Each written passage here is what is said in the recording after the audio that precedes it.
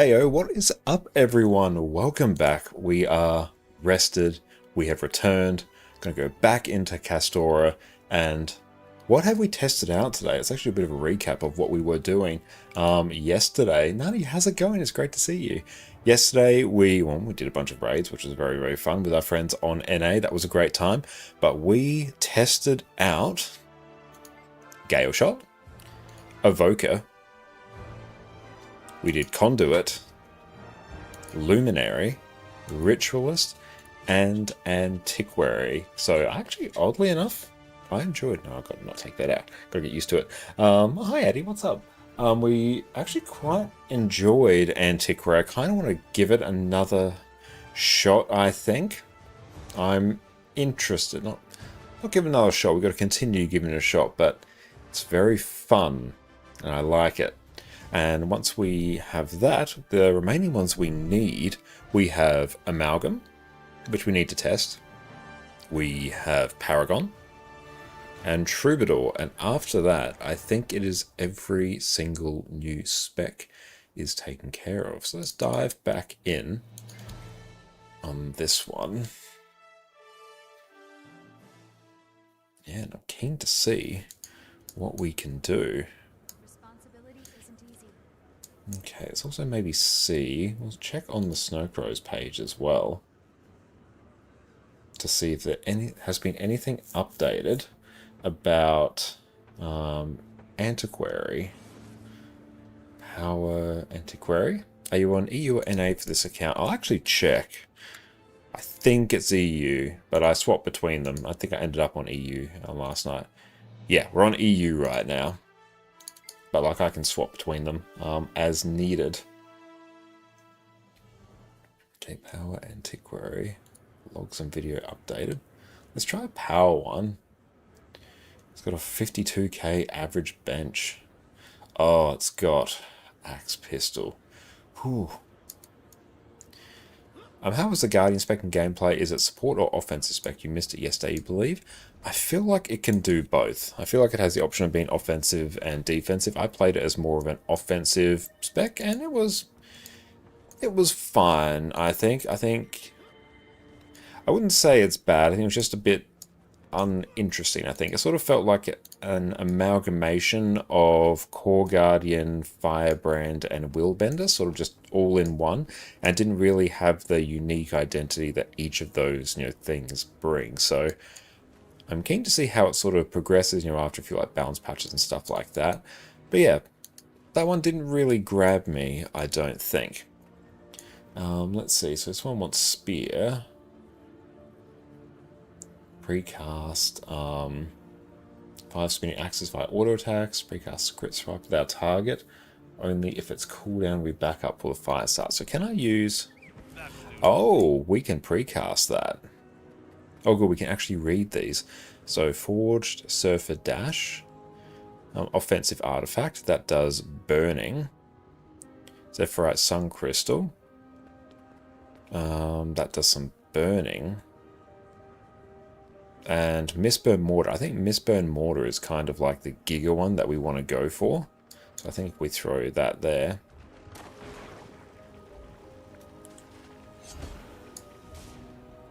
Yeah. We can cast that again. Yeah, so we get Mistburn Mortar.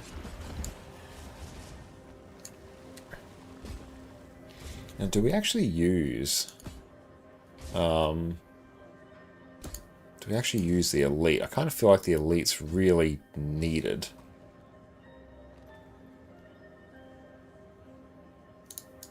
We could try the power version. Stone Summit Cannon, Cunning Salvo.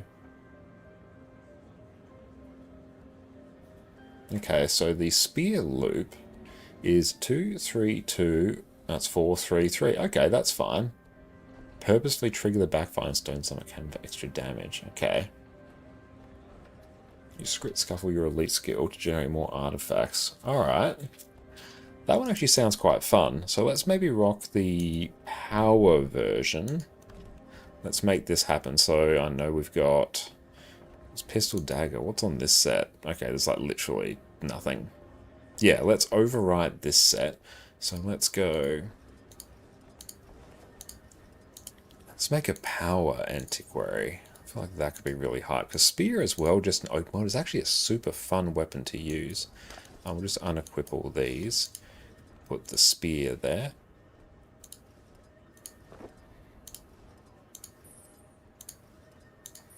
Yeah, I should try and get used to axe. Like, I feel like I probably should. Cannot wait until the... What do you call it?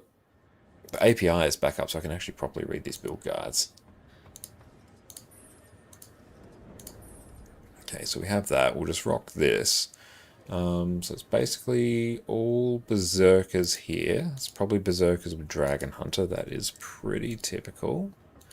Let's rock that. Oh, we can actually turn on Adicam. There she is. Dragon Hunter. Select that for everything.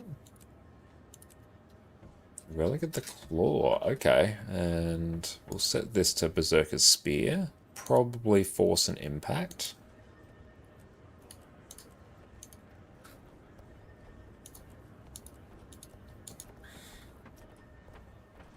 Force and Impact. Then customize. We'll just set... it's going to be a bit weird, but we'll set everything to Berserkers, and then we will change this one back to Assassins, and that will be correct. Cool. And then here, we'll set this to Claw. Excellent. So we've got Spear here. Turn off Spear auto attack. That's never a good time. Okay, we'll have to think about what ones are really good for power. Do I even have anything for underwater? You know what? I don't. We're just not going to worry about it. Here's what it is. So let's grab the build template. Let's go paste template. So we've got the Condi one. I've got the power one. Okay, so this one actually does use Scrit Scuffle as well. So that's going to be fun. It's literally Indiana Jones there. I love it. Okay. So Canuck Coin Toss. Flip a number of enchanted Canuck coins. Gain effects depending on whether they land heads or tails. You may activate the skill while it is recharging for chance for the skill to backfire. So chance of backfiring lowers as it recharges. The skill cannot backfire when it's completely recharged. Okay, so I think basically we just use it when it's recharged, I think, when we're a bit short on initiative. It's just an initiative generator. And we have Stone Summit Cannon, which is just going to be a ton of damage. And we can use it again. Okay, so we can literally double tap it, so that's cool. And then we got Scrit Scuffle. So basically it's just 2-3-2, 4-3-3 stealth attack. That's it. You stolen artifacts for damage and gain initiative. Let's actually check out our traits. So these are pretty standard thief stuff here. That's all just the power DPS traits. It's all good. Now in here, reduce the recharge of Scrit Swipe whenever you use an artifact. Grant yourself barrier when you use a healing or elite skill. It's a nice amount of barrier actually, so let's press. Yeah, so we got 2.6k barrier. That's not nothing. Gain increased. Damage for a period of time after using an artifact. Gain initiative when using artifact skill. And combat high when you use Scrit Swipe, increasing outgoing damage and condition damage. Alright. So let's head on to the golem and let's just see what can be done about this. Do I have... I'm just going to get some cheap, like, power food and we're going to call it a day on that. So we've got Relic of Castora, which is nice. I need to figure out what to get from the Hero's Choice chests. Go get a bunch of those skins. What do we got? And that gives us a mastery point, which we will need. Okay, so here, I'm just going to go avocado smoothie, because it's like pretty cheap. And let's go potent superior sharpening stones. Potent superior sharpening stone. Yeah, let's just grab a handful. Does not cost us that much. Dunskies, okay.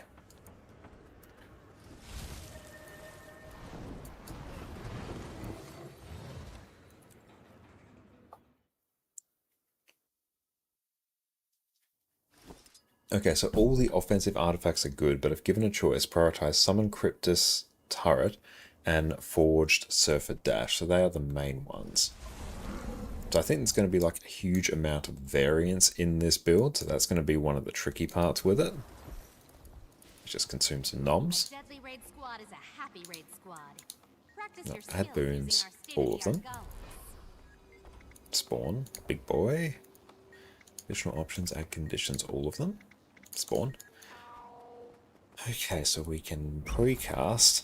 Let's read that. So Hollow Dancer is defensive. Metal Legion Guitar is offensive. Ready for more. Okay. Two.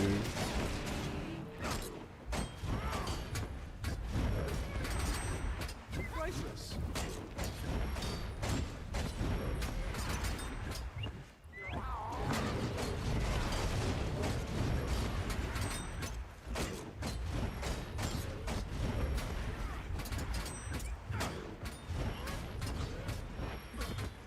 Okay.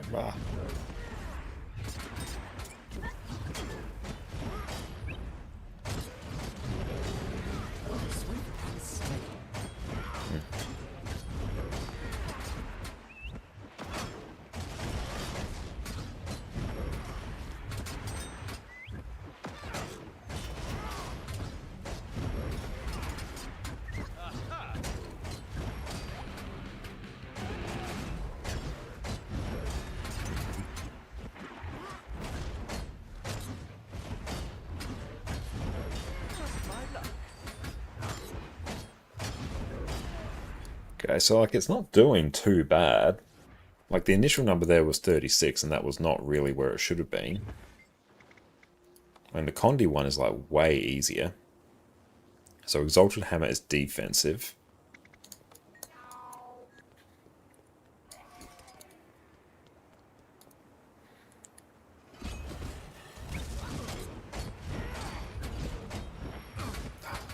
So we have to honestly get into the rhythm of this. Which class is this one? This is Antiquary, the new Thief Elite spec.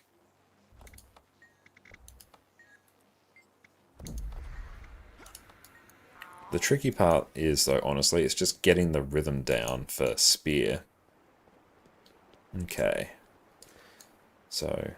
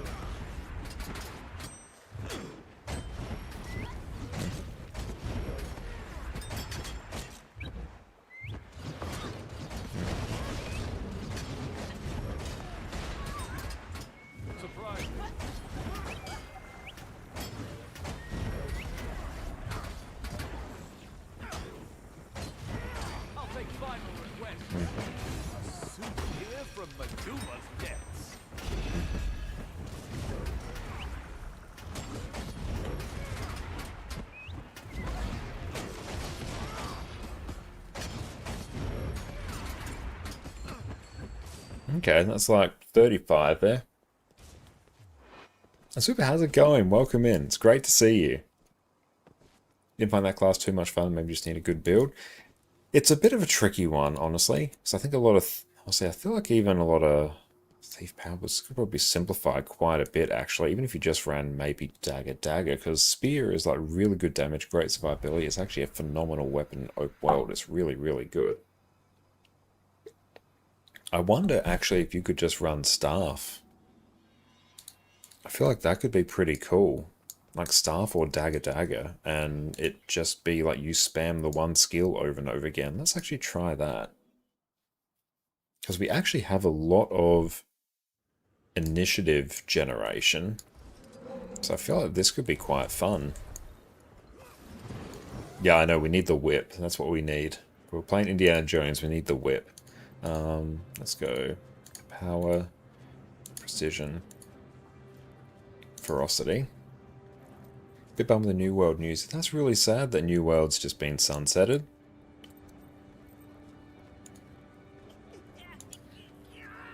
Exotic. Okay, we've got that. Let's get 2 daggers. So Soko's Needle. Let's get 2 so we can do Dagger. And let's get a staff. Ooh, 2 pistols. Okay. Okay, we're cooking now. Yeah, low intensity antiquary. Let's go. Okay, so we first need a staff. Okay, let's get Death Wish. Uber cheap. Look at it. And I need 2 pistols. Give me 2 pistols. Venom Striker. Yeah. Did I get 3? Dang. That's valuable. Oh, thank you so much, Super. I appreciate that. And yeah, it's in my description. And ! Guild Wars 2 will also do it as well. Thank you so much. So yeah, if you use my affiliate link there, that will help support the stream. Thank you so much. Absolute legend.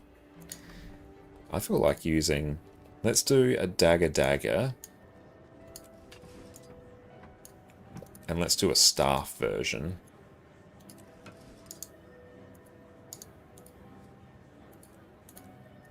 Let's go. We want Force. And thank you, I super appreciate that.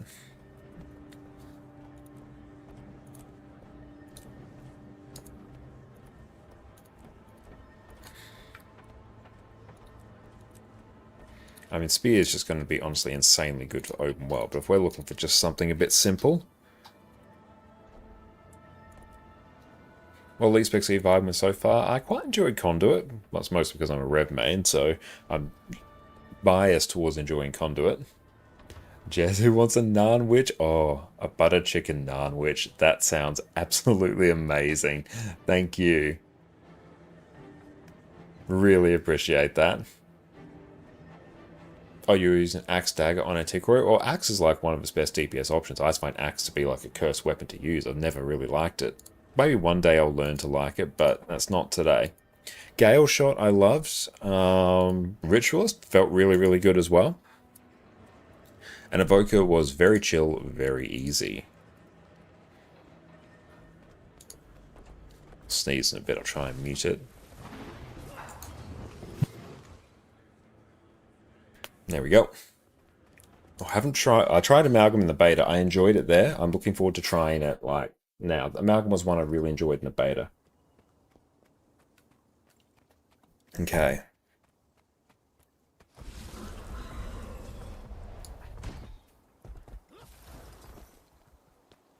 Yeah, let's just Try this. Feel free to approach Just the self. console and begin combat Add practice. boons, all of If you them. have any questions, I'm all ears. Spawn, large, big one, additional options, add conditions, all of them, set to auto attack, spawn. Okay, so basically on staff, you just spam Weakening World like a bajillion times. That's it.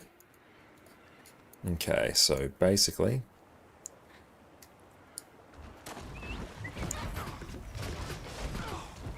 Did you see that?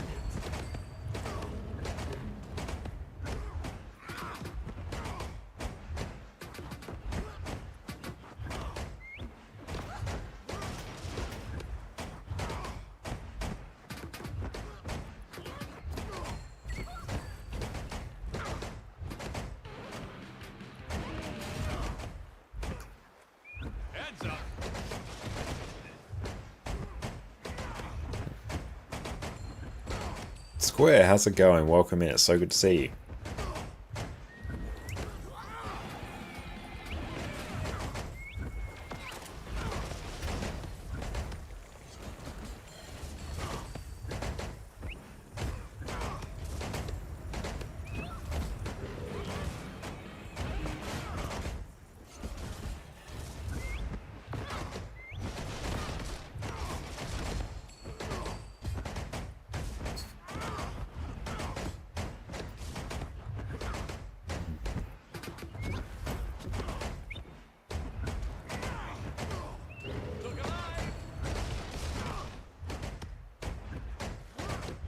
I mean, this is chill.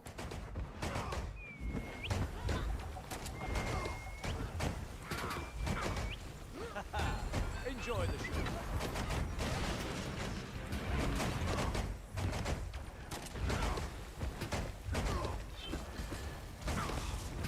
Did you see that? Look alive! That was 38k. And I'm literally just spamming one skill. That's good. Oh, thank you so much, Jess. That is absolutely wonderful. Jess has made a butter chicken nunwich. Made, yes, an Audi special where they are so good. That smells absolutely incredible. Thank you. Is this game dope? It absolutely is. Guild Wars 2, I think, is a fantastic game for you to invest your time into. I've actually made a video about all the reasons why I personally play Guild Wars 2 and why I think everyone else should as well. But yeah, it's got no sub fee. The combat system of the game is incredibly fun, incredibly fluid. It actually just feels good to control your character. The mounts in the game are incredible. Like, just for reference, this is the newly buffed skimmer that we've got. Like, it's cool. It's very cool. Don't have a vertical gear treadmill to worry about, so you can just, get your best in slot gear relatively quickly, actually. I've also got a guide on gearing over my YouTube channel as well. But, yeah, you don't have to worry about being power creep, so you can take a break, come back. Another benefit of no sub fee. There's a free-to-play version as well. Absolutely. Did you finish the new traits on it? Yeah, I got all them unlocked. So that's all good. Antiquary is fully unlocked. I mean, like, that right there is doing, like, a bajillion DPS, so that's pretty sweet. So I think probably what we'll do, we could try that again, and we'll just do, like, script swipe to get our combat high. Is it when we use an artifact or when we steal? Or when you use script swipes, when you actually use your steal? That's when. Is it controller compatible? People have made it work with a controller. I've seen people set up custom keybinds for it, so you can play it. It's not designed for it, though, but people can play it on Steam Deck. Certain builds function much better than others, but your best experience for basically everything is going to be a mouse and keyboard. But people have set up controllers for it. I've seen it done.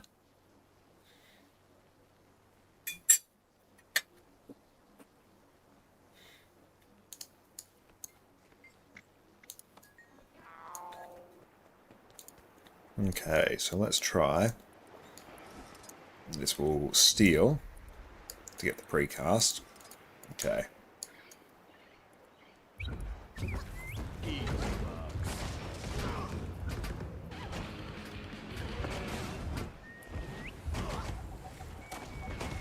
Not bad. No autographs, please. That'll do nicely.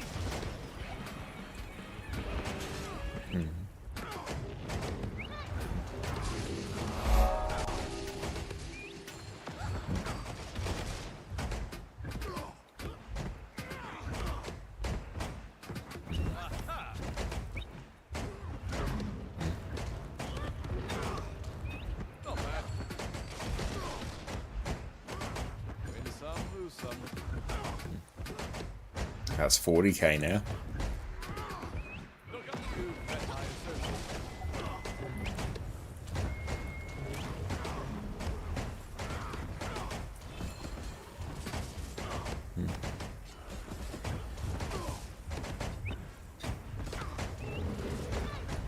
I mean, this is still sort of getting used to the flow of it, but it's working.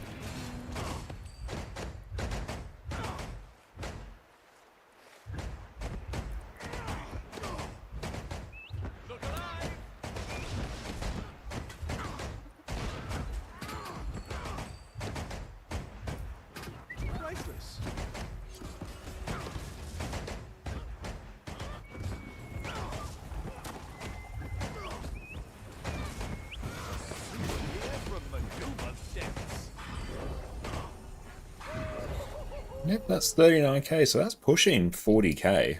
That's fine. And yeah, it's like mainly tab target as well, but there is like sort of a free action cam style option as well. So there's like different ways to control the game. But I think you'd really enjoy it. And yeah, the core game is free to play as well, so you can just like download the core game, give it a shot. Just bear in mind the game gets much better once you get to the actual expansions. But if you like the core systems, yeah, you're off to the races. You will love everything that comes after.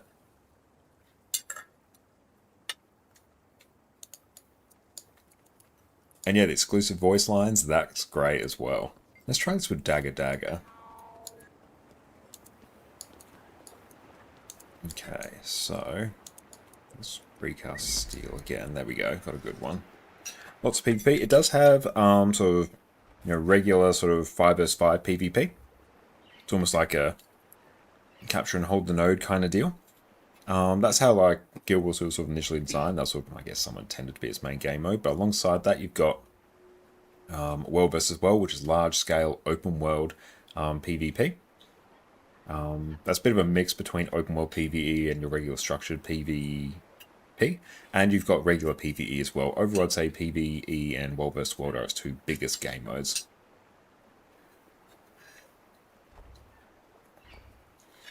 There are meta builds for different classes, but there is an incredible variety of them.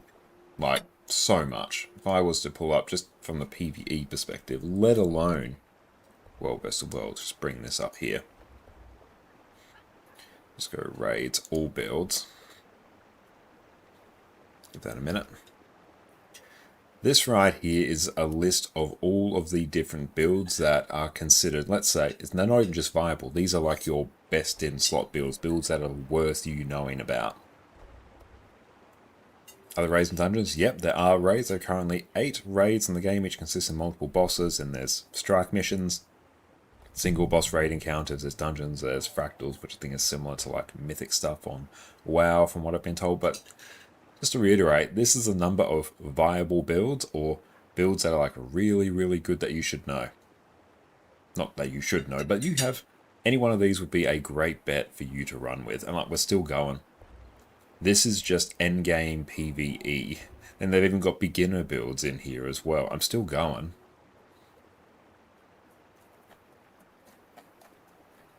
And then, yeah, like just new to this website here, they got World vs. World builds as well. There's a ton there as well. This literally came out in like the last week, so that's like a good selection of builds, but that will just grow over time. Same for PvP as well. But yeah, bear in mind, these literally came onto this site in the last week. This was primarily a PvE site before that. What website is that? Here, I will paste it. That is Snow Crows. Let me grab that for you. There's so many there.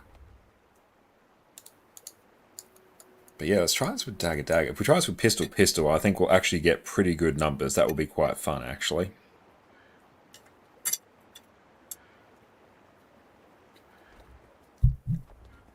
Guild Wars 2, I think, is actually a bit of a victim of its own, let's say, interesting marketing. Guild Wars 2 has been an absolute banger of a game for, well over a decade now. I think you'll really enjoy it. Okay, let's try this. So basically, we want to Cloak and Dagger backstab, 2 auto attack chains, Cloak and Dagger backstab is kind of it. So let's go.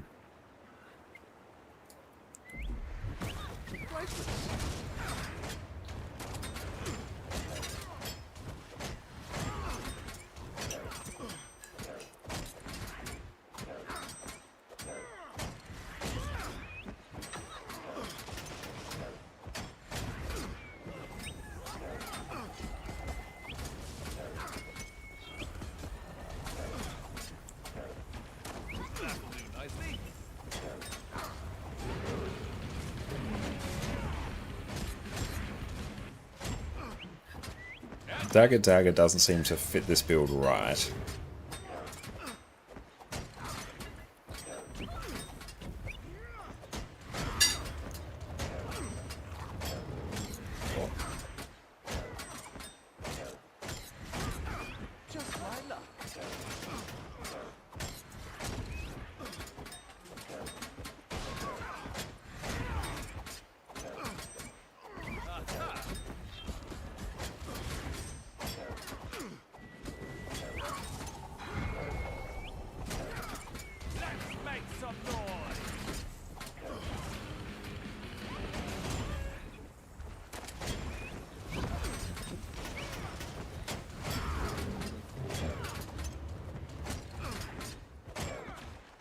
mean, it's fine.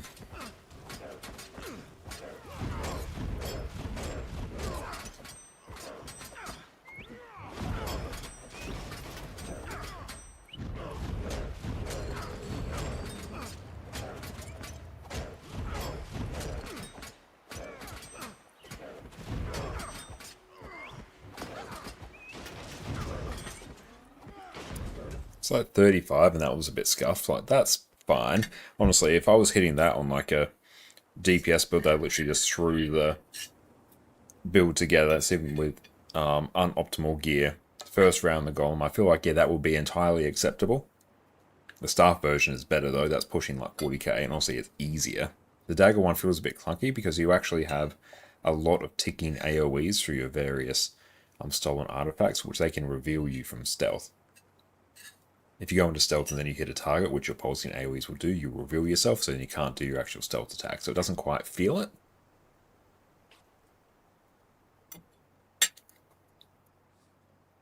So dagger, I don't think is quite right. Let's try pistol though.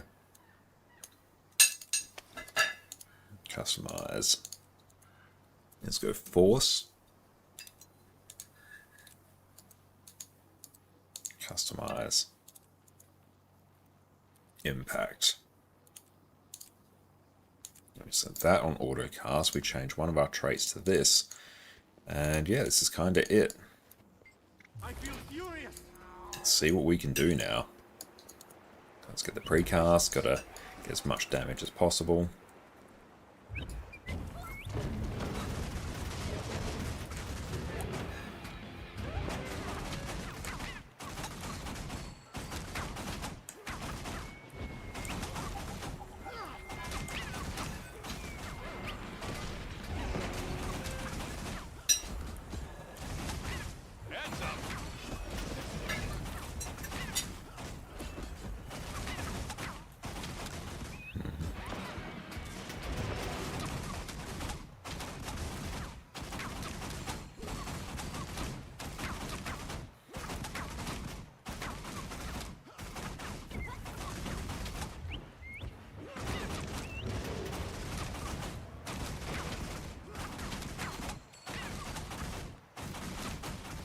And the damage modifiers you get from this are pretty bonkers.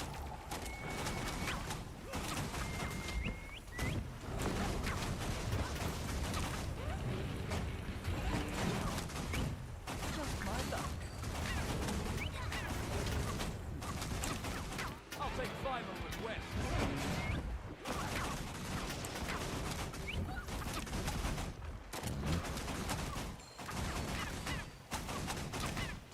Staff one is definitely more damage, and honestly, it kind of feels like a bit more fun and easier. I mean, this is chill.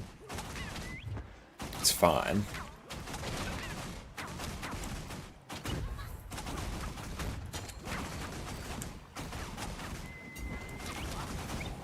So you can kind of just, I think, see if you get a good one here.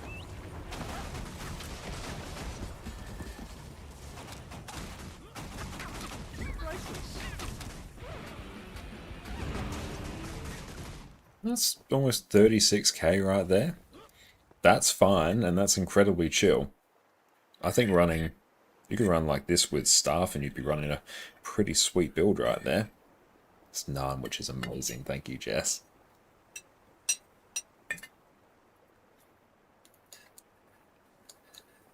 But yeah, I think the staff version, very simple. Let's go. Oh, wrong weapon.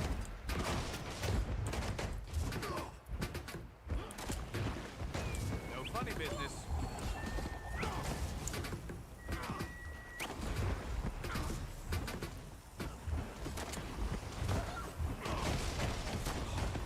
Did you see that? Still? Yeah, I feel like the elite really synergizes well with staff because you want to get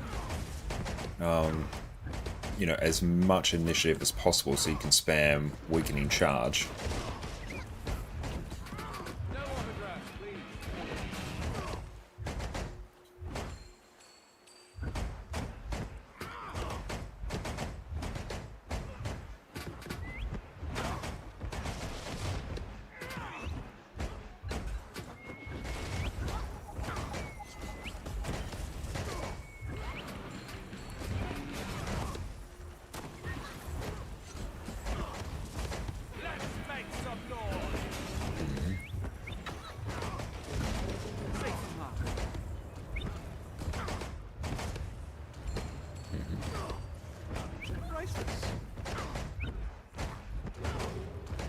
I've got to get used to activating Stone Summit Cannon multiple times. Not bad.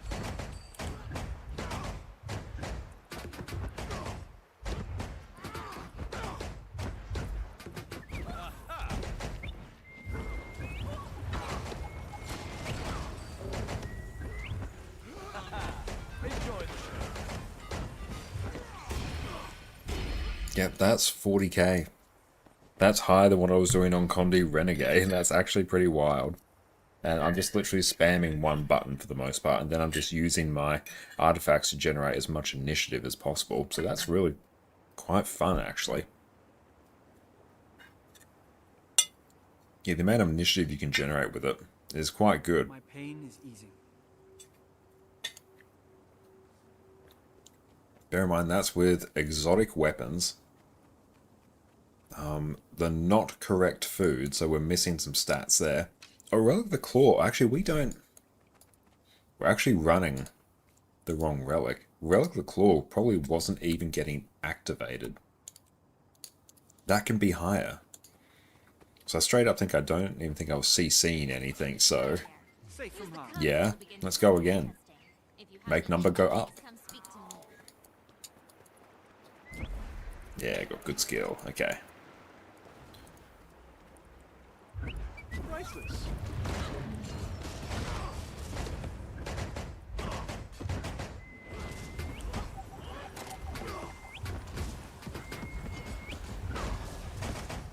Heads up. Just my luck.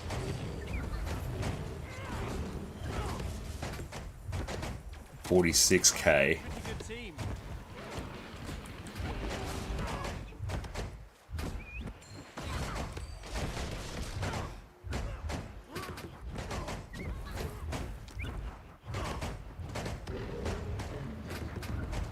$44k. Call it.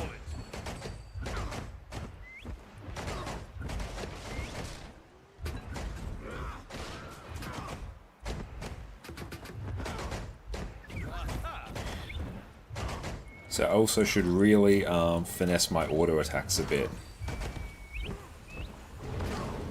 make a pretty good team.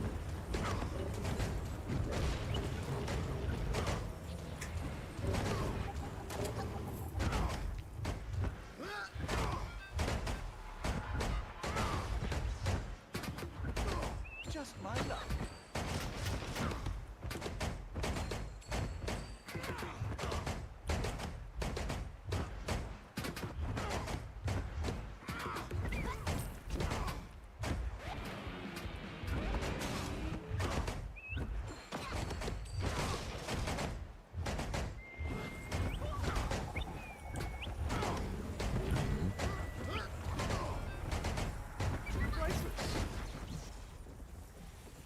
The initial burst there was like way high. I feel like I flubbed it a little bit at the end, but yeah, the initial burst there was 46.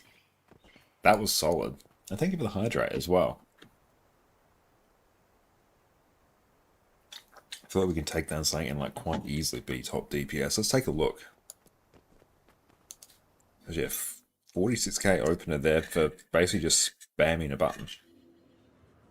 I wonder if Relic of the Claw does trigger on any of my skills here.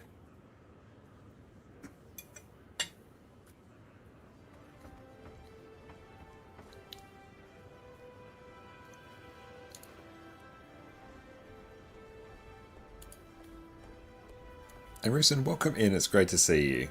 Where's Eye of the North? Oh, it's out this way. Yeah, let's go in. Actually, no, I just kind of want to do any strike. I want to see what we can do. Not fussed about the specifics. There's a raid on quick. Not really. So let's go.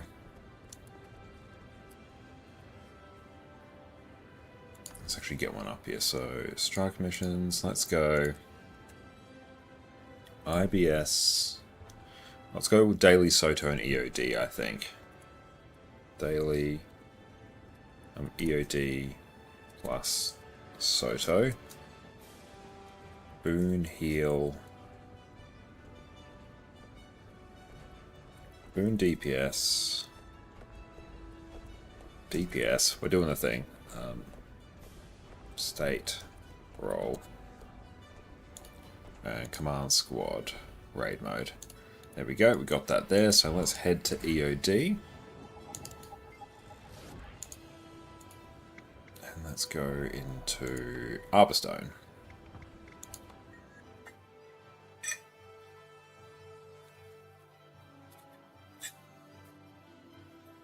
Wait for that to fill.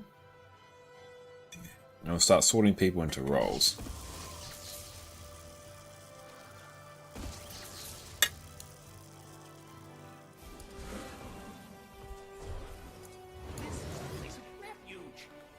Never leave a wrong to ripen into Nothing there for us to buy. Where are we at in terms of currencies?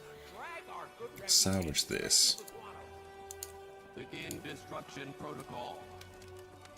Good, I refined all those. I can salvage that as well. Get a nice amount of loot here.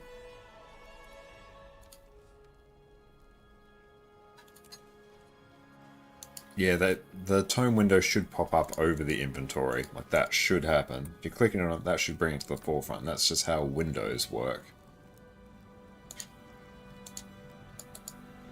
Let's see. Worst case can always swap over to... I think it's probably a better time for NA as well, actually. So let's actually do that. Region selection. Let's go America.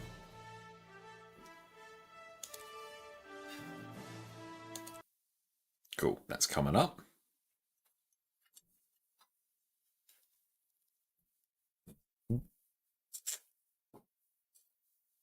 That naan, which was absolutely delicious.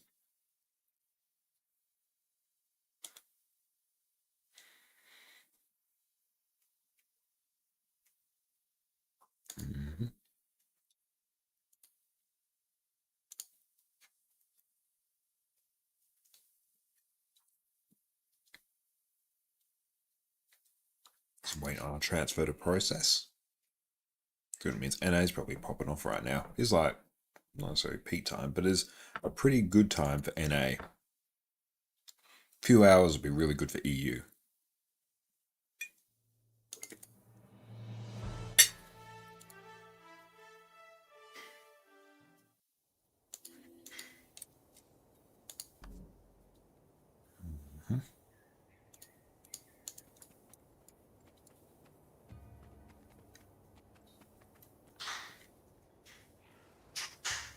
Voice daily. Let's see. /D DPS. There we go. That is now done. Let's go portal time. That's Icebrood Saga, Either North.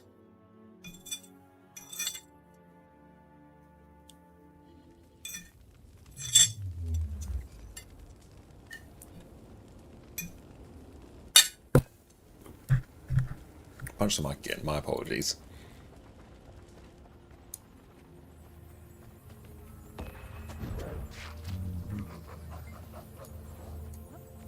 Oh, thank you so much. I'll trade you one plate. Thank you. Okay, I'm just missing 3 Q heal, QDPS. Yeah, I don't know who's doing what, but that's fine. I don't think I need to interact with these at all. If there's any carving pumpkins around, that's fine. How am I doing in terms of seals? Oh, I can actually convert a bunch of these. Oh, usually if we just get, I think the discounted ones. Let's see, what do we have? I don't know, just get the code and supply ones. Yeah, we'll just buy a bunch of code ones. Let's not think too much about it. Well, the Tengu ones are also pretty good, I think. Just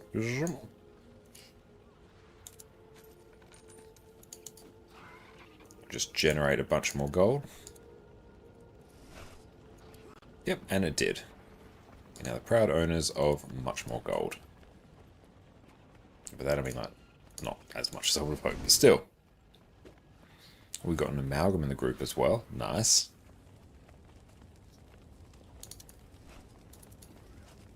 the spirits of the wild welcome you. of the people. So Seer Enchanted Weapon Set. Oh, we'll keep that, because that Selly gear is going to be pretty sweet. Thank you. Really appreciate that. Jess is absolutely wonderful. Bonus jockey, thank you. It's got a little face for it with a little sad face as well. Thank you. And I'm so profoundly lucky.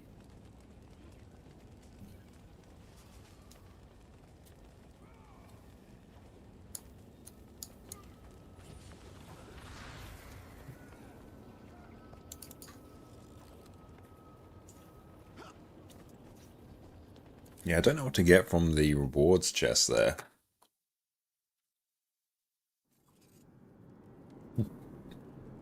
He's just watching us play Guild Wars too.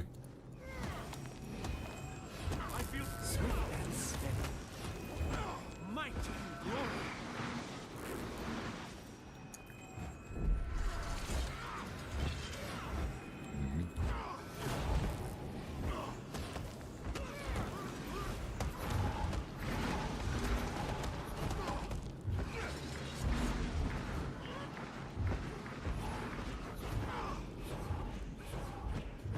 So I think we just need... I think it's a healer? Let's see.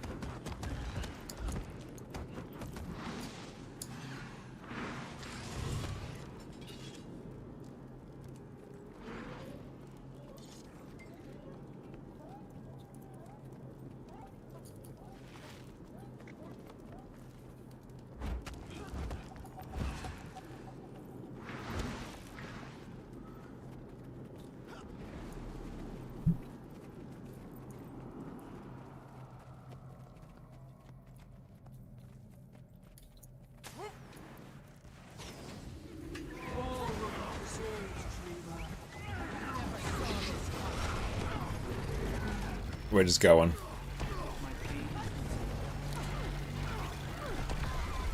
Now that's a rush.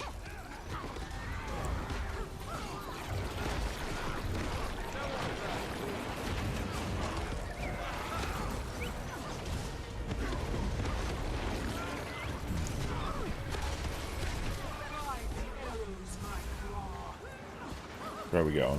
This one? Yeah. Let's just dodge there. Oh, where are we going?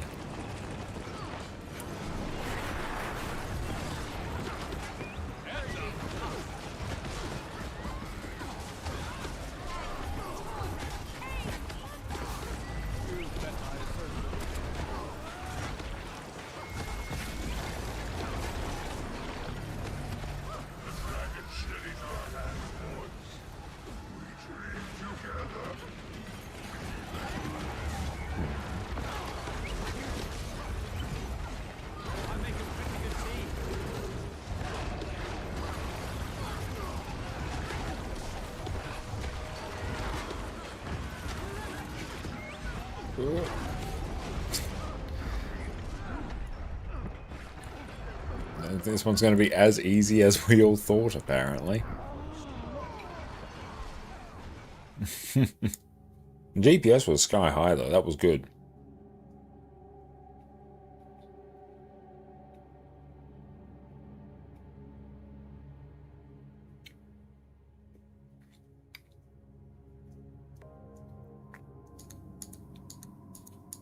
Oh, Priority Strike. Nice.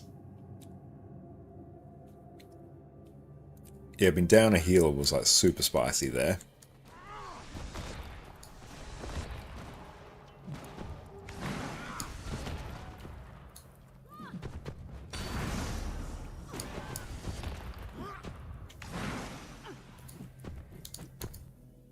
But yeah, the damage was great. The damage was actually like cataclysmically high. There's another strike going.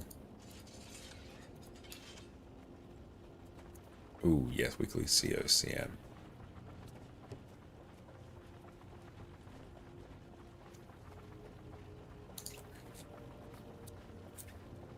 DPS.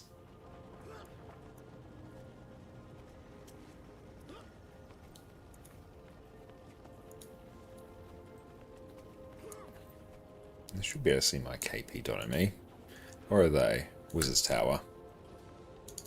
So we've actually got a CM one now.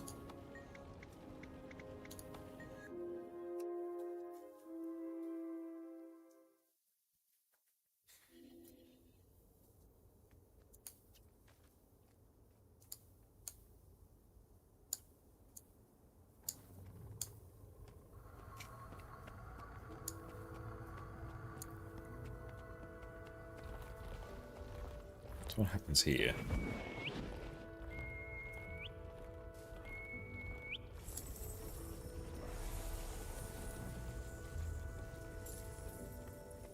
I'll take final requests. Cool, we got 10 peeps.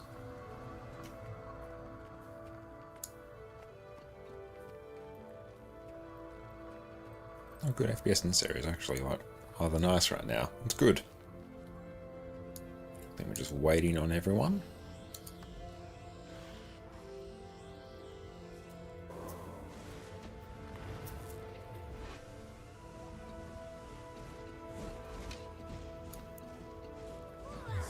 How are we doing with some other currencies in here? How many specs you tried since launch? Welcome in, Raiden. The only ones I haven't tried yet are Amalgam and Paragon. Oh, and Troubadour. Yeah, so we've done 6.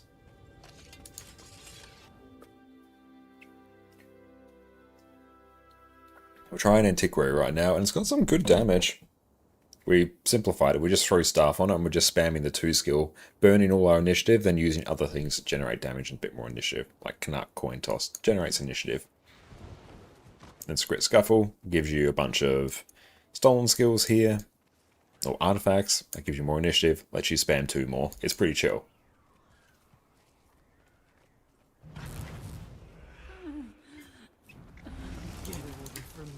So let's do CM. You're playing Rit so far? Awesome. What have you been thinking about it? I really enjoyed playing Rituals. That was a good time.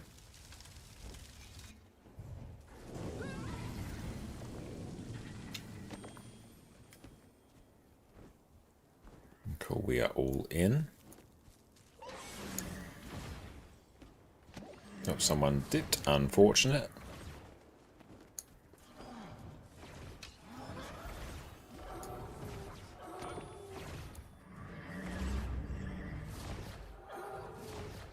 Has been fun. That's good to hear. I think that's the main thing. If it's fun, it's a win.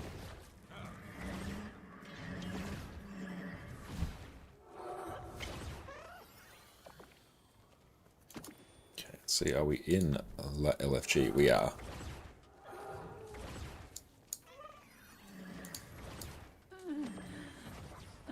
Get away from me.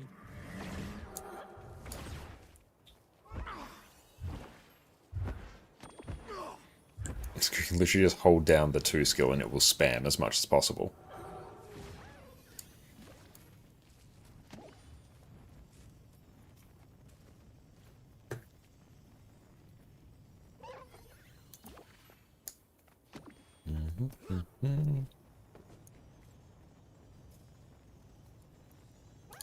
Antiquary has been quite fun.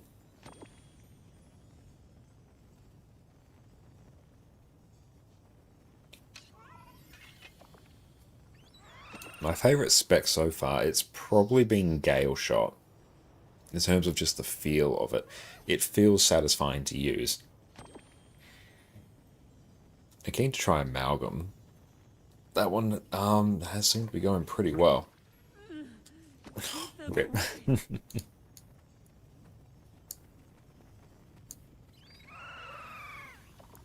Okay, let's see. So we've got a Ritualist here, we've got a Voker. We're going to struggle to compete with like a Voker. I don't know. Let's see what we can do. Are we in LFG? Let's go strike missions. Let's just exit. Just so I can go and, I don't know, process some loot or something. Do some things that actually move us forward.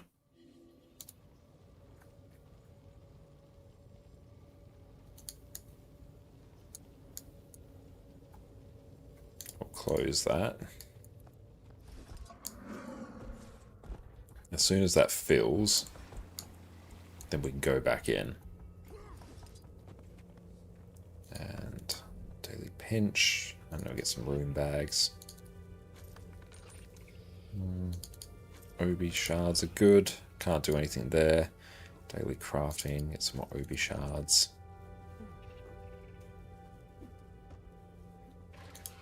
And here. Yeah. And cool, we have now filled. Character select. Back in. It's just quicker to re-trigger the prompt to enter the strike.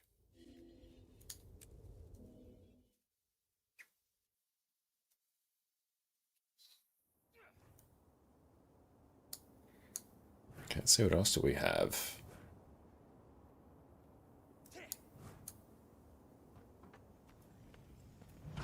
Necro in there. That will be loaded in a bit. Got an amalgam. Ritualist, Evoker, me on Antiquary, and potentially... Oh, I've got a Reaper. Yeah, so 4 new specs.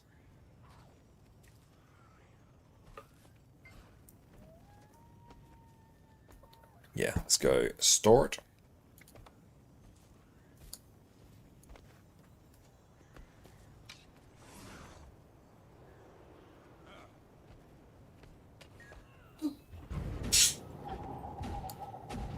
Alright, let's see if we can get... Oh, we can get the good food as well. Yes. We are ready. Let's go blast on this build that we have just made. Do I actually have everything? I've got Thief, Relic. Don't think I'm CCing much at all. Yeah, that's fine.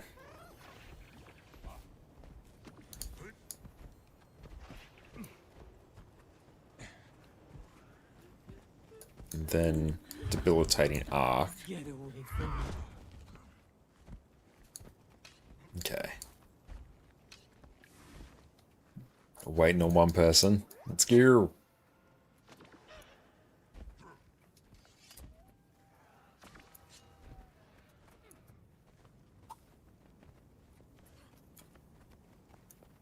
Well, the downsides of 10-person content is that you're waiting for 10 people.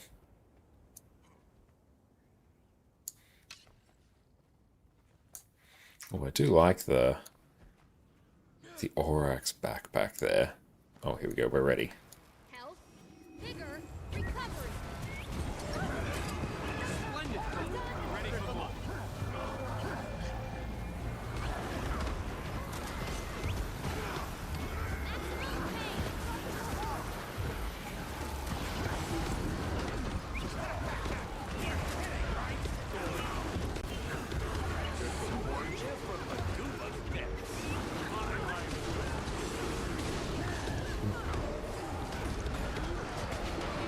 It's good damage.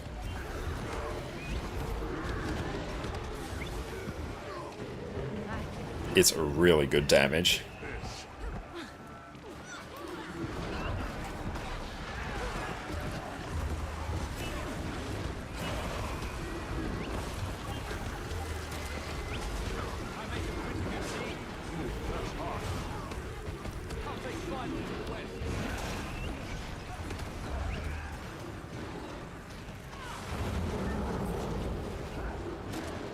Oof.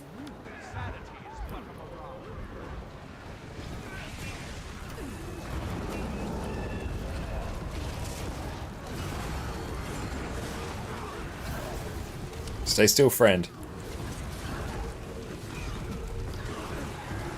Yeah, not being a range one here is kind of bad.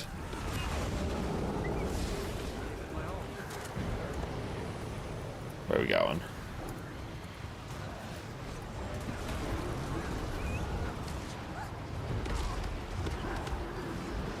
Where are we going?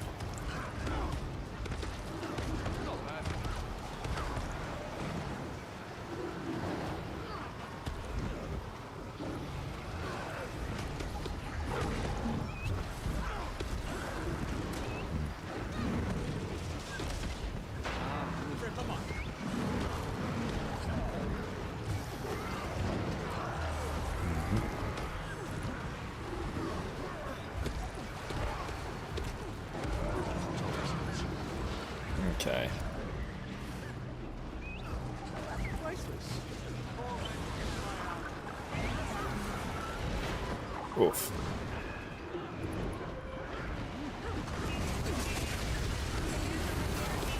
Yeah, not bringing a range spec to this is a bit of a problem.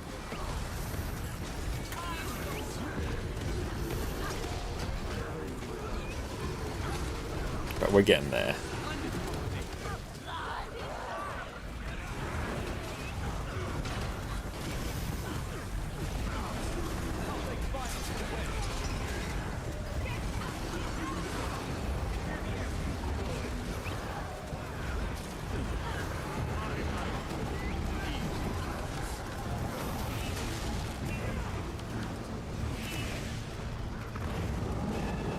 One, two.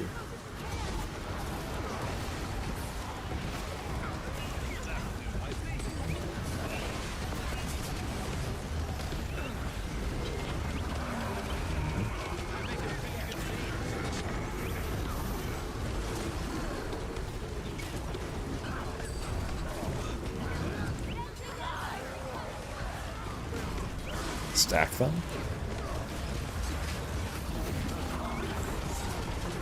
I keep forgetting that you actually have to move apart on this fight, so not having a range build here is like really a bit cursed. It's like this entire time I can't actually attack.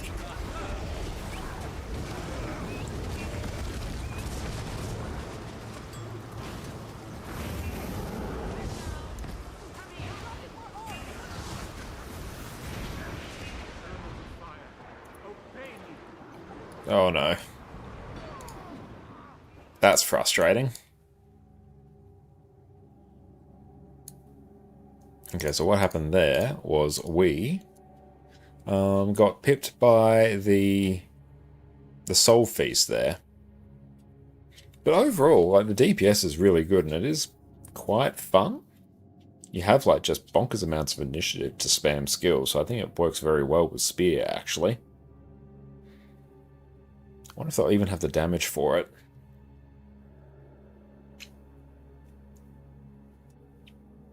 Don't quite know if they will. We'll have to see. See what people have been rocking on Paragon as well, I think, actually. Let's bring that over here. Let's take a look and see what we have. So, raids, warrior. Let's see. Yeah, it's really just heal, alacrity, Paragon.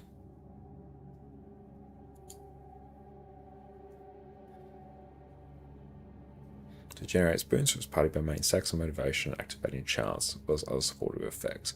Makes good use of Warrior's Core healing kit line, especially on its staff. It's for the Guild War suited visions of eternally specialization, subject to change. Just all Harriers, Mace, Staff, Mace, Warhorn. I can't actually see what the traits are. Because the API is down. Okay, how are they doing for time? Still potentially doable. Okay, now probably not actually.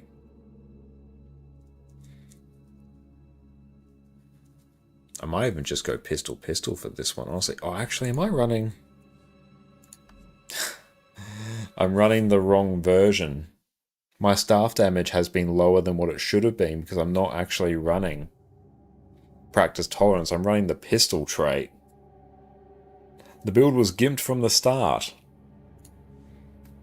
Just doable. I don't think so. I think you got 3 DPS down by the looks of it. Yeah, based on those numbers. I think actually you might want a GG. Oh well. Let's process some of this. That. Skin unlocked. Let's get this. Oh, it's just the skin. I know we can just yoink it. Oh, I do need to process some of this anyway.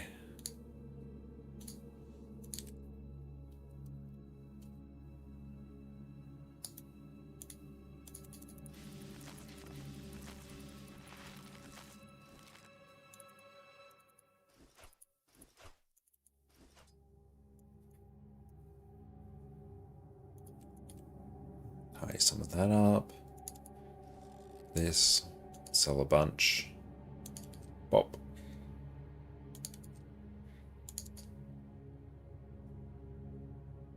Oh, okay, that is the thing we got from the last expansion.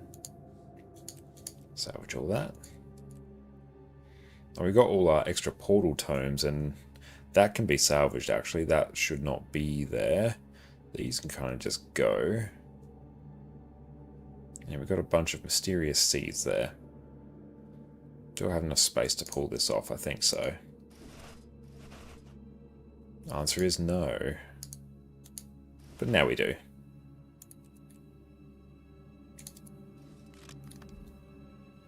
Sell junk. Yeah, I don't think they have enough time to do this.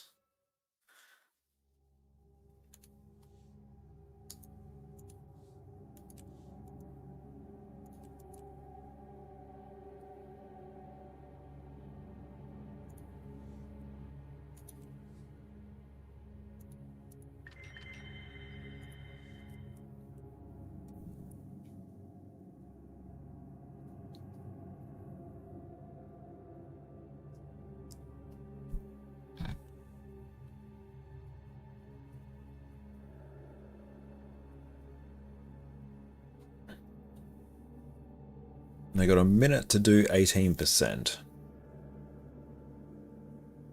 Yeah, that's not happening.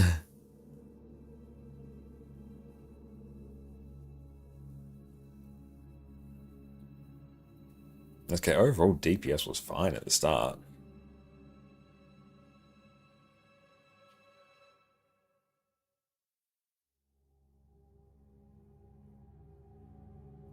Okay, how's the inventory looking?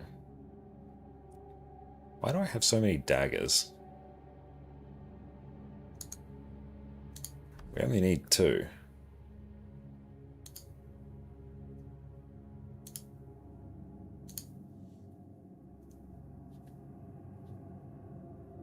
I'll use a repair canister. Why not? What do I get? How much more do we need? Shared inventory slots. 1512 minus 1360. 152. We need 152 gems.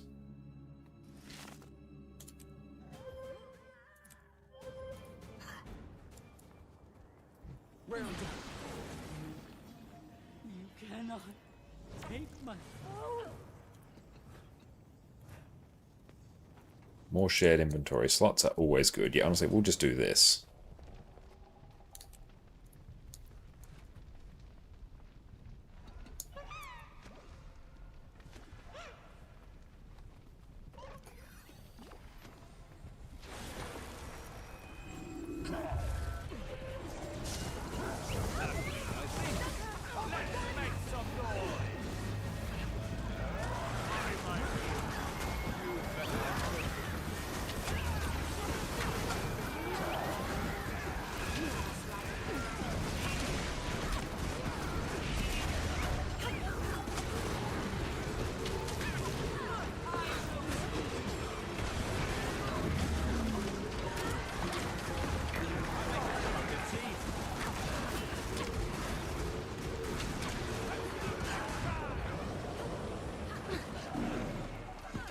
Let's wait here.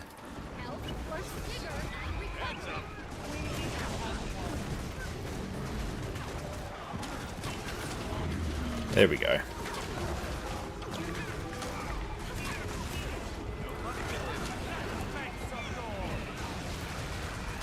Oh no.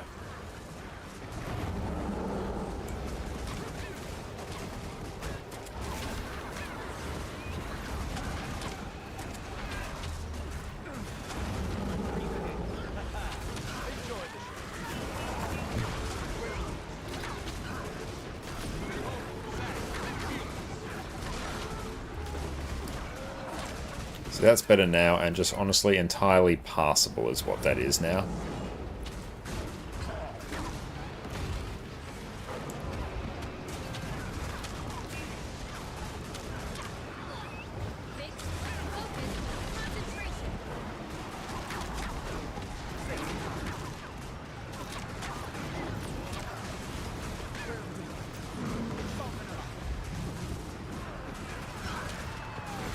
Should eat another utility.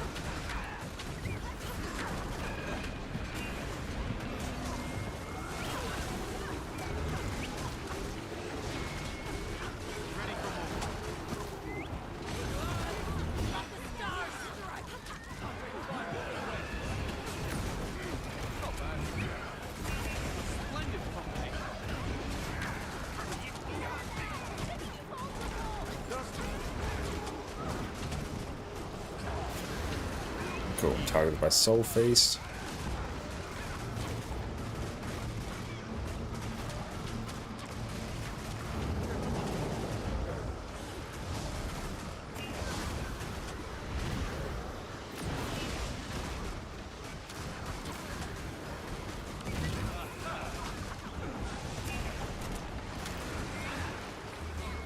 Oh, why'd I use my elite there?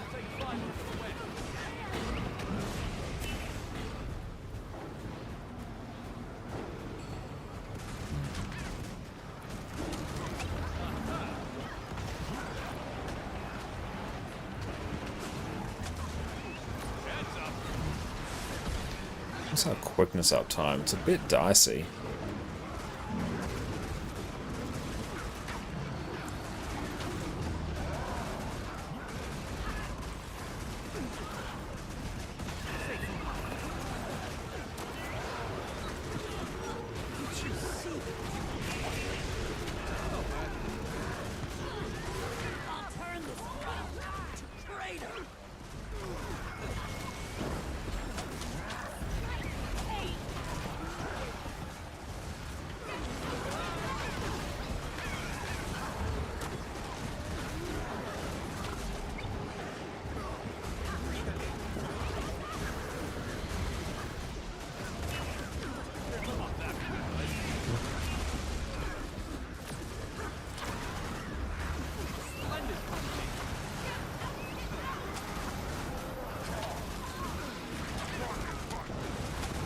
Not insanely interesting, but it works.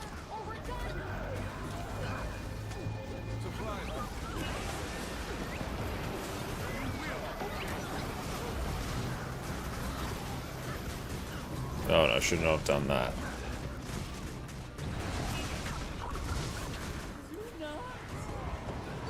Oof.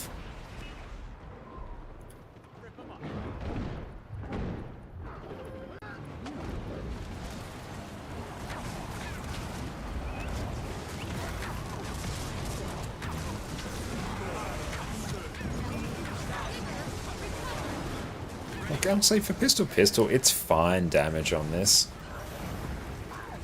Not like Giga amazing, but you know, it does the job.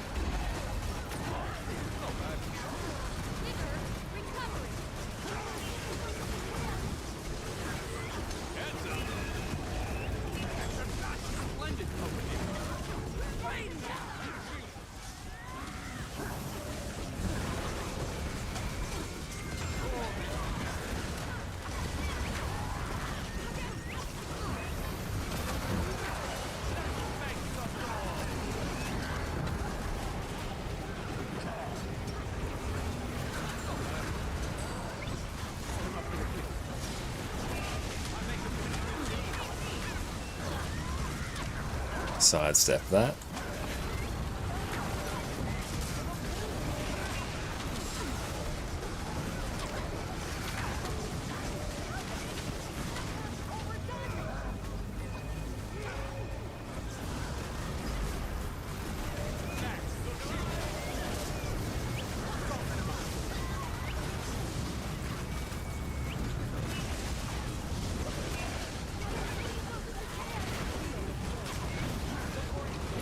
Got there, nice.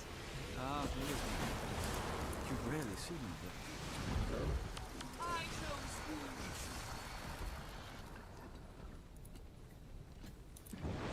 Yeah, it's more fun with Spear because you just actually have quite giga damage, actually, especially if you're running the proper actual traits on that. Keen to see. Oh, take those. Yas. More shared inventory slots. Perfect. Good. Now it's time for us to go take a break and stretch our legs, so we'll see everyone in a minute. I get asked all the time on my streams, Josh, should I play Guild Wars 2? To which I always say yes, and there are so many reasons why you should. So today, we're going to go through the reasons why you should be playing Guild Wars 2. Welcome back everyone. I've been playing Guild Wars 2 for 11 years. I've got multiple accounts and easily 10,000 hours between them. So today, we're going to chat about why I play Guild Wars 2 and why you should do it as well.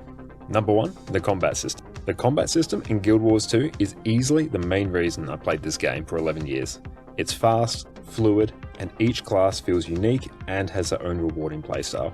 So if you ever get bored of one class, you can just swap to another for an entirely different experience.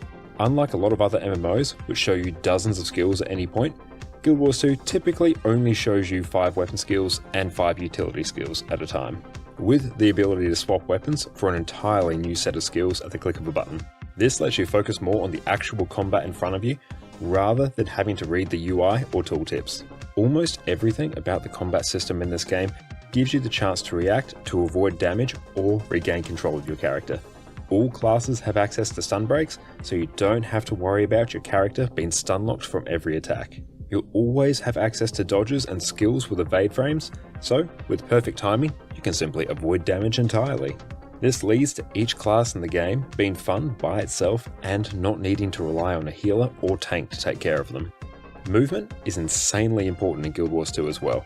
Positioning your character correctly can let you avoid attacks entirely.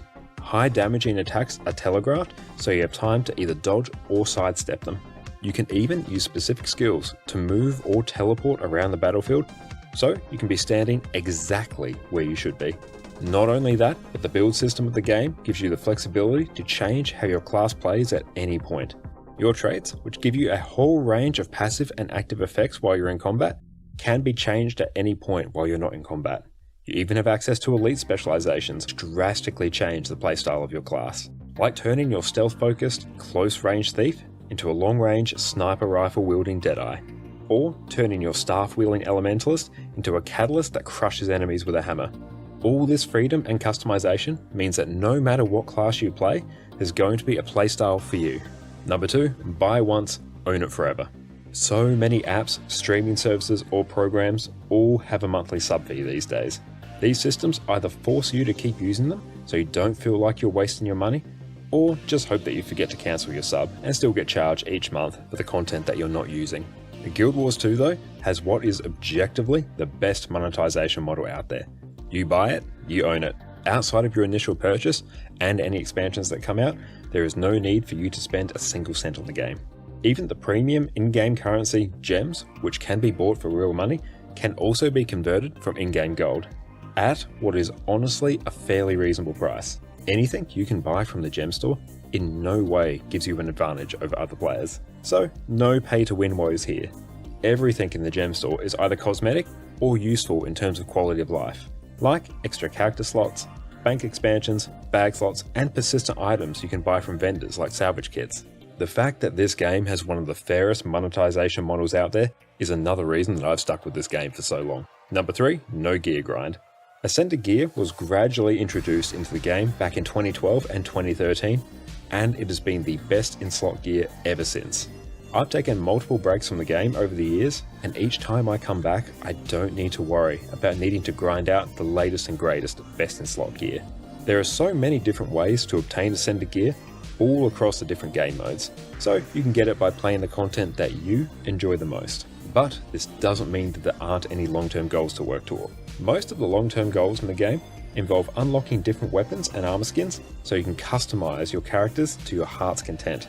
Or you can unlock quality of life items that make your life just a little bit easier, like permanent gathering tools and salvage kits, account-wide upgrades like extra bank space and material storage, or legendary weapons and armor. Even the long-term goal that is legendary gear still has the same total stats as ascended gear, so you never have to worry about having a lower power level than someone who has played this game since launch. The only difference is that you can swap the stats on your legendary gear whenever you want and swap out upgrades whenever you please. Combine this with the legendary armory that was released 2 years ago, and any piece of legendary gear you make, you can use it on any of your characters at the same time. With enough pieces of legendary equipment, you will eventually reach a point where you never have to think about getting gear for new characters ever again. This, however, will take you years to complete and will take you across all areas of the game. But the fact that I never have to worry about having my gear outclassed if I ever need to take a break from the game is just one of the most amazing feelings. Number 4, the game prioritizes convenience and respects your time. On top of not having to worry about gear grind, the fact that this game prioritizes convenience and respects your time is a huge benefit, and another reason why I've played it for so long. The best gear in the game, Ascended gear, is account bound, meaning that you can freely swap it between your characters, provided that they have the same armor weight. This is the same for weapons and trinkets as well.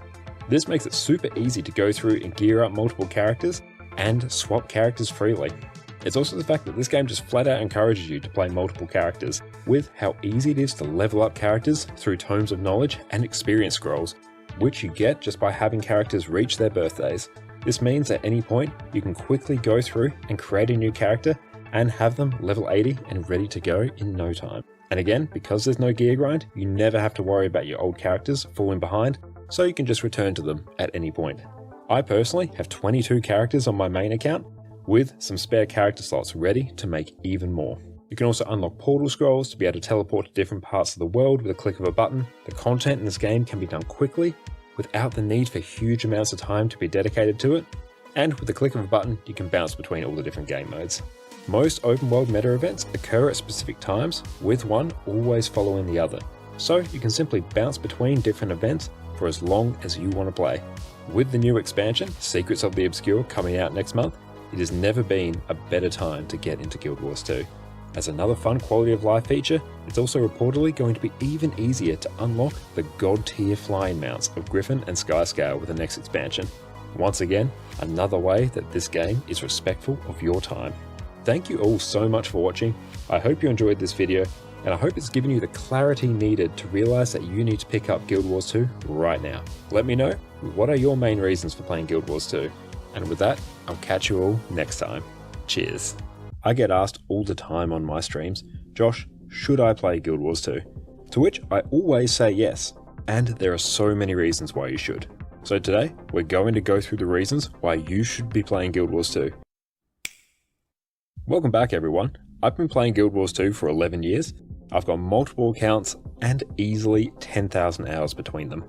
So today, we're going to chat about why I play Guild Wars 2 and why you should do it as well.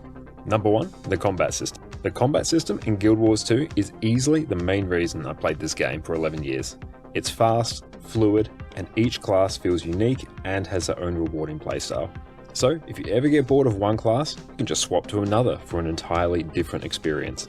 Unlike a lot of other MMOs, which show you dozens of skills at any point, Guild Wars 2 typically only shows you 5 weapon skills and 5 utility skills at a time, with the ability to swap weapons for an entirely new set of skills at the click of a button. This lets you focus more on the actual combat in front of you, rather than having to read the UI or tooltips. Almost everything about the combat. Rightio, we are back. Welcome back. Okay, so overall, I enjoyed Antiquary. Spear is an incredibly cool weapon. It's really, really fun to open world. It's quite annoying when you try and do a DPS rotation, because of just how finicky it is. But, look, I like it overall. Let's tidy some of this. Salvage some of that. I was manufactured Okay, we to can the deposit highest all of standard. that. This character is kind of set. We'll sell that at the trading post. Yeah, sell. Good, and now we're also rocking 3 more shared inventory slots. So we're actually going to have to find what we want to put in there as well. I'm kind of actually thinking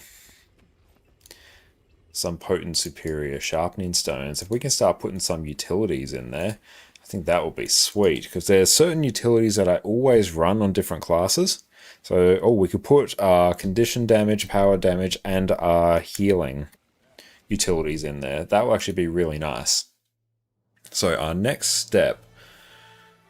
no, honestly, I think we save Amalgam for last. I think that's what we do. Yeah, we save Amalgam for last. And which one? I feel like... How many warriors do we have?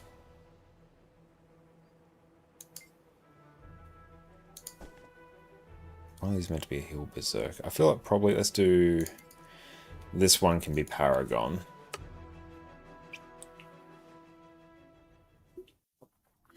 Paragon, Troubadour. What does this one have? That's heal berserker.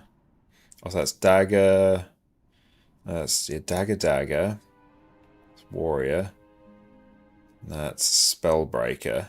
Yeah, that's a thing. There we got slippery slope lane as well. Nice. Let's do some griffining.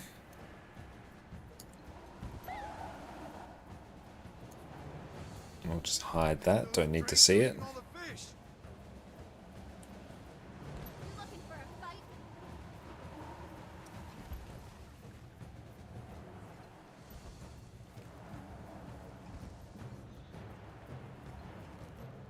Oh, we actually have...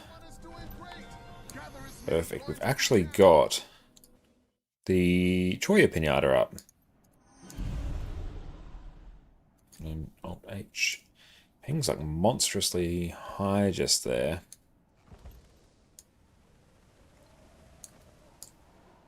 Let's do that first.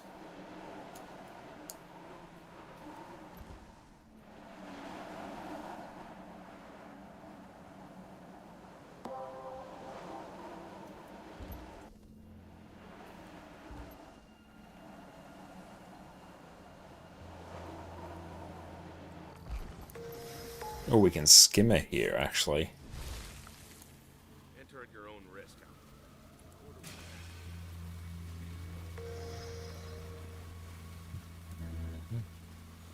Oh, it's very hard to turn on the skimmer.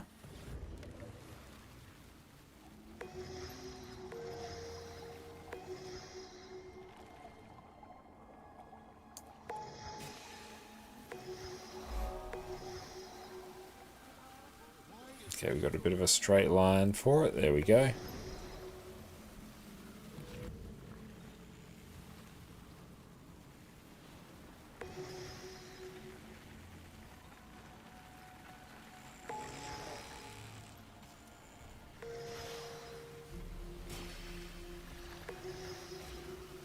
We've got some there.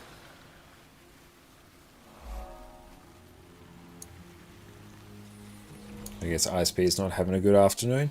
It could potentially be that. But like, ping overall right now, like, it was on 231, that's pretty normal for, I think we're on NA now, like that should be fine. Just like a bit of a big spike before. But we'll see if things stay stable on the Twitch side. But how you going, Vagabond? Thank you for popping in. We're getting everything teed up so we can start unlocking Paragon now. Played some Antiquary. We enjoyed it. You can actually get some pretty bonkers DPS just by camping on staff, because you actually have insane initiative regeneration on it, which is really quite fun. So you can just spam staff too. And yeah, I was reaching like 40k and I had the wrong trait. That was nice. Congratulations. We've reached the third reward tier. Jinxie, thank you so much for the follow as well. How you doing? Spirit Sigil Force. We'll deal with that later.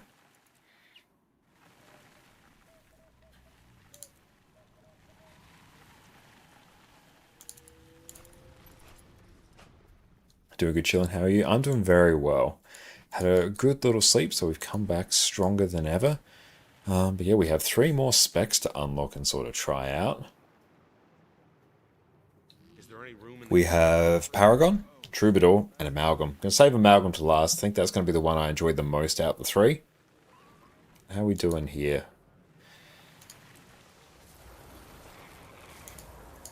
Okay. So I think I've got all that. That's done. I should have probably done... No, we haven't done Varby yet. Honestly, we should just go to the new map. Because I'm pretty sure we would have done almost... Oh, I haven't even done all the Heart of Thorns ones. Let me know if you need help getting your bearings. Where are we getting these from? Yeah, we'll just do like all the new map. Matchmaker, how's it going?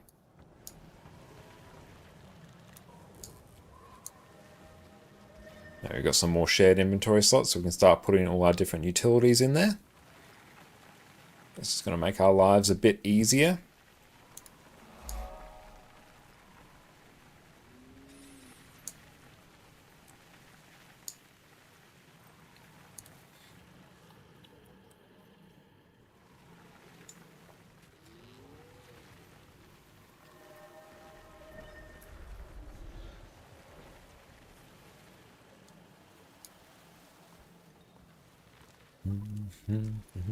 When's this one coming up? Let's drag that down. Okay, we've got a minute. I've got to go get some gathering tools on this character as well. Loving the new skimmer, by the way. It's really cool.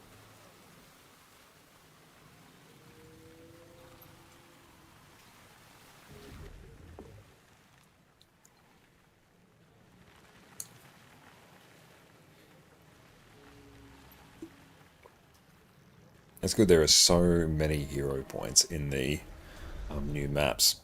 30 hero point challenges, so 300 hero points, or skill points, just between the two maps. That is really, really nice. Now, I can't quite remember... I'm obviously playing Spellbreaker. Let's actually take a look at some of the traits.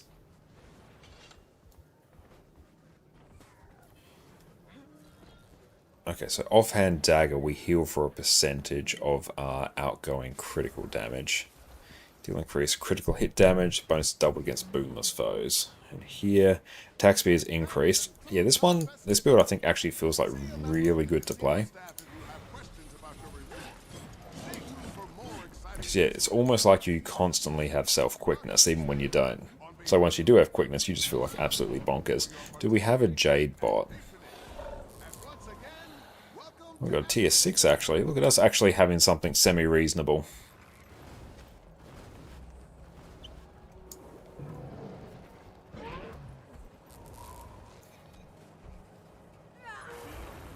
Arise, my creation.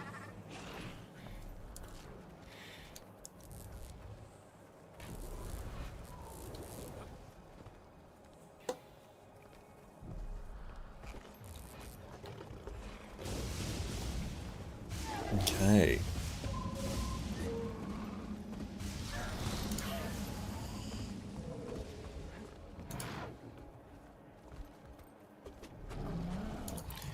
Pinata is right here.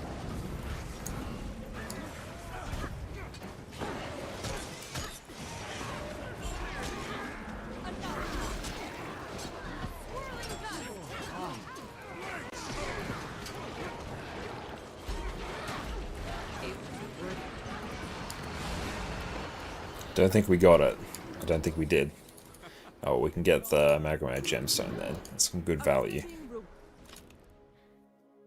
Right, let's load up on some Jadebot boosters, because that's honestly just going to make our next step much, much easier. Oh.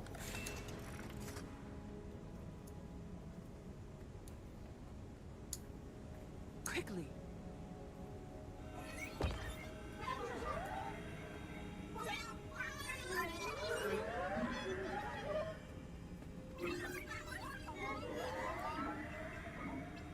Okay, that's all. We'll get one more. Okay. Why? Here we go. Let's go into Visions of Eternity, the new map. We'll get the staff hero point done.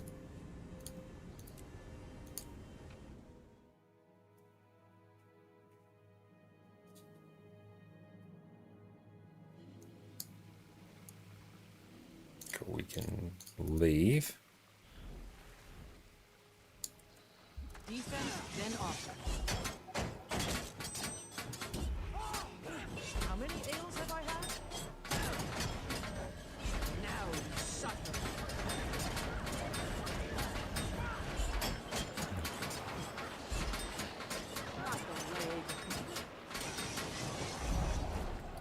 Queen. Okay. And this one we actually have to go through here.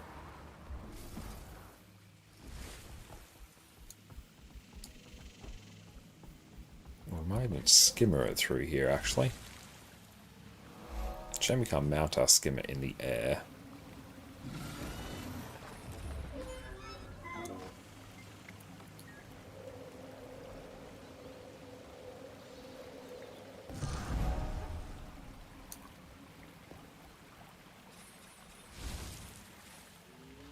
Cool, let's head on out and just go explore the area.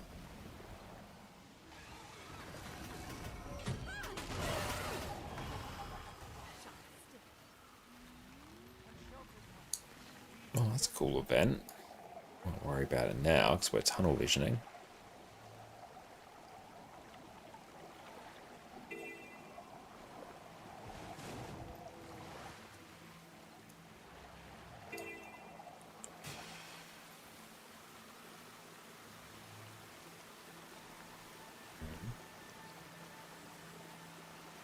We've got another hero point here.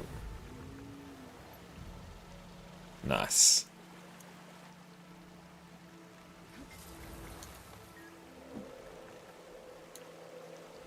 So we're done out that way. Over this way.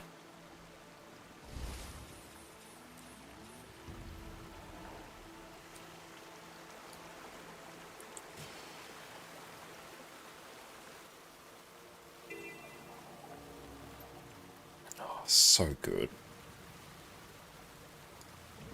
Need to get down a bit. There we go. And I don't think there's... Done those. Done those. If we head out that way, there'll be some there.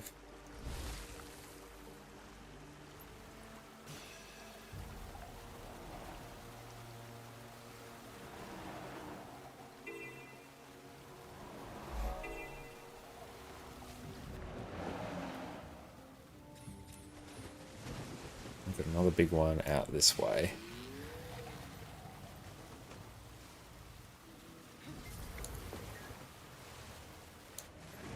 Okay, so we are now successfully done there. I need to channel it, don't I? It's doing its thing. Let's go more out this way.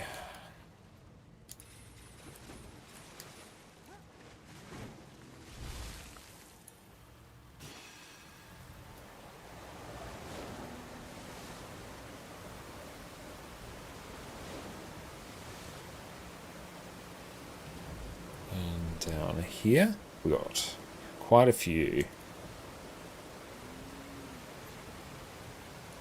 We've actually got the gathering tools. Oh well, doesn't really matter. We've got another one here. How do you feel about the waypoints?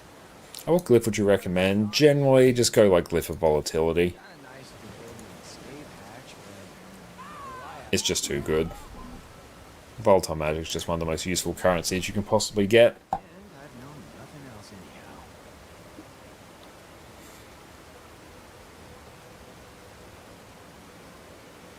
Do a full volatile set. Like honestly, even I'd almost go another one.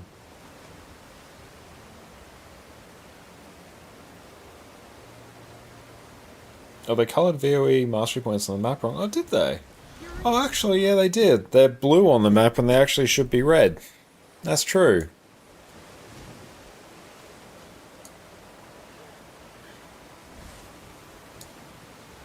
Oh, well, I guess that's probably not the highest priority for them to fix, but yeah, that's a good observation.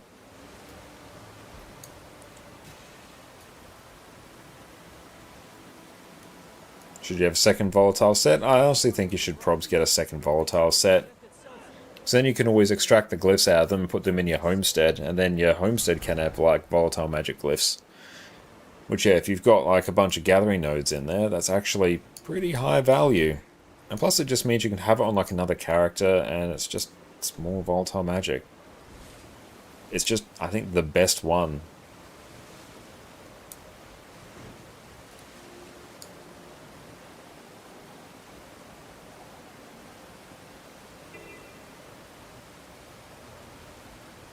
one I do enjoy is whichever one lets you harvest in basically a giant AoE around you. It's really good for plant nodes because quite often they'll spawn in like big old patches where there's a ton of them.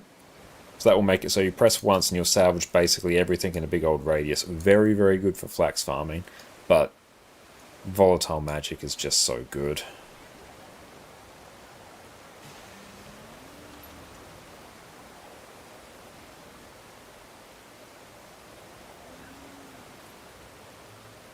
Ah.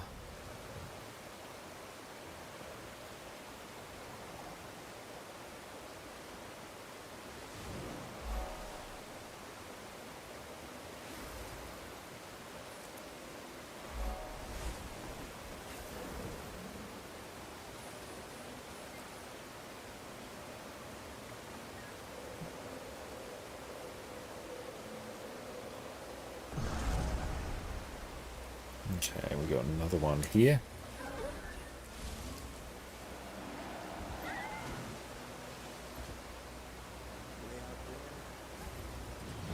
Three, 2, 3, 1.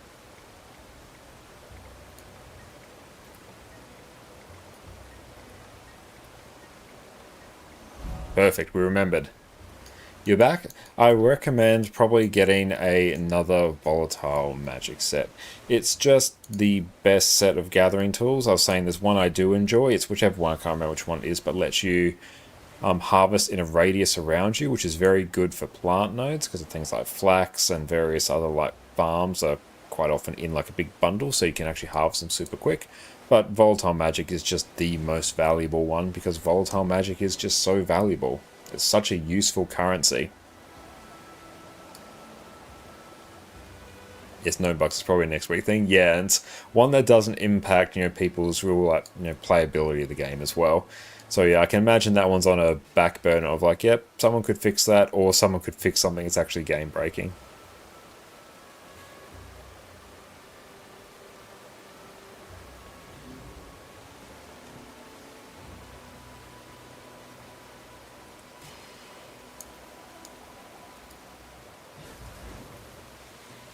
But yeah, even the one that lets you harvest in a radius, that could be good to put on the sickle, and then, I don't know, put volatile magic on the rest, and that would just be good. Like, that's not a bad decision.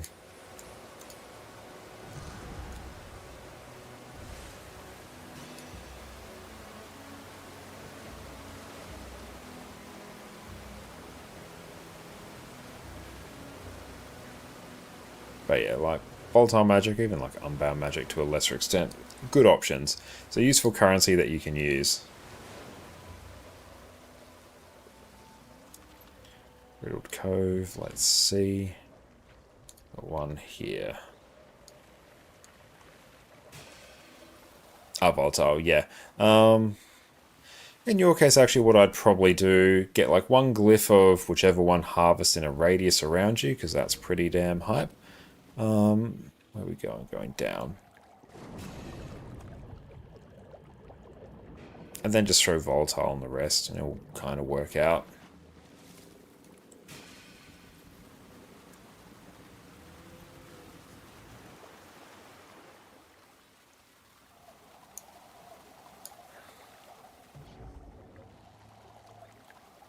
So we want to get underground here.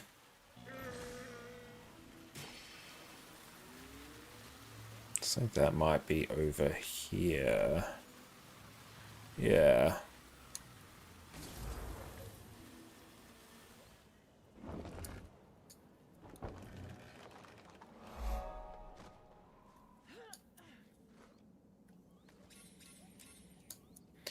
This content is temporarily disabled. Okay, that's annoying. Oh, we can't do that one then. I assume that's bugged out in some actual cataclysmic way.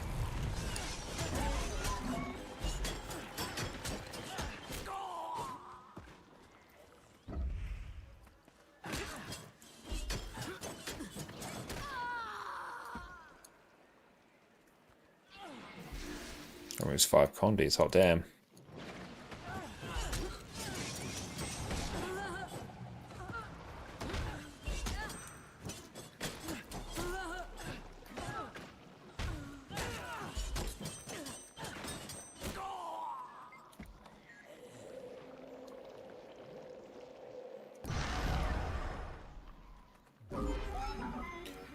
That one's funny if you necro, you get it with one extra option. Okay, that's really cool. Did not know that. It's nice all these like little cool features they've added.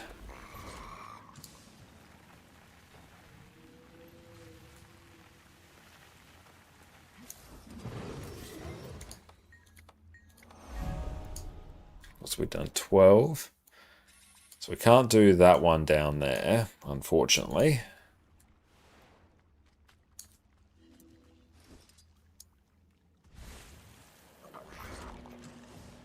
Excelsior, Biomancer. Experimentation continues. Yeah, I like at least this door is open. We don't have to, you know, do some weird event chain to get in there. Major mirror cure. Undercover. So bad news. Immune test can gain heat. Brain stuff. It's no joke. Good news, they set up the security in a hurry. Consoles are shoddy. Crack them, literally. Okay, that's really cool. I pursue the bark of the bright leaf in a race against death itself. Help a young one in need. Join us.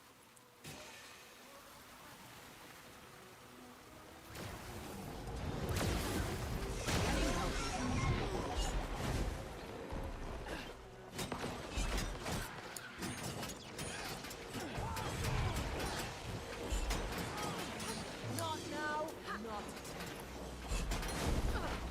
adrenaline rising. Almost there.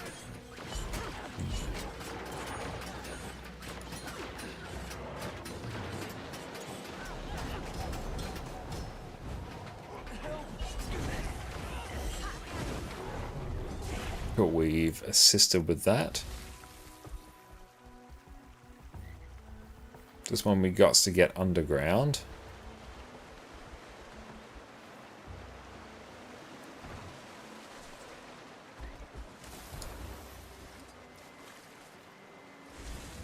Oh, you can have more bag slots, can you? Damn, okay.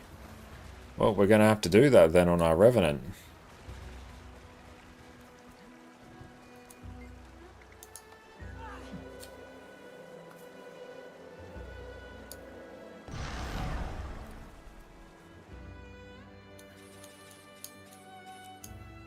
Okay, 13.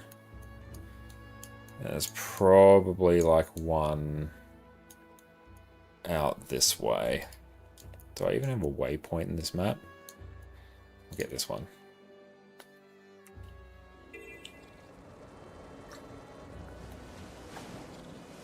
Yeah, no. Tell Alt-Tab to install update. Cool, you can do your thing. Install and relaunch. Nice.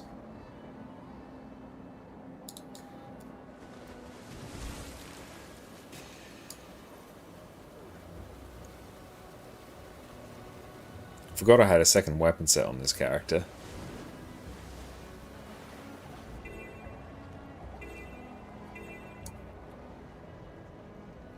So maybe get this first waypoint. While we're here, may as well get them.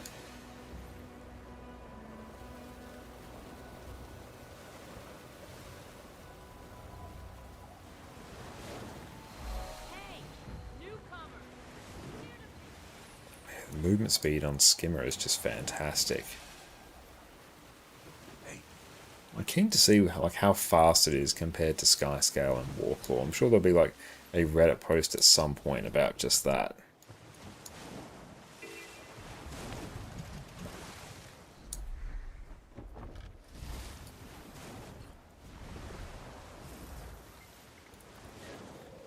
Okay, so that one's now done.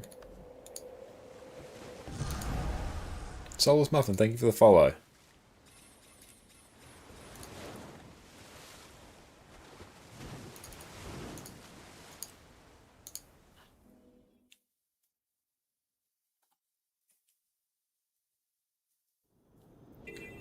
Okay. This one will be pretty chill. Thank you.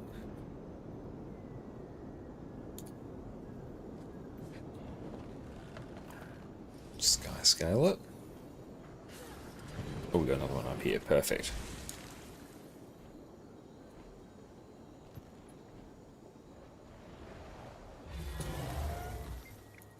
So where we are. We should be on 140 now, soon to be 150. Okay, so we need 11 done in this map. Once we have that, then we have everything we need for Paragon.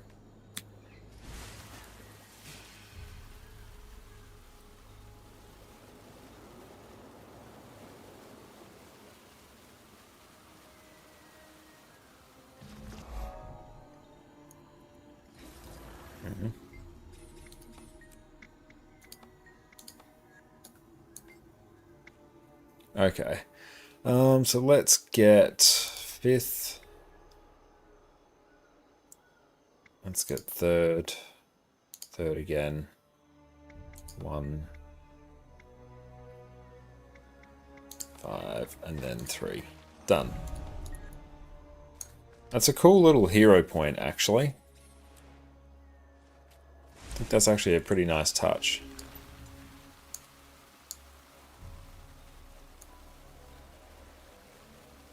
Okay, let's go get this slightly cursed inquest one first.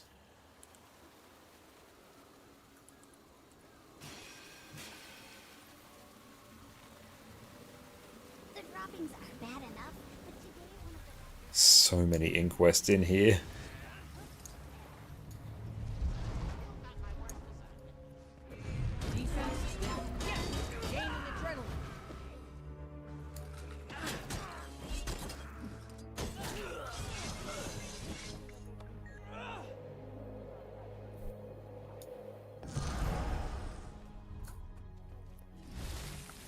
Got another one out here.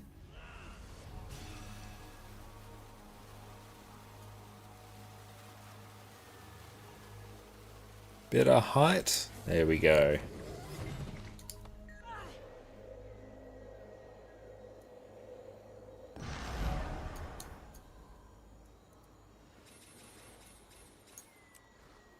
It's good farming up a ton of experience as well.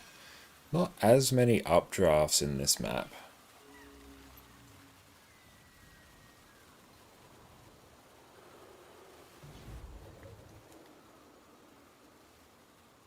Hey, Wayfinder, you can handle a skimmer, right?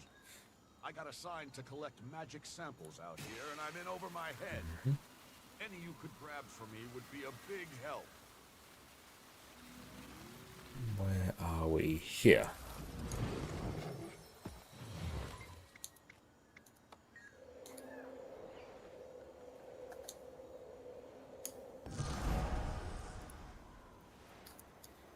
So I think we needed 11 done in this map, and then we would have everything. Let's try and keep that number in mind.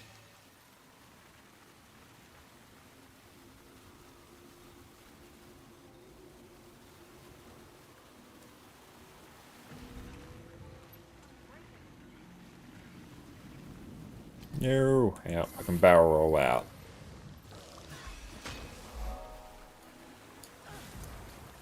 This one's up even higher, apparently.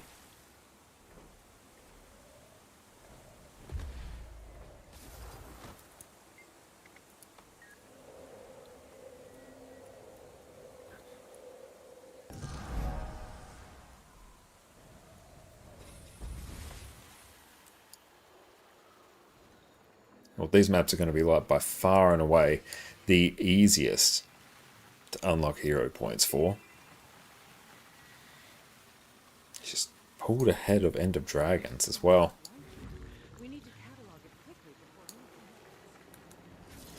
Oh, this one's cute. So you just get to pet the fox constantly.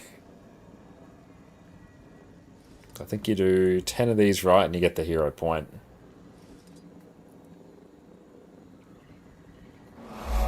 Mark, thank you for the follow.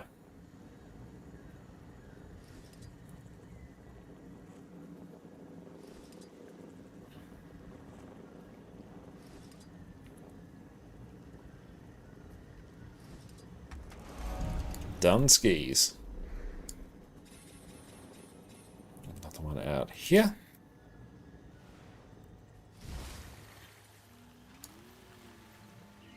Wayfinder. Oh, can we grab that? We can. Nice.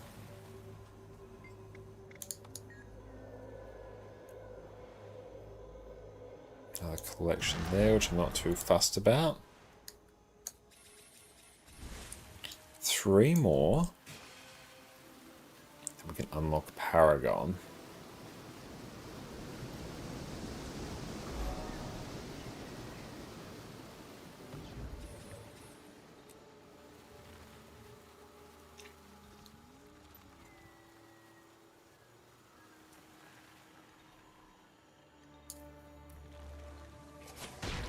Let's go over here.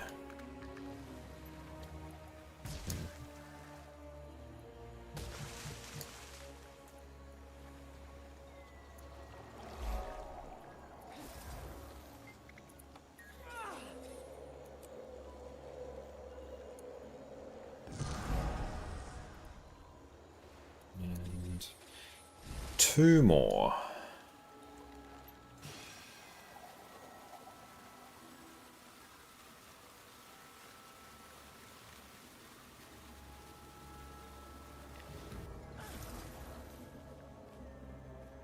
Oh, they're doing the meta event, I think.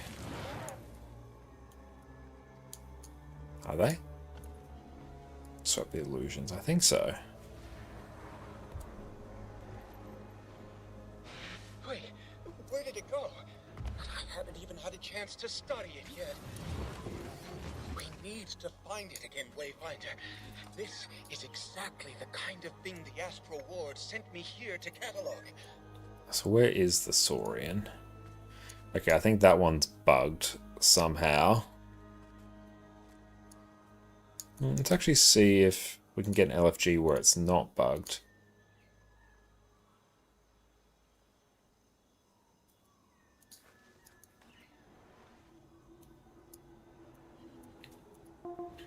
I guess not. Let's head out this way. That wasn't bugged for us yesterday.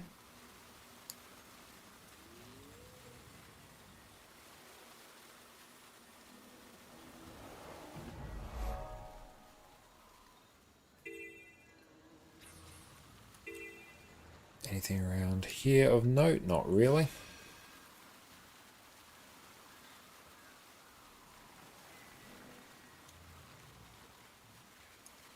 Nothing.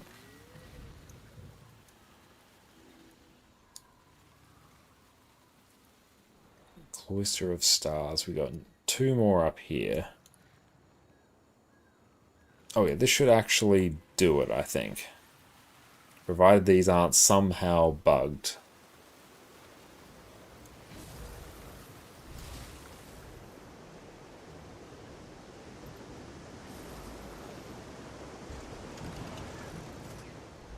I like that it's just, you know, obviously placed bouncy mushrooms around. Oh no.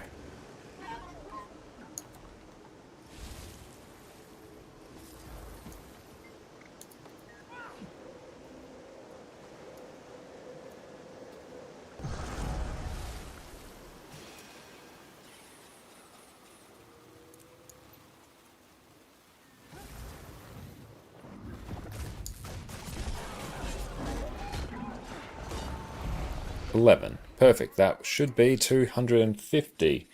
Nice. Now Paragon can be unlocked. Nice. Okay. Now let's go get this set up, because I should have a heal berserker build set up here. So what we can have is our sort of power DPS build, and then 2 heal builds. So we've got Spellbreaker. And here, what do we have? Equipment. Yeah, so we got... Dang, this build's actually like pretty stacked. How is this build in full ascended? Alright, well I guess we've got... Let's get Heal Berserker. Snow Crows.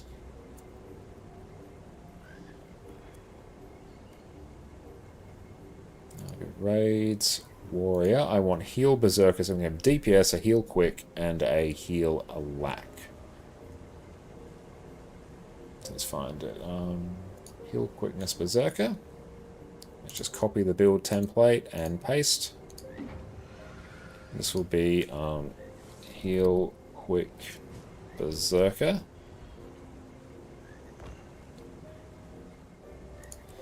And in this one,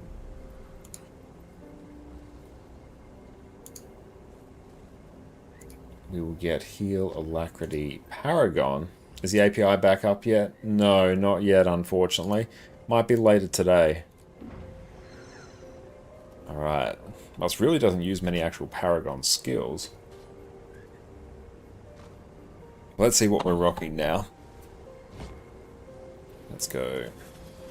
Heal, Alac, Paragon. Apparently the heals on this are like chonky AF. Power heal her concentration. Okay. Relic of the Monk, Relic of the Flock. Yeah, let's do Flock.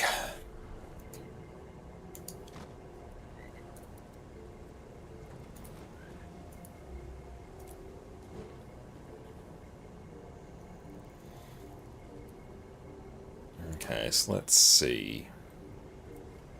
Let's read these traits.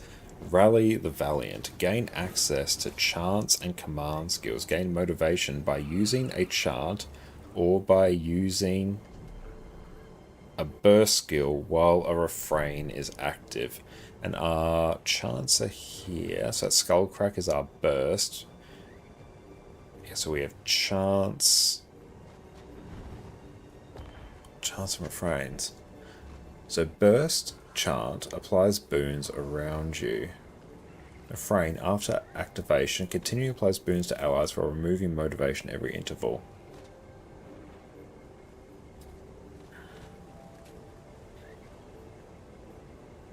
Spec, the lasting rally motivation or another chant is activated. Gain increased effects based on the motivation stacks.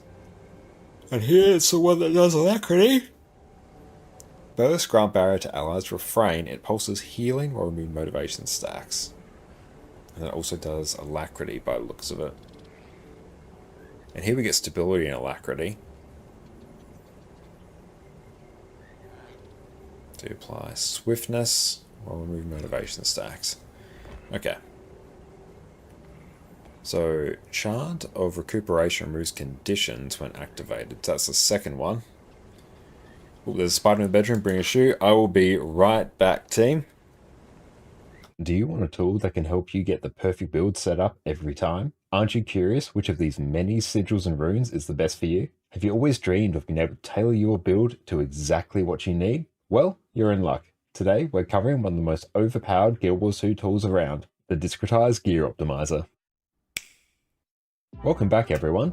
I've mentioned it in my last few videos, and today we're finally delving into the detail about the Gear Optimizer. This is basically a tool which will let you compare different gear, runes, sigils, and food to see which is going to be the best choice for your specific build.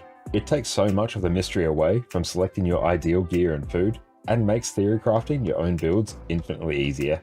Right off the bat, I'm not affiliated with Discretize and I didn't develop this tool. I just use it all the time and think it's one of the best tools you, as a discerning Guild Wars 2 connoisseur, can use. So let's delve in and master this tool together. First up, we'll need to select our game mode. We can choose between fractals, raids, and world versus world. The main difference between the fractals mode and the others is that the fractal mode will consider the various fractal potions and your total agony resistance. These give you extra stats, and ideally will give you a different gear loadout from the other areas of the game. If you're really into fractals and want to have some specific fractal builds, then feel free to select this option. Just remember that the builds you optimize specifically for fractals might... There we go, we're back. That's one less spider to terrorize my wife. Excellent.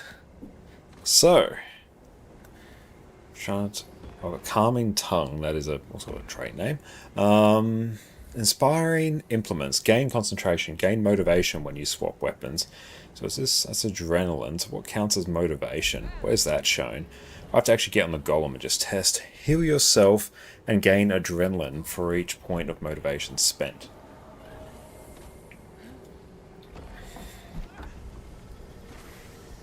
Strike and condition damage dealt to you is reduced for each point of motivation you have.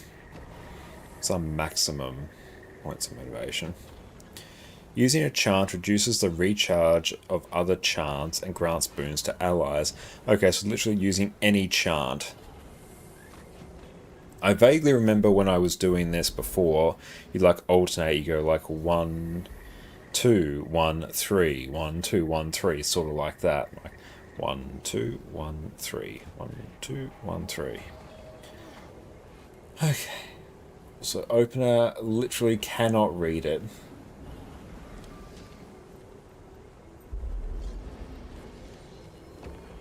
Yep, that's not helpful. I might actually have to check Snow Crows.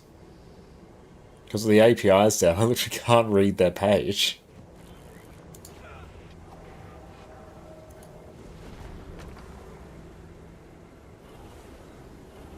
New stuff. Well, that hasn't been updated for a bit. Alright, let's go see what we can find. Okay. Guild Wars 2, heal a lack Paragon.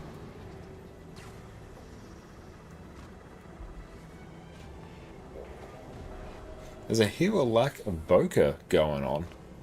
Alright.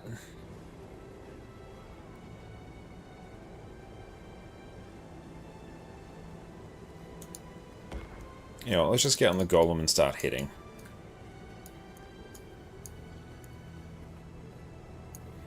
Okay, so what I might also do, F12, character select, if we go over to this Revenant, this one actually has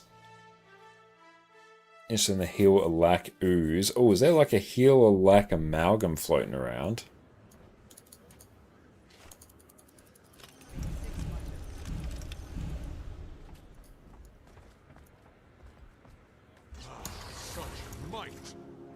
There is, okay. That's real interesting. And put those away.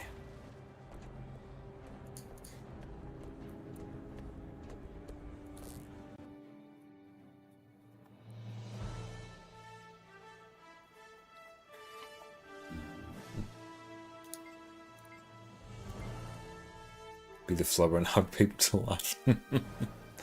That sounds really cool.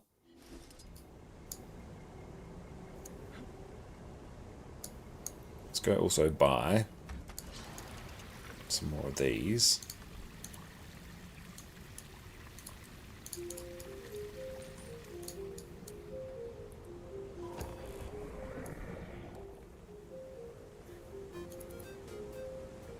We'll just dump them in there. Character can deal with those when it sees fit.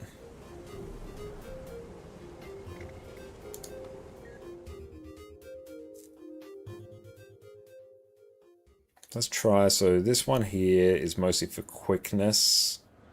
Yeah, it's better, or we can do a bit of quickness, but it doesn't really impact us. So really we can just camp staff until we understand the mechanics of this. What's that character's name? Oh, Burn Tracker, I thought it said Butt Cracker. 3 kit, a lack amalgam, it's 42k. I mean, 3 kits, so there's going to be like, you know, 2 people in the game that can actually play it to that level, but still. That's big. I mean, I was pushing like comfortably 40k on the golem with just Antiquary before with staff. That was good fun. Adjust self, add burns. I just want quickness. Adjust environment. I will do moderately threatening. Spawn.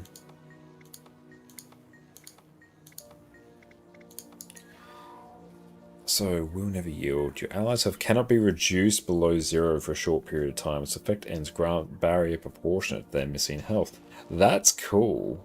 It's like Aegis that can't be stripped. It's bomb kit, grenade kit, flamethrower. Yeah, that's going to be like cursed to play.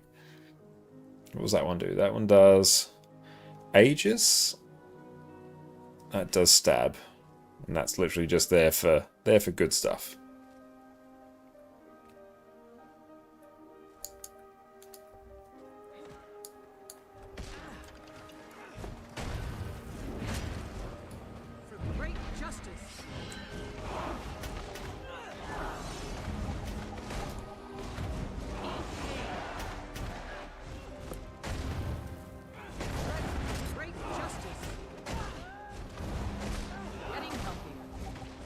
That's a block.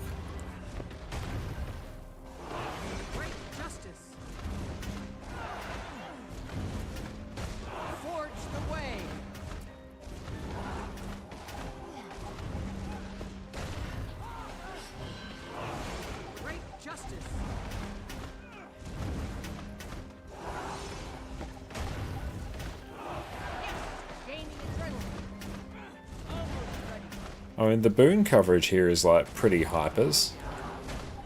Great justice. That's just the pull. Never give up. That does healing. Getting healthy.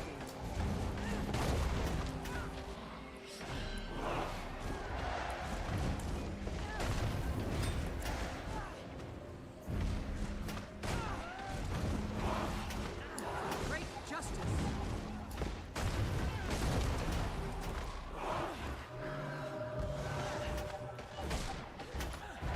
Almost ready.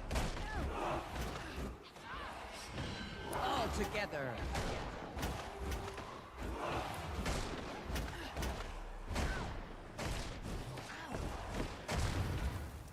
Forge the way with great justice.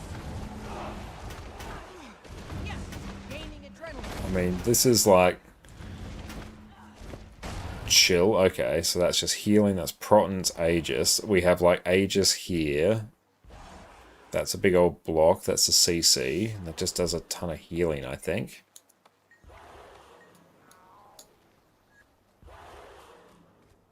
Yeah, I tend to only use one kit as well, like mostly.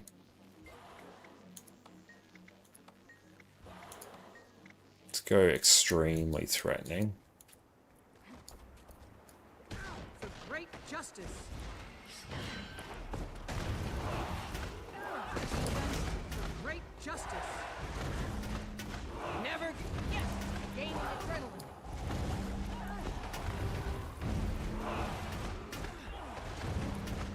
Great justice.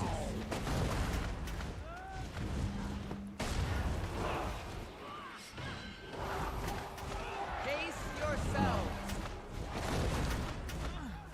I'm not quite sure how this is meant to work, but like we're keeping up a bajillion boons.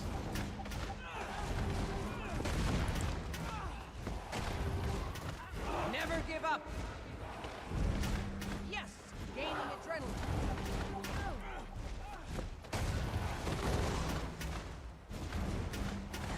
That's how I do it. Yeah, it's in Harrier's gear that is just comfortably out healing the extreme damaging. I don't even have heal food on. Good lord. Okay. Now we actually need to figure out how this is working. So that will continually pulse healing. So I think we're going to kind of want to... So I think it's basically we want 2 active as much as possible for just the passive healing. It's just constantly pulsive healing. And then we're like swapping to something else to trigger alacrity. And then we're going back to it. So we might be going like 2, 1. Or maybe like 1 and then 2, so it's actually, because I think you're swapping between them. So like you'll activate this and then you'll have that refrain active, and then you'll activate Chant of Recuperation, then you'll have that active. So we always want to end on a 2. So we might go 1, 2, 3, 2, 1, 2, 3, 2. Let's try that, and let's also actually give us some food. So now we can not be giga scuffed.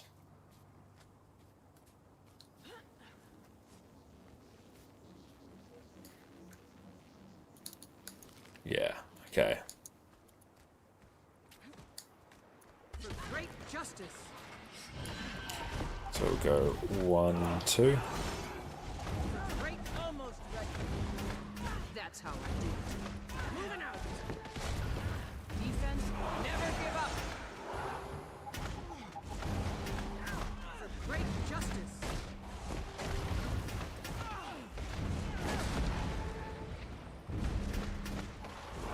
Getting healthy. Adrenaline rising. For great justice. All together. Give me something to hit.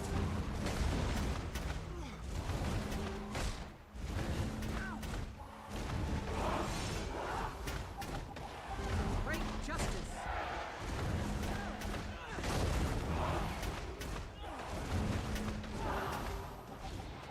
Okay.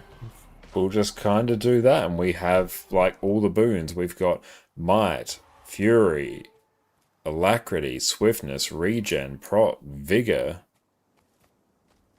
That's like literally everything you want in a healer. We have Giga Stun Break as well. This is actually pretty bonkers. I don't quite necessarily understand how the refrains work, but it's nothing if not effective.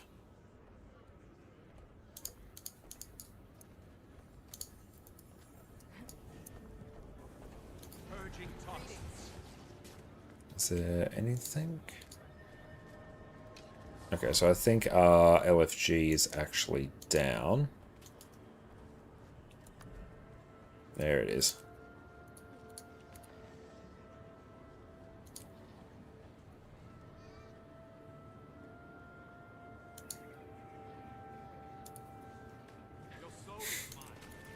Mike, yes, I know. Let's try.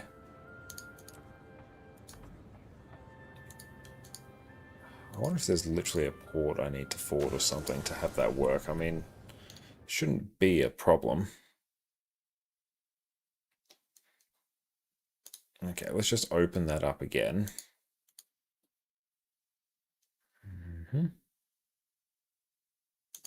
Why does it think Guild Wars 2 is running in the background? That's interesting. Let's go again.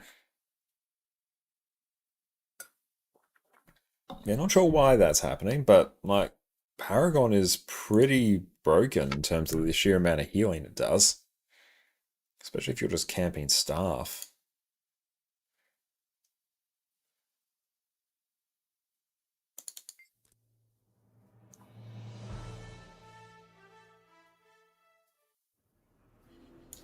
Okay, now let's see.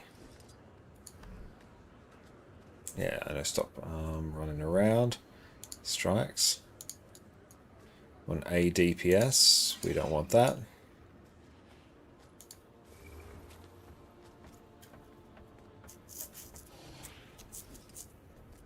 I do just want a heal.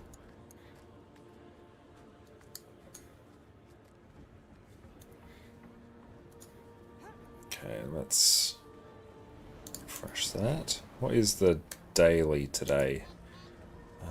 Let's clear this. Daily strikes. Yeah, let's go daily Febe. And Febe, there's like really no damage anyway. Okay, so let's go daily Febe. Let's go actually daily. Yeah, we'll just do daily Febe because I'll save the other one for something else. Boon heal. Boon. DPS. State roll. Let's go. And we will tag up. A DPS is fine. I don't want to do a DPS. I'm going to go Alacrity Healer. Drag myself in my own sub. I'll lock all subgroups and no one can move themselves around.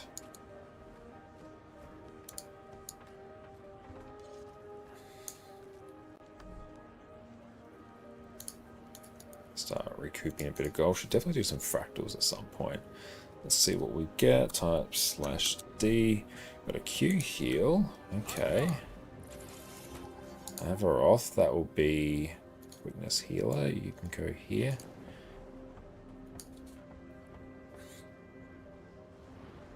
Yeah, so now we just need Boon DPS. Got healers done. Hyzen, what's up, mate? How's it going? Great to see you. What have your thoughts been on the expansion so far? Are there any new spicy open world builds that we should be aware of? Demos, how's it going? Hope you're having a good day. We're just on to testing Healer-Lack Paragon right now. Not quite sure how the build's operating, because I've still got to figure out fully how the refrains work, but we kind of just like spam them in a somewhat reasonable way, and we just easily out-heal the extreme damaging AoE. It's like completely trivial.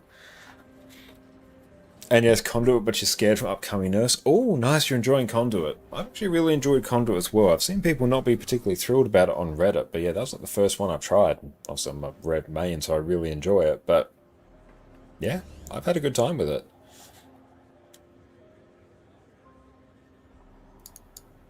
Okay, let's wait for this to fill. We're just doing daily Febe.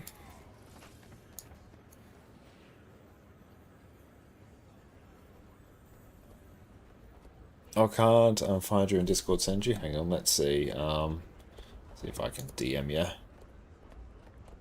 Got someone. Here we go. Got DPS.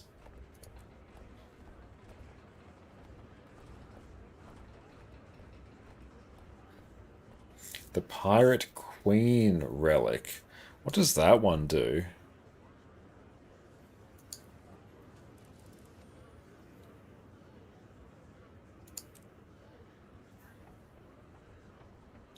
Gain quickness when you disable a foe. Oh my god, that is so good. Oh, that's crazy. And those stacks, what's that, 65? Is that 65 or is that... That's 85 torment stacks. Good lord. That's crazy. Absolutely bonkers. Hell yeah. Are you rocking like celestial gear with that? Can you join? Yeah, sure. I'll check which region I'm on. I think I'm on NA. I think. If you see me in the LFG, join up on me. We're just in the Strike LFG. And yeah, absolutely, come on in. We got spots open. Yeah, there we go. That's me there. Daily Febe. Or Phoebe.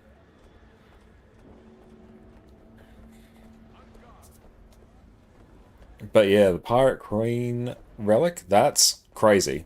I like it. Oh, shit, that filled. Ugh. Just DPS, DPS, DPS, DPS, DPS. I'm going to go lack DPS. Frankest of that's a lack DPS. Okay, perfect. Now I need a Q DPS. That's fine. No need to worry about that. Let's go Q DPS. Alright, filled instantly. And we'll pull up those relics in a bit, because yeah, that one looks insane.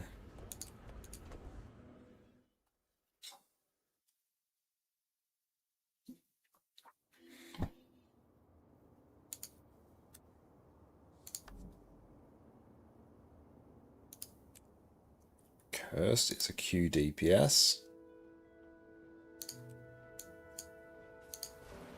Beautiful. Now just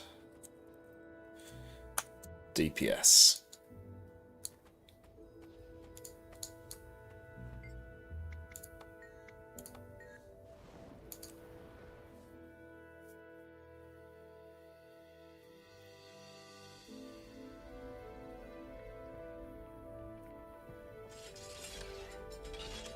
If they won't nerf too hard. I mean, I suspect they'll bring the damage down a bit. It's sitting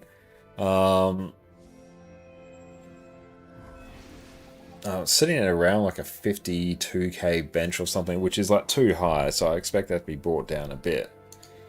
Hopefully they leave like a good old open world build alone.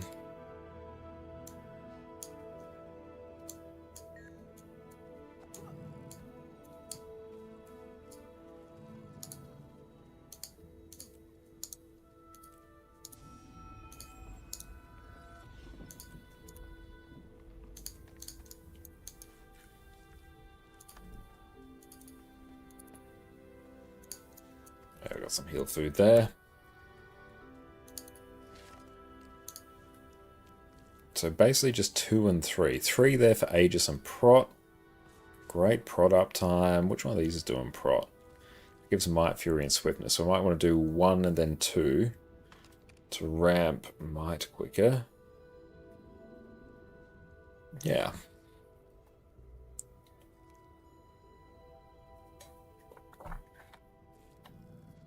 What are they in?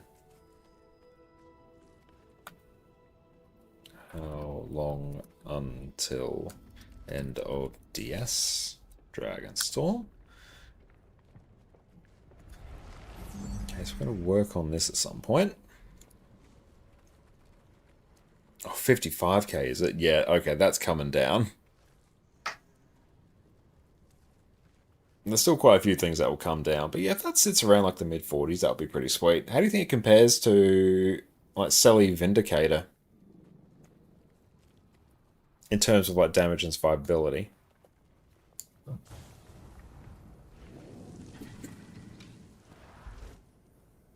Okay, It's annoying when we're waiting on one person here. Oh, there we go. They're done now.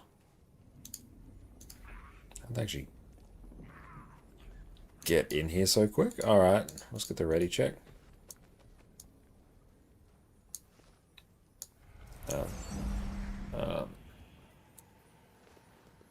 Ready check is broken. Oh, God.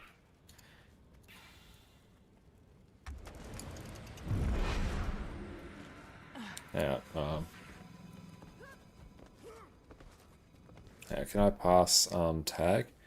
Yep, screw it, let's just go.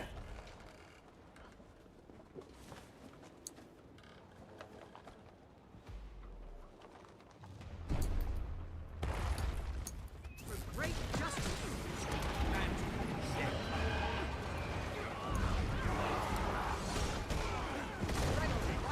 Yeah, stack this, it's green.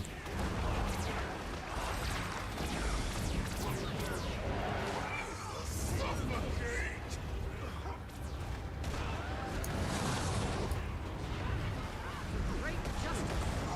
Never give up. Just my luck. Great almost ready. Taking the shot. Time to strike.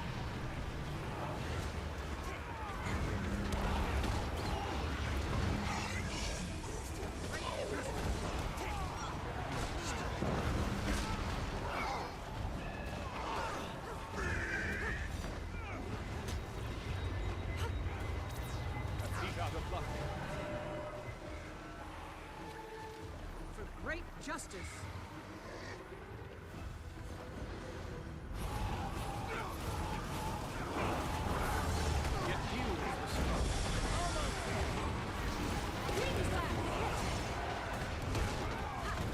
Great justice.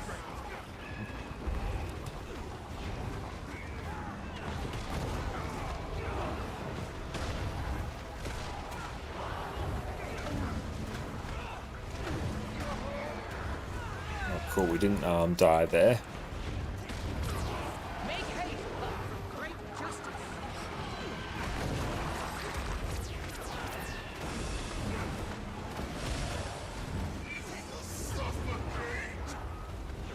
Great justice.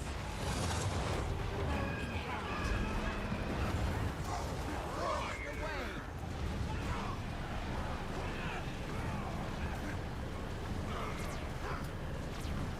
Tread on the ice. Oh, why'd I do that? Great justice. Death comes in swift trials.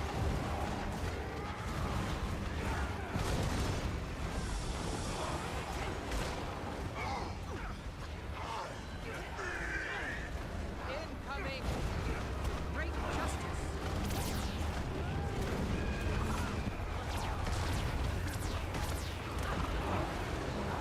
Defense easy knocks. Great justice. Never give up. I can't do this alone. You're in my sights.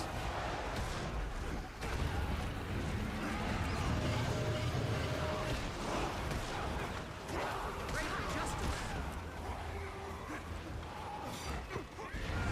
You will never yield.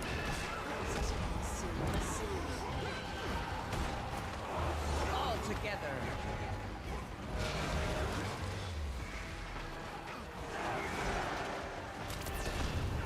Great justice.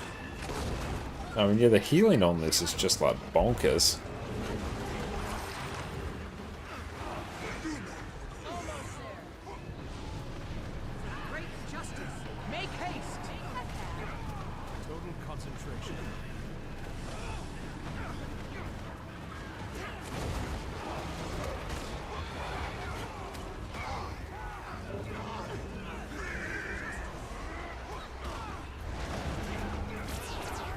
Tread on the ice.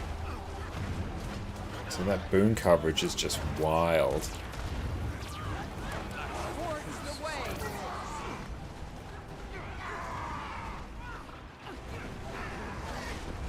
You will never yield. Our might is your rebellion.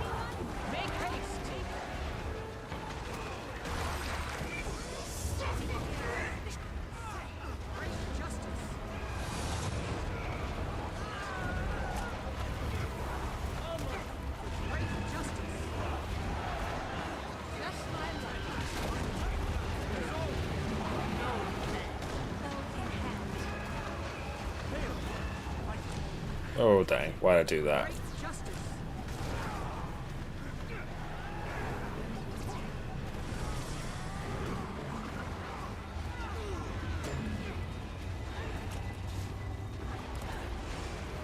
Great justice. This is the end. Give me something to hit. Make it forge the way. All together. You know, since there's just no healing pressure at all. For just, honestly, a low intensity, I can't type, unfortunately.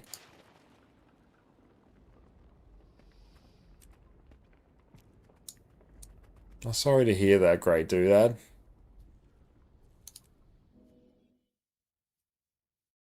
How are you going? Thank you for popping in.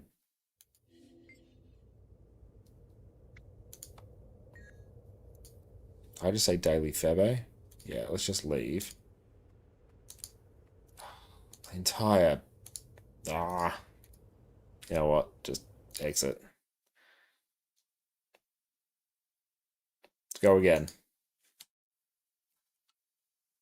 Oh, sorry to hear that. That's unfortunate. I like Paragon as a healer. Like, it's really strong.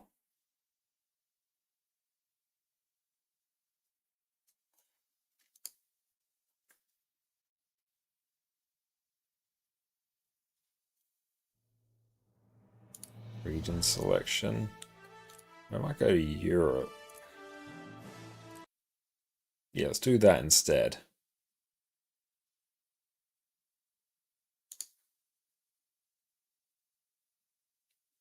Maybe we might have better connection.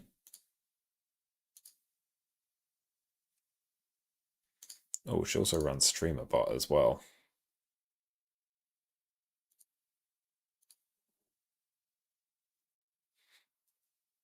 I've had quite a few like little connection issues. That's been unfortunate.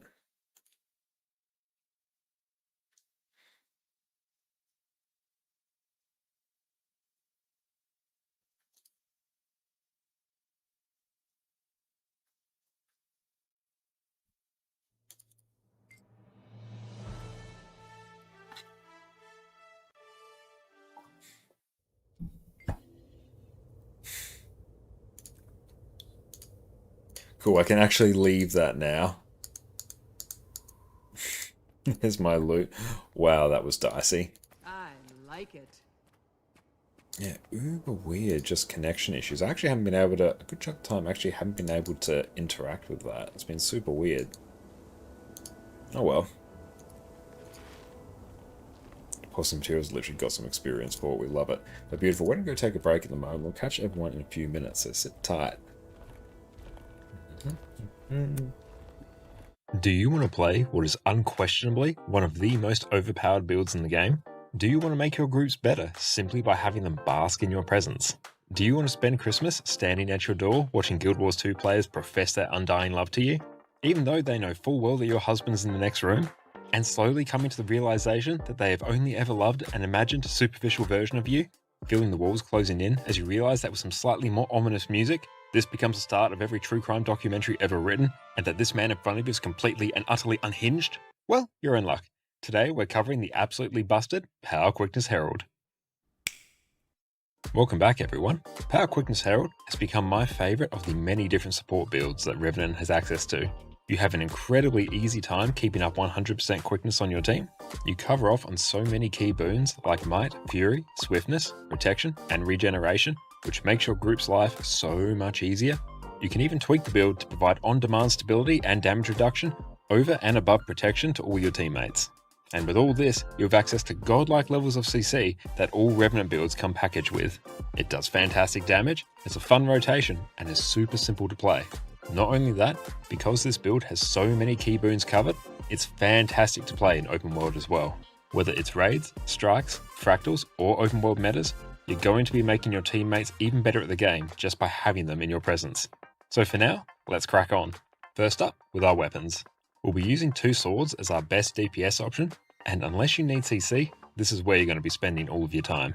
Sword auto attacks simply offer good damage and apply vulnerability. Sword 2 strikes enemies around you, chills enemies and deals bonus damage if it only hits one enemy. Sword 3 will make you shadow step around nearby foes, give you a 1.5 second evade, and grant you might on every strike. This is very useful if you need an emergency dodge. Sword 4 applies 8 stacks of vulnerability, does outstanding strike damage, and immobilizes enemies, which lasts even longer the more enemies you hit. Sword 5 will shadow step you to your enemy, grant 8 seconds of fury, and if it hits, will deliver a second strike. This skill can be used to teleport closer to enemies when outside of range as well, for a bit of extra mobility.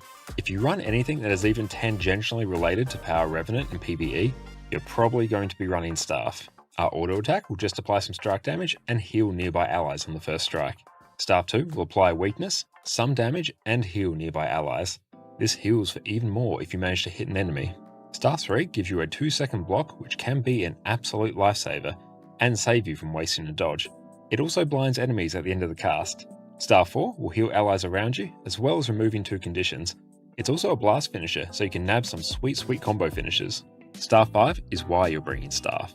You charge forward, attack 9 times, knock back enemies on each strike, and you even evade while charging forward, just to make this even more overpowered.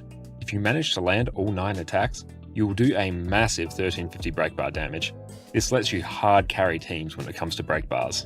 The 2 main legends that we're going to take are Glint and Shiro. This will give us the highest possible personal damage while still providing quickness.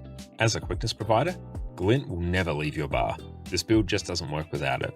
Depending on the encounter, Shiro can be swapped out for some of your other legends depending on the utility you need. We'll go through some of the specific use cases as we chat about each legend. First up with Glint. Every skill while you're in Glint is a facet skill. These skills you can toggle on once to pulse boons to your allies around you. You can then consume them to get access to powerful active effects in exchange for giving up these pulsing boons. Through one of our traits, we'll also grant quickness when we consume our facets. We'll also retain the passive effect for a few seconds after we activate these skills. The playstyle of Power Quickness Herald basically boils down to swapping into Glint, using all of your facets for quickness, and swapping back to your other legend while you wait for your facets to recharge. Facet of Nature is a massively loaded skill, and has different effects depending on your current legend. There's a lot to cover here for now, so I'll just focus on the effects that are relevant to Power Quickness Herald. The passive effect while in Glint will grant you an extra flat 20% boon duration to any boons you apply. This is on top of the standard 100% boon duration cap. When you consume Facet of Nature while in Glint, it will also increase the duration of all your allies' boons by 2 seconds, 3 seconds once we buff it with a trait. When we consume this facet, we'll generally always want to do it while we're in Glint. This is for the massive increase in boon duration. The passive effect while in Shiro will grant your allies lifesteal when they attack. This causes Herald to contribute even more damage while you're in a group. We'll be taking advantage of this effect when we get to the rotation section of the video. If you consume the facet while in Shiro, you can strip 2 boons from nearby enemies. You won't use this often, but it's good if you need some clutch boon strip. The passive effect while in Jalis will reduce incoming damage to allies by 10%. This is separate to protection and the 10% damage reduction you get from certain ascended foods. If you start stacking these modifiers, you can really reduce the pressure on your team and have much smoother boss kills. This is a really underrated skill. If you consume the facet while in Jalis, you'll grant 2 stacks of stability to your allies. However, you'll usually use Inspiring Reinforcement for this. The passive of Facet of Light will pulse regeneration to nearby allies, a very useful boon to have. Consuming this will let you ignore all incoming damage and convert it to healing. This can let you just flat out ignore mechanics like the Mind Crush on Deimos. For Facet of Strength, the passive will pulse might to all your nearby allies, and when you consume it, you'll attack twice and grant yourself a 15% damage modifier for 10 seconds. When we come to the rotation, we'll want to maximize the uptime of this buff as much as possible. Facet of Elements will pulse swiftness around you while it's active. When you consume it, you'll lay down an AoE attack that pulses weakness, chill, and burning. It's also a very nice damaging skill. Facet of Darkness will simply pulse fury every few seconds. When you consume it, you'll blind enemies, reveal them, and break stun on yourself. No damage on the skill, but it does have some very nice utility. Facet of Chaos will pulse protection on all your nearby allies.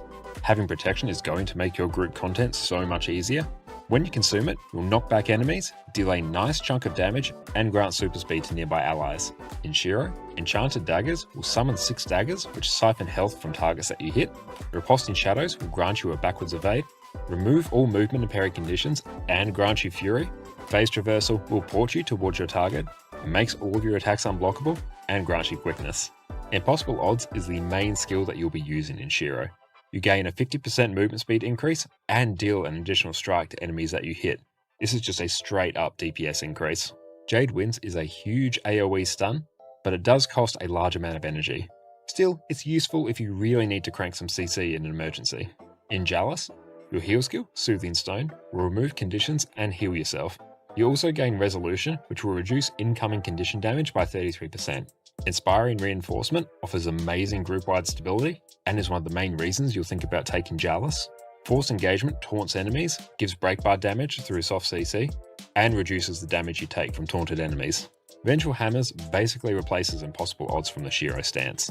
It also reduces strike and condi damage you take by 20%. Outstanding. Rite of the Great Dwarf is rather expensive, but it breaks stuns for 5 people and gives a massive 50% damage reduction for 5 seconds. All of these different damage reductions through the Jalis line can be stacked on top of each other, which makes this a really nice defensive legend if you need it. Shiro and Jalis are your main 2 legend swaps for this build, however, there are some useful skills in the other legends for some niche situations. In Ventari, Protective Solace is an absurdly long-lasting projectile barrier that you can move around as you need. In Malix, Banish Enchantment provides boon removal, which is super nice for fractals if the no pain no gain instability pops up, and Call to Anguish will pull mobs you land on together for you and your teammates to burst down. If your team doesn't have any pulls, this can be a very good one to bring. The traits for Power Quickness Herald are relatively simple. We basically have a whole bunch of damage modifiers, and then there's one trait that lets us apply quickness. For the Devastation line, as is common with most Revenant power damage builds, the Devastation line is loaded up with damage modifiers to help crank our damage. If you need a bit of extra survivability, you can swap out Swift Termination for Dance of Death. In most group content, this shouldn't be required though, so simply fill out the middle row of traits and move on. Invocation is bait. Right, we are back. Welcome back. Like, overall, I'm rating Paragon pretty damn well, actually. It's been really nice. Let's see if there's a... Are we back on EU or NA? On Boon Heal. I want to do all of those. That's fine. Let's check on F12 character stuff. Let's go on to Mesmer now. Let's figure out what Mesmer will become our Troubadour.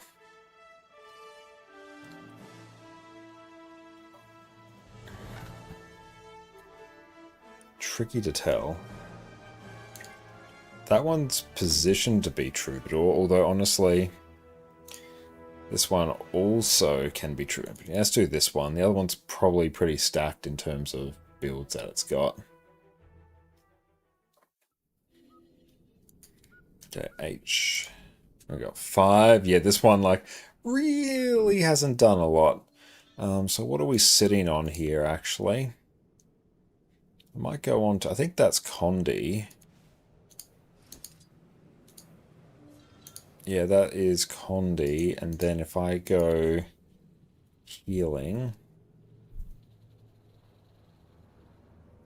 Sharp blades, sharp. There's a new one here.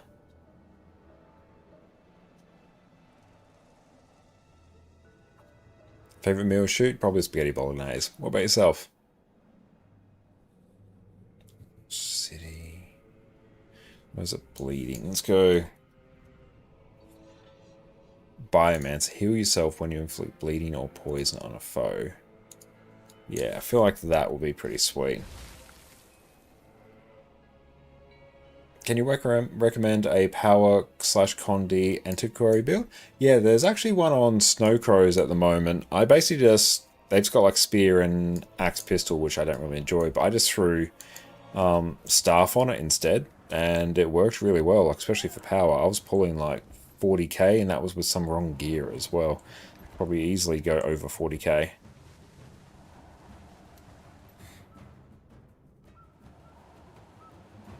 Oh, chili con carne is like one of my favorites. But spaghetti bolognese is like peak comfort meal.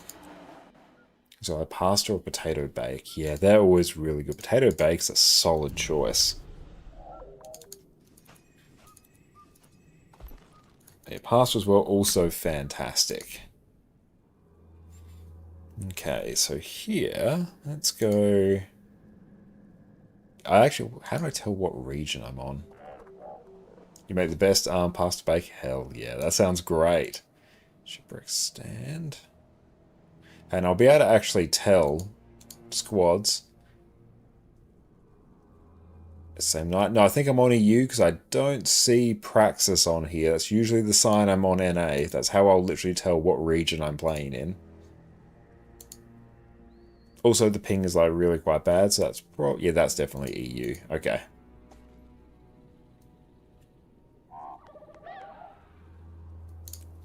Let's go Rift XP farm.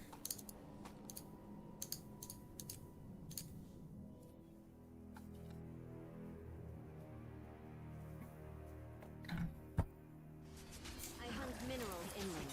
Mission great.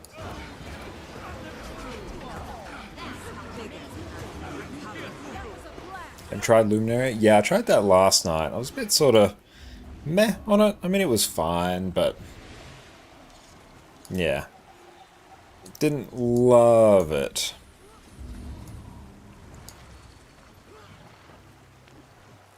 I didn't see Popstore had one of those up for grabs. That's hilarious. No, it was fine, but Luminary, it was kind of feeling like it was an amalgamation between Willbender and Firebrand, and it didn't really have the just the uniqueness of either, the personality of either. So I just found it a bit uninteresting, I think.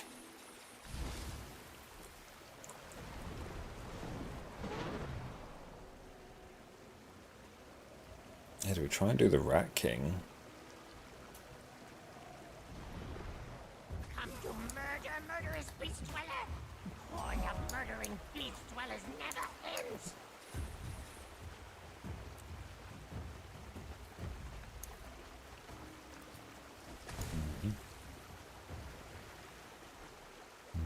Let's move on up. Let's go out this way. I've got birthday cake food there. That's fine. We can skip it.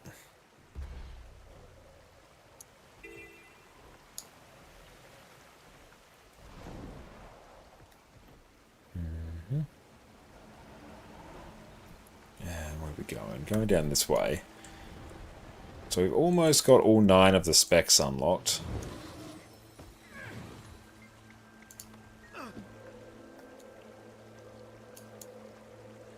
Oh, wow, there's a ton up here.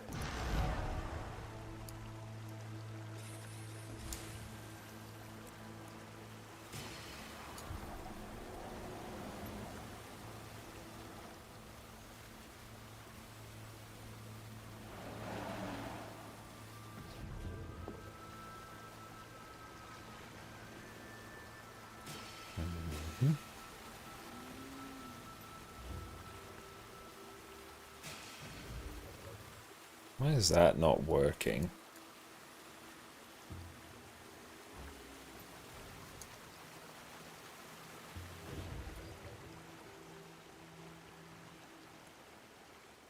Now, space is working. Okay, maybe we have to... Okay, there we go. Now it is.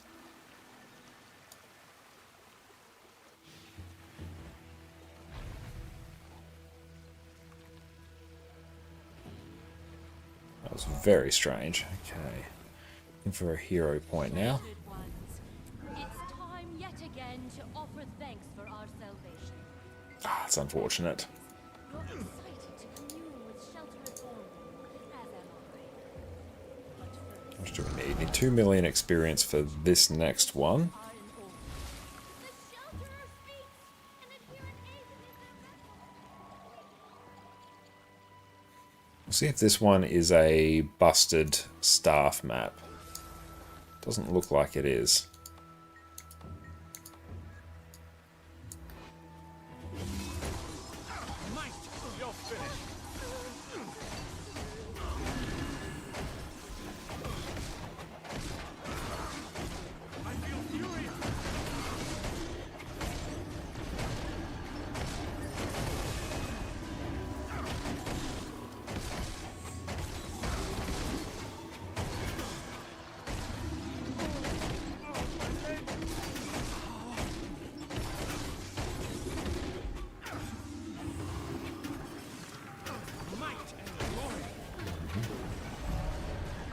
Clean. This one's done 4 in this map now. so we're all done out there. Then we've got another one out this way. Cool, we can skimmer in combat, which is great. Good, there was a non-bugged map. Love to see it.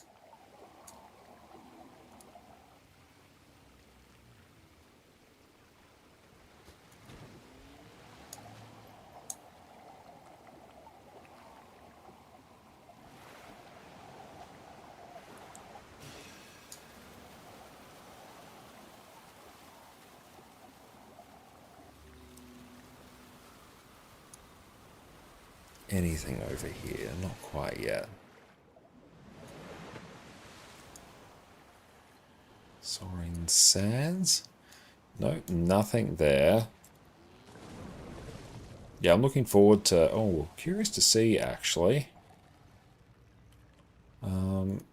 If there are any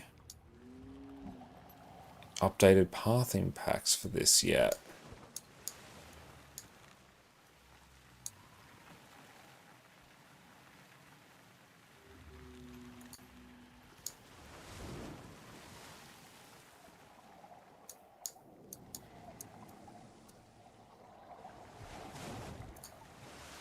Let's see. Might be a bit of a big ask.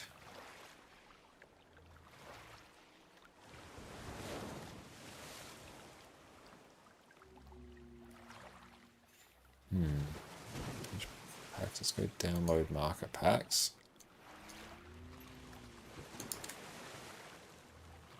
I don't think there is anything for Visions of Eternity in there yet. No, I don't want to remove it, I just want to stop it.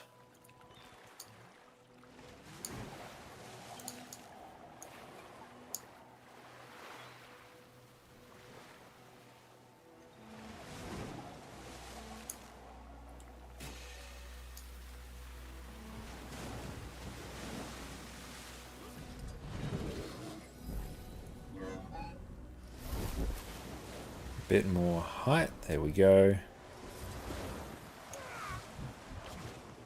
Some of these inquests actually aren't particularly aggressive, it's interesting.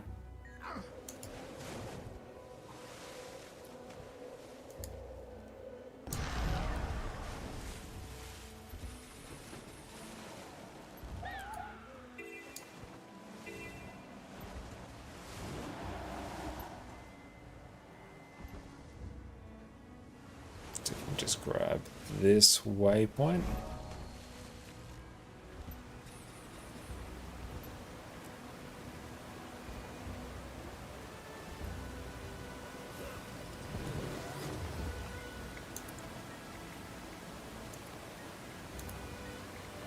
Three, 2, 3, 1. Got him.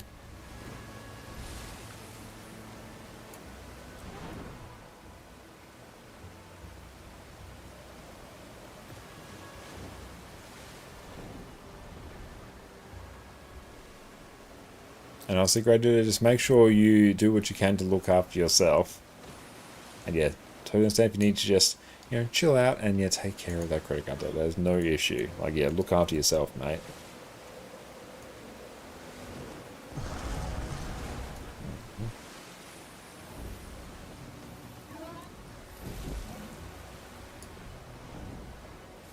Ooh, skybox. It's beautiful.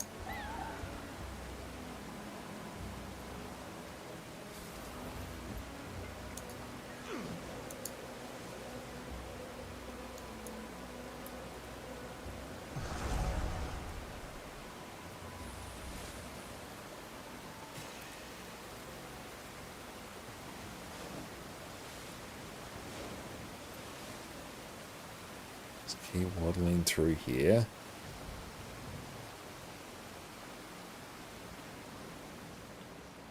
Damn, the height that gets. So we can't do that one. We can do these though, I'm pretty sure.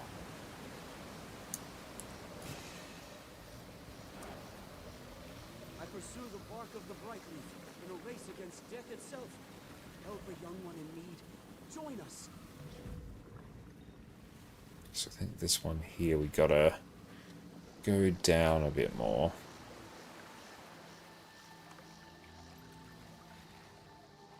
I think we access it from down this way. Yeah, this looks about right.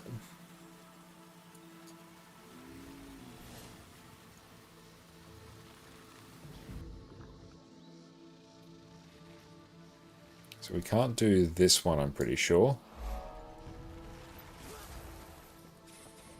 Yep, that's disabled.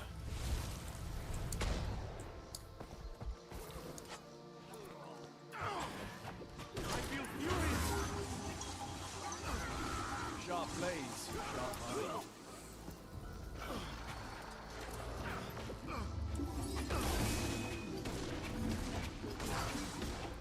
Not happening. Need some Condi cleanse on this, actually. Might put... Do I have a nice Condi cleanse here? Yeah, just a matter of resolve.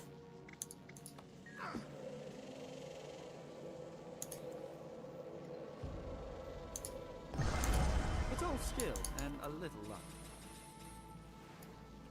Next one can be out this way.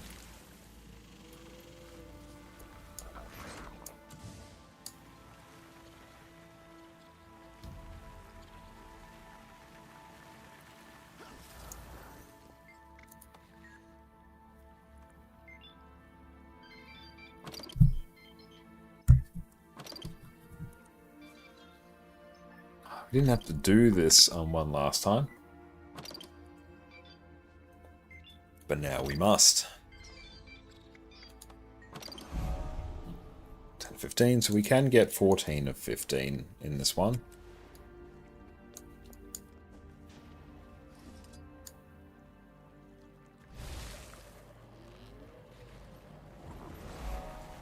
Let's walk out the front door.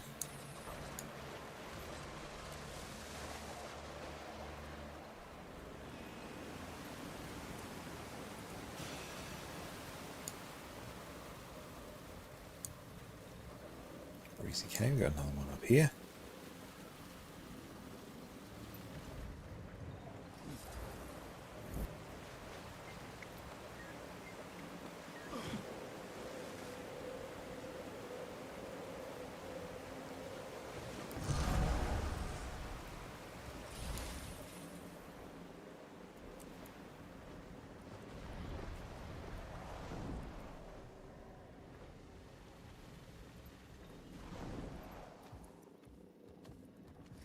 Okay, let's see. We got this one. Really like the healing on Paragon. It's also honestly quite easy to play. It's very spammy, but very easy.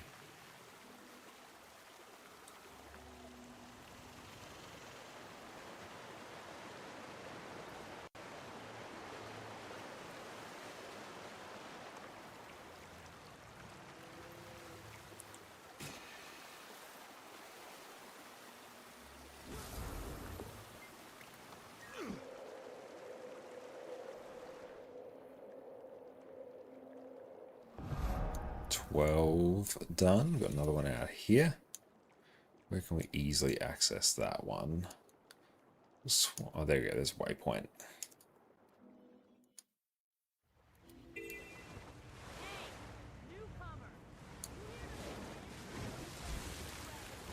And I think maybe after, I'm not sure if we'll definitely test Troubadour over the coming days, but I feel like we'll probably swap back to Conduit and then we'll continue working our way through some of the story and unlocking more masteries. I feel like that's what we'll probs do.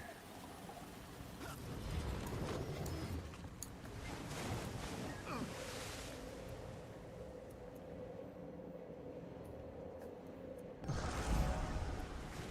think we've missed one somewhere. Oh, down here.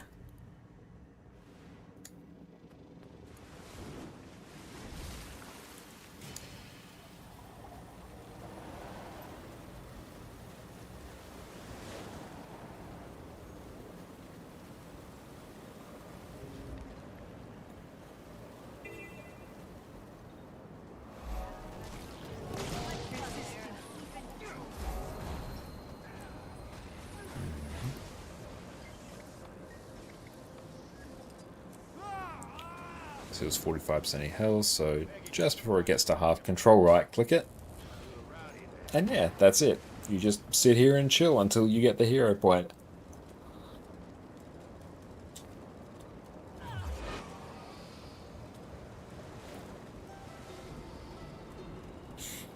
No, we're a troubadour here.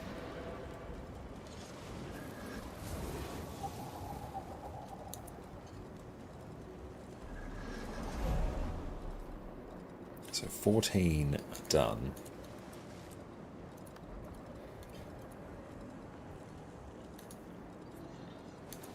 Starlit wheels. Get in for the meta. Bum.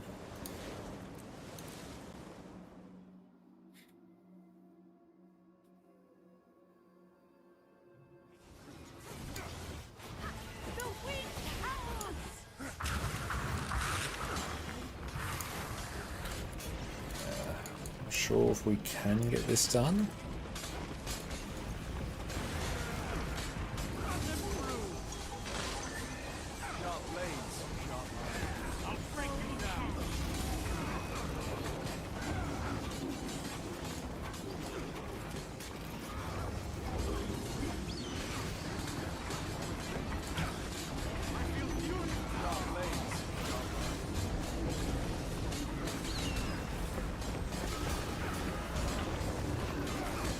The northern one's not getting done.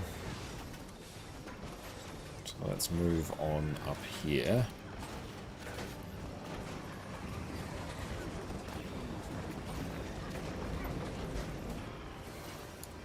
Oh, it's got seer architecture there. Did not know that. That's cool.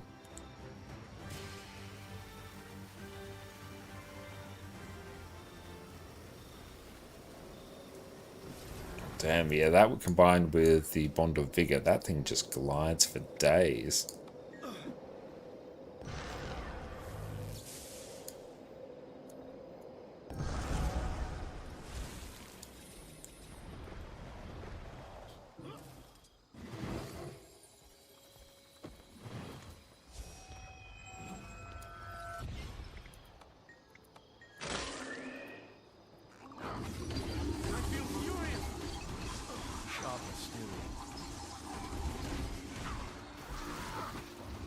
Dunskies.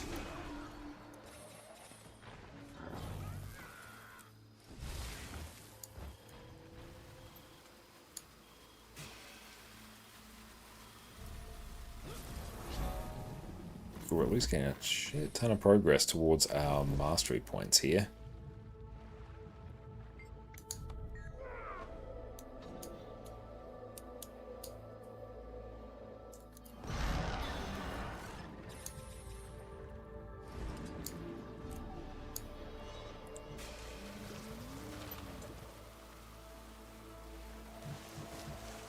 Playing on Linux? Yes, I've been playing on Linux for a few months now.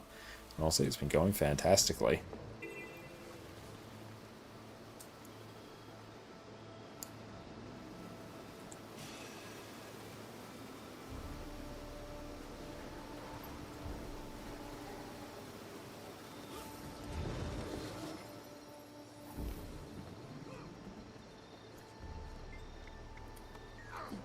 It's been rock solid.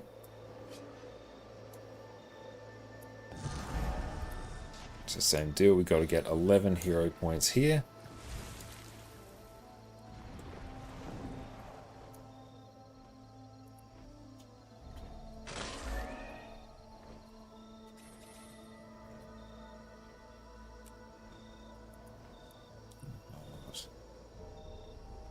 Gotta go up.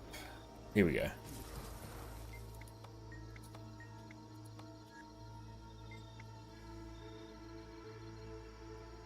So I think here we press the first button.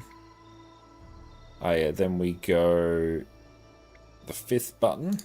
Then we go third button, then second, and then fifth.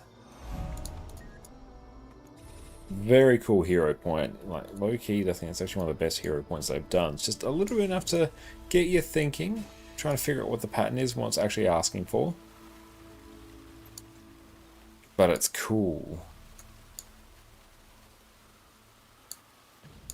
sorry that you play other games that can't work on Linux. That's unfortunate. The droppings are bad But yeah, like at least for Guild Wars 2, honestly, it's been a really good experience. I've been very happy with it. So much so that whenever I do have to like duck back onto Windows for something, I'm always a bit like, ew.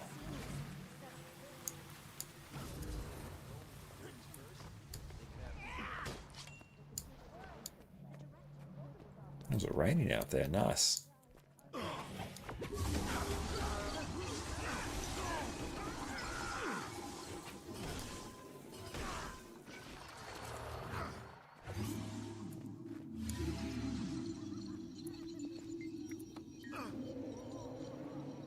beautiful. It is raining.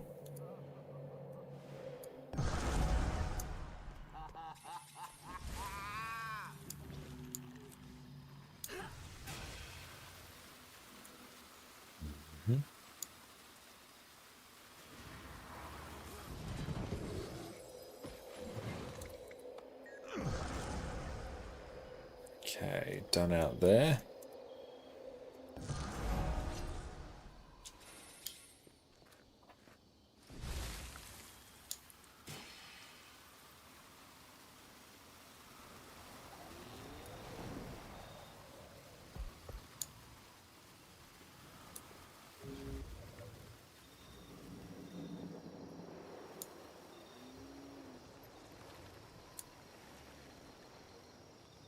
Yeah, we'll just go straight line and get this bit.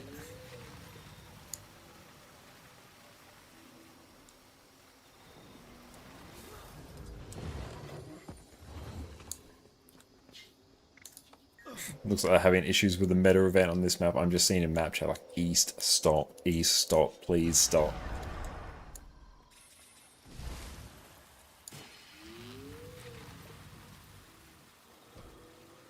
I love how generous these maps are with hero points as well. They really, really are.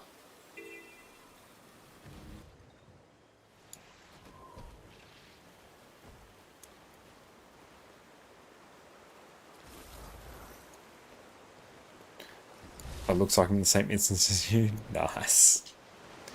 Yeah, it looks like they might not be having the best time.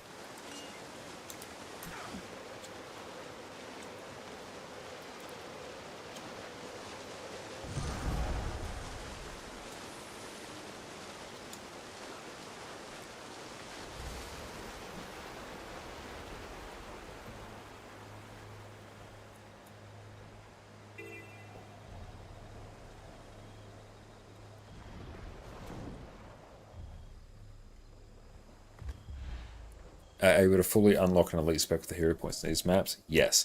You need 250 and you can get 300 from the first two maps. There's plenty, and they're all like really easy to get as well. These are not Heart of Thorns difficult by any stretch.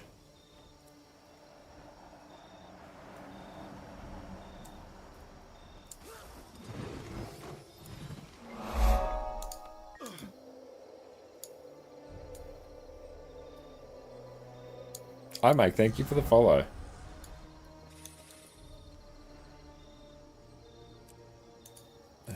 One more and that should do it.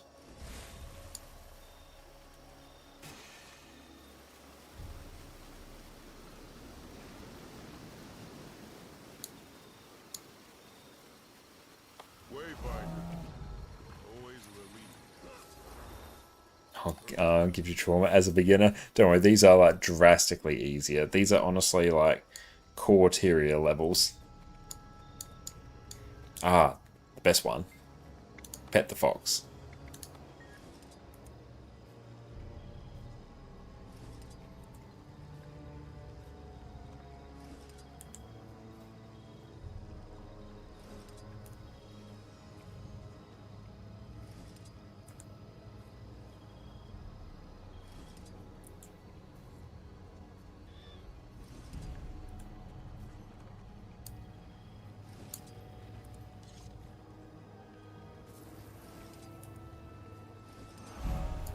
Okay, so that should be it.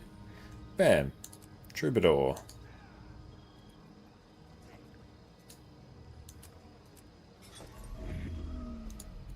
There we go, that's all unlocked. Let's see what we've got in terms of skills. Taylor Valley Marshal, nice. Curious to see what the actual builds are for this as well.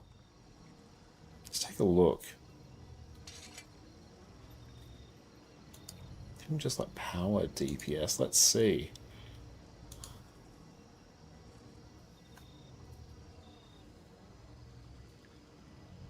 Okay, power Troubadour.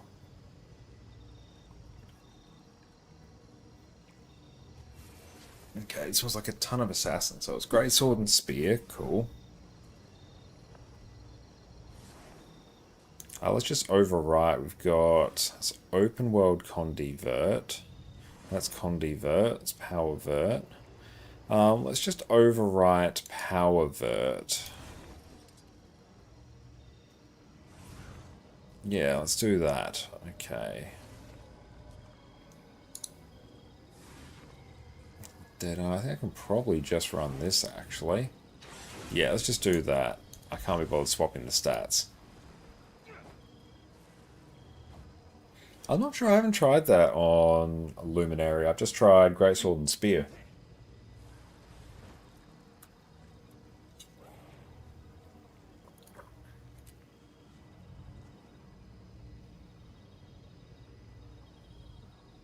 Oh, it's actually got a weird mix of infusions for this one. It's a Greatsword and Spear, so I'll grab a Spear here. Nice Force and Knight. I want to have a... Well, that's a bit cursed, but there we go.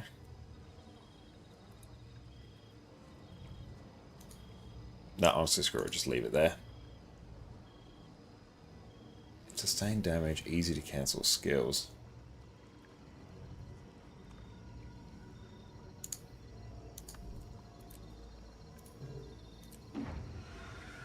Oh wow, it literally uses like all of these. Okay.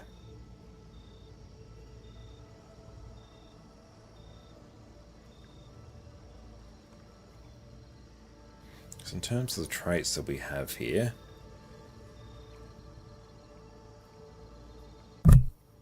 sorry, just hit our mic again. Build up notes instead of summoning illusions. Shatters replaced by instrument skills, which consume notes to continue playing. Gain access to tails. Oh, well, out of combat, you automatically stock a blade. I presume that's meant to be a note. Deafening drum. Release an additional quick wave after a delay. Deal damage to enemies you disable. So that's deafening drum there. Tails heal and grant protection. Clustering flute now applies torments. That's a Condi one. Symphonic resonance. Instruments provide bonuses while playing in the background. Okay, so drums. It's like basically +% to all stats for most of them. We get movement speed on drum, heal on the harp, endurance regen on the flute. The loot is like a ton of damage, 25% damage, 25% condition damage, and all stats. That one's like giga stack, so always going to want to have that one playing by it looks. Lively Loot, which is our first one, fires an additional wave to enemy. The loot's damage bonus is increased. Okay, yeah, that's big. Lively Loot and Crescendo grant boons to affected allies. So yeah, this will turn... turn this into a quickness build.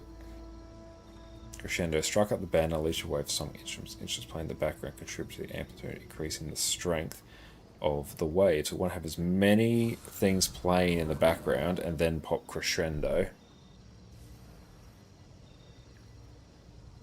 Some harp's distortion lasts longer. Strike damage nearby enemies is reduced while the harp is playing in the background. Okay, and the harp gives distortion.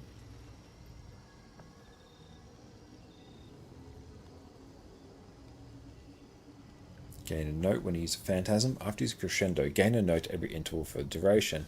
Gain increased attributes for each instrument you have playing. Okay, so that's where we get the plus stats on each. When using an instrument above the note threshold, create an after image that plays the instrument after a delay. So it's like Chrono Phantasma, but something else. Altered Chord. Crescendo prompts your last played instrument to take the spotlight, augmenting crescendo's effects. Playing an instrument recharges crescendo if a note was consumed. So you get more damage from the lute, confusion on the flute, daze on the drum, and more healing on the harp. That's just damage and condi. That's my fury and quickness. Okay, so we want to get the flute will grant you notes. So let's try. So this one is with the lute playing.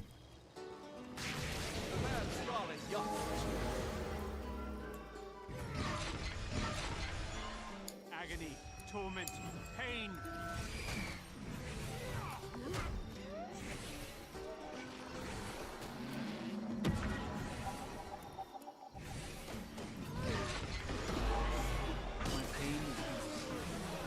Do you ever get FOMO on Guild Wars 2 or even the past when playing Guild Wars 2? I definitely used to. Like I used to always want to try and do everything, always log in every day, or I feel like I wasn't getting the most value that I probably could.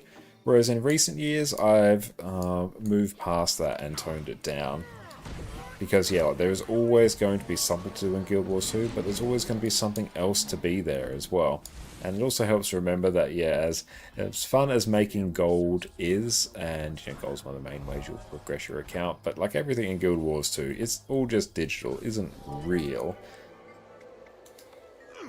A fear of missing out. Like, you feel really bad if you don't play for a day, or you don't, like, you know, capitalize on a limited time event or something.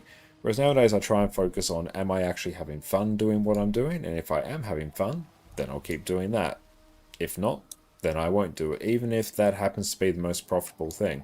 Like lab farming at Halloween. It's quite profitable to do. Very, very easy way to make gold. I can only do it for about, you know, an hour or so, and then I'm like, I'm now done for the year. I do not want to do any more of it. It's not how I want to spend my time in Guild Wars 2. I want to do what grants me the most enjoyment.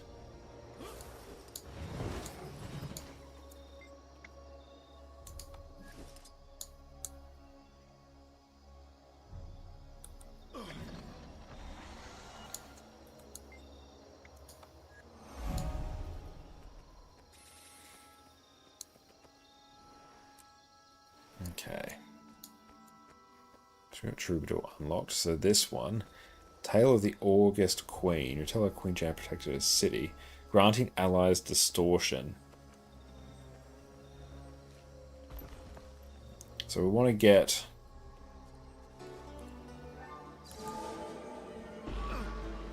Council held, times most dire. Things up. just looking. How's it going?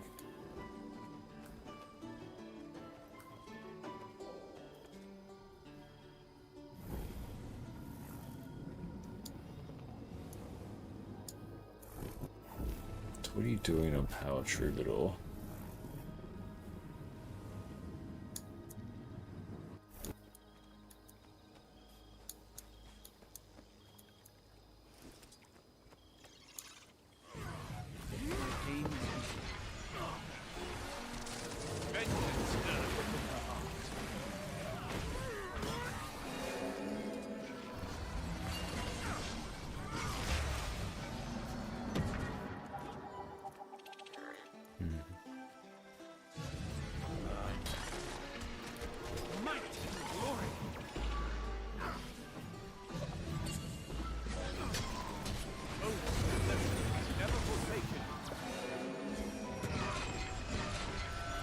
Okay.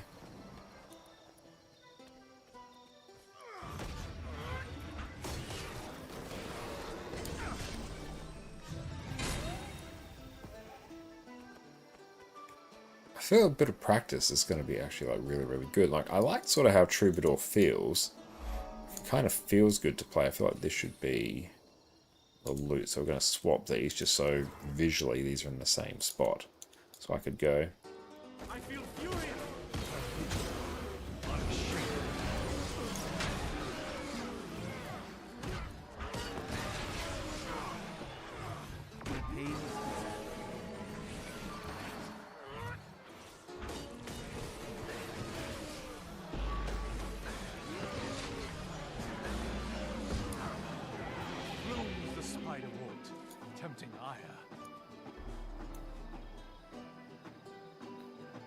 Yeah, I like all these effects. They're cool. Pocket Arachnomoth.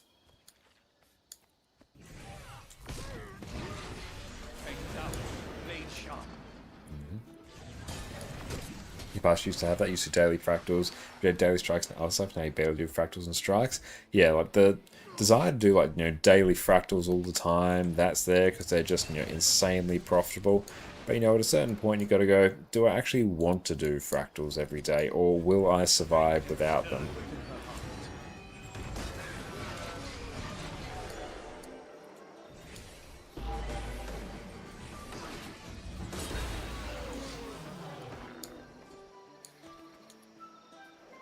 Okay, so that's basically unlocked, which is good. I'll take a look on maybe an amalgam or something. We'll just see. I know which character I'll probably get amalgam on, so I just need to check. This one I think is probably not going to have a whole bunch here, but that's okay. I think I got probably like a scrapper or mechanist set up. Let's see. That's a mechanist. Okay, we've actually got like 60 points, which is good. We might do that a bit later. Oh, we'll actually just do this Griffin adventure. Daily Fractal Drive 5 years now, well done. I mean, I still really enjoy fractals when I do them. It's just a matter of, like, I have a limited amount of time to play Guild Wars 2, and there'll be things that I want to do that will push me towards, whatever goal that I'm working towards, be it legendaries, be it getting, like, strike, CM, kill, or just some sort of fun goal that I've set for myself. And sometimes fractals might be amongst that, and sometimes they might not be.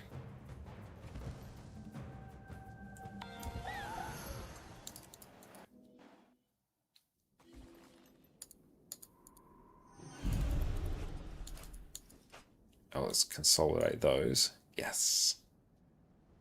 Bad Size, how's it going? Great to see you. How are we sitting on spirit shards as well? We're gradually getting back up there. That's good. I'm going to have to buy more provision tokens. Does anyone know if you need provisions tokens for the new legendaries? Are they a thing that you need? Sven, how's it going? Great to see you.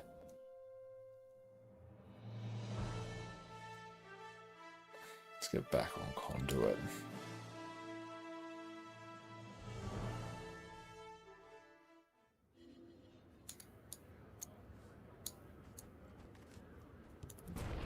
Yeah, I was doing Conduit shenanigans on this one the other day. Yeah, we're going to have to actually tidy up some of this unidentified gear now. Exploring Castora all day. Awesome. How have you been finding it? Salvage that, and then we can sell this.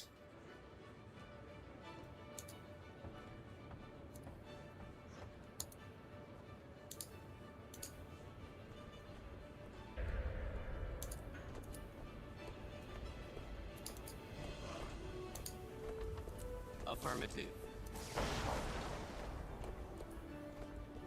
Being a Paragon. How have you found Paragon? Yeah, I tried some Paragon like earlier today. And yeah, the healing is like really, really chunky.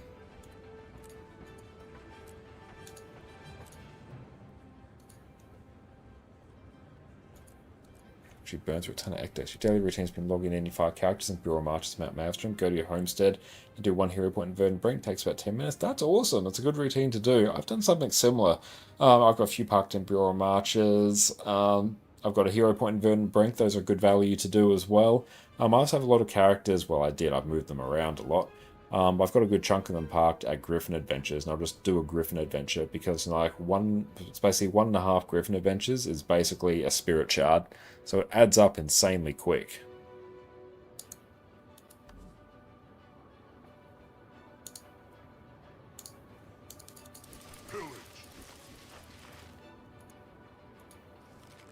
It feels virtually unkillable. It kinda does. It's actually really crazy. It's an Omega healer, I think. Consume some of this.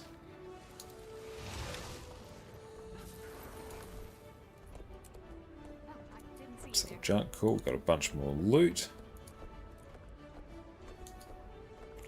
And let's, yeah, I know we've got that unlocked now. Zoom. Sell. Another bit of gold.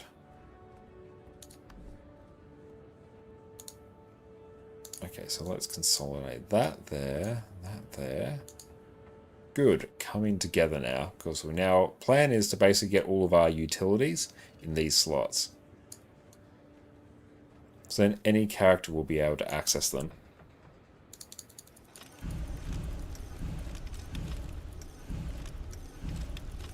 How's Conduit? Overall, I'm enjoying Conduit. The damage on it is substantial, to say the least. It's almost certainly going to get nerfed in the near future. But like at the moment, it's good. It's real good.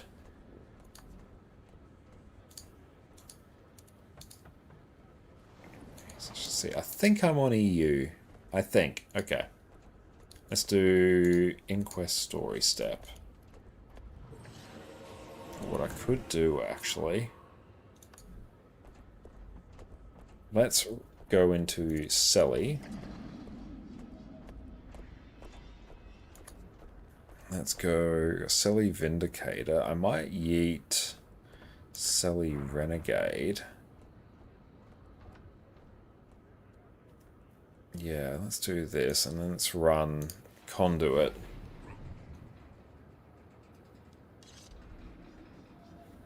We want a bunch of Swiftness, Regen, and Vigor. That's good. Gain Affinity.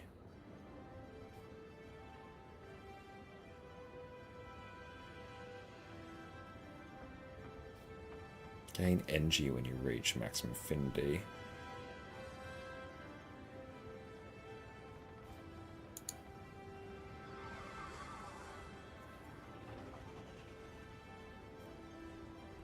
I'm curious to see what Heisen was running on this.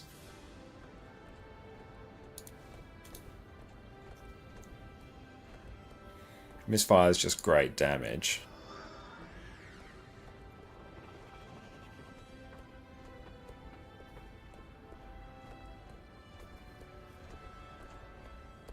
Oh, I need to get actually...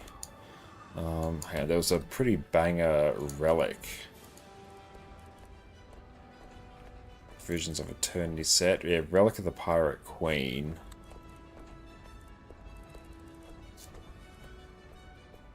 / wiki, Relic of the Pirate Queen. This one was like bastard.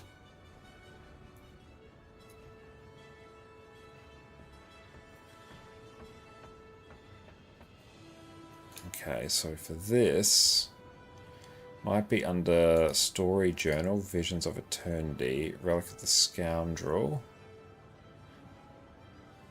Oh, so Act 2. Relic of the First Revenant, incoming condition damage, reduction when you have resistance. That's pretty good, actually. Thank you for that, Sven. Appreciate it. Yeah, that would be really fun for me to try out. Thank you. We're trying Spear, Hammer Paragon, Circuit Armor Weapons, Pack Runes, Divine Trinkets, and Mistburn. Nice. And thank you for the stretch as well. Yeah, I'm keen to find where to get that new relic. Yeah, let's Google it. Guild Wars 2 Relic of the Pirate Queen.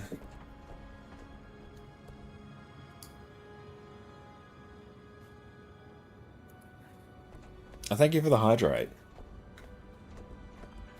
Let's see where we get it.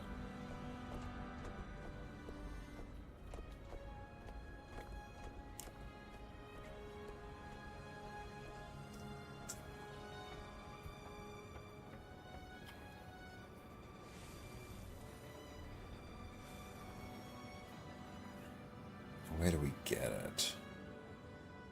Oh, Shipwreck Strand Mastery Achievement. Okay.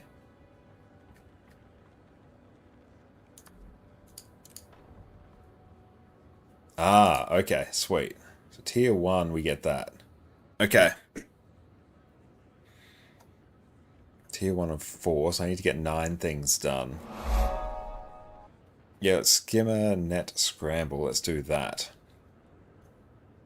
Yeah, let's track this, because I want to get that, because that looks hype. Oh, it says in the Relic Collection Achievement. Okay, good. How you liking your leads? Overall, I'm enjoying them. think the one that hasn't really grabbed me, I think so far, has been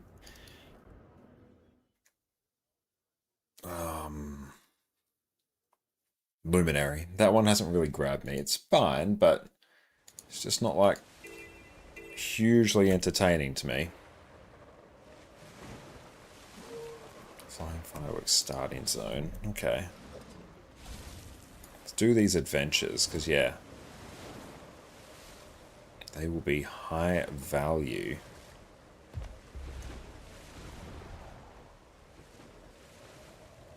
Come set off some fireworks. These castaways could use a morale.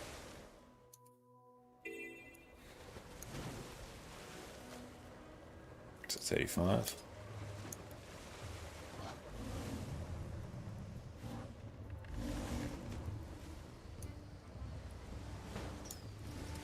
Ah.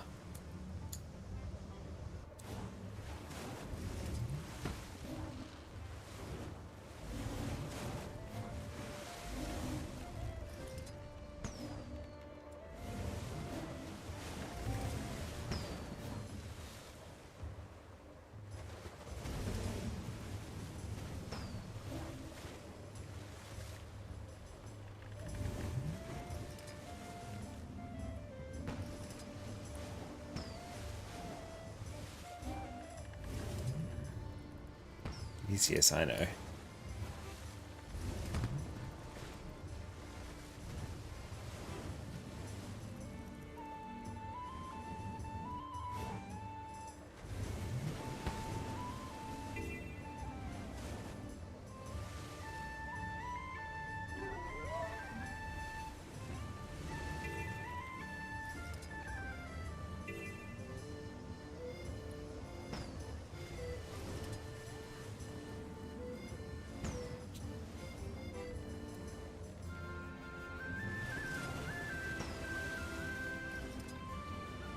Oh, I haven't actually looked at the VOE supply drop yet. What's included in it?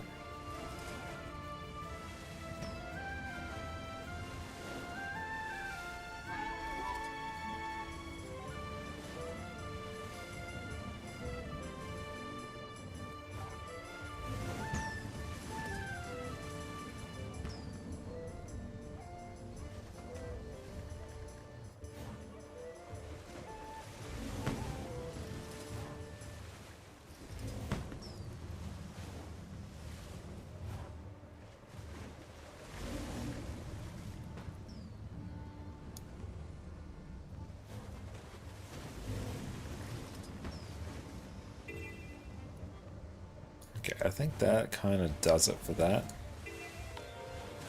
So we got gold there.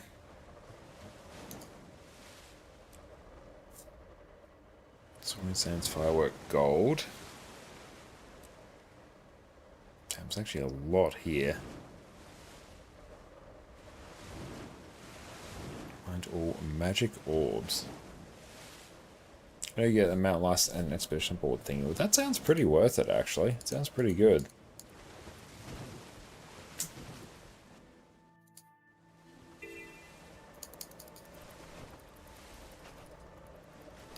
What's that? Oh, for a pair of Restless Captain's leggings. Nice. I think those are worth quite a bit of gold. Not bad. Let's go 200.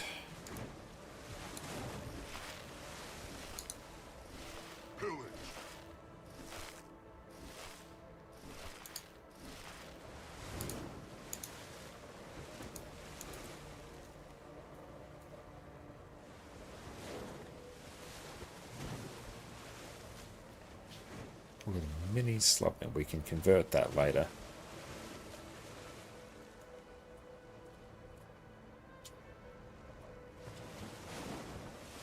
I got that from doing one of the adventures right there.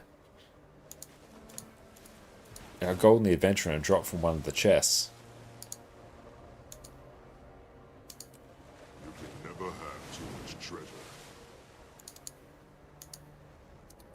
We have completed the task at hand. That's pretty sweet. Okay.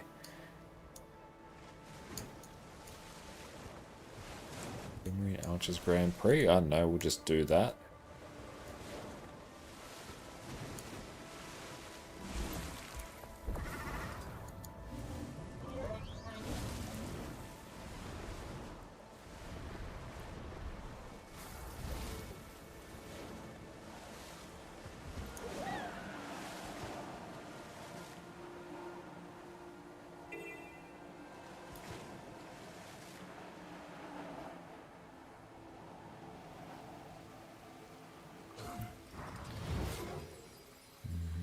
Oh, is that option in... I'm not sure if that's an option in Guild Wars or if that's an option in, like, Nexus. I think it is. It could be in the unofficial extras one. It'd be like, Alt-Shift-T, extras, extensions, unofficial extras. Yeah, it's like move wiki option to top of the context menu. We don't have Nexus. Do you have Arc DPS?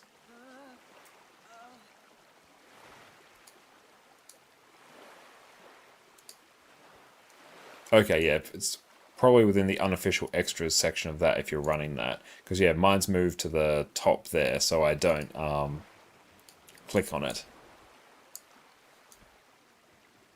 And swimmers that race around the waters. Watch out for swimmers.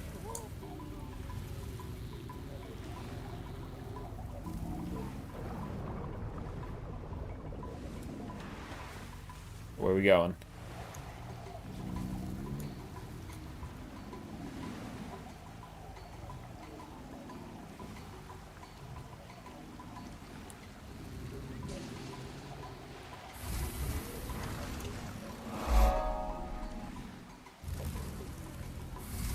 So we'll watch out for those. T-Bones, thank you for the follow.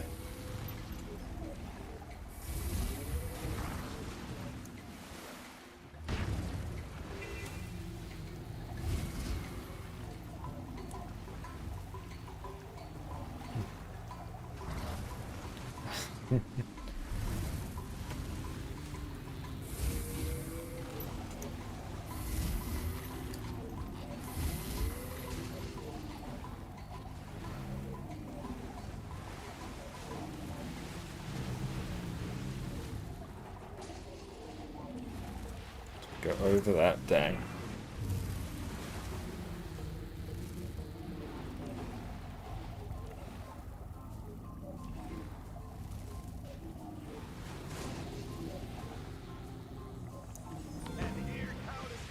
Let's go again.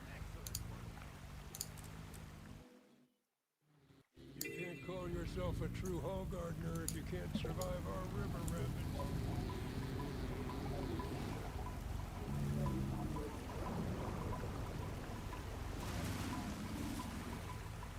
Oh, hang on, we did the wrong way. How to get the glider booster? You can buy like a tier 1 version on the trading post and then you upgrade it at a Jade workstation with some research notes, and to get the tier 3 version you need to get an item that drops from one of the strikes.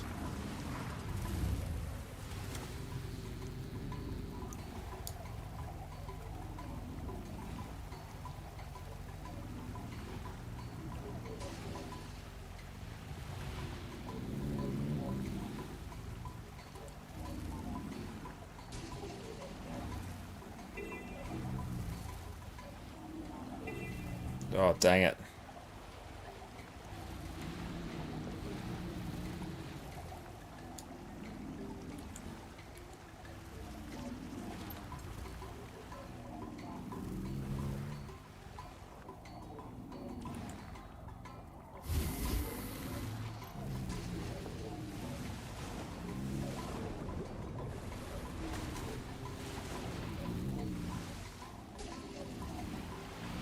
You'd be too big to be going this fast. It's the size of the bugs in Australia, so I'm feeling right at home.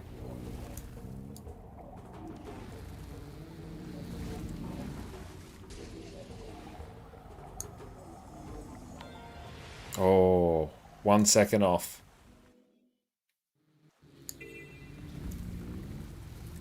Watch out for swimmers.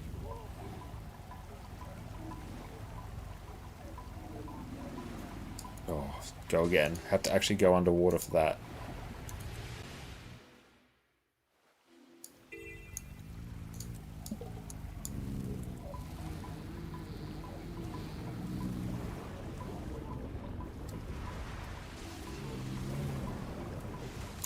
Went the wrong way. It's always left after that. If we mess that up, we're probably not going to get it.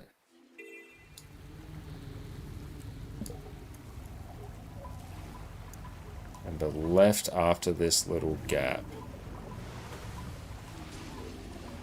There we go. We just saved ourselves much time.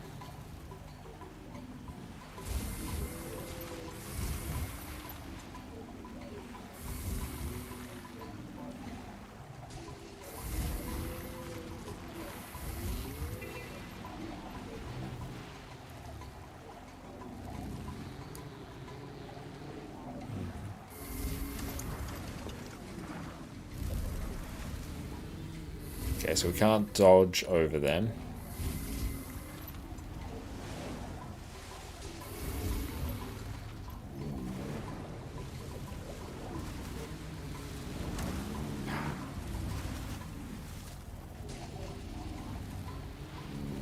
Yeah, unbelievable.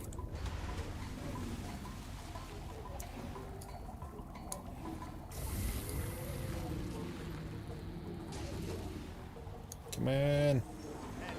10 seconds. Okay, perfect. That's that done.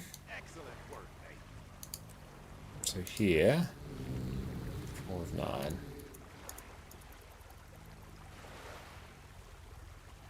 It's Kiwi. It's cool to hear an Aussie accent stream as opposed to American and European. Nice. Oh, I'm glad you're enjoying it. And hello from Australia. Okay, so we get mastery points for this. What do we get down here?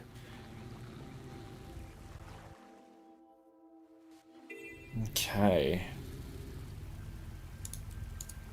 So that one's done. So we need to do more achievements.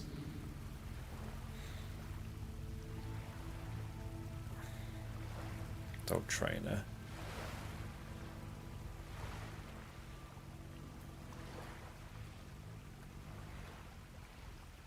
Okay, underwater events.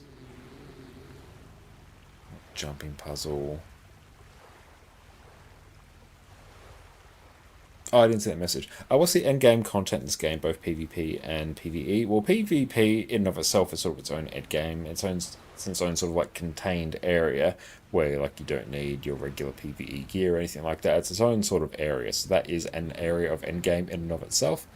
In terms of PvE, you'll have raids, strikes, fractals, open world. Basically anything you can do post 80 is somewhat classed as endgame. And you have world versus world as well, which is large-scale open-world PvE, which is something you can really only properly partake in once you are level 80. So that's another form of the endgame. So there's a lot of different areas. If we do this, we can get 3. They'll get us to 7. But Guild Wars 2 has a very well sort of populated endgame. So you're in good hands. Skimmernet Scramble, that's here.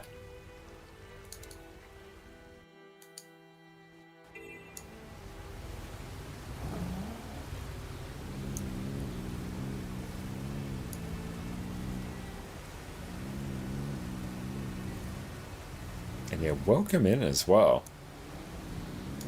Should I like the world map? Oh yeah, like the world map in Guild Wars 2 is huge. I mean, this is just like this expansion area here. Yeah, we got like Corteria all through here. We've got Heart of Thorns here. Living World Season 3, kinda in this region. Path of Fire. Icebreed Sagas up here, Janthia Wilds here, Secrets of the Obscure over here, Canthers all down here. There's so much to see and do in Guild Wars 2. Hey, newcomer. Know how to ride a skimmer? You can clear all these nets out of here? And Amalgam will definitely be one that we're playing next. Destroy nets by dashing through them.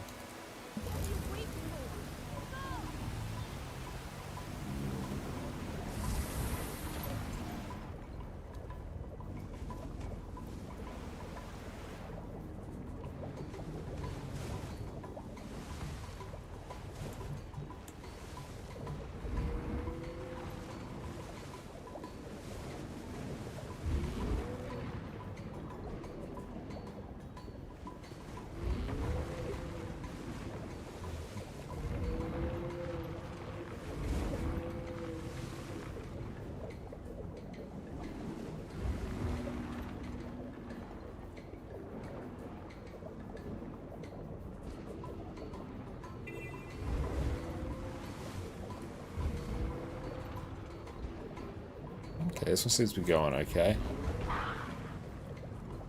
Oh yeah, Gale Shot is really, really cool. Did I get that one? I didn't know.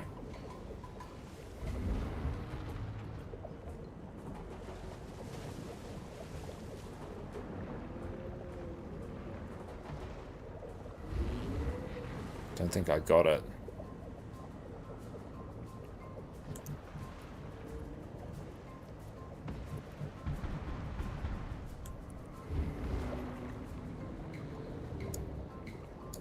What kind of engineer am I? I'm a civil engineer.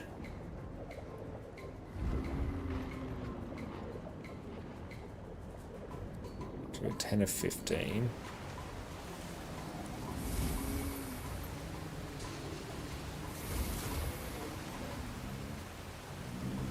Axonite, thank you for the follow. Did that not get it? Don't think it did.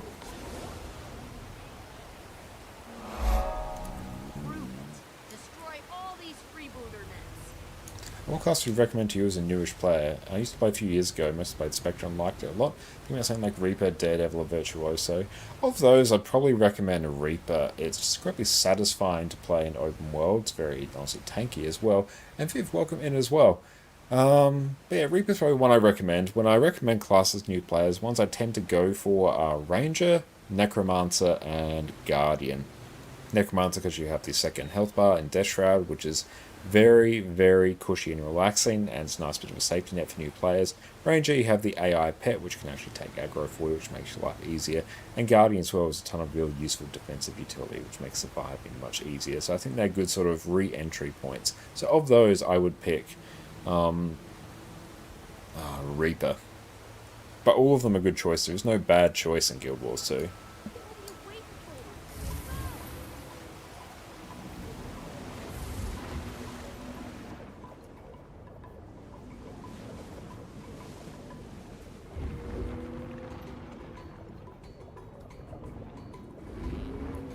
Missed it. Structural. Mostly doing the civil side. I did a bunch of like road design, traffic engineering, bit of hydrology as well. Did like structural engineering at uni, but yeah, never really took to the actual structural side of it. Oh, you're in aerospace? Hell yeah. Are you looking into Guild Wars 2 now? Yes, now is as good a time as ever, especially with an expansion just out. Now is like a fantastic time to dive into Guild Wars 2. You will not regret it. Oh, I missed it.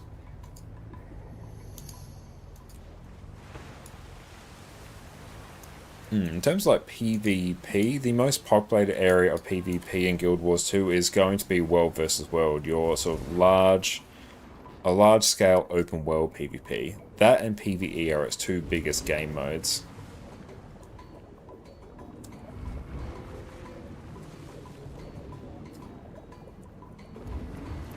Missed it. Gotta hit them all if we want these achievement points. Axonite, thank you for the sub, mate. I appreciate that.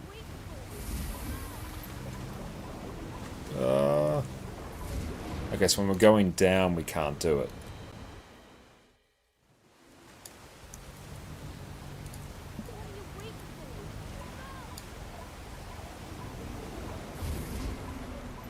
So we did just get that. Down. So we'll line it up, dash through. Oh, the speed. Look at us go. Oh, did we not get it? Ah, oh, dang it.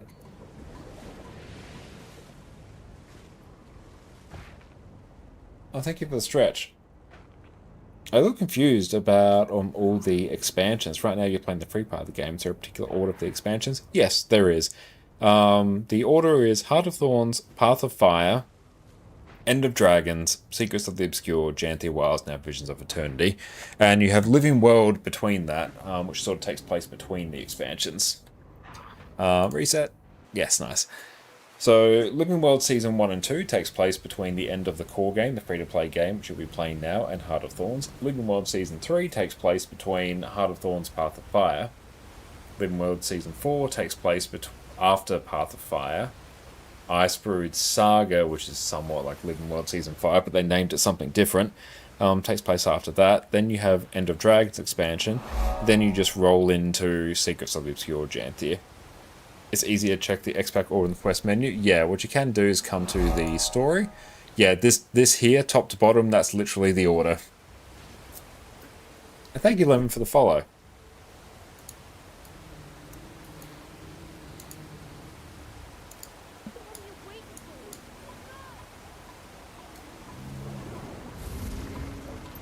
Got it.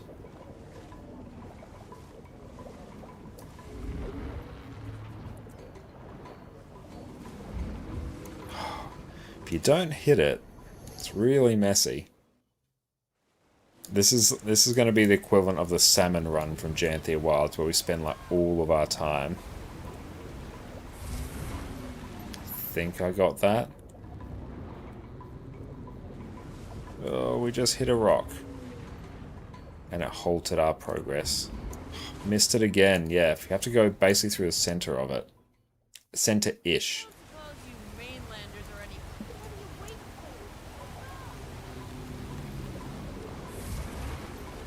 Nice, that technically got destroyed.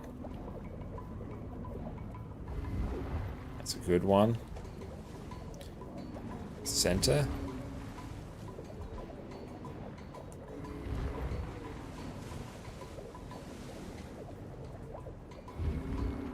Did that not do it? Oh, it didn't. Yeah. Ah. Yeah, if we missed that one. I need the mushrooms. I want the relic. We're on a side quest now. Side quest to get the relic, and we're just sort of tunnel visioning this. Let's go. Got him.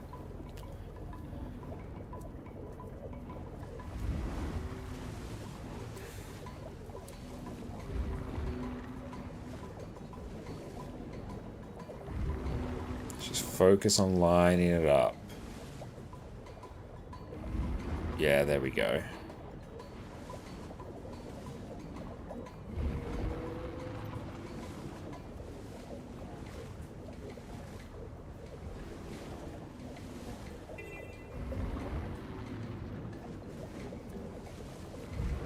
Got him.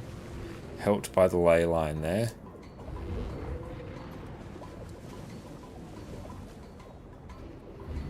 Oh, dang it. Hang on. Might be able to... There we go. Okay, we didn't lose too much time. Yeah, they have added a ton of spear skins, which is awesome. Oh, come on. We're stuck under... Oh, we're stuck under a rock. We can still probably do this in the time.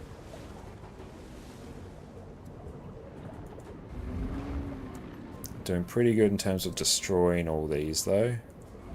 Dash through. We get that? I think we did.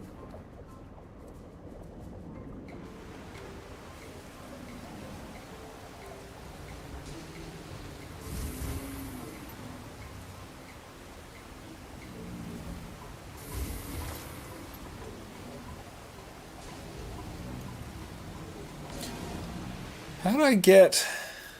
Did I miss one? How you find Conduit so far? Overall, I'm actually quite enjoying it. I think it needs a few more, just little tweaks to bring it in line. I'd like to see some of the cast times on its skills sped up a bit, because it can feel a little bit heavy to play. Like, it's very easy to cancel certain skills. So I'd like a bit of a change there, but overall, I'm enjoying it. Reset. It's a way to get to VOE with that story teleport to friend. I'm not sure. I believe there may be a portal somewhere in Lion's Arch, but I don't know.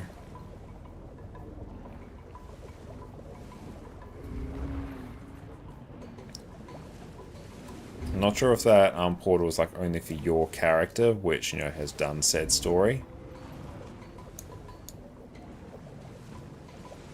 Yeah, use a friend or use the LFG. The LFG is going to be like popping off for a while, so just like join up on any group in those maps and you'll get to where you need to go.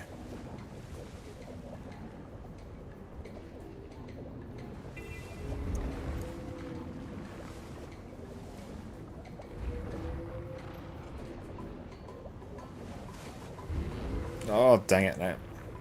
Come here. There we go.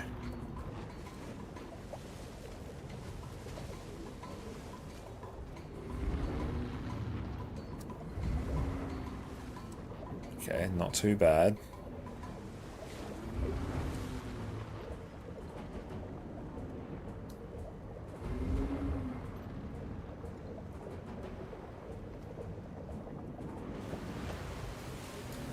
Don't tell me I missed one. 14. Oh no, I think we're okay. Oh, come here. Oh, its turning circle when you speed it up is like so ridiculously big. Come here. Okay, it's 15.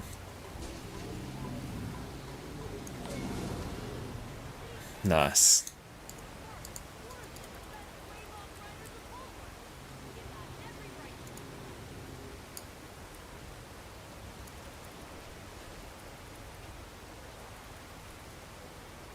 Excellent. Okay. So that gets us Shipwreck Strand Mastery. Earn a gold medal on the Castora King Crab adventure.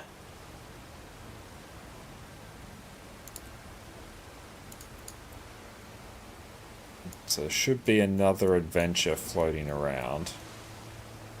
I don't really care about the meta event popping off right now.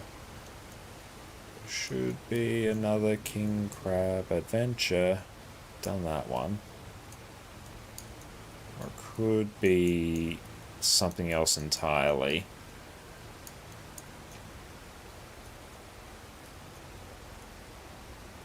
I feel like it might be, because I'm not seeing anything else here that looks like another adventure.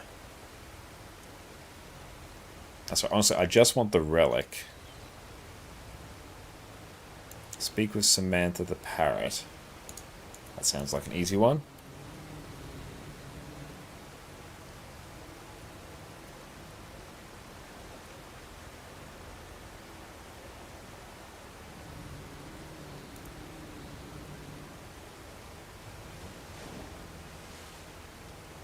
Okay.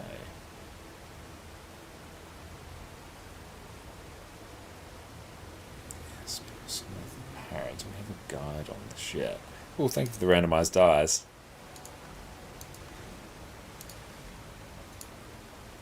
It's not too right. There we go. It's different now.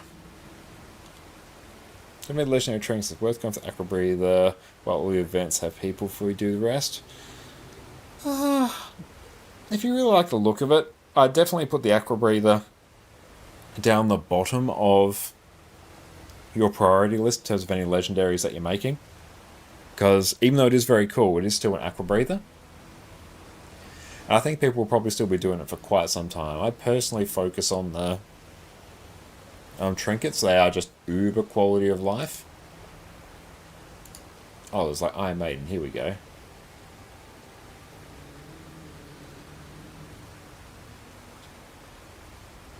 Yeah, even Iron Maiden's not on it just yet. Strand Mastery achievement. Let's try Dyad. Okay. So there is a gold medal in the crab fighting adventure.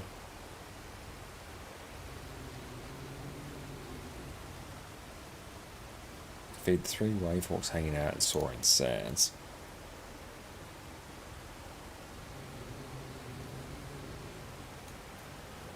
So where is Soaring Sands? That's here.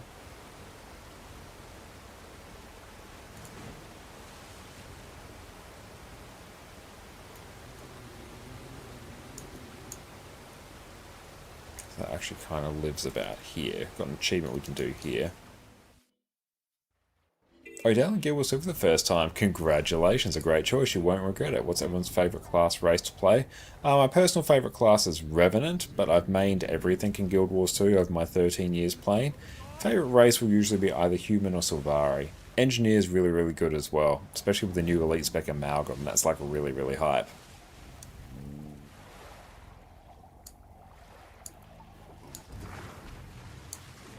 Wavehawk treats.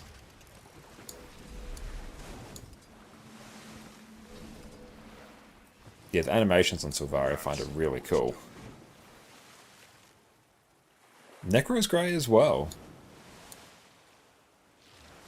Hey, thank you so much, Imber, for the sub. Appreciate you. Okay, I just need one more Achievo. Samantha the Parrot. They will live right about here.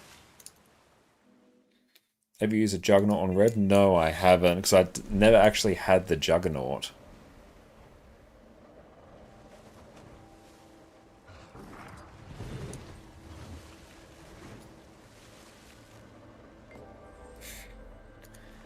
There it is. That's what we want.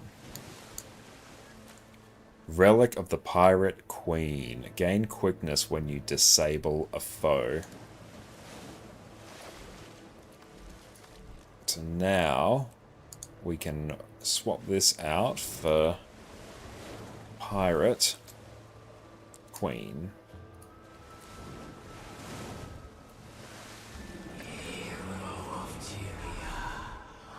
Okay, so in terms of our stuns,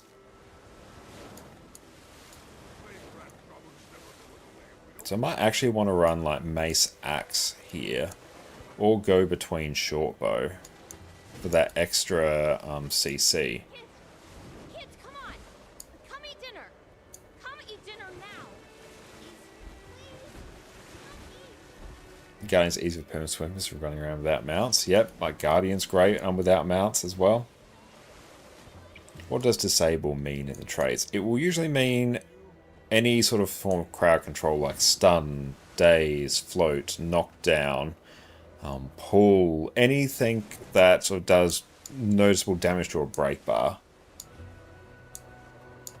Okay, so now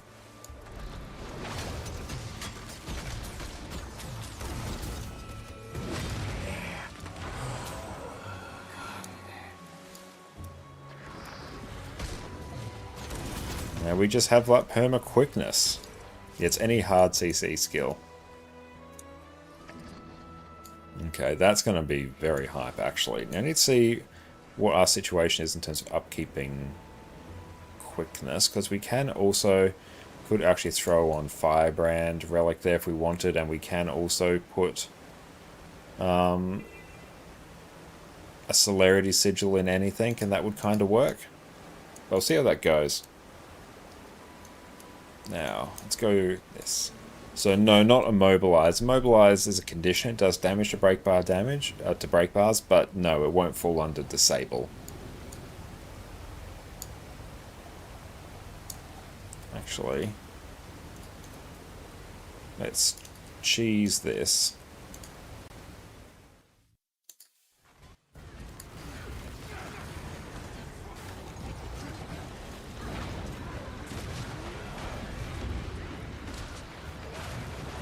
Before the platform's even loaded in. There we go. The joys of the fast loading add-on. Thoughts on Luminary? It's a bit meh, I think, honestly. Like, it's fine, but yeah, it's not a particularly interesting one to me.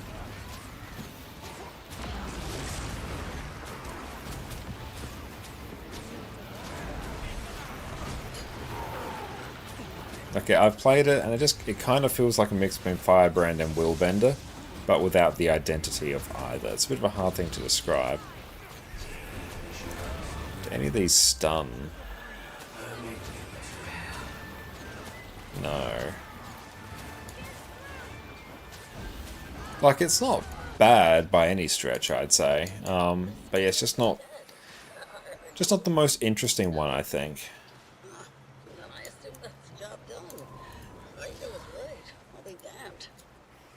That's more like Hollowsmith now. Actually, yeah, it does kind of feel a bit like Hollowsmith.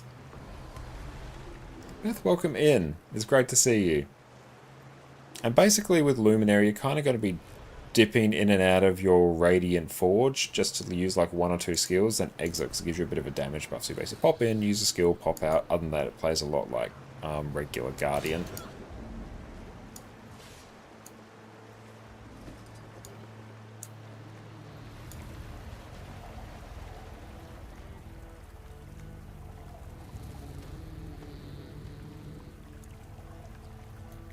let's go down here.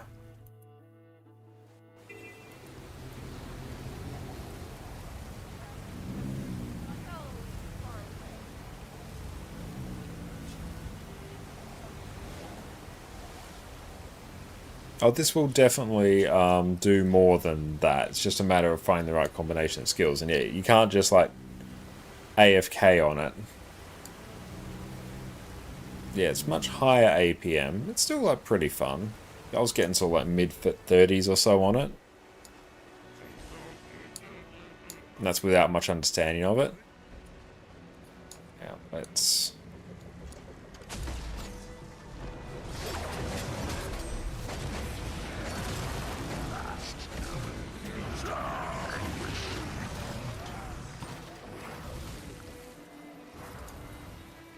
Excellent. What we're going to do now is actually take a break, go stretch our legs. So we'll catch everyone in a few minutes. So enjoy a video in the meantime.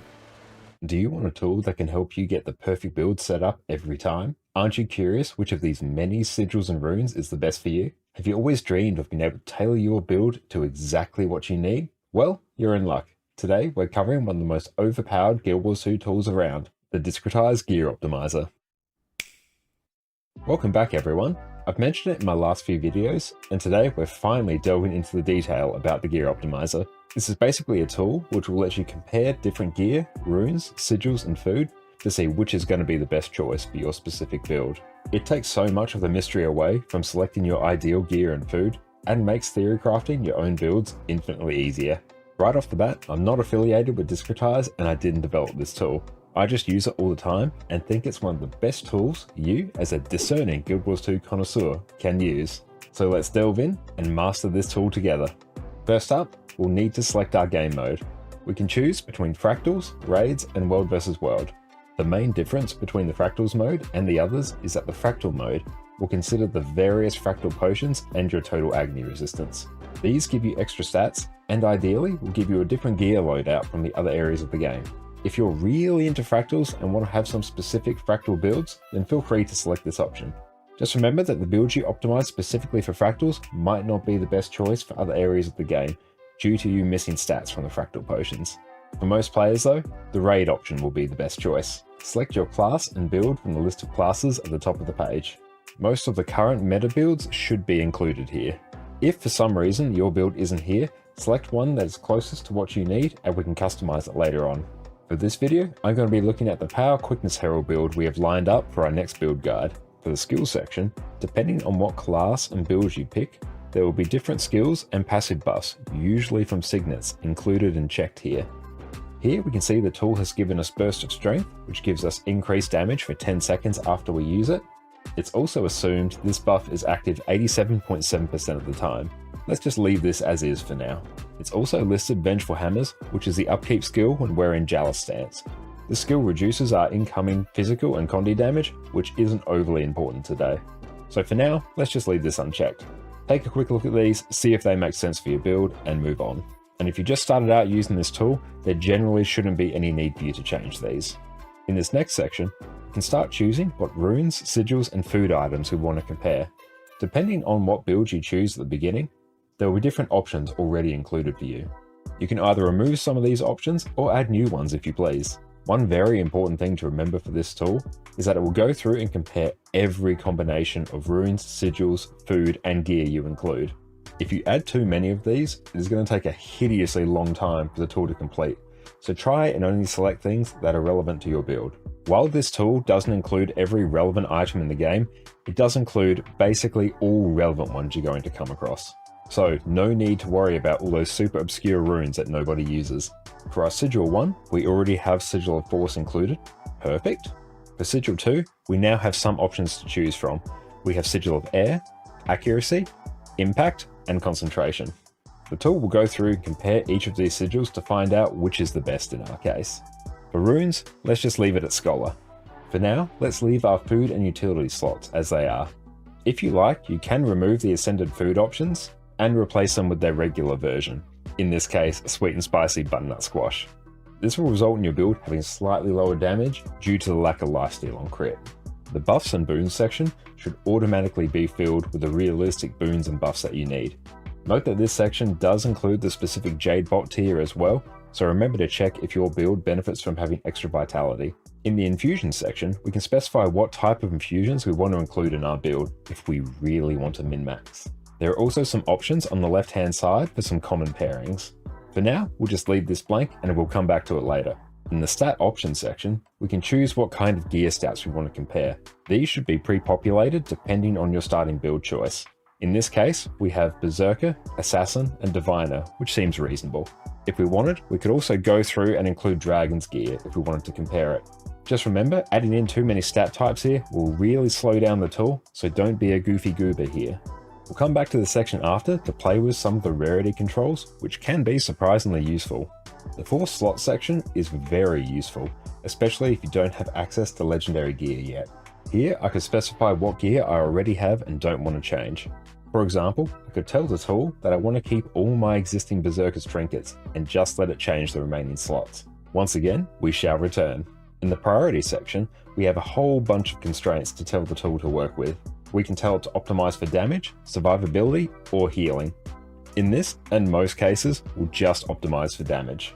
We can tell it what type of weapon we are using, either dual wielding or two-handed. In this case, I'm just going to leave it at dual wielding. We can also tell it to give us a minimum level of health, maximum level of toughness, and a whole bunch of other stuff. Here though, we can already see that it's specified a minimum level of quickness, this being 30%. In my case, I want to hit a slightly higher boon duration of 40% just to give me a bit of extra buffer for my quickness. And with that, we're ready to calculate. Go ahead and press the button and watch your results come in. The tool has gone through and checked every combination of gear we threw at it, and has spat out what the highest damage version is going to be. There's a handy little star button next to each one of our results for us to save later. Let's just go through and save our number 1 option for later. Scrolling down, we can see the specific gear and the final stats for our character in a much more user-friendly way. There's also a share button where you can specify what kind of weapons and skills you are using. It will then spit out this lovely summary page, which you can send to your friends, family, and co-workers. Now that's more or less the basics of the tool covered. You're now ready to go forth and make countless versions of your very own builds. For now though, let's have a little bit more of a play. By default, this tool will use Ascender gear in every slot. But what if we don't have Ascender gear, like me on my alt account? Let's go back to the stat options area, click on the show rarity controls option, and click this little box, so that every slot will use exotic gear instead of Ascended. You can also specify this for individual slots if you wanted. Let's recalculate. We'll quickly save our number 1 result. Here we can see that we have a build that still gets us to 40% boon duration, but uses a different combination of gear stats, as well as a sigil of accuracy instead of air. If you want to see what the best infusions for this build are, let's switch back to Ascended gear and click one of the options to add in infusions. Here I'll take a look at some power and precision infusions, very common for power damage builds. Click calculate, save our result, and then we'll compare. If we click the Show Infusions button, we can see that our build uses 12 Mighty Infusions and 6 Precise Infusions. This is very good if you want to min-max like a cashed up DPS goblin. We can also force it to use only Berserker's trinkets. So let's go back to the 4 slots option and tell it to only use Berserker's gear for each of these slots. Here we can see that our Berserker's trinkets only version is only 57 damage behind our last fully optimized version with infusions. We even use the same number of infusions as before. All in all, not a bad option. Before we go, I'll quickly touch on the expert option. Go to the gear icon at the top right of the screen and toggle on the expert option. Here, we just have some more options to tinker with that were running behind the scenes before. In the trait section, we can see the specific traits for our build. If your version of a particular build has different traits, just go ahead and make your changes here. You also have specific uptimes for each trait as well. You can usually leave these at their default values. Very smart people have very carefully selected these so you don't have to. We can also now see the skill coefficient section. These values have all been pre-populated by very experienced members of the community. Why thank you, Umbra. I won't go into detail here, but these coefficients basically represent the combination of your damaging skills and the effects used by your character in its rotation. Think of them like proportions showing where your damage comes from. For 99% of you, and me, just leave these as they are. Lastly, we can also now see the target settings area. This lets us customize how much a boss moves, which impacts torment damage, and how often they attack. which impacts how much confusion damage they take. If you want to get an idea of how well your build performs on specific raid bosses, feel free to move the sliders as you see fit. If you just want to know about golem damage, however, just leave the slider down at golem. And with that, you can now tinker with different builds to your heart's content, and fully customize them to suit exactly what you need. I use this tool every few days, and me, being the massive nerd that I am, love messing with all these different build combinations. I even used this the other day to gear up a Condi Virtuoso on my alt account in full exotic gear, which ended up looking very different to the version we talked about in our last guide. I also used this just the other day to fine tune the Power Quickness Herald build we'll be covering in our next video. So go forth, tinker away, and if you have any questions, ask away down in the comment section below. Our Discord is also linked down in the description if you want to nerd out with me about just how cool this tool is. Thank you all, and I'll catch you all next time. Do you want a tool that can help you get the perfect build set up every time? Aren't you curious which of these many sigils and runes is the best for you? Have you always dreamed of being able to tailor your build to exactly what you need? Well, you're in luck. Today, we're covering one of the most overpowered Guild Wars 2 tools around, the Discretized Gear Optimizer. Welcome back everyone. I've mentioned it in my last few videos, and today we're finally delving into the detail about the Gear Optimizer. This is basically a tool which will let you compare different gear, runes, sigils, and food to see which is going to be the best choice for your specific build. It takes so much of the mystery away from selecting your ideal gear and food, and makes theory crafting your own builds infinitely easier. Right off the bat, I'm not affiliated with Discretize and I didn't develop this tool. I just use it all the time and think it's one of the best tools you, as a discerning Guild Wars 2 connoisseur, can use. So let's delve in and master this tool together. First up, we'll need to select our game mode. We can choose between fractals, raids, and world versus world. The main difference between the fractals mode and the others is that the fractal mode will consider the various fractal potions and your total agony resistance. These give you extra stats. And we're back, welcome back. And yeah, that was the Discretized Gear Optimizer. Absolutely fantastic resource. Oh yeah, and most other sites will be a bit bonked at the moment until the API is back up. That will be back up like later today or tomorrow, depending on your time zone, I guess. So we simply have to wait it out.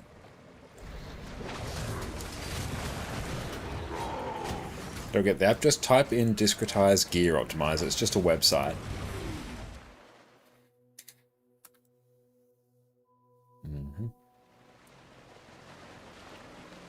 Discretized Gear Optimizer. Well, I think the improved conduit. It's definitely in a better state than what it was before. Let's put this in raids.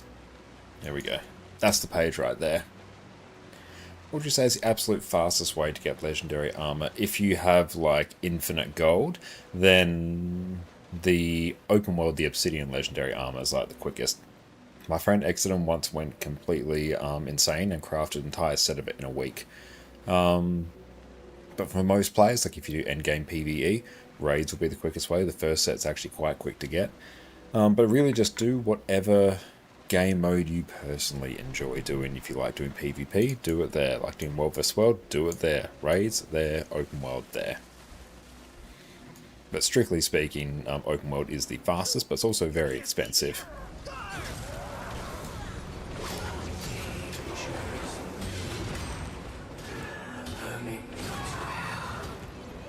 And if you want a good world versus world build, the website Snowcrows actually has a whole bunch of world versus world builds there.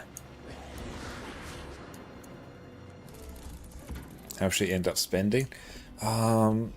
He didn't actually end up... Well, he ended up spending probably around about sort of 3k-ish gold, I think. You can like speed it up even more if you have like a absolute ton of gold.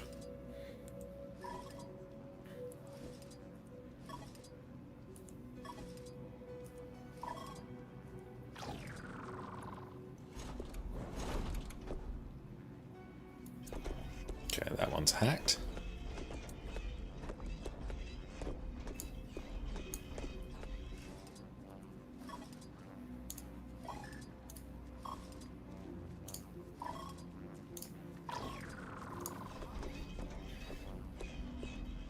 A fish version of the legendary armor set. That is awesome. Congratulations.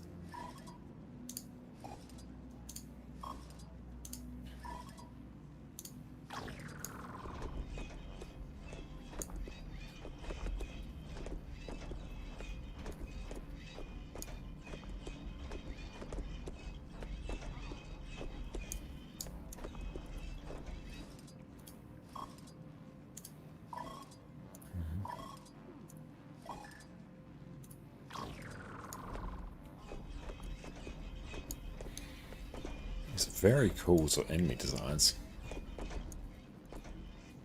The easiest or fastest legendary to want to get. I'd broadly say it would be Ad Infinitum, the Fractal one. It actually doesn't take particularly long to get.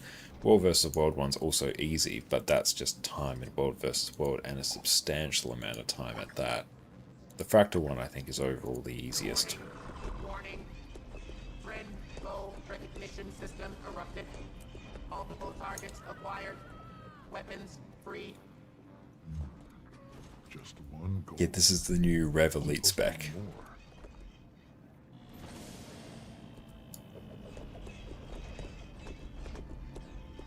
I doubt he wants you dealing with this personally, Sim. Let your underlings handle it. Delegate. Fearful of getting dirt under your claws, Kuda? Biomancer. I prefer a hands-on approach. Besides, this is an opportunity to assess the Oh, that's just legendary effectiveness backpacks. Yeah, like the Fractal gloves are like insanely quick to get. This is a waste of our time. We have subordinates for a reason.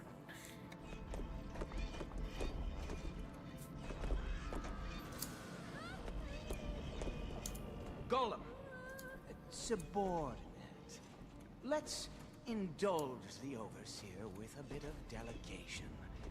Open the animal pens. Creation 7, Creation 5.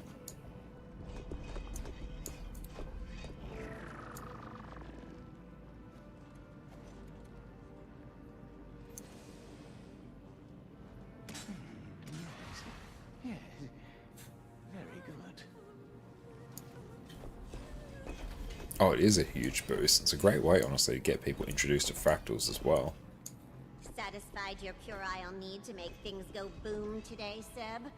Let's get to the mission at hand. You think to order me, Overseer?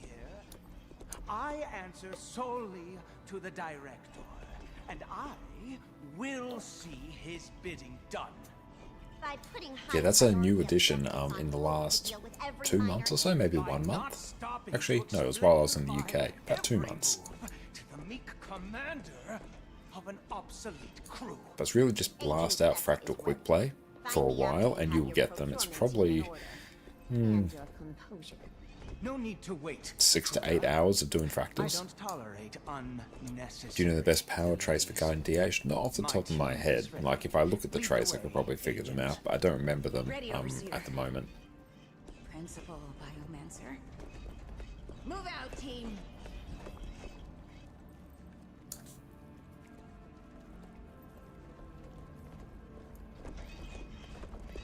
Warning.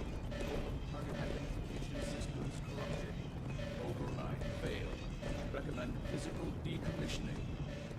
Pack took its sweet time. Fire? Burn me.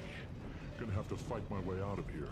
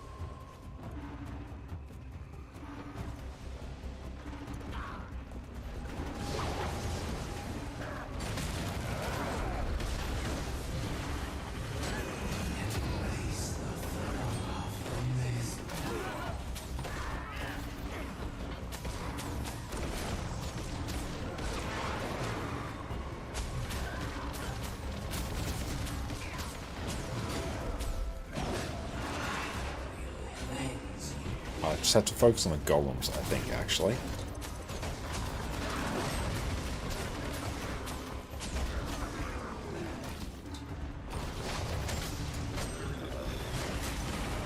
Having access to quickness here is really nice.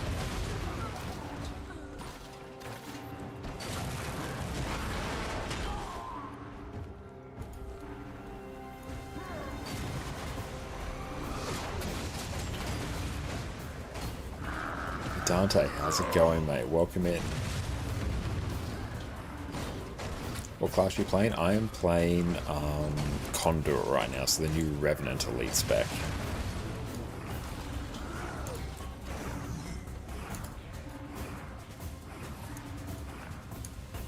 But I really love Revenant. It's my favourite class. Hades, how's it going? Great to see you.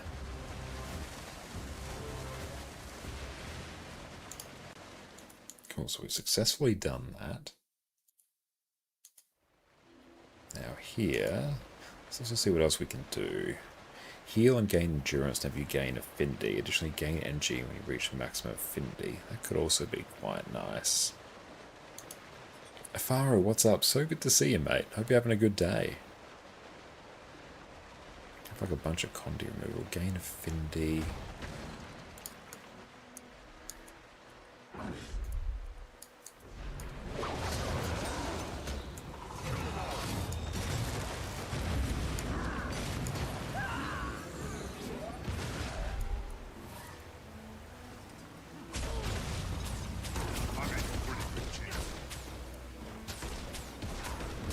I should probably run Mace Axe, I think. Yeah, let's do that.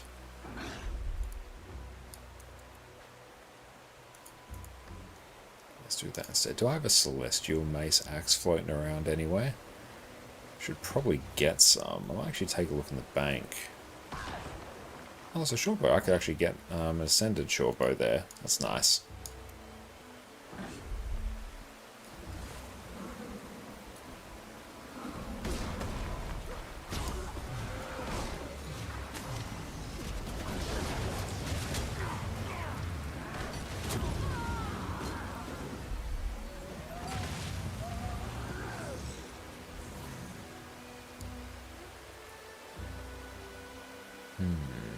Yeah, let's take a look. Yeah, Celestial Mason Axe will be pretty sweet.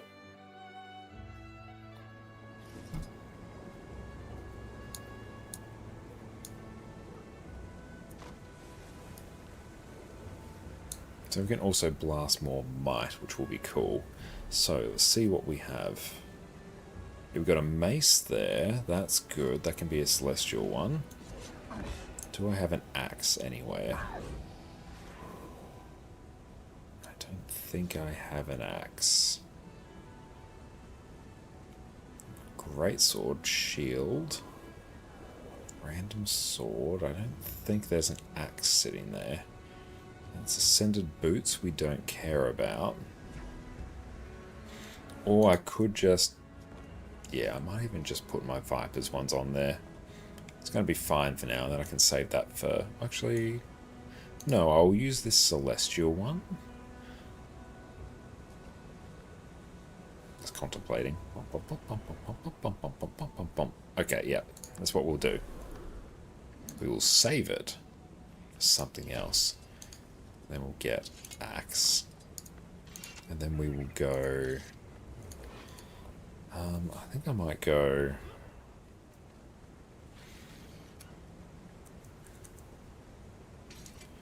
frailty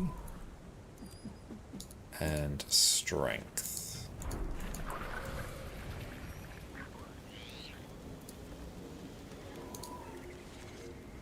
We've got frailty and strength there, frailty and strength there. We've got Pirate Queen there. Now we should be able to blast more might as well. Oh, it's only been like 4 hours. Nice.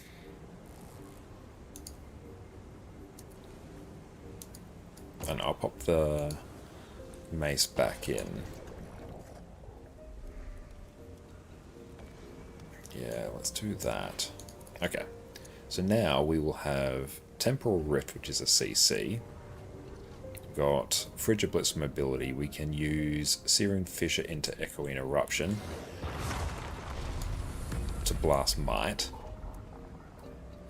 So that will be sweet. Okay, now in terms of the other traits here, reduce the recharge of Invoking Legends in combat. Invoking Legends while Cosmic Wisdom is active extends its duration. Misfire is just so good. All of these are cool. Cosmic Wisdom is always active, but no longer activate it manually. But your passive energy regeneration is reduced. Trigger the active portion of Numinous Gift. when you invoke a legend while in combat. So where is Numinous Gift? Gain might and additional boons when you use Cosmic Wisdom. So we basically get more resistance and fury, and also more might. It'll be interesting to see how that goes. A Conduit or Lumi, which you like better? I much prefer Conduit. But I'm also a huge Rev main, so I'm a bit biased.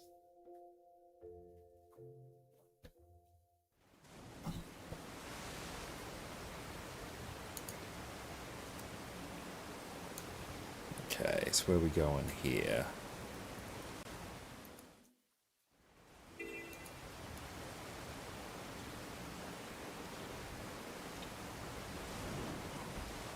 Actually, slightly new plan. Let's see what this can do solo. Let's see what damage we can sit at completely solo with this. So just buy ourselves no other boons. Let's see what we can do. See how this compares to some other open world celestial builds. Granted, we do have some Viper's weapons because I can't be bothered finding another set of celestial ones, but that's fine.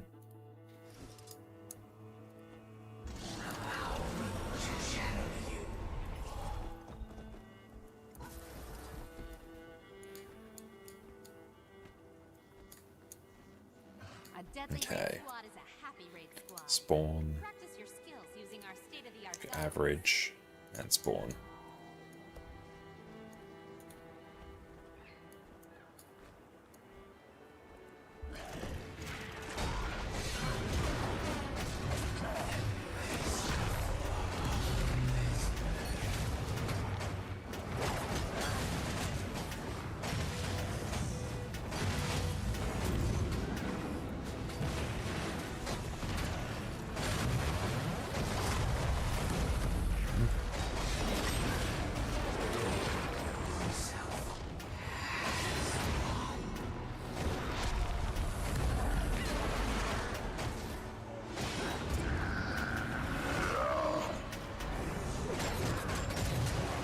Okay, well we have like permanent quickness uptime. Oh, this is actually pretty hype.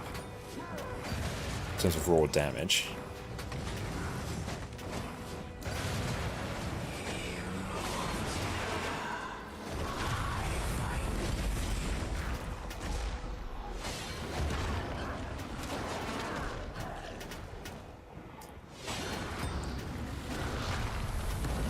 This is completely solo. This is 27k. That's actually pretty wild. Ignore that, it's a little bit off, but like in the actual DPS numbers, yeah, it's actually pretty wild. We just have to get used to the actual rotation of it. Ooh, are there any special voice lines while using the gloves? Ooh, what a remarkable question.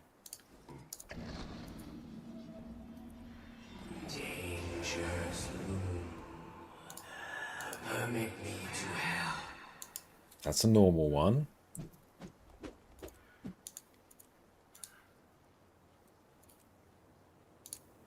Okay, there we go. We've got the fractal gloves there.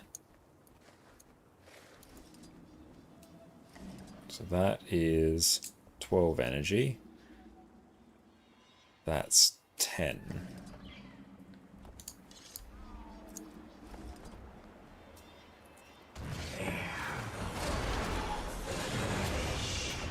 So we didn't we capped out on might insanely quickly there.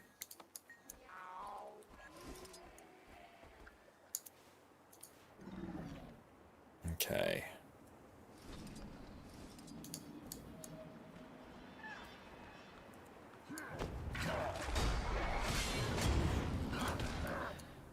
Oh, we got... Oh, thank for the standing desk. Gain energy when you reach maximum affinity. Does this mean we wouldn't necessarily need... We wouldn't need charge miss anymore? What don't you like about Gab Shot? Personally, I really much enjoyed it.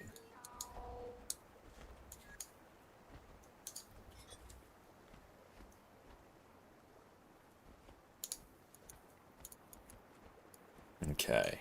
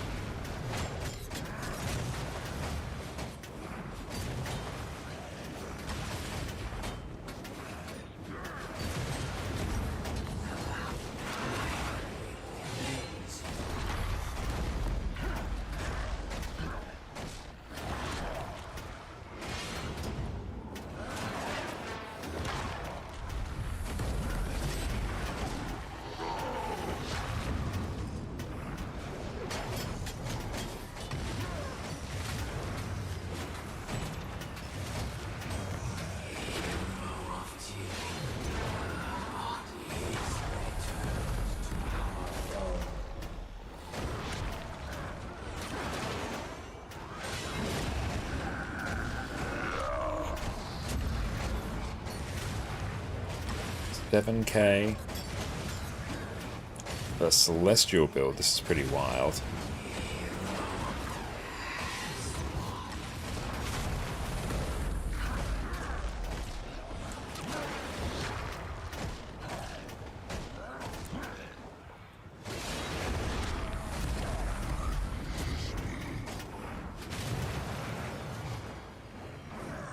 Okay, so that was 27K completely solo. I feel like that can go higher. I was actually closer to 28K. Ignore Arc DPS, the actual numbers are a bit different. Yeah, this is Celestial here. So we're trying something, well, we're trying to just basically go full open world. Do minion mounts of Rituals to the World, that does sound like fun. I like the combination of Expanded Consciousness and Song of the Mist here. It eliminates the need for Charge Miss, which is pretty cool. Gain affinity when you use a weapon skill. Gain boons when you reach maximum affinity. Swiftness, regen, and vigor. Gain affinity when you invoke a different legend. So what actually gets us affinity?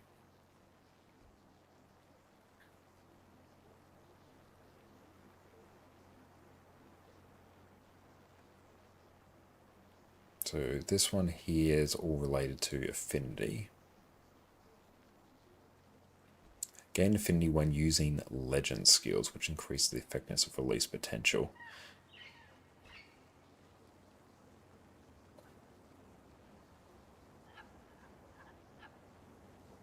Let's try this. And let's see how it goes.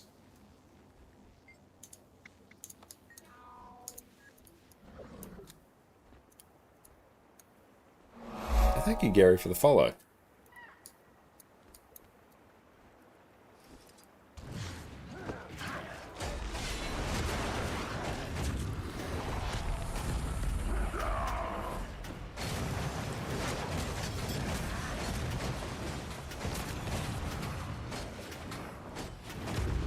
No, that doesn't quite work there.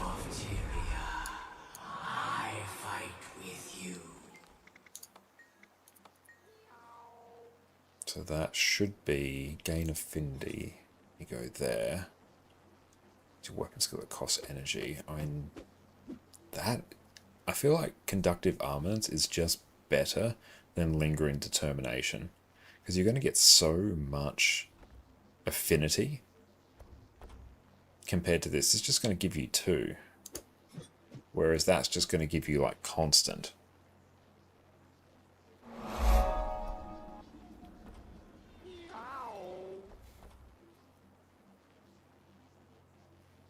Yourself gain swiftness. Let's see what happens if we were to go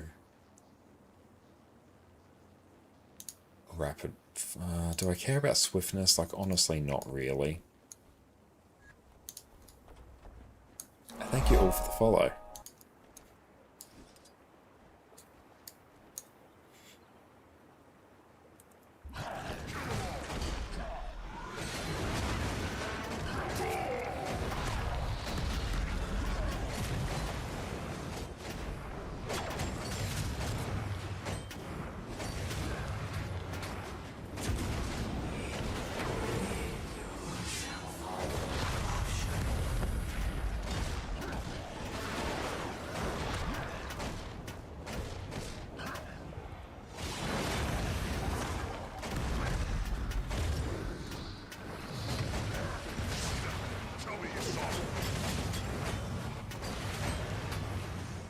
Like, we have Might, Quickness, Fury.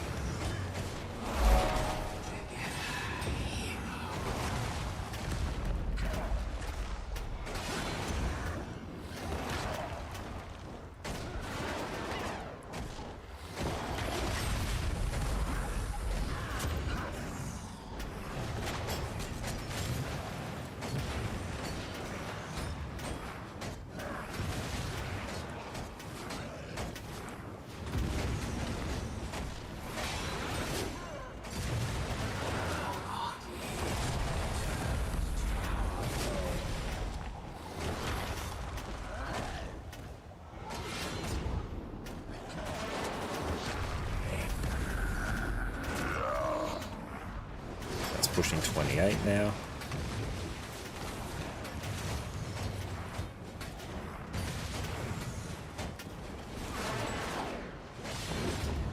Yeah, the frailty sigils feels good.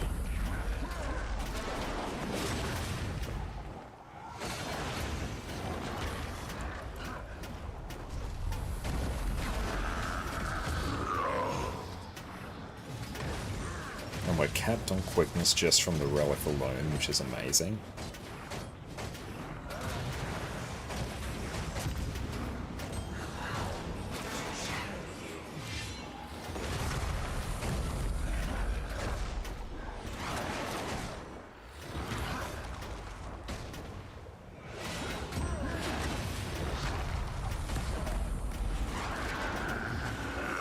Okay, so that's 28k. So that's actually like well the highest open world Revenant build, like Celestial. This is Conduit actually. Every other one's open world like Alack, Stab, and Prot. Alack we won't be able to get with this, but yeah, I feel like I want to get some more Prot in this. Because yeah, even though I'm curious to see what our actual healing is like, because we're getting a ton of resistance, and then we're getting heal and gain endurance whenever you gain affinity. So we're healing for like 1k whenever we use a weapon skill, which is pretty wild. So I'm curious. Hi there. Use the console to begin combat testing. Just If you have any environment. inquiries, come speak to me. Let's try extremely threatening.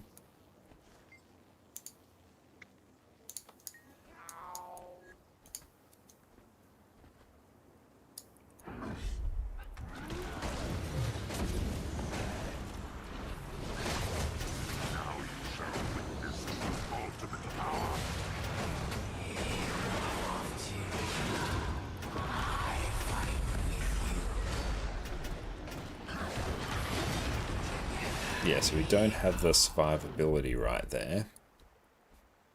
We really want some Prot. Where does Revenant get that easily from? Kind of want demonic resistance. Incoming strike damage is reduced when you have resistance. And if we run rapid flow, let's try that now.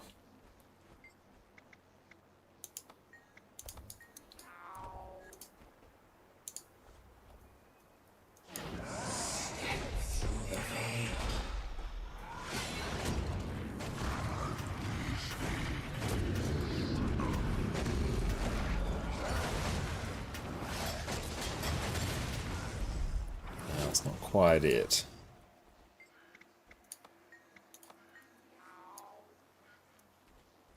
I feel like if we go that, and then this means we can also change this to like torment or something.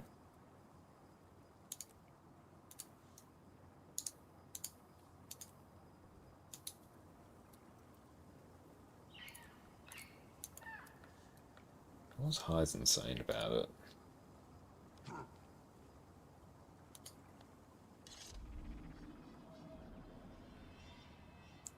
Okay. Yeah, he straight up didn't have it either, and he was quite happily solving that. We might actually just not have it. Is there anything else good here? Bringing Legends while Cosmic Wisdom extends its duration. Let's see what happens. Let's turn this off.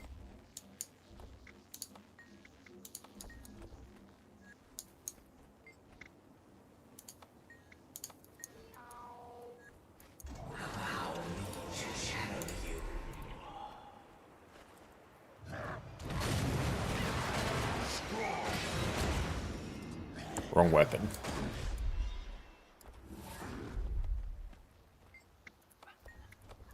There we go. Right weapon.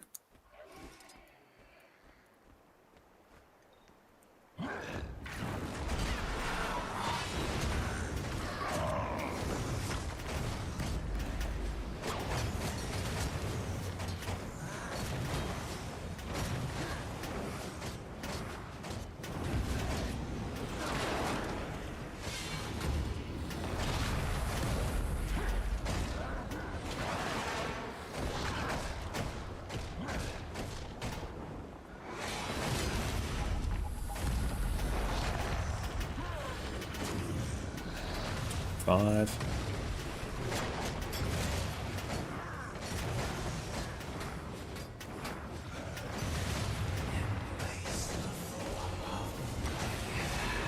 Order's a bit off, but you know, we'll make it work.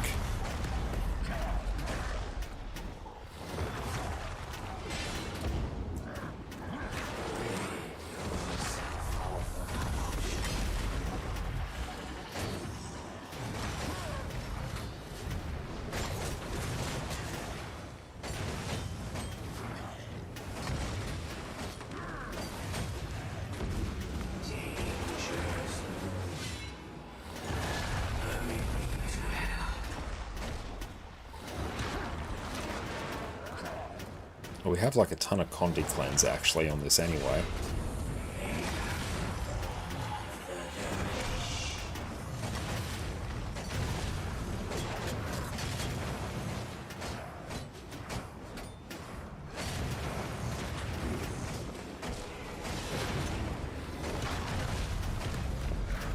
Yeah, we actually lose a ton of might on this as well if we don't run the Sigil of Strength.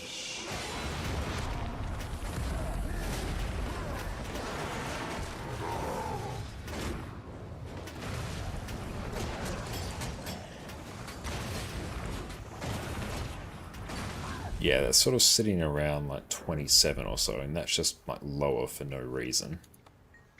What happens, like how much energy can we get if we take Charge Miss? Let's go Strength.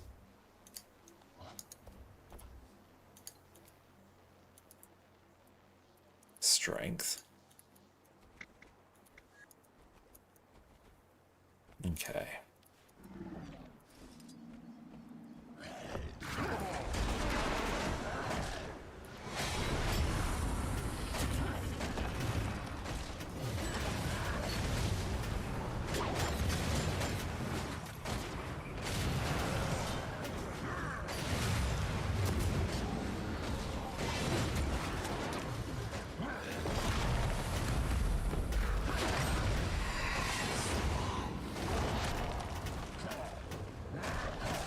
PK, what's up? Great to see you, mate.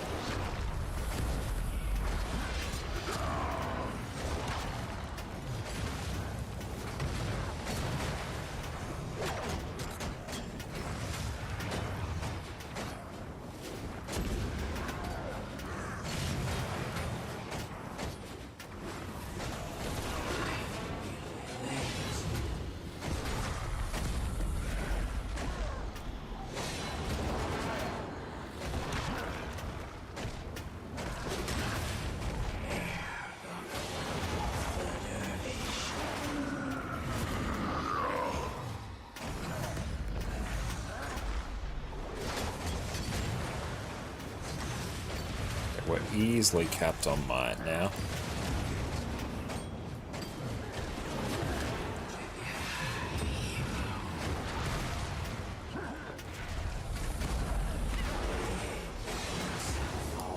We have like energy for days doing this.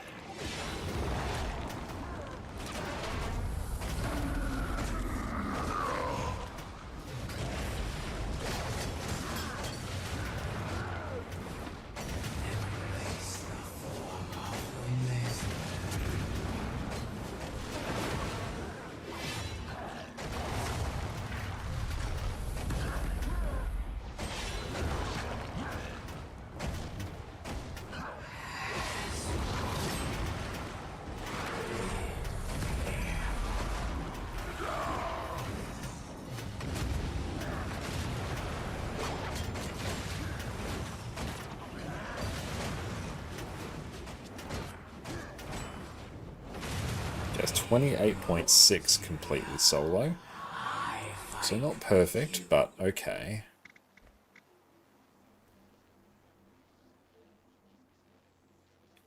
Do we try those conditions? I can obviously push the damage more, that's not the problem. I'm trying to find the mix between survivability. Let's see how this uses. I haven't actually tried this. It looks fun though. Thank you for the follow. Open world conduit? Yeah, open world conduit. Open world celly conduit is what we're trying to theory craft a bit here. Because yeah, you can do 25 might, fury, and quickness with the new relic, the Pirate Queen relic, which is actually a pretty hype one. It's like Celerity Sigil, but better. Just as good.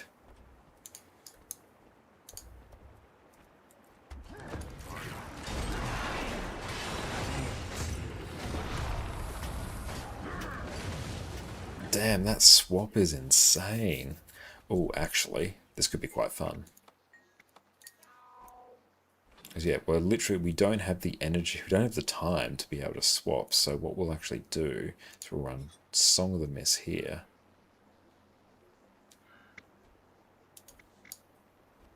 Yeah, let's try this. This will be interesting.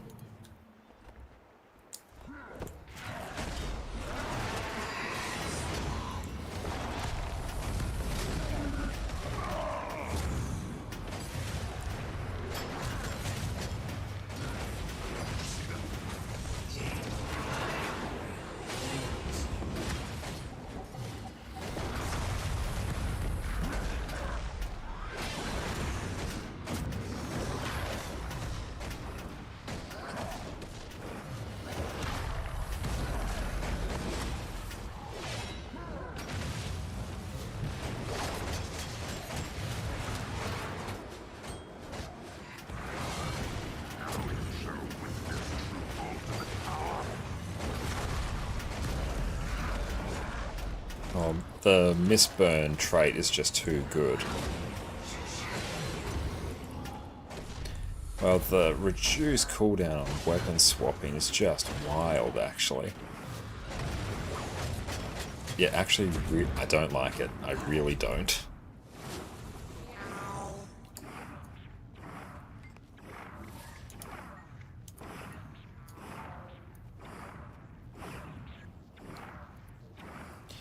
Because yeah, the good thing about Revenant Legend swaps and weapon swaps is they basically always sync up. This completely desyncs them. It breaks the flow. This will be quite good if you're just camping on the one weapon.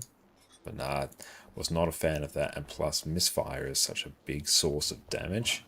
That's actually crazy. How many pulses does that do? Number of impacts, 5.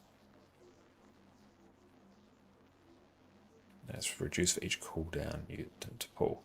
Cosmic Wisdom is always active, but energy regeneration is decreased.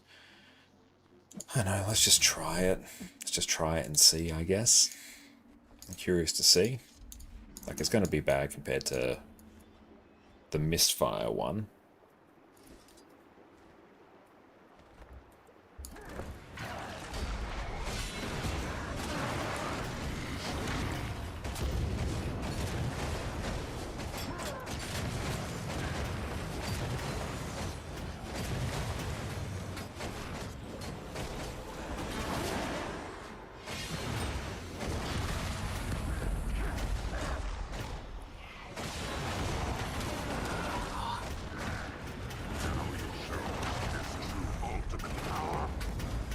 Is it misfire or is it misburn? I can't quite remember.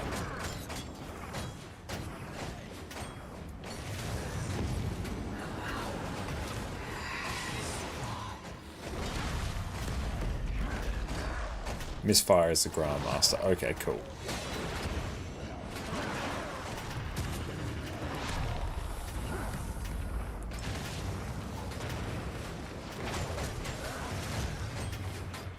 Misburn's the relic. Gotcha.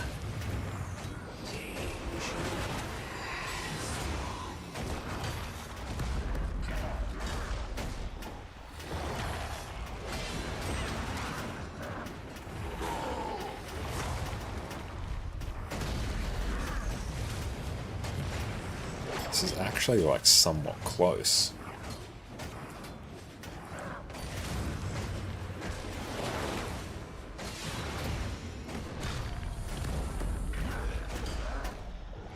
This is actually interesting. This is, for me, performing a bit better. Wouldn't be able to tell you why.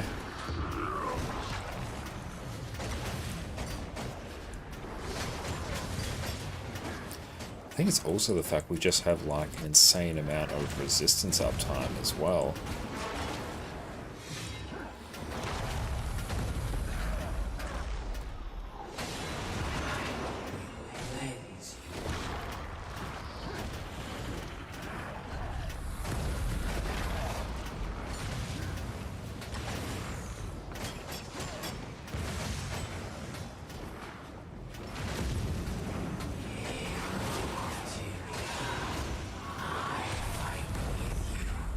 That was interesting. Perpetual Wisdom here was actually very comparable damage to Mistfire. Don't see why it would necessarily be. This just means my Cosmic Wisdom is always active. So Cosmic Wisdom gain different forms depending on which one you're doing. Form of the Dervish. When you use an entity skill, a magical size spins around you, dealing damage. Does the spec change how Rev is played? It's honestly, it's quite similar to Condi Renegade. Like, it's not that different, really. You're just kind of using different skills with different cast times. It functions very, very similar. And my legendary demon skills have reduced energy cost, but your utility skills have increased cooldown. Interesting. And when you chill a foe, you also inflict torment. I don't really do a lot of chill, I think. I feel like here I should probably be taking that. That or this for extra survivability. Oh yeah, let's see what it does.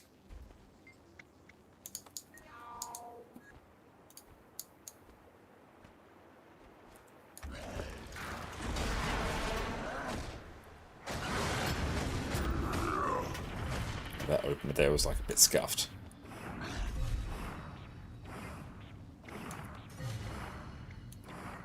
How'd you get quickness? New relic? Yeah, that's the new relic. Relic of the Pirate Queen. Quickness whenever I disable a foe.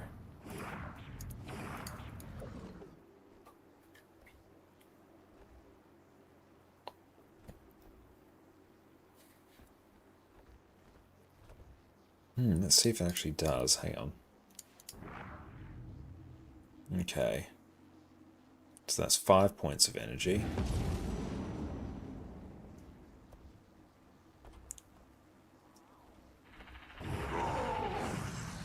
Same thing.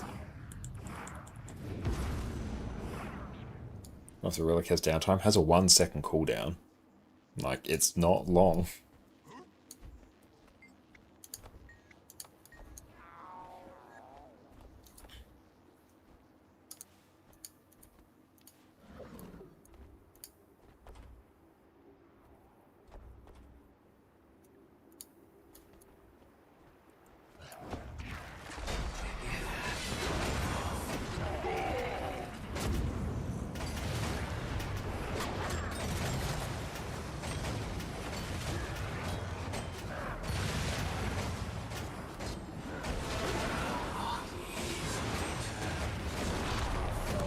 Oh, we ran out of food. That's not acceptable.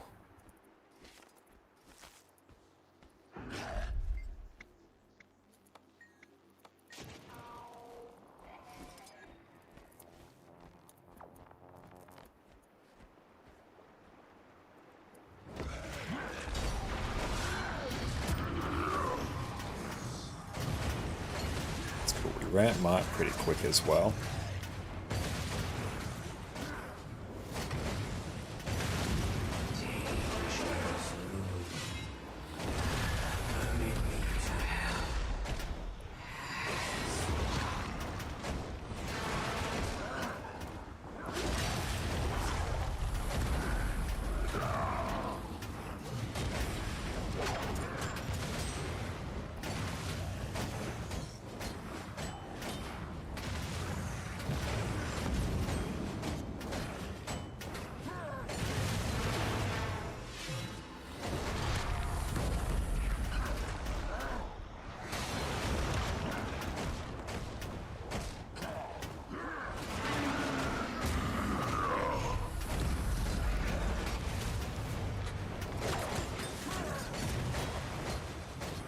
The ramp on this is quite slow as well.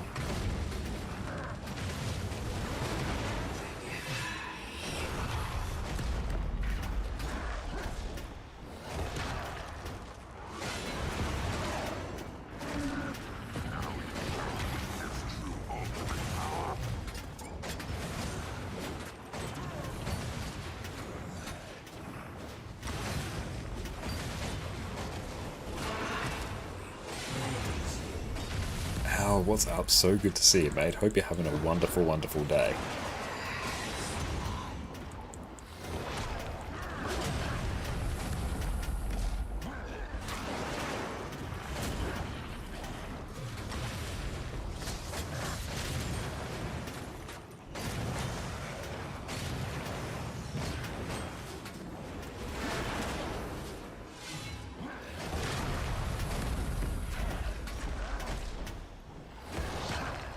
I think the swap Pact of Pain is actually seemingly less damage than Abyssal Chill for some reason. That was really quite strange. So where are we getting Chill from?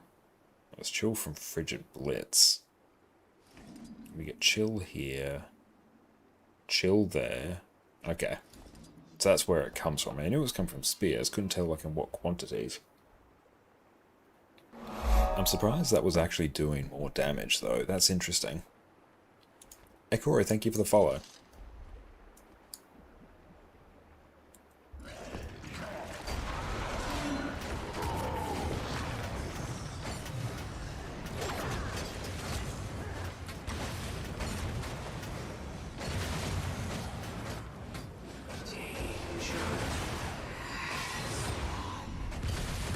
Cancelled quite a few skills there, which was rough. XP basically always got Abyssal Chill. I'll have to test that on my like Condi Renegade as well, because like... Oh, that'll actually be fun actually, because yeah, I've been running Condi Conduit, but I've been camping spears, so I should probably just sit on Abyssal Chill.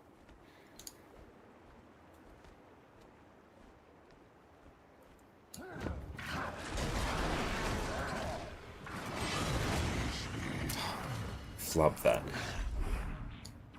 Not enough energy.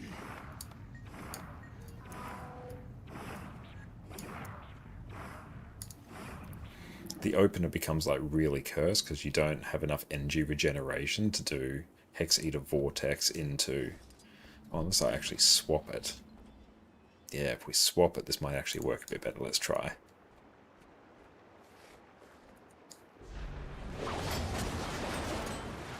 No, that's all really bad. Yeah, that was like real bad. Because you don't have enough energy regen to actually squeeze in all those skills. So yeah, that actually makes the opener really gross. Whereas if we do this, it's fine. It all just kind of works.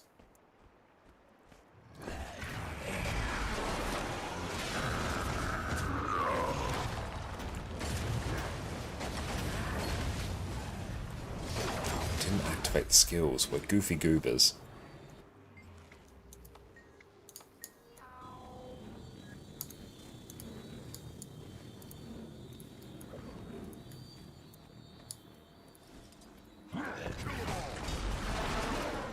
There we go, that's better. We're cancelling Embrace the Darkness like every time now. We're getting something really bad in our muscle memory. It needs to go. It can't be there anymore.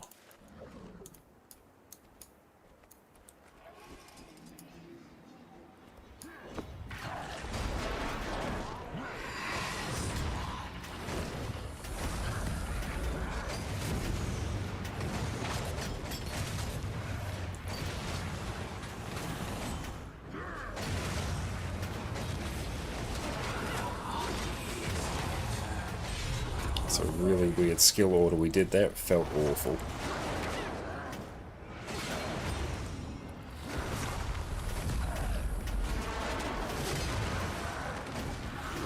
Misfire just ramps too quick. Like, the first number was like significantly higher. It's because we're ramping just so much better.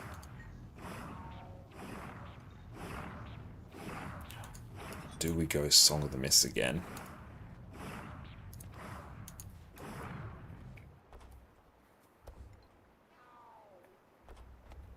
Recharge potential skills. Which class is less APM-ish or requires not to spam buttons? I mean, you do have the Pistol Thief, which will almost require no buttons. You can always contact ArenaNet support if you hadn't received your drops.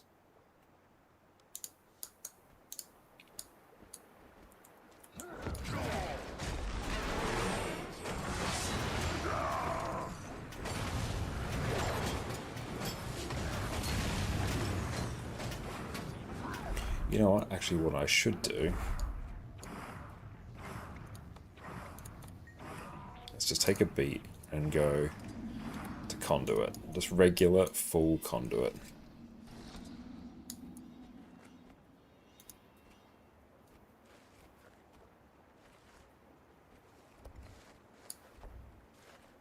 So let's give ourselves all boons. Yeah, just play both.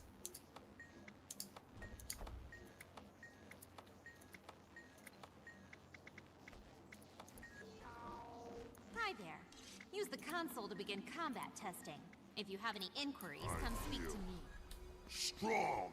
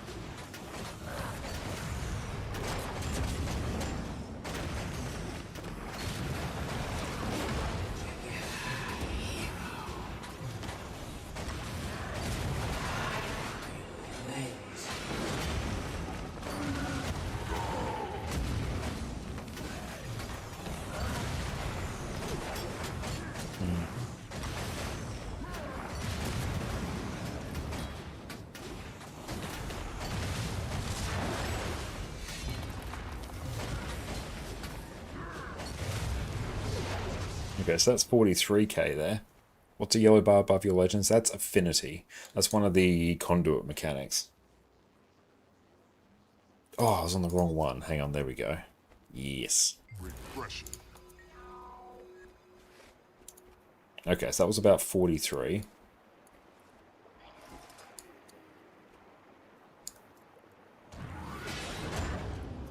How did that not actually trigger? That was weird.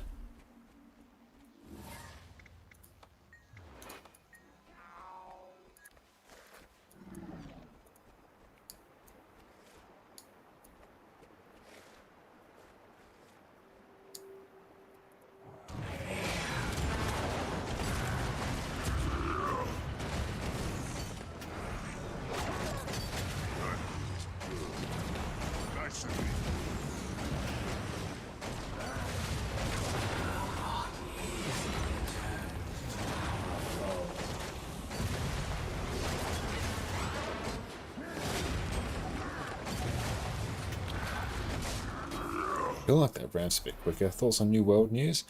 It sucks. Like, it's no good when, you know, people's favorite MMO or live service game shuts down. It's just a, it's not an unfortunate reality. It's one of the downsides of just the, I know, like video game like culture that we live in, with that is always a risk that you run with any sort of live service games, that one day it might not be there, and it's sad to see it happen. Garth, what's up? It's great to see you.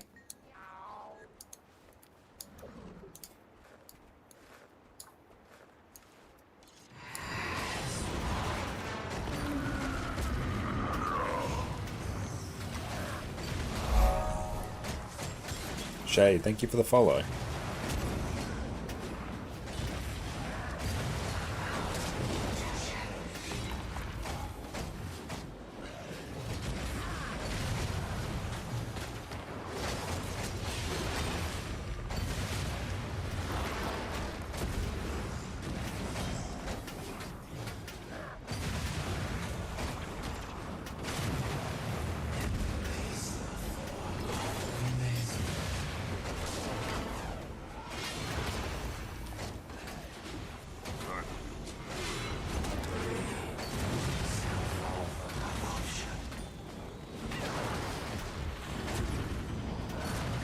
It's a spear 3 force movement. Yeah, in whatever direction you want though.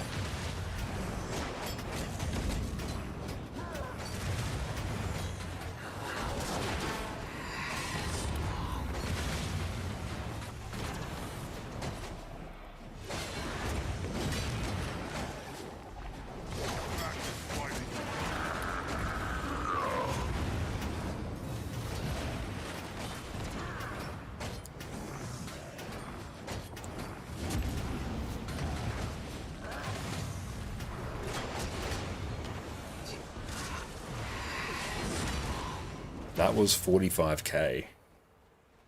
Damn. Arc DPS is off a bit, but the actual in-game DPS log, that was 45. Camping spear, basically. Silly question, hey, sub the rotation? Not a silly question at all. Like, you take in consideration only times, or are there other variables?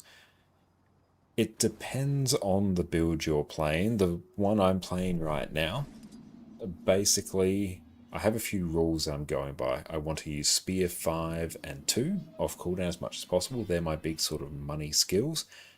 Spear 5 is my highest priority, so if Spear 5 is up, I should generally be using that over any other weapon skill. I want to use my release potential skill twice in each legend.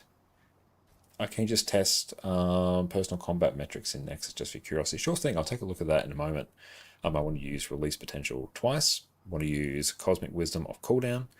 And I basically want to use Hex Eater Vortex and Twin Moon Sweep as much as possible to try and, because these are good condition damage skills, I'm trying to burn like as much energy as possible so I can swap below 10 energy to trigger Charge Miss. And in Malix, it's very chill. I'm just keeping this active and then just spamming things according to my, priority. So 5 is the highest priority, then 2, then 4, then 3. So I'm basically just looking at everything that's up and figuring out, okay, what should I press next according to that priority, and sort of factoring in those rules. So this doesn't really have a strict rotation. It's a bit more of a, you're going based off vibes. Now, personal combat metrics, let's take a look. Nexus menu. But some builds have like a very strict rotation that you want to adhere to. This one's a bit more vibes, and I'm tweaking things as I go.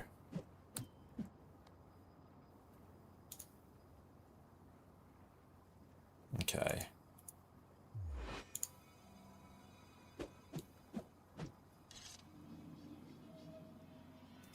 Yeah, this is much more of a priority rotation, and I'm also swapping spears. I've literally got 2 spears equipped, and I'm swapping between them whenever I swap legends, because then I can trigger on swap sigils. So now here we go. We got like little combat metrics one here.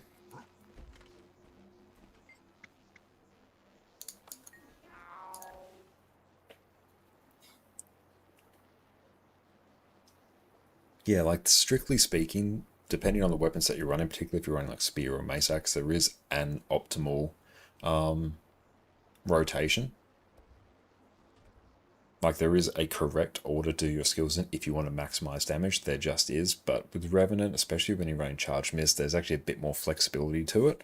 Like, sometimes you might want to quickly burn a bit more energy, so I might quickly pop a Banish Enchantment, especially when Cosmic Wisdom is up, which makes it so instead of 20 energy, this becomes 5, so I might want to use that to burn a bit more energy.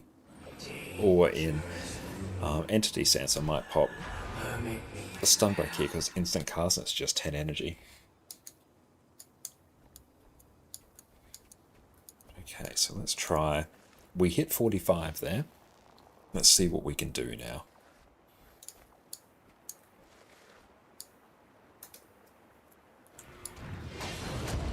I cancelled skills there. That was like really annoying. That's one bad thing about Conduit, is it's really easy to cancel some of the skills, so you have to get a real feel for the timing.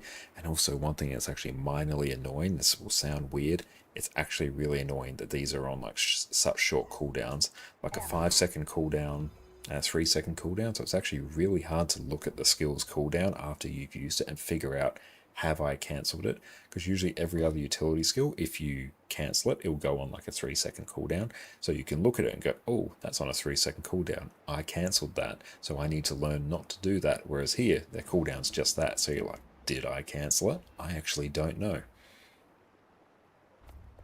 They have low cooldown, high energy cost. It's kind of weird, yeah. It is strange. So it makes it a bit hard to be like, did I do this correctly? And sometimes, like, your energy will go down if you get the timing just wrong. You'll actually consume the energy for the skill and cancel the cast, so you get the worst of both worlds. So you're like, well, did I cancel it? At the end you see cancel count. Yeah, that's very true, you can. So there we go, you got... Well, I did nothing there, but yeah, you got cancel count there. That's true, you have a good point, but it's hard to tell in combat, like, as you're going. So it's a bit weird. So we hit 45, let's see what we can do. Ab, thank you for the follow, appreciate that.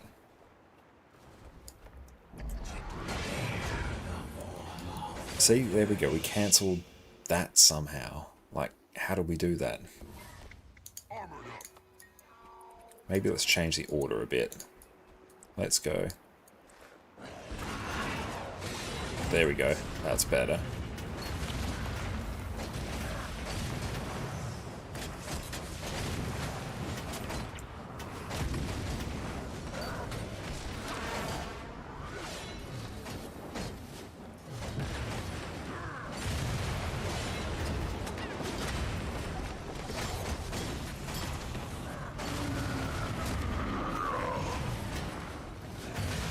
That was like a real bad opener.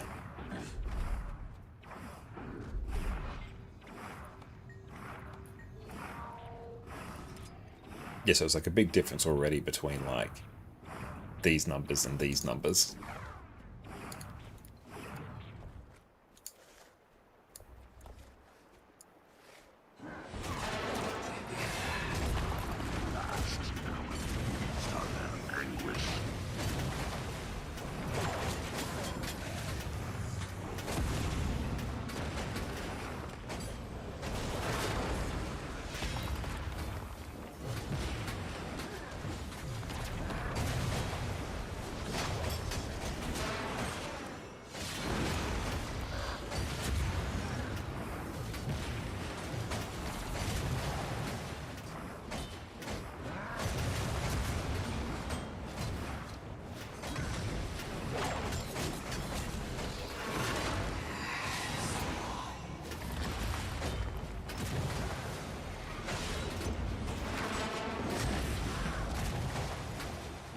The thing I am actually struggling with a bit, compared to Renegade, when you swap between Malix and Kala and vice versa, there's actually a very natural sort of stopping point. After you swap legends, you've used a couple skills, depending on which one you're going to, where it's really opportune to swap weapons. Here, not so much, just because there's so much you want to be doing, your skills on such a short cooldown. So I'm finding it really awkward to get that really nice point to swap weapons where it's just smooth, it's consistent. So it's feeling a bit like I use the term as pushing a shopping trolley around on ice. That is like very, very similar to the in-game number. Much better than this.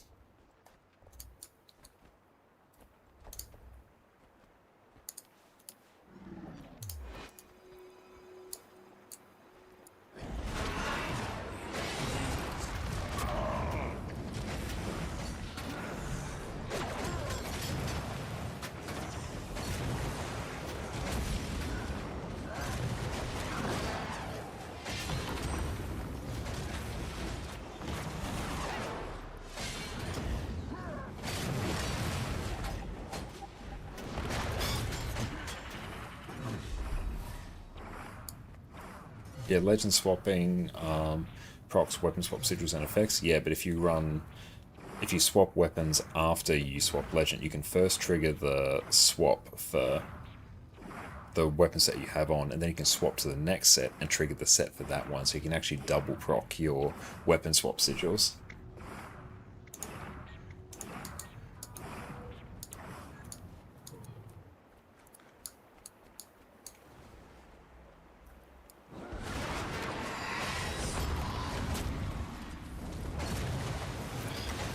Didn't activate that. We need to get that transition right. This is for Ceres this weekend. Only if you have different weapon swap sigils. Yeah, only if you have different weapon swap sigils. Like in this case, I've got Sigil of Doom on one and Geomancy on the other. But yeah, that's a case where you can double proc them.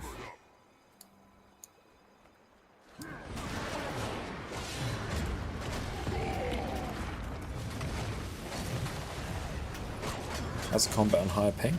Honestly, it's fine. Guild Wars 2 actually does a very good job of playing around with high ping.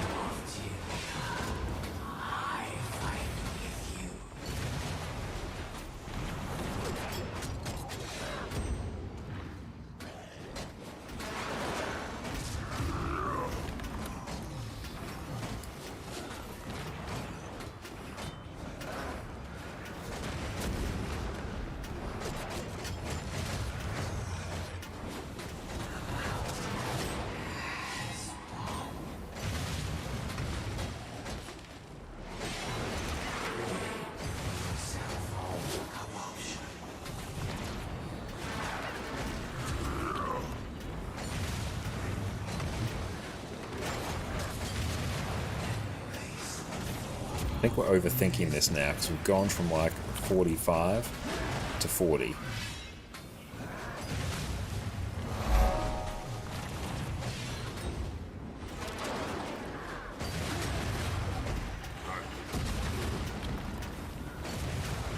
And thank you so much, Tommy, for the sub as well. I really appreciate that.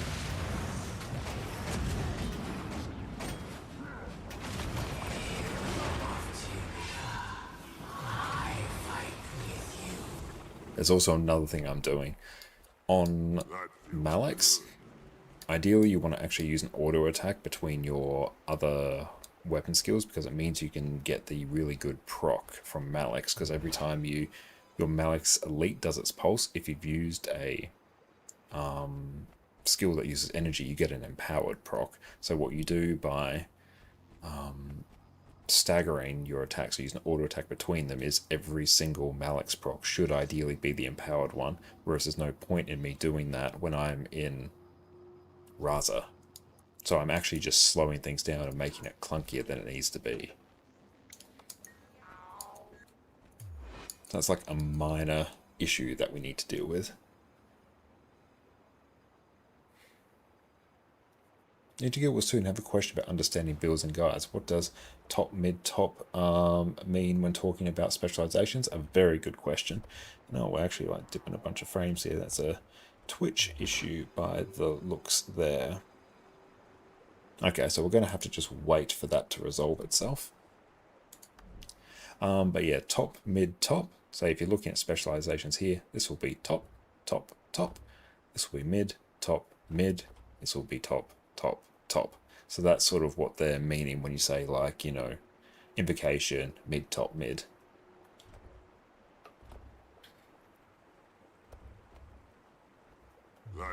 Okay, that's actually probably a good point for us to go on a be right back screen until these bitrate issues resolved, so enjoy a video in the meantime.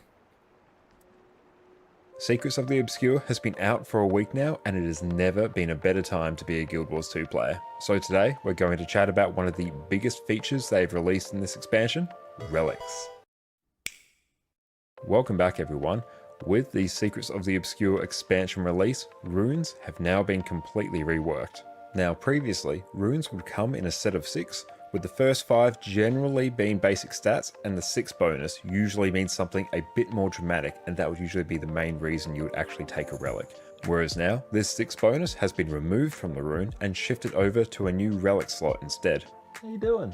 You doing good? You're going to supervise. So previously with runes, one of the issues that you would have is you would want runes both for the stats they provided, but also the 6th bonus that they would give you as well. And sometimes you would run into the situation where the 6th bonus would require you to take stats that weren't particularly useful to your build. Whereas now, you no longer have to make that choice. You can take the runes that you want for whatever stats you prefer, and the relic for that Omega bonus that you used to get from your 6th slot on your rune. This has opened up a whole range of runes that you're able to choose now that you don't need the 6th bonus, given that's shifted over to a relic. Overall, this has increased the power level of basically all builds in the game. So when you log in for the expansion, you can expect a straight increase in power on your character. Just make sure you actually go through and equip a relic. It won't happen by default. A whole bunch of new relics have been released with this expansion, with a lot of them being available from this relic chest you'll get whenever you log into a level 80 character for the first time after you've bought the expansion, with some unique ones coming as part of this expansion. As is usually the case with equipment in Guild Wars 2,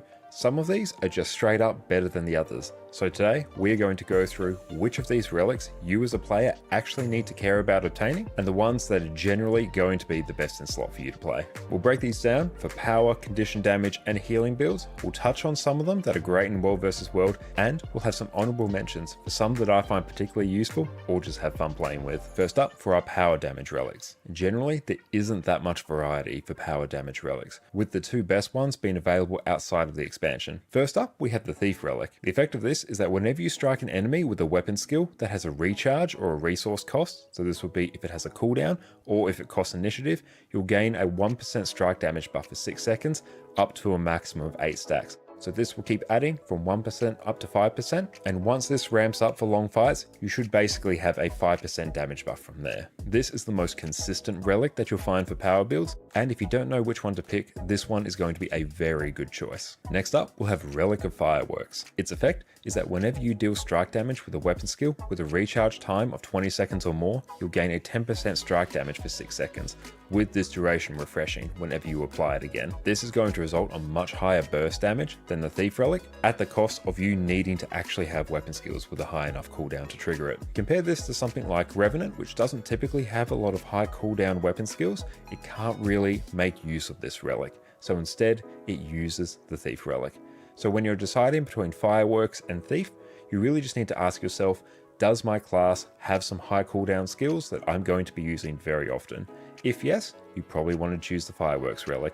If not, fall back to the Thief Relic and you should be good to go. Next up, for our condition damage relics, we basically have 3 choices that we're typically going to fall back to. One of the most popular ones is the Relic of Akeem, which is only available through the new expansion. You can also get it through a World vs. World reward track, which you may find slightly faster. The effect of this relic is that whenever you disable an enemy that's afflicted by 5 or more stacks of confusion or torment, you inflict confusion and torment on enemies around the target, as well as the target itself. This is a fantastic relic on some condition damage classes that rely heavily on torment and have the means to regularly disable enemies. This will be things like stuns, dazes, knockdowns, anything similar to that. If all those conditions are met, you're probably going to want to use the Relic of Akeem. This is by far the best in slot relic for the absolutely busted condition damage Scourge at the moment. So if you are a Scourge enjoyer, make sure you grab this relic as soon as you can. Next up, we have the new Relic of the Fractal. This is another expansion exclusive one, and whenever you inflict bleeding on an enemy with 6 or more stacks of bleeding already, you'll also inflict burning and torment. So this is going to be a great relic for condition builds that don't have the ability to constantly apply interrupts, dazes, stuns to enemies in order to trigger the Relic of Akeem. So whenever you choose between the Relic of the Fractal or the Relic of Akeem, just ask yourself, do I stun, daze, knock down my enemies regularly? If I do, I probably want the Relic of Akeem. If not, I probably want the Relic of the Fractal. Next up, we have the Relic of the Aristocracy. This relic is generally considered worse than both the Relic of Akeem and Relic of the Fractal, but the benefit of this one is that it is available from the relic chest you get as soon as you log in after you purchase the expansion. So this is an incredibly easy one for you to get. So if you don't have access to the Relic of Akeem or Relic of the Fractal yet, you can easily slot in the Relic of Aristocracy and you'll generally have a pretty good time with that. So this is a very good stopgap relic whilst you're still going through and exploring the expansion. The effect here is that you'll gain 3% condition duration for 8 seconds when you inflict weakness or vulnerability on a foe, up to a maximum of 5 stacks. So this will eventually end up with you getting an extra 15% condition duration. This is a very useful relic if you can apply weakness or vulnerability. A lot of builds can do this naturally, which makes this a very good fallback condition relic if you haven't unlocked the Relic of the Fractal or... Righty-o, we are back, and sort of apologies in advance anyone, like the bitrate's been a little bit weird. That's internet issues outside of my house by the looks, so we're just going to have to see how that goes. It might eventually stabilize, hopefully it does. Okay. And thank you, Motor, for the follow as well. Appreciate that. Let's consume some of these. Okay. Let's see if we can go once more.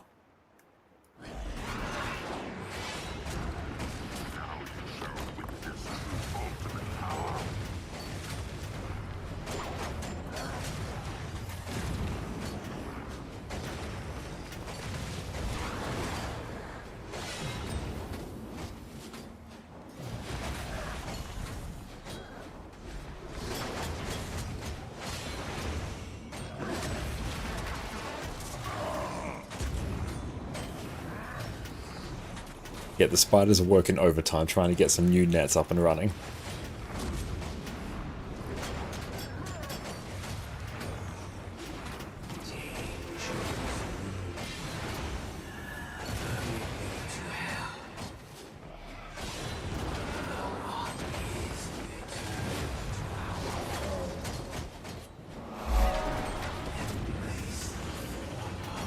And thank you, Max, for the follow. I appreciate that.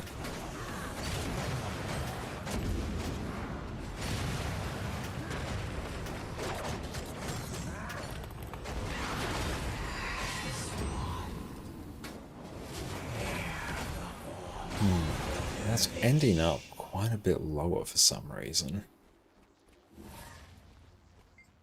Excellent. What is up, mate? It's good to see you. Yeah, the big spider is watching.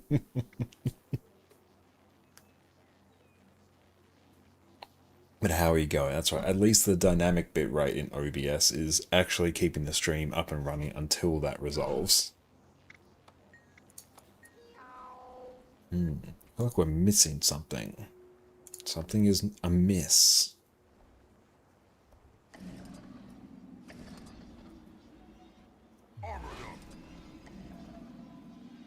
Pretty sure Australia is the hub of Big Spider. Honestly, it truly is. It's funny. I can see like the OBS over there. It's in the green right now, but it's hovering just below where it should be. It's rising, dipping.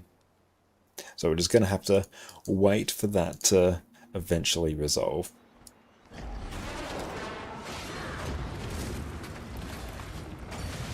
That was a pretty good like transition in though, not gonna lie. And I think this number's gonna be a bit better than what I was getting on Renegade anyway.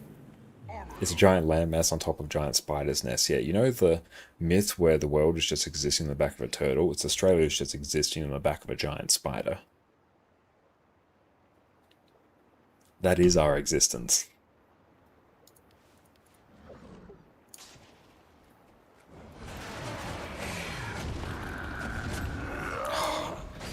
No, what's actually happening, I'm still not used to my keyboard. We have to commit to the C press.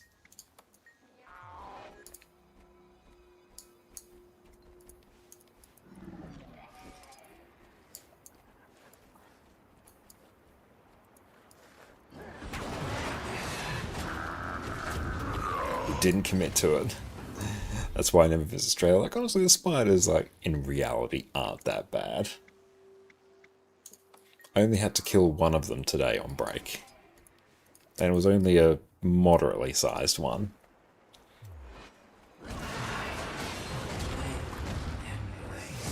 You know what?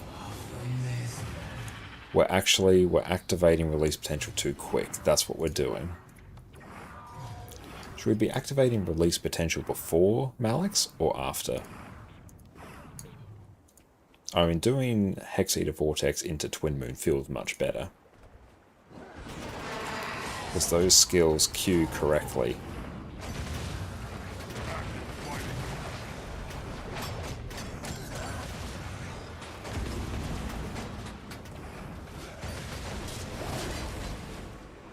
I think it's also I'm actually just dealing with some high ping there, so we're actually just going to exit. I wonder what will actually happen if we exit here. Will that actually impact the bit rate? Oh, we've got Champion Brawler there. Hello. Nice. Okay.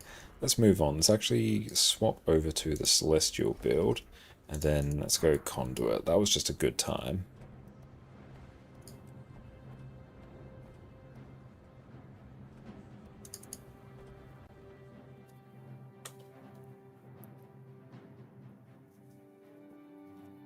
What happens if I run a speed test? Let's try that.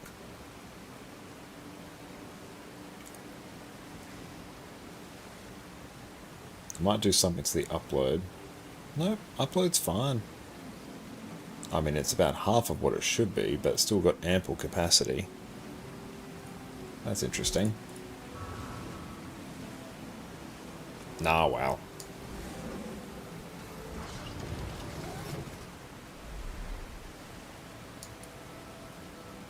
Back already? Just heard from Canuck that you tracked the inquest out here. You okay? Looking a little flushed. Singed some fur in the hacking process. Yeah, no, keep this maybe over here. There we go. With someone named Seb. So this Seb is running the show? I'm not sure. He mentioned reporting to a director before setting the experimental creatures loose. I might honestly turn that off. Think it's cleared out enough to follow Just because honestly, if the numbers are inaccurate anyway, I might as well just turn them off for now. So return to the Inquest Research Facility. Let's get going.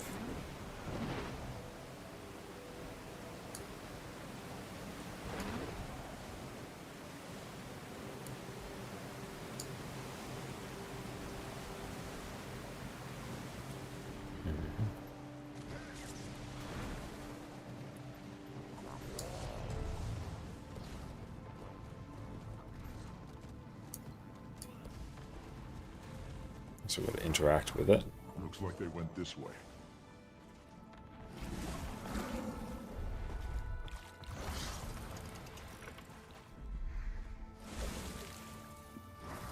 Let's just do this.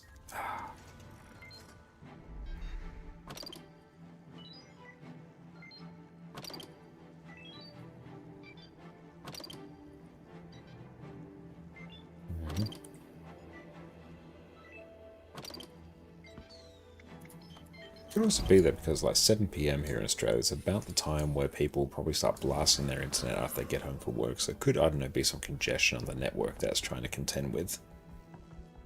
But the good news is our settings have made it so it's all actually working.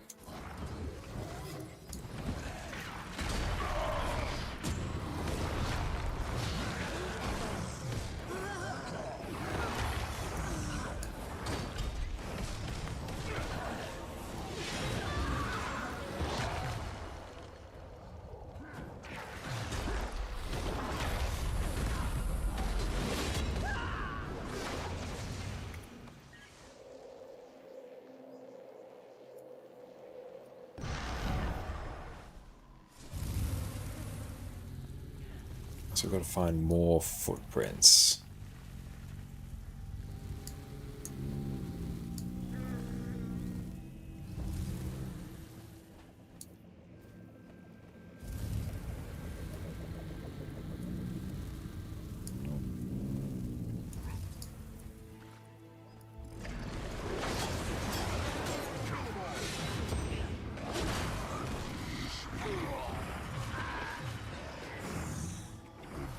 here. And I think they're out this way now. Maybe? Yeah, they must be.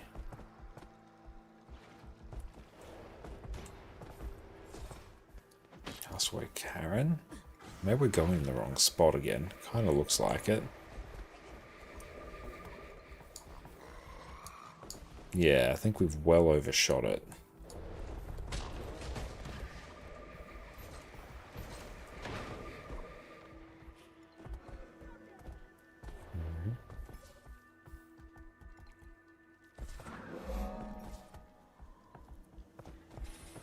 Oh, maybe it's through here instead. Maybe I just went completely the wrong way.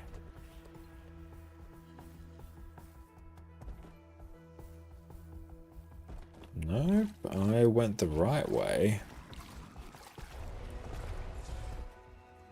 I wonder if it will give us a hint eventually.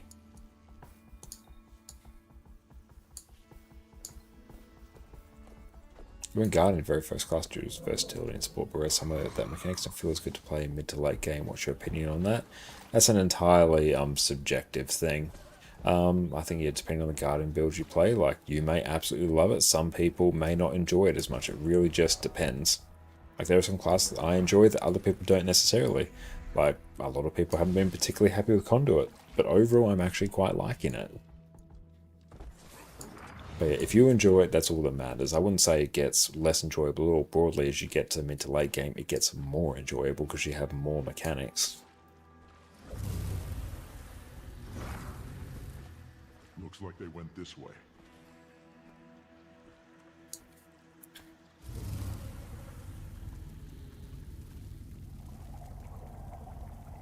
It's always exciting when I see OBS over there in the green. It's sitting in what's technically the green. Oh, it's getting up there. Do it, catch up. Oh, it fell again. Nothing right now, thank you. Perhaps when our business concludes. Sounds like that agent from earlier. I need to get in there.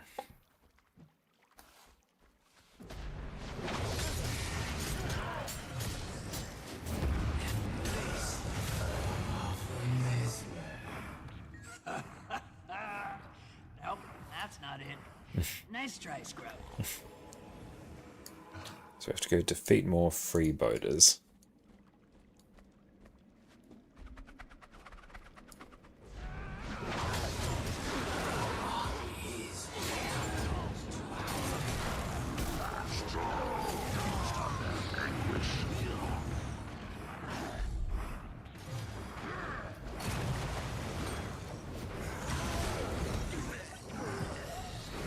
Need more turrets.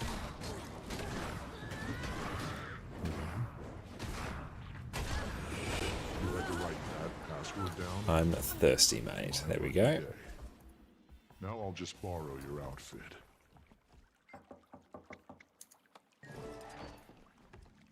Act casual and listen in. Optimal overhearing spot. Full-time jobs with rules, policies, and for what? A pension? Ha!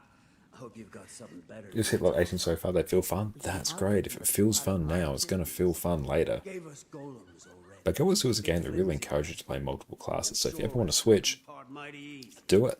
Those were hastily refurbished Mark I support models. We just uncrated a number of combat. Out of curiosity, how pixelated does the stream look given the bit rates like fluctuating like crazy? There's not too much I can do about that, that's just on my ISP, but I'm trying to keep things as stable as I can. State-of-the-art small arms, and a sizable quantity of dark headache-inducing swill you enjoy. I still haven't picked a main. What are you asking in return this time? Mostly you use this equipment to secure the area. We also require some muscle. Yeah, multi-class, yeah. Like, I obviously multi-class a huge amount as well. I'd say Rev is my main, but I still bounce around between everything depending on my mood. Don't think we can match your ears though, friend. Have we a deal? Can the inquest count on you? You got it. Now, you bring any of that swill with you.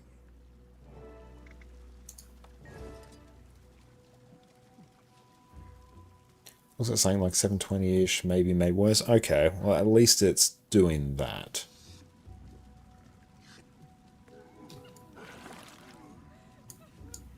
Don't for a minute, then goes away. Yeah, I can see the bitrate like fluctuating. Eventually it will return to its proper value. At least the stream hasn't gone down. I'm glad I actually changed some settings in OBS so we do have the, dynamic bitrate, so we'll automatically just adjust the bitrate up or down depending on what the network's doing, rather than just like canning the stream, which it used to do. I need to figure out a way to deal with these golems. And those supplies, too.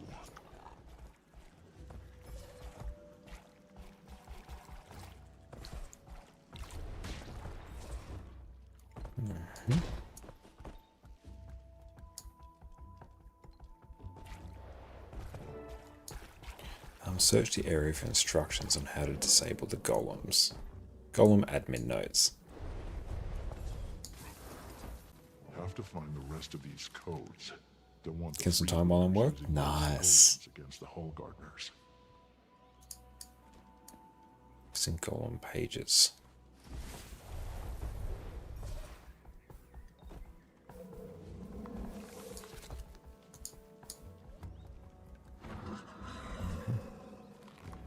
We've got one more. Let's go nuke this one.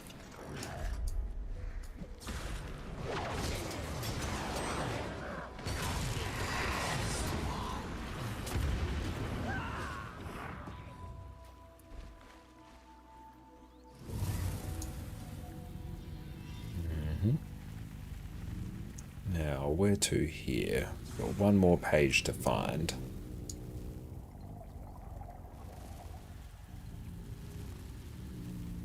Here we go.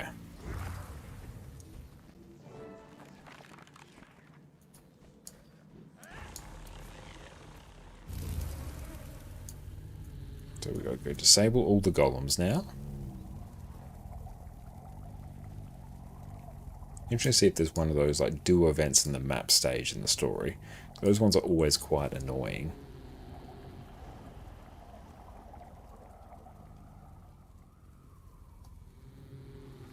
Commander, hey, Westergaard. Got strange reports from Hammerheart territory. Air's crackling, smells like lightning. Damn, what's the Rita here gave me her communicator. what's the screenshot shortcut on Linux? Help. Thanks.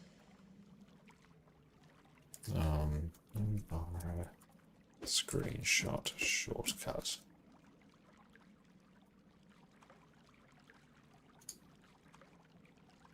What's the screenshot utility tool? Spectacle, that's it. Your astral wards say their scanners are jumping. Jess would make a deal with darkness to get us all under her thumb. There we go. And Jimmy will do whatever she says, long as it involves explosions. Careful. Those two could wait for ambush brains.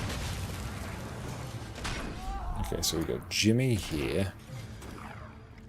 This is 1723. All weapon systems disabled.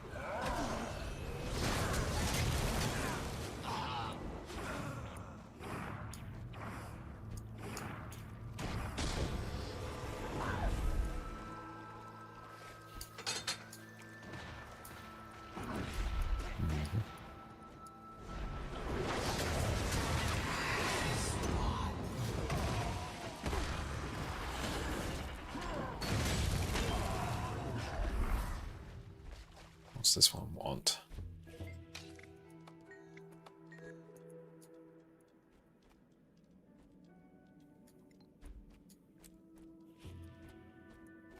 Five, 7, 9, 1.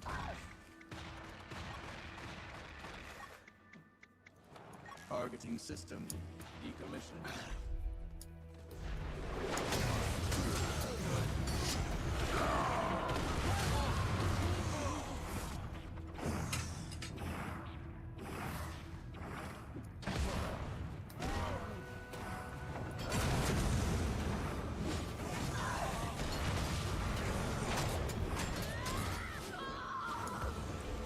This one's 0334. Friend foe identification disabled.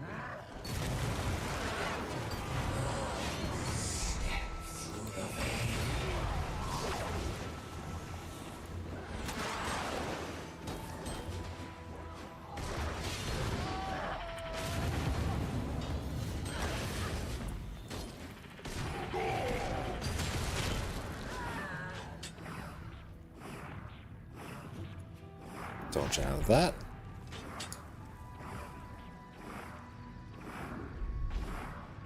And we got that one done. So what else do we have? I have a few more for you here. Groove and Hammerheart, that is done. Holgar, thank you so much for the sub, man. I appreciate that. Thank you.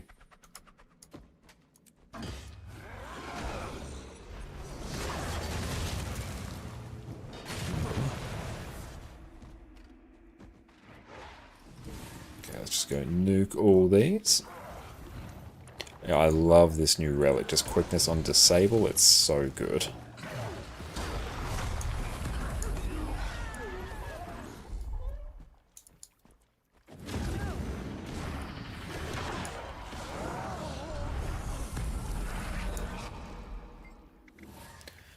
This one is 8231.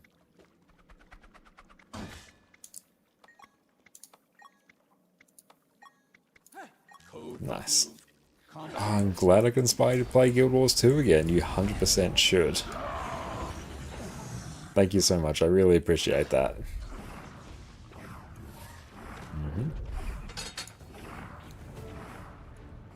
Okay, got one more golem.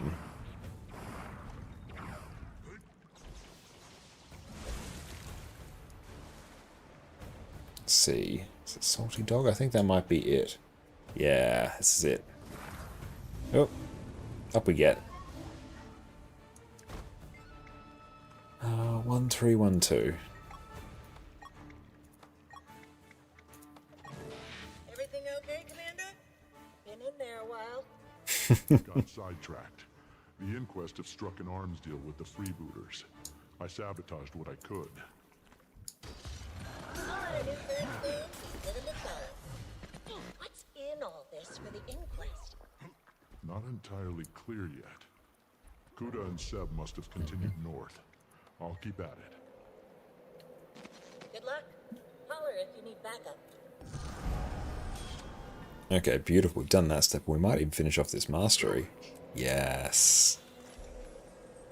Okay, new mastery unlocked. Let's go. This is Lucky Shield. Create a barrier when your health is low and reduce your healing skills current cooldown.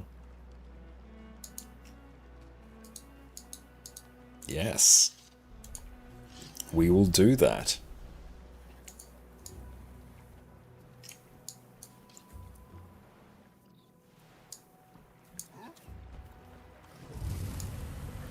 One thing I really do like about Conduit is the fact that like release potential on Mesmer actually addresses one of the big issues on Malix, which is that its skills cost just too much to actually use.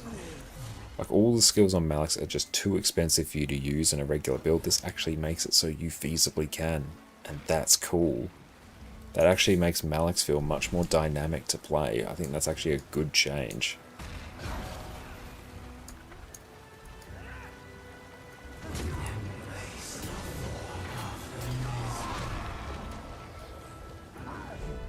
Too many tracks to follow.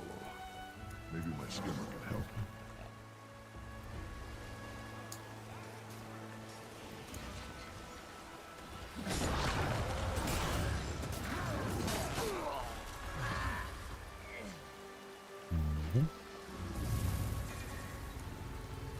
Okay. Inquest technological frequency. We know they're heading north. Maybe this skimmer can sense if there's something unusual we can track. Let's see how sharp those senses are.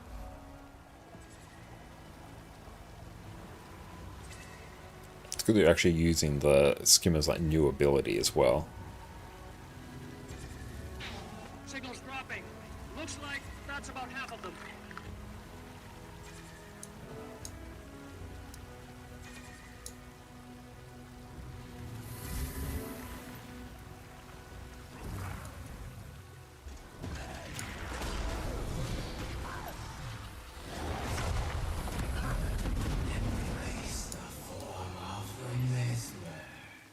Seb gathering artifacts inland.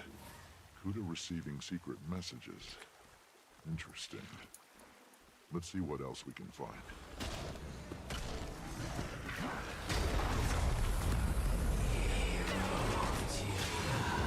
I fight with you.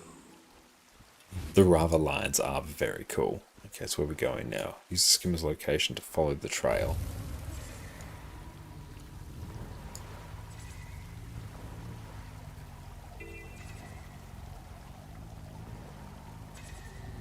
Well, come on, we're stuck.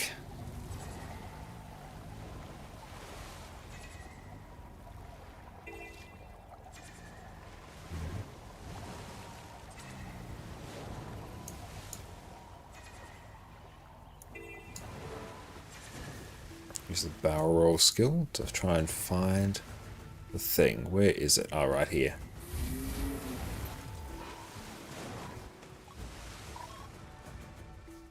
By the time you retrieve this message, if it isn't washed out to sea, I will have already witnessed whatever vile abomination Seb thinks to unleash next. Whatever it is, I expect it to be nowhere near powerful enough to combat the Seneschal patrolling the mainland shore. It would almost be a shame if Seb managed to kill her. She's rather majestic. Distance. Let's see if I can actually get the rest of my drops. Okay, I might actually have to check on the ArenaNet page to see if I can get them. I can watch as his grinning face rolls into the sea. For now, keep a low profile. I'm heading inland to meet up with Seb. After I siphon the salt water from my suit. Seneschal. Not sure what that is, but Kuda definitely wants Seb dead. Where to next? Oh, let's do this thing. Psychic bubble. How'd that be? Excruciating?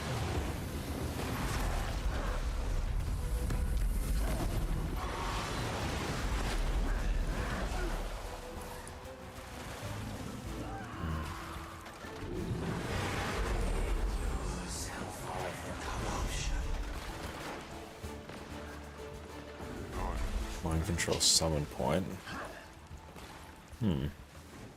Meh.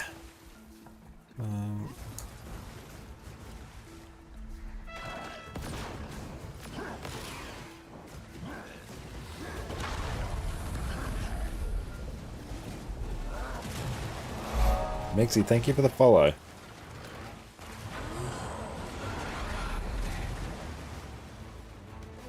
I don't know why that could be. Could be a little bug. There might be a delay in receiving them. You can always check on your ArenaNet page, the applications tab, to see if there's like any unclaimed drops or something. Annie, how's it going? Welcome in. It's so good to see you. Hope you're having a wonderful day.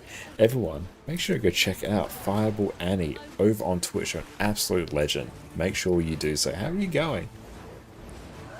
I must be looking for a married fella. It is. So we finally got around to taking care of a haircut. I've been meaning to do it for like the last few weeks, but we finally found the time for it. Oh, that didn't work. But how are you going? Have you been enjoying the X-Pack so far? I'm just dealing with a few like minor technical network difficulties. Might eventually resolve itself. Hopefully it does.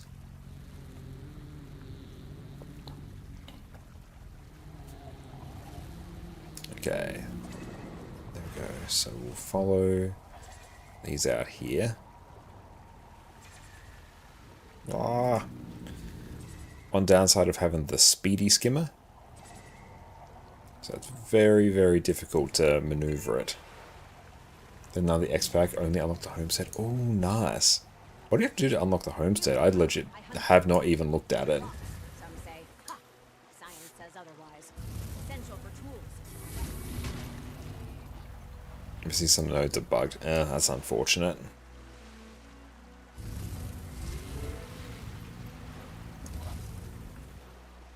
Yeah, we've just been testing out some different conduit builds. That's been really, really fun. Seems this place is even more dangerous. Oh, nice. The bitrate went up over 6,000 for a moment. Yeah. Oh, and it went back down again. Got highest, though.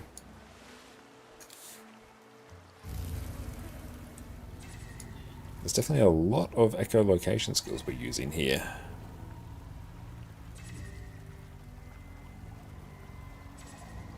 Oh, you can ley line glide around it and go into the mountain. Ooh, that's cool. That's very fun.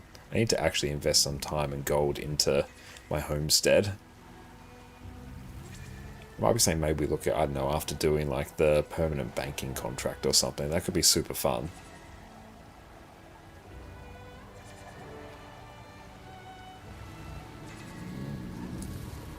Something big ahead. I better call in some help just in case. Saida, I think I'm nearing the end of the trail. Skimmer's sensing something big. Bring backup. I'll gather whoever I can and be right there, Commander. I do like being referred to as Commander again. That is nice.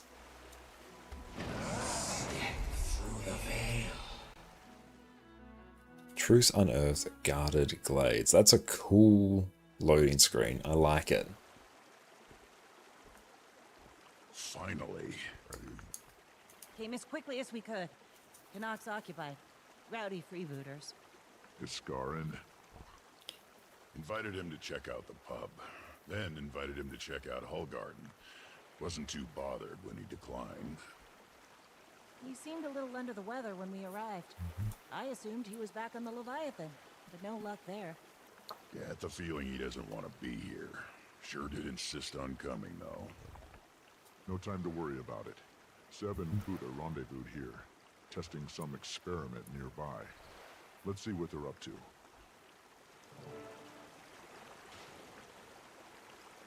Okay, really not uploading that much actual data as well. That's interesting.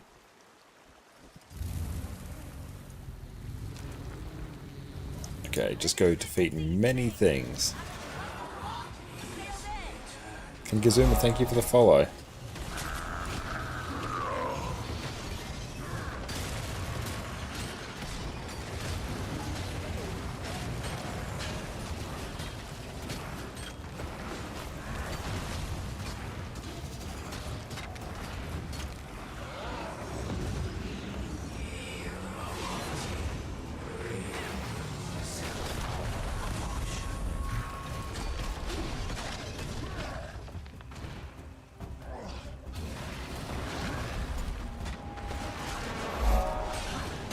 Thank you, Uka, as well, for the follow.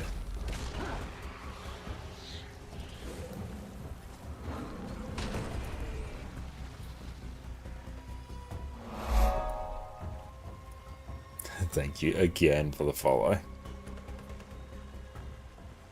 Can we mount here? No. And what? Thank you for the follow as well, mate. Really appreciate you. Oh, I can mount. Nice.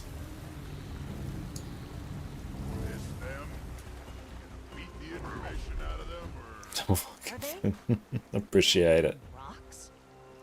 No idea. Got eyes on those raptors. Ooh, presume cutscene. Nice, network looks like stabilized. Yeah, makes me feel so much better, actually. I would ask the same of you, Overseer. But it's irrelevant. Alchemist us? Well, hello from South Australia. Always good to meet another fellow Aussie. Not even any guards around. What matters now is that you've all bungled this experiment. Do you have any No worries, Jess. effort I've gone to? Burying artifacts that were scarcely just unearthed. Ah, but wait. Yes. Let's test a different hypothesis. Yeah, I gotcha. We'll just take a very quick break. So actually, we'll just redo this mission in a moment. So let's go function 12. Character select. Awesome. We'll be right back, team. Do you want a tool that can help you get the perfect build set up every time? Aren't you curious which of these many sigils and runes is the best for you? Have you always dreamed of being able to tailor your build to exactly what you need? Well, you're in luck. Today, we're covering one of the most overpowered Guild Wars 2 tools around, the Discretized Gear Optimizer. Welcome back, everyone. I've mentioned it in my last few videos, and today we're finally delving into the detail about the Gear Optimizer. This is basically a tool which will let you compare different gear, runes, sigils, and food to see which is going to be the best choice for your specific build. It takes so much of the mystery away from selecting your ideal gear and food, and makes theory crafting your own builds infinitely easier. Right off the bat, I'm not affiliated with Discretize and I didn't develop this tool. I just use it all the time and think it's one of the best tools you, as a discerning Guild Wars 2 connoisseur, can use. So let's delve in and master this tool together. First up, we'll need to select our game mode. We can choose between fractals, raids, and world versus world. The main difference between the fractals mode and the others is that the fractal mode will consider the various fractal potions and your total agony resistance. These give you extra stats, and ideally will give you a different gear loadout from the other areas of the game. If you're really into fractals and want to have some specific fractal builds, then feel free to select this option. Just remember that the build you optimize specifically for fractals might not be the best choice for other areas of the game, due to you missing stats from the fractal potions. For most players though, the raid option will be the best choice. Select your class and build from the list of classes at the top of the page. Most of the current meta builds should be included here. If for some reason your build isn't here, select one that is closest to what you need and we can customize it later on. For this video, I'm going to be looking at the Power Quickness Herald build we have lined up for our next build guide. For the skills section, depending on what class and build you pick, there will be different skills and passive buffs, usually from signets, included and checked here. Here we can see the tool has given us Burst of Strength, which gives us increased damage for 10 seconds after we use it. It's also assumed this buff is active 87.7% of the time. Let's just leave this as is for now. It's also listed Vengeful Hammers, which is the upkeep skill when we're in Jalis stance. This skill reduces our incoming physical and condi damage, which isn't overly important today. So for now, let's just leave this unchecked. Take a quick look at these, see if they make sense for your build, and move on. And if you just started out using this tool, there generally shouldn't be any need for you to change these. In this next section, you can start choosing what runes, sigils, and food items we want to compare. Depending on what build you choose at the beginning, there will be different options already included for you. You can either remove some of these options or add new ones if you please. One very important thing to remember for this tool is that it will go through and compare every combination of runes, sigils, food, and gear you include. If you add too many of these, it is going to take a hideously long time for the tool to complete, so try and only select things that are relevant to your build. While this tool doesn't include every relevant item in the game, it does include basically all relevant ones you're going to come across. So no need to worry about all those super obscure runes that nobody uses. For our Sigil 1, we already have Sigil of Force included. Perfect. For Sigil 2, we now have some options to choose from. We have Sigil of Air, Accuracy, Impact, and Concentration.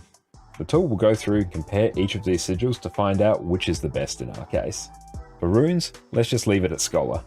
For now, let's leave our food and utility slots as they are.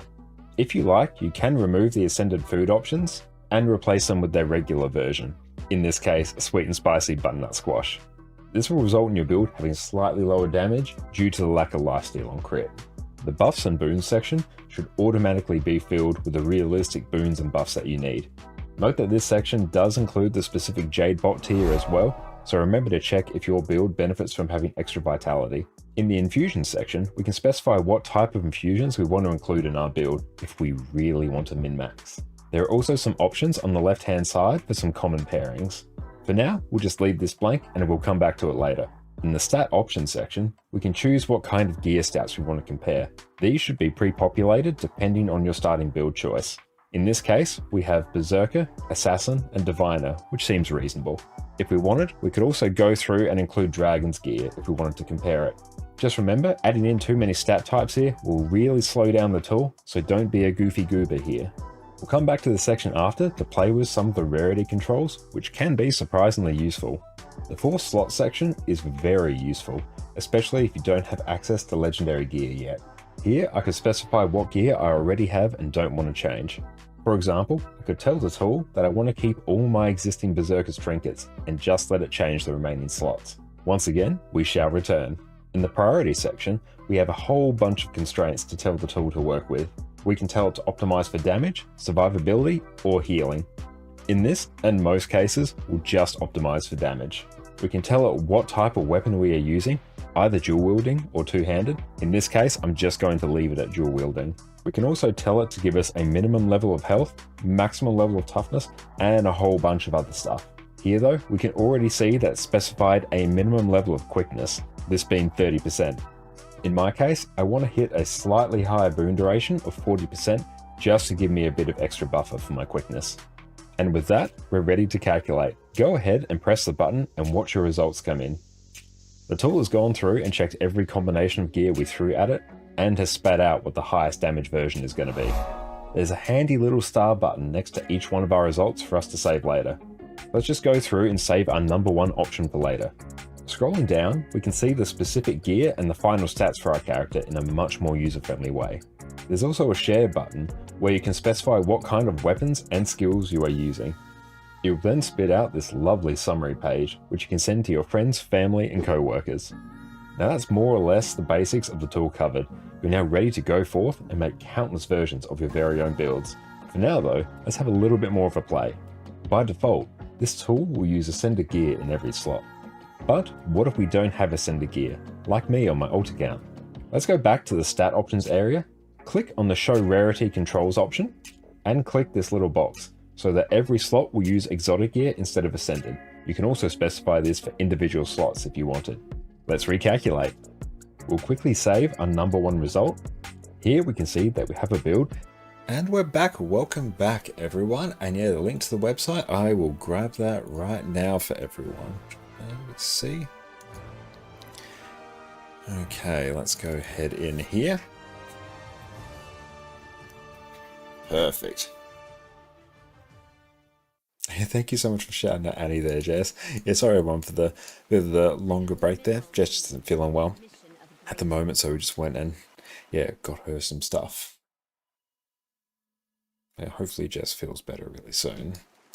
And drops should be working, yeah. There's no reason why they shouldn't be. Finally. Came as quickly as we could. Canucks occupied. Rowdy freebooters. It's Scarrin. Invited him to Chaka, thank you for the follow. I appreciate that. Invited him to check out Martin, welcome in. Wasn't too bothered when he declined. He seemed a little under the weather when we arrived. I assumed he was back on the Leviathan, but no luck there. I need some cheap utility, I think. Sure did insist on coming, though. No time to worry about it. Seb and Kuda rendezvoused here, testing some experiment nearby. Let's see what they're up to. Begin destruction protocol.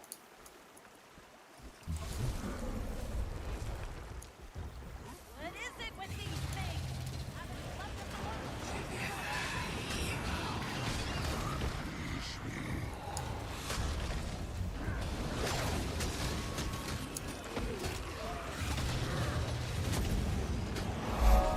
And Das, thank you so much for the sub as well. I really appreciate that. How's it going? It's great to see you.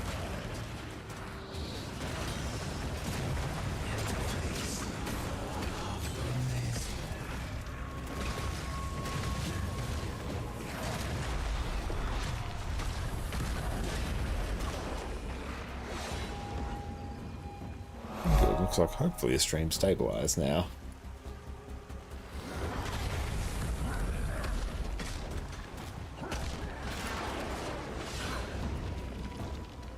Okay, we're done with that. That's nice.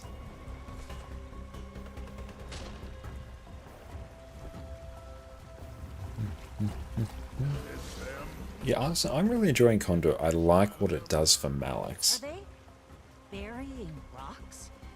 No idea. Got eyes on those raptors? Friends of yours, Kuda? Hardly. Would you allow yourself to be followed, Biomancer? I would ask the same of you, Overseer. But it's irrelevant. No raptors. Too good to be true. They're not running. Not even any guards What around. matters now is that you've all bungled this experiment. Do you have any idea? I started playing a couple weeks ago after almost a year of hibernation. Still need to catch up on Janthe if I enter the new Spec. But wait. Trying to decide which new spec you want to try out. How's new Rev Spec? Test a different hypothesis. I think it needs just a few tweaks to really sort of bring it where it needs to be. But I think it's actually quite fun. If you're a Rev enjoyer, I think you'll like it. I think it is feels like a bit more of a dynamic renegade. I think best class to role play as a dual carry Archon. What is that? She's bound by magic. I don't think she's doing it Nope. Once those objects Seb was building around here, maybe we can find those four and calm her down. Let alone not killing her. What kind of my Power Vindy? Oh, Power Vindy's fantastic. Pick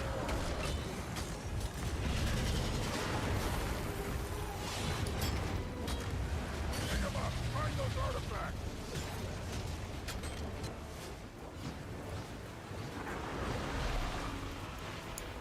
Sand pile here. Not helpful. Keep looking!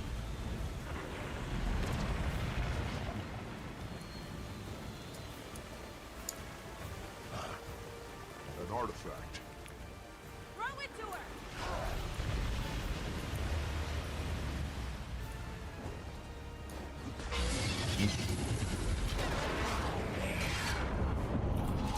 That's rough.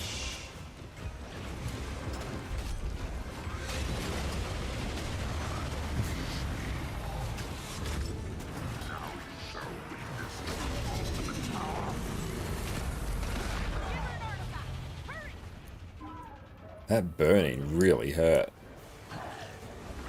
What's this? An extractor of the waves to join in on its movements.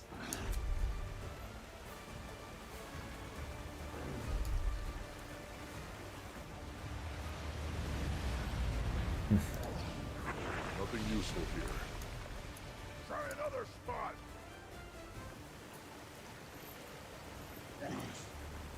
Not helpful.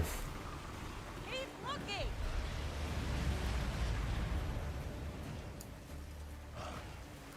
No luck. Try another spot. I don't want to do that. Let's go here. Something here. Better have the thing.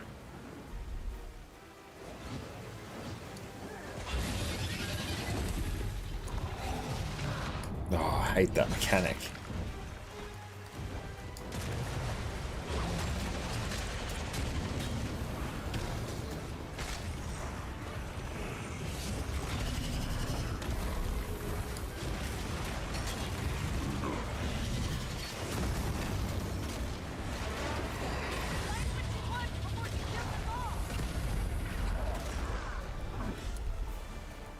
Okay, where are we off to?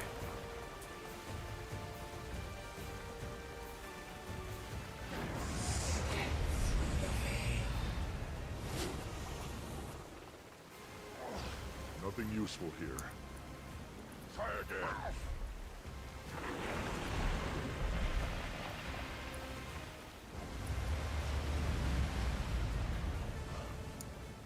Not helpful. Try another spot.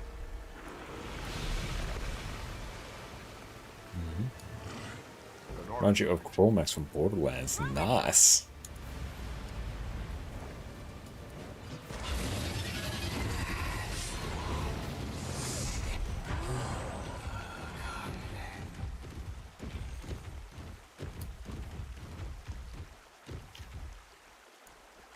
That's it. We're not your enemy. Just give it a pat now. That actually worked. Thought for sure somebody was going to end up dead there. Probably us. What are those artifacts? And the magic that's holding her? Raw ley magic mostly. But I swear there's something else familiar about it. When I saw it earlier near Hullgarden. Either of you get much of a look at those artifacts she's hoarding? A book? Oh, can I? Some kind of shard. We can just go. Shadowstone. The mist. Yeah. Me. That's Mist. what the magic felt like. Seer magic. Oh, where's all the Revenant stuff? I should try and get that actually. Either he can't hear me or he doesn't want to talk. Yeah, that's what we want. With Kella calm for the moment, maybe you two can get some people inland and Just for start setting up camp. geodes. On it. We'll keep an eye out. Yeah, we should do that actually. The Mistward armor is like very, very cool for Revenants. Like to wipe that Also, especially for smug Char look as off well. his It could be a face. fun little side quest. I'll meet you there soon. We'll get our bearings. See if we can find any leads.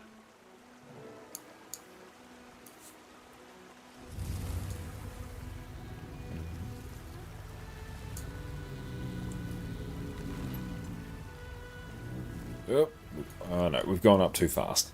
One downside of the skimmer speed boost, the slipstream, is that yeah, as soon as you activate it, you basically just can't turn. You have the turning circle the size of Jupiter. Okay, while Castora Magic Mastery, View Masteries, what do we have? Okay, Secrets Unearthed. Used to open obscure chests, earned by completing events and magic mirror challenges by defeating enemies of veteran rank or higher. You have learned to accurately recognize and harvest the lingering magic of Castora. You have optimized the amount of magic needed to open chests, and your renown amongst the inhabitants has increased. Your sharp perception and experience with Castora's magical landscape allow you to gain more rewards from the Magic Mirror treasure chest. You have mastered the ways of Castora's wild magic and maximizes the resource you can acquire from it. Event reward chests have improved rewards, completing Magic Mirror challenges of rewards key charges. Okay.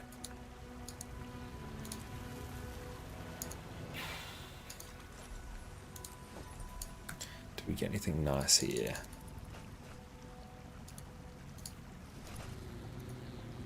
Don't destroy those, I'll sell them.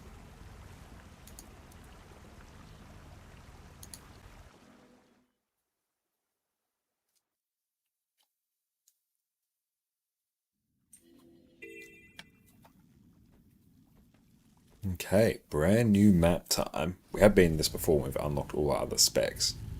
So we unlocked every spec except Amalgam, so we need to do that later on. You're leveling Elementals playing Evoker, but for open world solo, don't know what weapon to use. I mean, like, Scepter Focus is a really, really good one to use.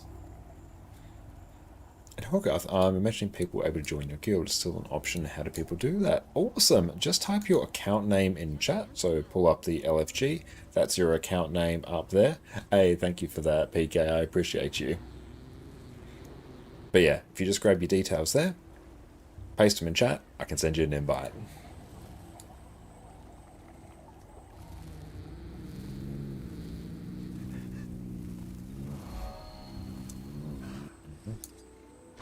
We're still getting everything put together here, Commander. Haven't had much time yet. So how many steps are in the story here? Bigger problem is going to be managing all of our Try the game? Hell yeah. Not sure everyone has the same reasons for being here. There are definitely some tensions, but nothing we can't smooth over. Well, nothing you can't smooth over, Commander. You may have gotten out of this. I do like the design of this map. It's very Auric Basin coded. Why do you think I came alone?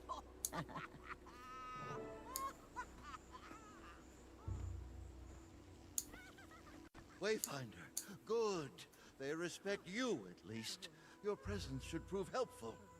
Having trouble balancing all the factions here, Colonel? To put it mildly, they're all focused on their own objectives, but we have higher priorities to handle first. For starters, this camp is hardly what I'd call secure.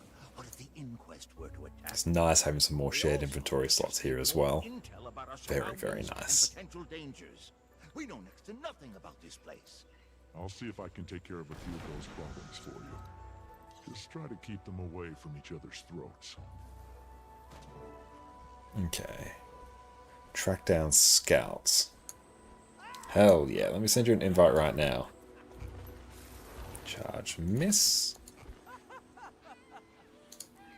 Beautiful. Welcome in.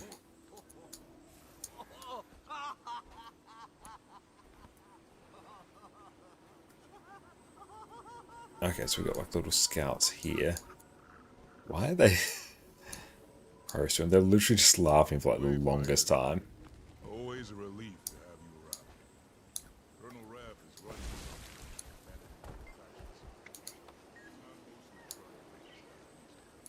Defeat the dangerous creature. It's up north.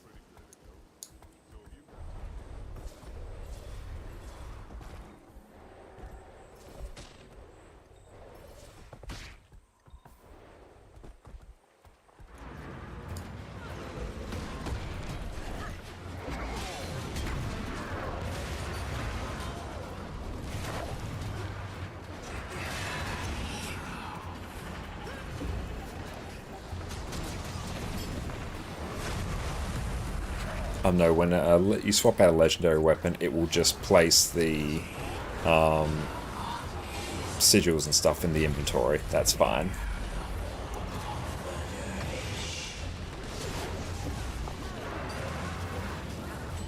And great to have you, Orgarth.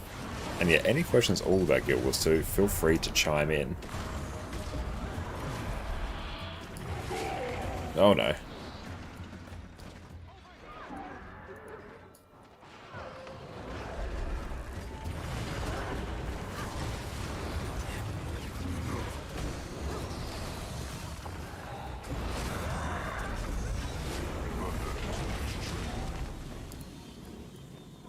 Oh, nice cool weapon.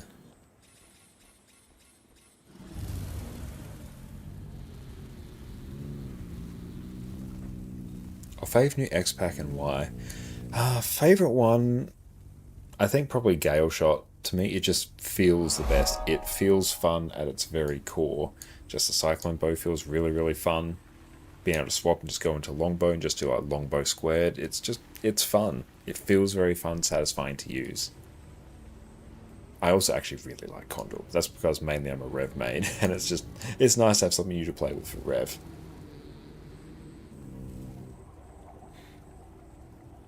Trey, welcome in. And yeah, Rev usually isn't like popular because it was introduced later, so there's just less people that play it because it's been around for less time.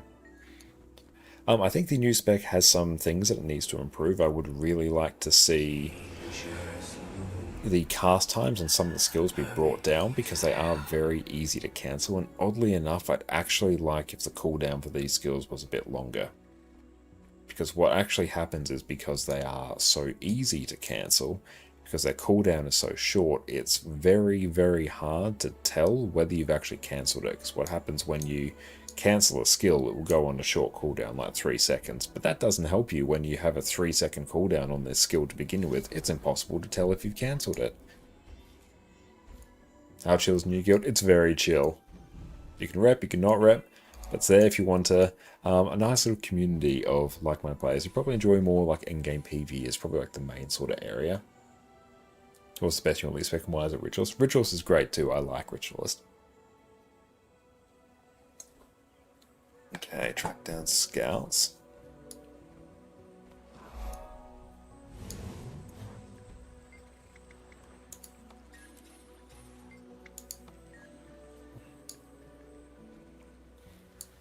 Okay, Primary Historian.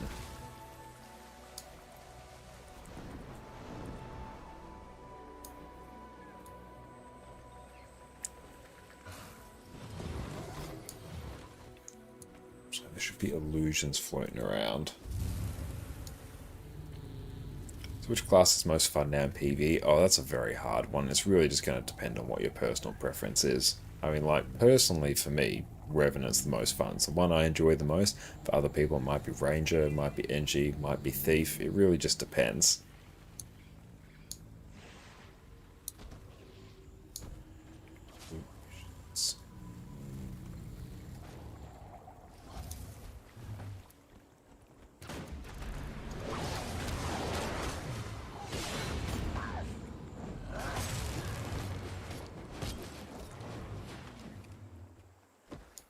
Okay, there should be another thing here. Another illusion. Should probably skimmer it, hey. Raditz, how's it going? Great to see you.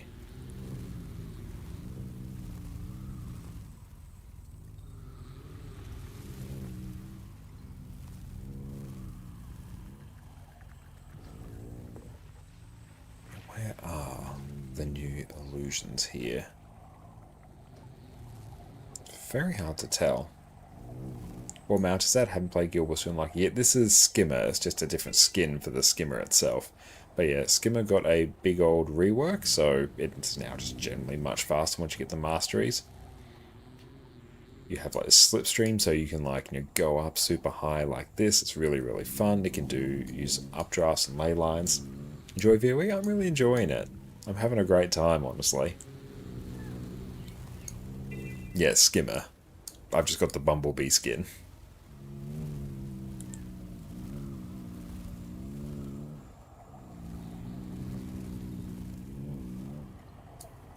So let's find more scouts. Interesting creature.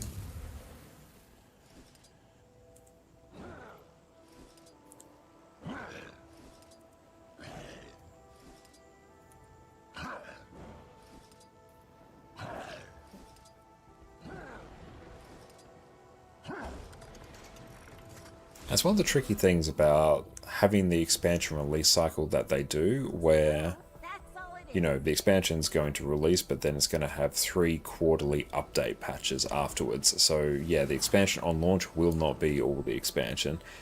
So you have to sort of take it with a bit of a grain of salt and try and think of the first impressions the expansion is going to give you. Because yeah, you're going to get 3 big patches of actual content for the expansion as well. It's the same for Soto, it's the same for Janthir. It means, yeah, on launch you get a smaller expansion than definitely what you would otherwise get. Does also mean we have a bit more of a consistent drip feed of content. What's your opinion about Evoker? It's good. Like, I've enjoyed it. DPS is absolutely bonkers. It's great.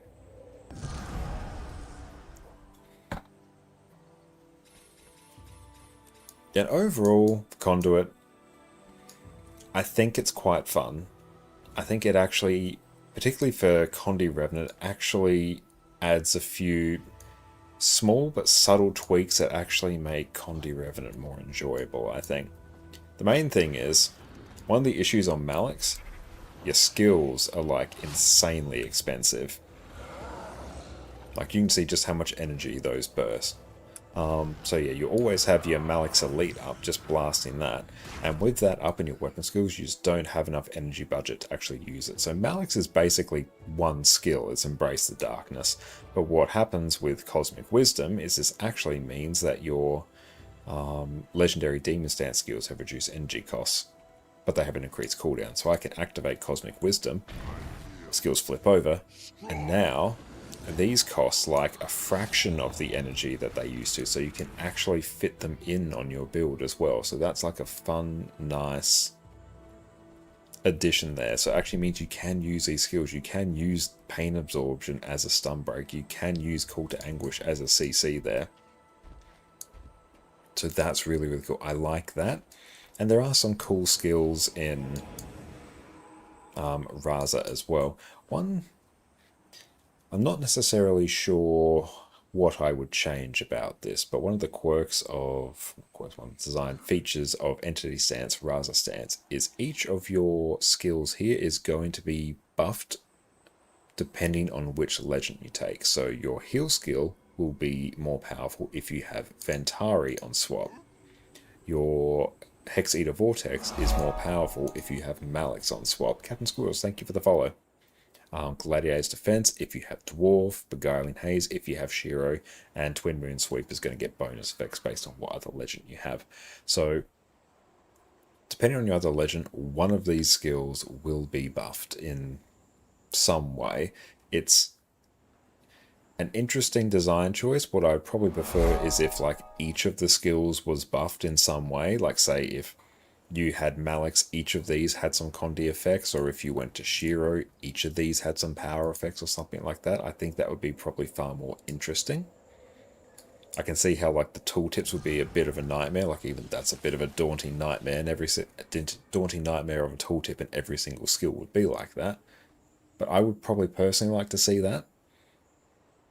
But I think it's quite fun, and it's definitely better than what it was in the beta as well. Do you have to buy the chapters of the expansions if we aren't playing when they came out? No. Aside from like your Living World, which came like well before, you know, End of Dragons and stuff like that. That if you weren't around, you'd have to buy that. But if you buy Secrets of the Obscure, Janthir Wilds, Visions of Eternity, you will have access to all the content, even the stuff that's released in the quarterly patches, even if you're not playing.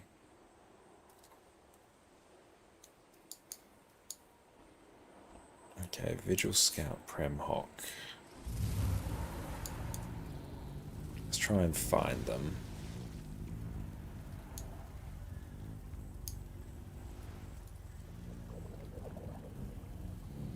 Oh, bees freaking out a bit there. It's freaking out, man. Don't know why, but it is. Good, you got Living Worlds from way back. Colonel Raff is running this operation, managing all the factions here. I'm mostly trying to make his life easier. But diplomacy isn't my strong suit. You're pretty good at it, though. So if you got time to keep everything happy... Biologist. I'm looking for Vigil Scout Premhawk. Another day in paradise, eh, Wayfinder? So that's Astral Ward Mage.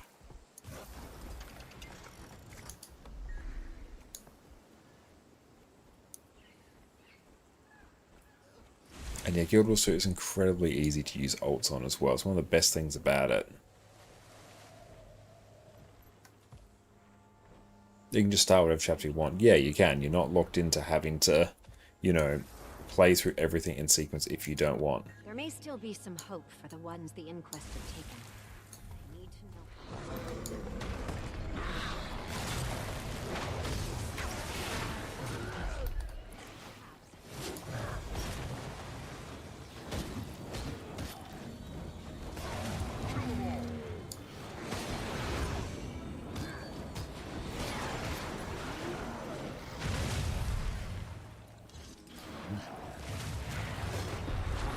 Still need to do world completion, only if you want the rewards from world completion, like things for various legendaries and that. You don't need to do world completion at all.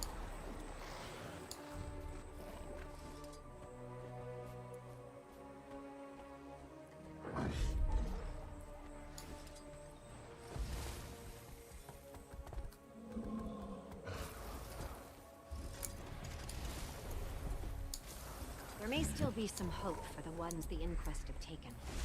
I need to know how they are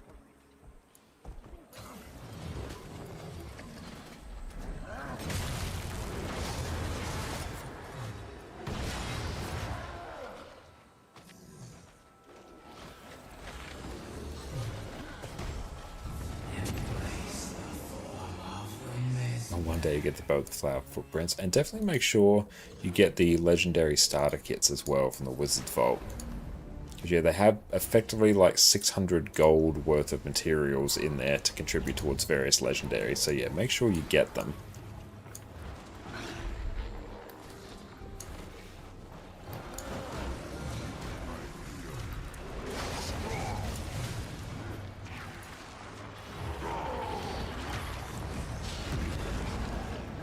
And even if you're not making the particular legendary that's in the starter kit, the gift you get from there, the gift of magic or might, used across all the various legendaries.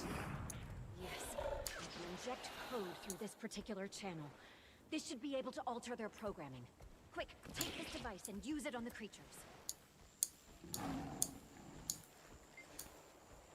Okay, so we've got the device. You lose.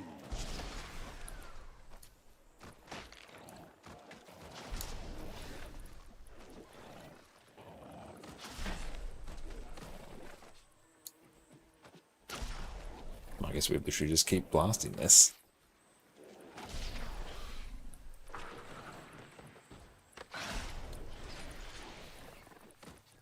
Your end is not.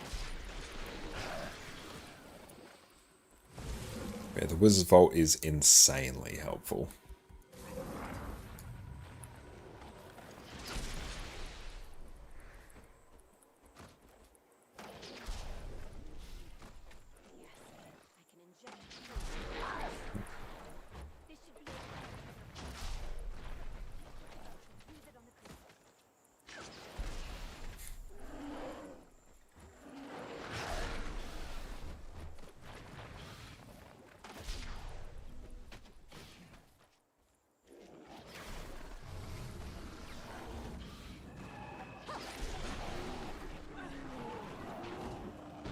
Or do we have to use it on them and then kill them?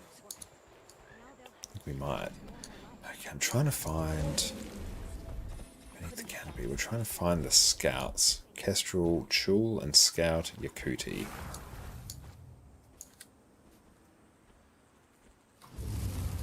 Okay, I guess there's another scout out this way. Opinions on Luminary? I'm not the biggest fan of it. Like it's fine, but it doesn't doesn't quite feel like an elite spec in the same way that others do for me. It doesn't really feel like a class-defining mechanic. Kind of just feels like here's a little bit of a shroud tacked on. It's fine. It's just not necessarily my favorite. Oh, there's another scout out here, so maybe we'll just go out this way.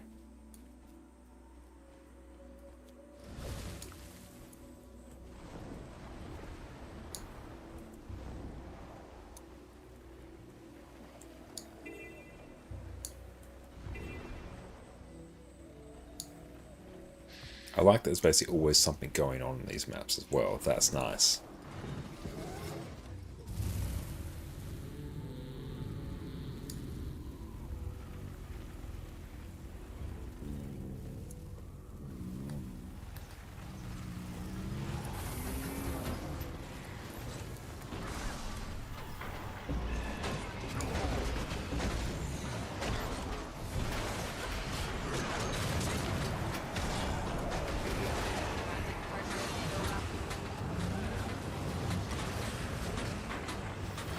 And 7.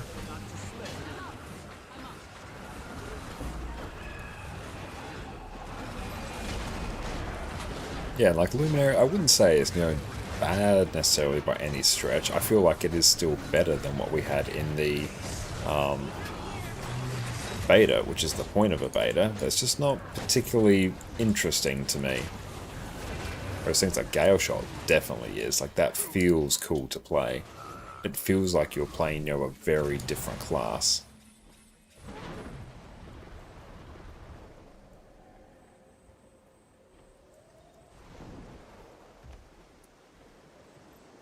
Astral Ward. Scout.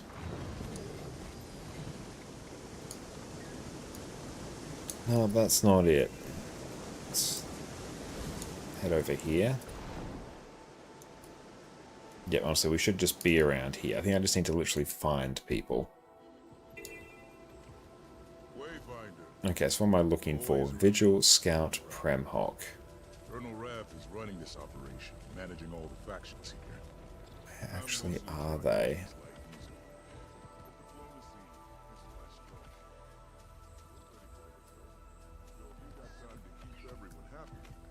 I'd appreciate it. We've got Scout Ducati here.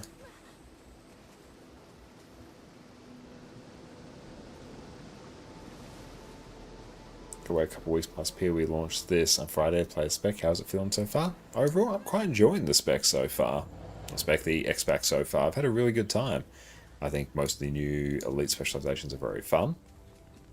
New maps are very well designed. I've had a good time. I'm looking forward to seeing how they build on this expansion from here.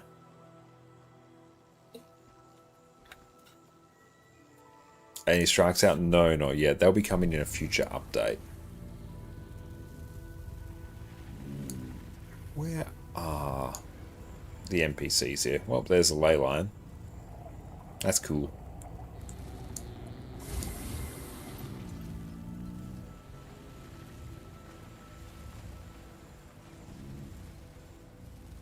Okay, I might actually... Oh, here we go. Here's someone. Ah, yeah, cool. They have a little icon on them.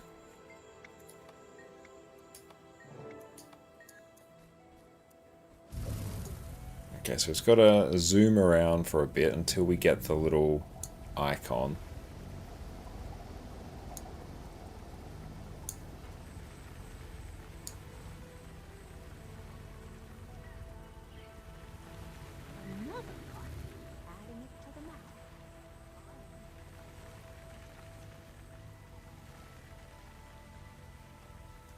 Is there a place to change character appearance without pain? Like, you can change your armor in the wardrobe tab. Go to wardrobe and then, like, change all your stuff there to whatever you want. But your actual character appearance, no, you got to pay for that. Like, your actual physical, face and body structure and all of that good stuff. Here's another one. Nice.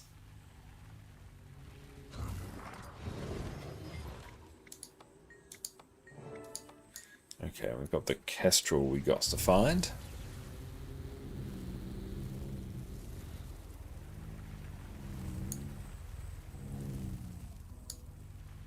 feel like they might be up north here.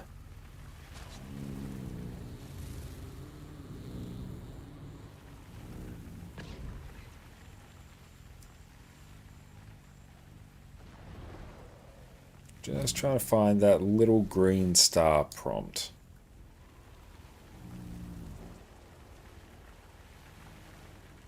And yeah, the wardrobe presets I don't believe are in yet, unfortunately. That's going to be really cool. I assume they'll still need transmutation charges. I don't think they'll get rid of that mechanic. And Waffle, thank you so much for the follow. Yeah, it's a big component of why legendaries are as good as they are, because they don't require transmutation charges.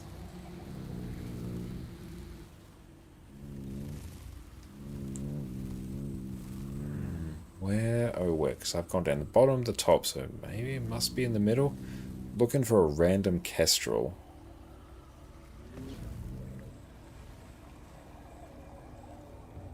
Very hard to find. What happens if we interact with this? Cool, we got stealth now. And we got the Castoran shield, that's nice. Wiseold, thank you for the follow. I will find this damn kestrel. Nothing if not stubborn and persistent.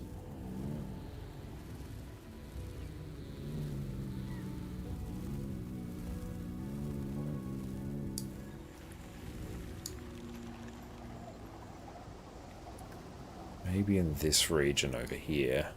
There they are.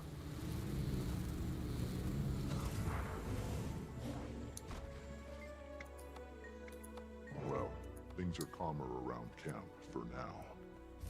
Guess I should make sure everyone is doing okay out in the field.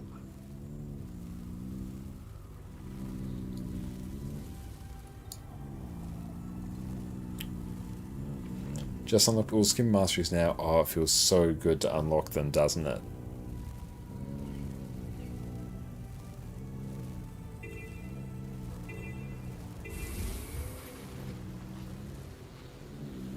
It's honestly the stat swapping as well for legendary armors that I find is insanely valuable, and the fact that you, once you have, full legendary armor, especially built 3 ways, you just never need armor again. Armor is like a foreign concept to you. You've come to the right. This part took you 30 minutes to do. Yep, it took a little bit.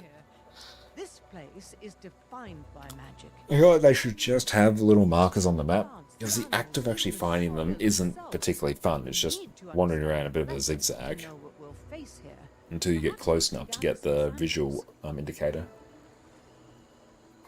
So you play different armor class, that's why you get all 3 sets.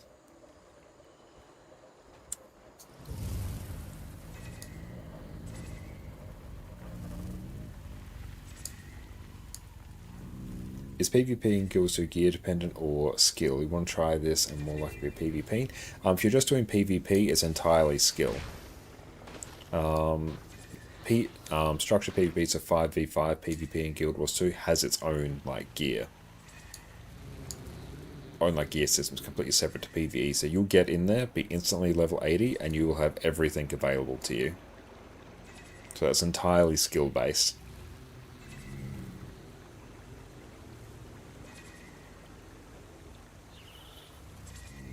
I can actually demonstrate it. Is it Shift P? Yeah. Okay. Enter PvP lobby.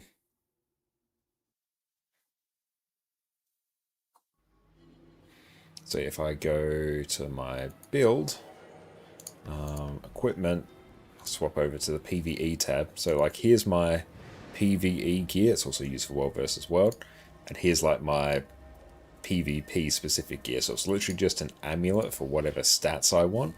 My relic, my rune, whatever. I'm just picking things at random. Sigils, again, just picking things at random. And that's it. And then your traits, it's all unlocked. 100% recommend you should try Guild Wars 2. And thank you so much for the follow. And yeah, everyone, I have made a video about why I personally play Guild Wars 2 and why I think everyone else should as well. More relevant than ever.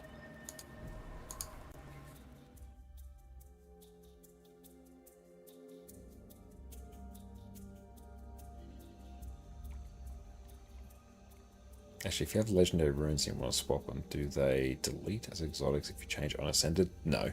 You can extract them just fine. They'll just instantly sort of pop out.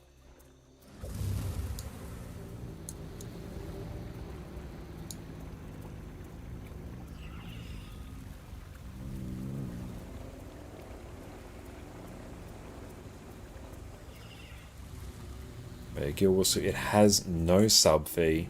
It's a buy once, play forever kind of deal. The core game that released in 2012 is free to play if you do just want to try it out. But yeah, bear in mind, Guild Wars 2 at its core is not a free to play game. Think of it as like an extended trial. But yeah, you buy the expansions, you're good forever. No need to worry about sub fee. There's no vertical gear treadmill, so like the gear I got back in 2012 is just as good now as it was back then. That combined with the sub fee means you can take breaks. And you'll come back and try Guild Wars 2 when you might be more in the mood for it. And it's always going to be here for you. I myself have taken breaks over the years. The combat system in the game feels fantastic, and the mounts in Guild Wars 2 are just absolutely wonderful. So I 100% recommend, like even if you just download Guild Wars 2 as like the free-to-play version, it's great. And yeah, if you do want to purchase Guild Wars 2, if you do so through my affiliate link there as an ArenaNet partner, I will get a small commission which helps support the stream.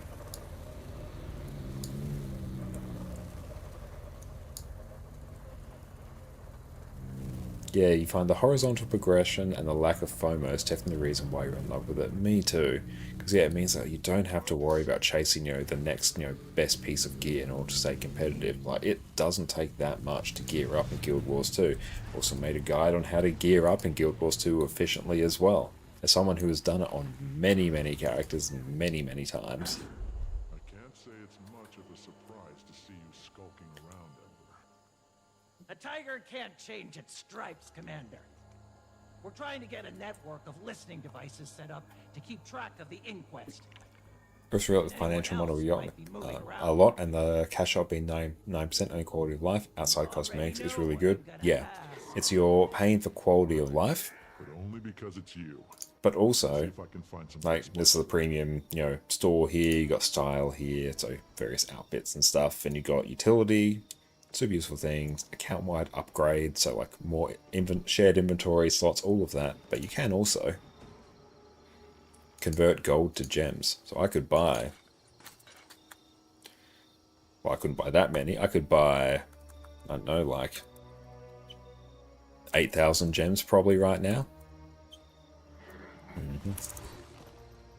Yeah, there we go. I could buy 8,000 gems right now with the gold that I've got in my account.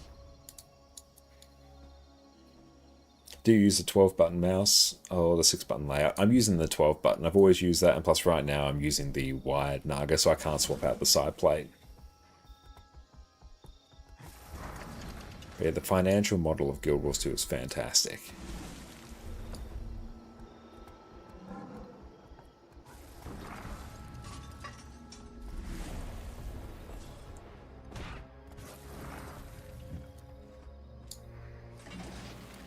I wish this would just like give me the option to just interact rather than having to like run back all the time. We also need to make sure there's no scanners left around here. Buster!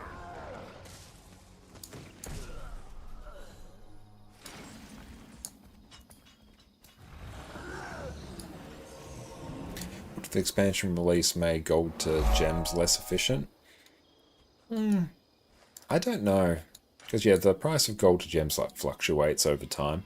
But also one nice thing about the gold to gems is it also actually serves as a means to rip gold out of the in-game economy, which counteracts inflation in the actual in-game like trading post as well.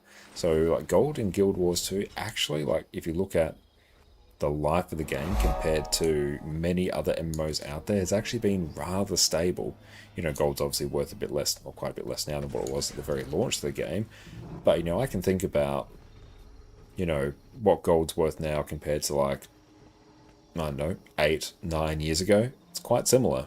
That's rare. That shit's very rare.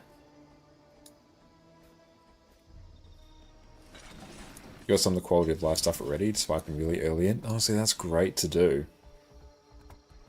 And it definitely reminds you of MMOs in your young years. That's so good to hear. But yeah, like getting some quality of life is great. Like extra bank tabs, character slots, some shared inventory slots, the permanent salvage kits. It's just good stuff. And since I see this, Sphere, thank you for the follow. And thank you everyone. Endless gathering tools, yep, they're also fantastic.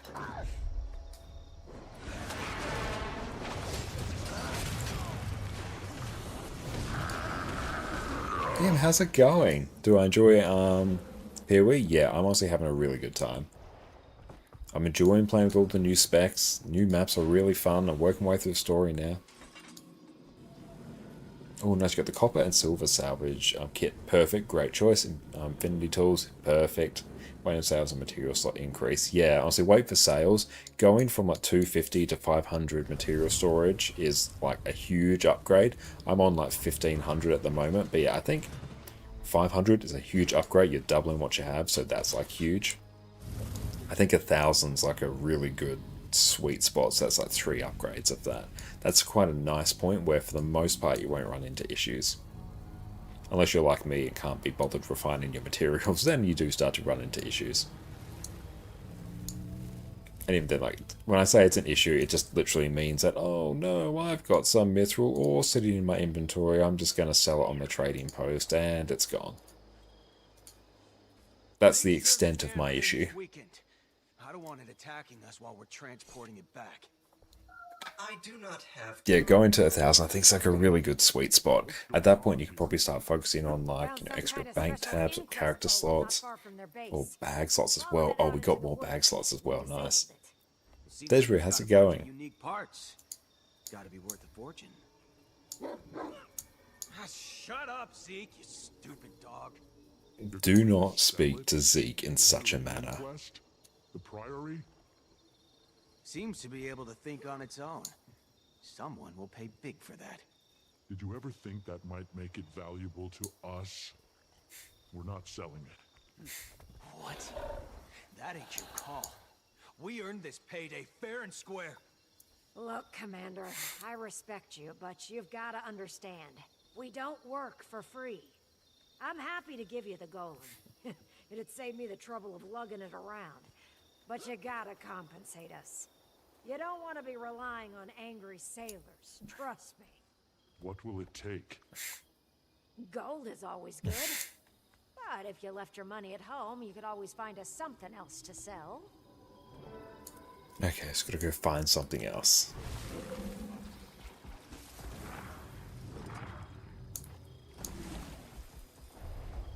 Targeting control module.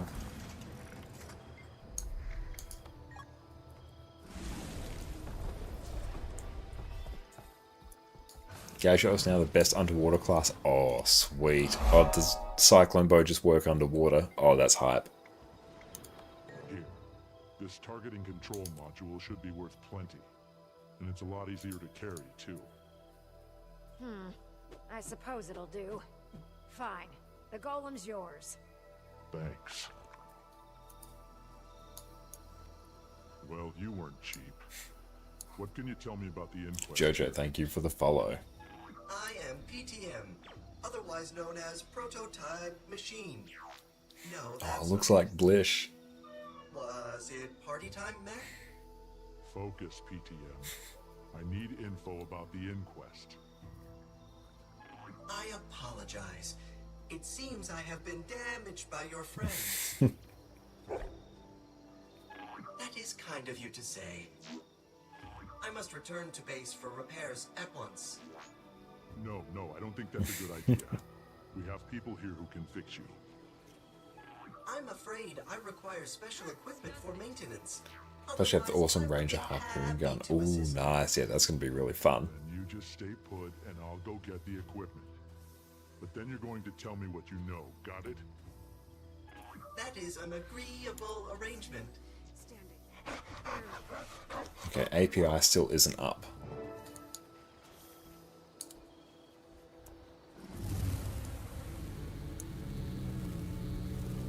So I think, are we doing the meta event now? Yeah. Let's go join on that.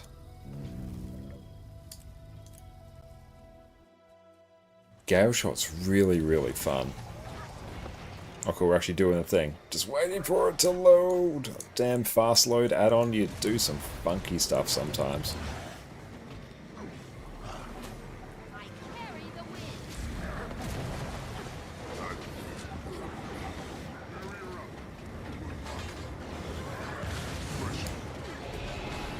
There we go. Already played Amalgam? Not yet, no. Amalgam's the last one I need to actually unlock.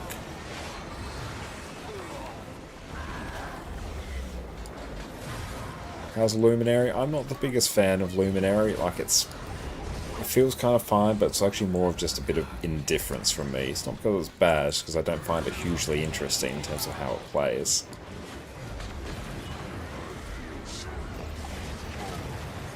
I don't know, it feels like kind of similar to Core Guard with extra steps. How are the meta events? Not as good as Heart of Thorns ones. Sort of similar, I think, to the meta events we had in Secrets of the Obscure. Yes, base core game, more buttons to press. Yeah, that's basically it. It's fine. I think if you're a Guardian player, you'll probably enjoy it because it's a new class to play for you. But it's not one to make you be like, ooh, I want to go and play that. Whereas, yeah, when I think about Gale Shot, I'm like, yes, I'm not playing Ranger now, but I could be playing Gale Shot. That sounds fun. I like the boss design. Oh, the boss design of this one I think is like really cool. Yeah, I much prefer this second meta event over the first. It's quite long. That's true. Equipment has been wrecked. Still don't know what they were trying to do. I'm detecting anomalous magical readings in this area. How you feel about Luminous, how you feel about Conduit? That's totally fair enough. I can see if you're not a Rev enjoyer, Conduit is probably not one to make you be like, ooh, I really want to go and play Revenant now. Whereas, like, I really enjoy Rev, so I can see and appreciate things that, you know, I like about it. Like, I love that Cosmic Wisdom makes it so the Malik skills are, like, way cheaper. Just for that little bit means you actually can fit them into a rotation. It's great. Do they compare to EOD ones? No, the EOD ones are better.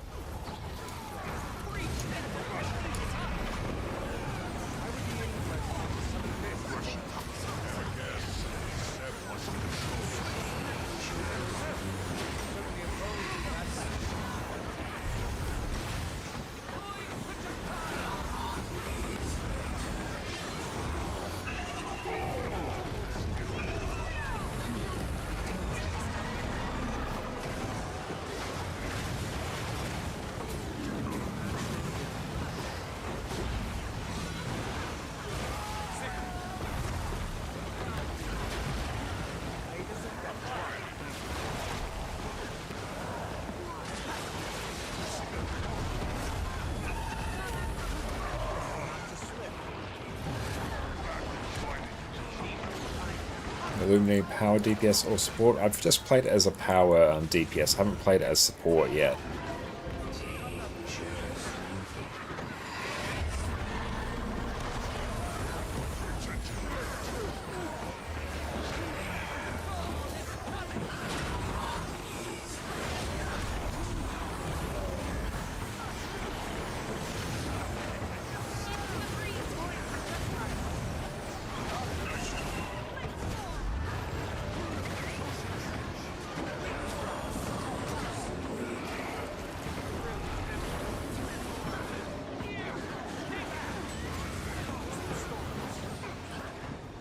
Oh, we are a rabbit now.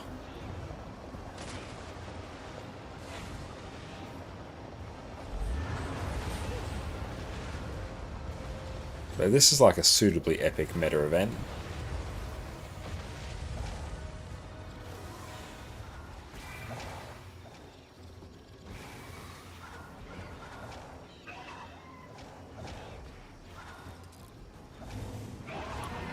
This new engineer class, I've heard people really like it, and I really liked it when I played it in the beta, but I haven't had a chance to play it just yet. That's on my list of things to unlock today.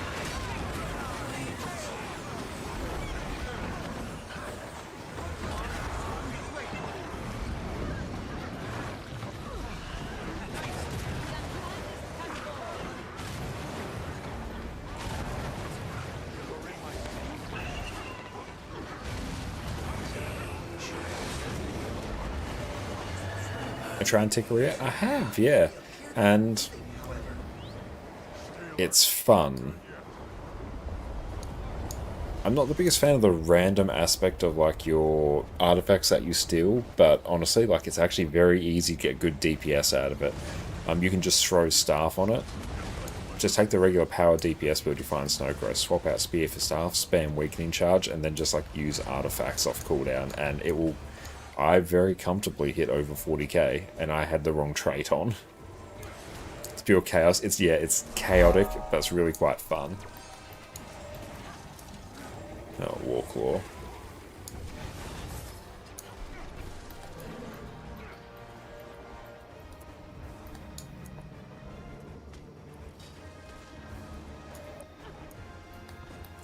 So we're just tabbing through the enemies, trying to find a soundtrack here is like god tier, love it.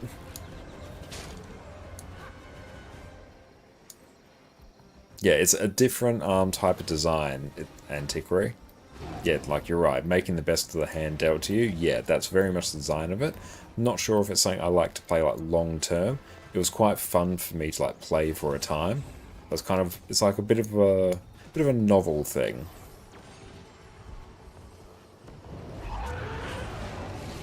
Practice with it quite a bit, managed pretty well. Edge 45k power, 49k convi. Yeah, and that will like 100% be tuned down. Like a lot of the specs are too strong right now.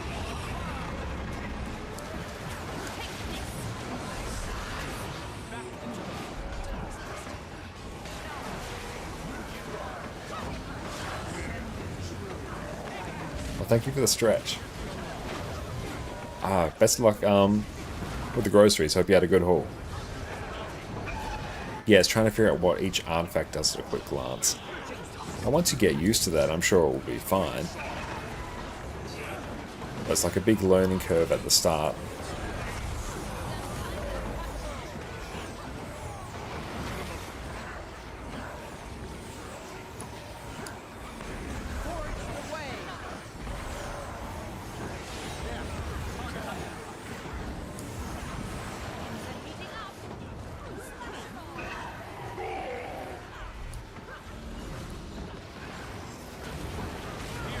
Blast Sword Dagger Evoker. Nice.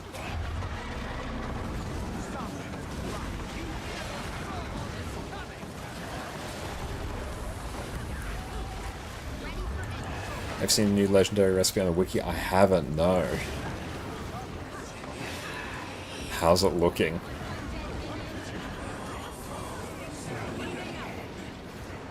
Let's do the stretch now. Oh, it's expensive. Which legendary are we talking about? Are we talking about the Aqua Breather, or are we talking about, you know, the new Spear and Staff combo? I think I can use like the new Warrior build for solo PV. I know Sven had like a banger of build floating around, but I think it's definitely coded more as like a heal spec, and it's honestly it's a bit of a god tier healer. Say 100 clovers. Okay.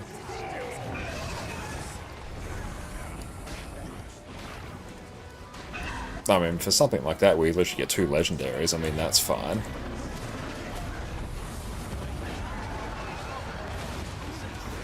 It's expensive, but yeah, you're literally getting 2 legendaries for it.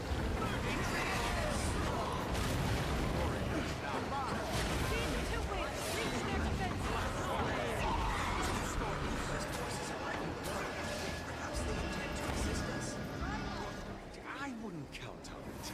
Best we dispatch them before they can implement their plan.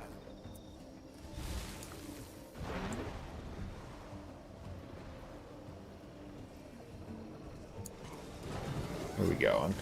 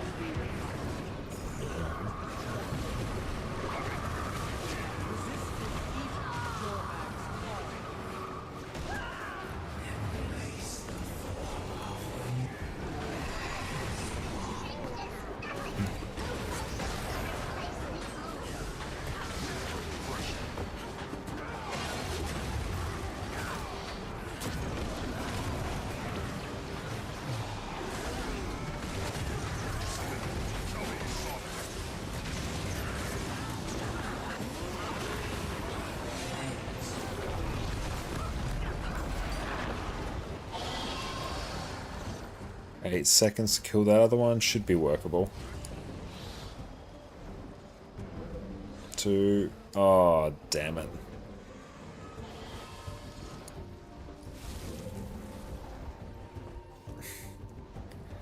Okay, now it's going to have to wait and just do this again.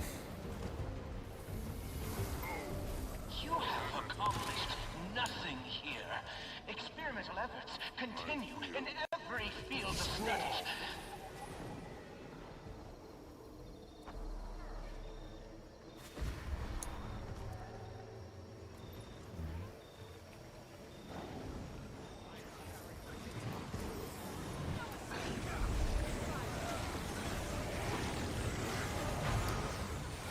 Oh, big float.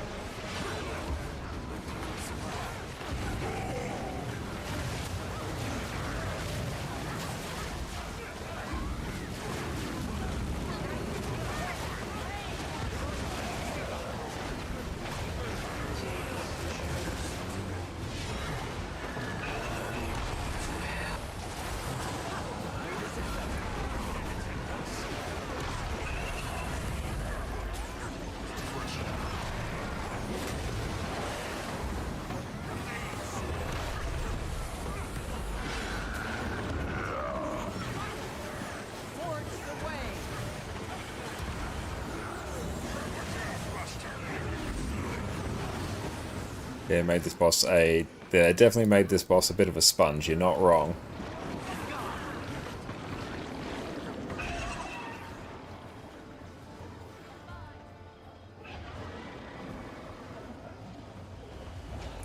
I guess, yeah, if you've got all your specs now doing like a bajillion DPS, you need bosses to compensate for it.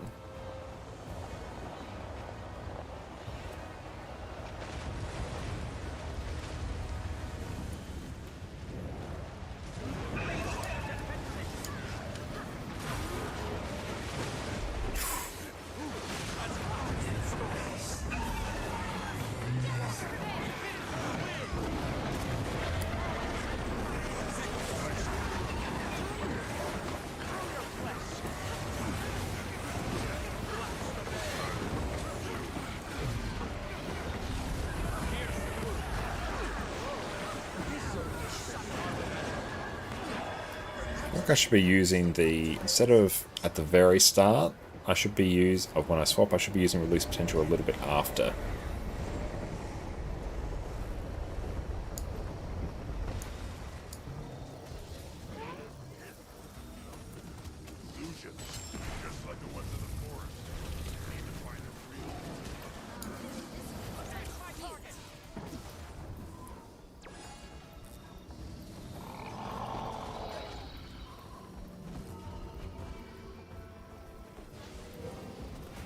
We've caught up on the story. We're in the process of catching up on the story. Are we just looking for ones with... yeah, looking for ones with brake bars. They're the ones we actually need.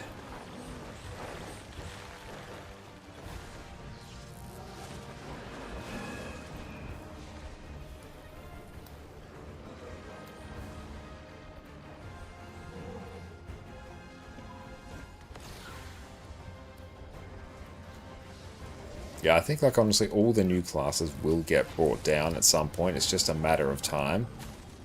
They're probably brought down to around sort of the mid-40s. It's kind of where everything is sitting.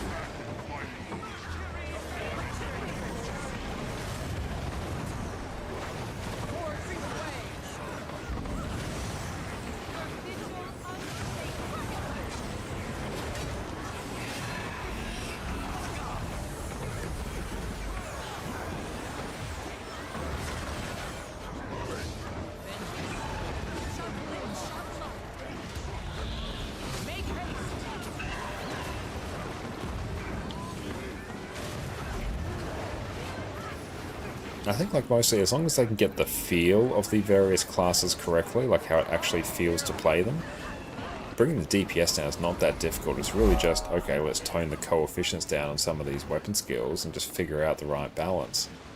Getting the feel of them correct is much harder. Deli, thank you so much for the sub, mate. I appreciate you.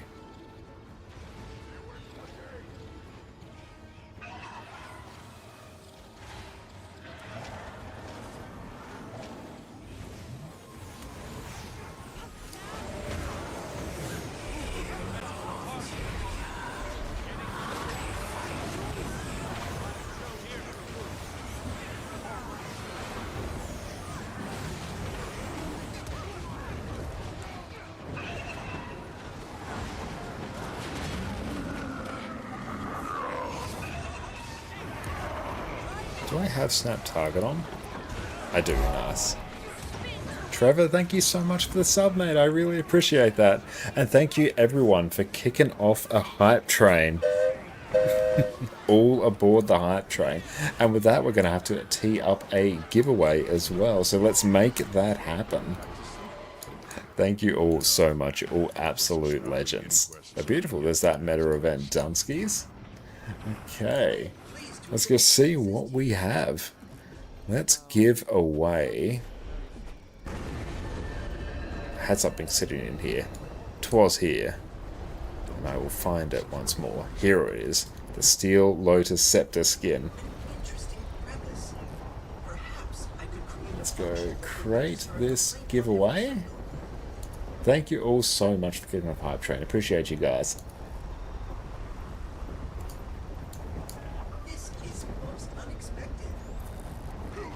Beautiful. Everyone, you can type an exclamation mark, enter in chat for your chance to win this giveaway.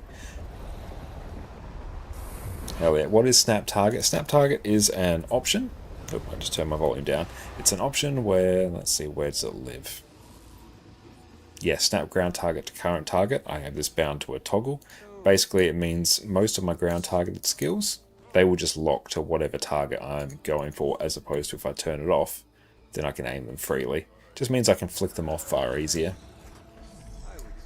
You're going to wear a costume tomorrow during your stream? Yes, we have some costumes lined up. Cool, squad leaders left. Let's go pick up our loot. We did make sure to pick up a few just for this. Or just for Halloween.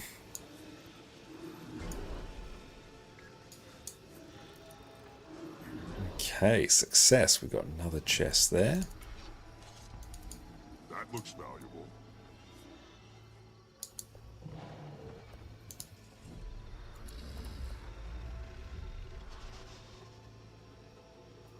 Camo F1 should work with it. Like some classes you really don't want on, like you really don't want to use it on Scourge because you want to be able to place your shades around appropriately, and your Signet of Undeath, if that snaps to your target rather than your ally you're trying to res, you're going to be really sad.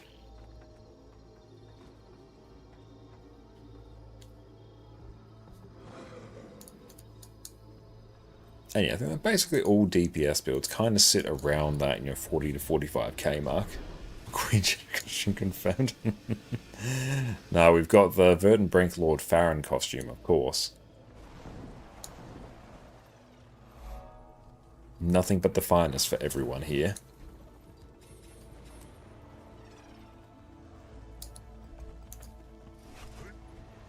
What are people getting from the Hero's Choice chest? I've literally just got them sitting here. Deli, thank you for the follow. Appreciate that.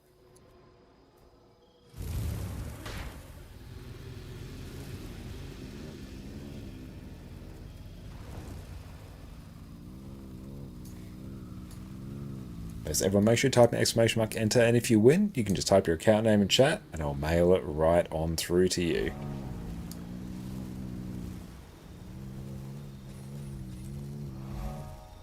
The free skin is so good, and what does it actually look like? Let's go mounts. I do really enjoy La Bumblebee. And then dies. Let's go for a bit more of a blue look. There we go.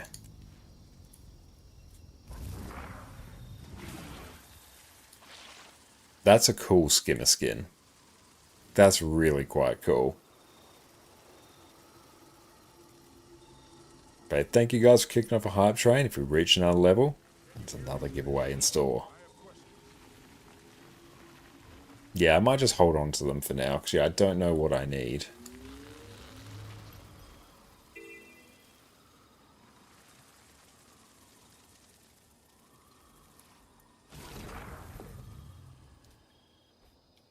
But thank you all so much for your support. It's been absolutely wonderful. Need to use the caches lying around here to remain unseen. Toss something to distract the guards.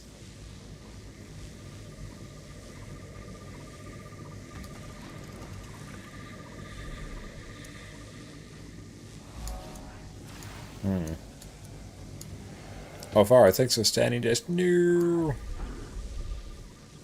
Let's go stand over here. Thank you for the hydrate. I only need 55 amalgamated chronic lodestones. Damn, that is ridiculous. Thank you all for the hype train. I appreciate you guys. Okay, let's go and draw the winner for our giveaway. Last chance, make sure you enter. Exclamation mark ticket or exclamation mark enter.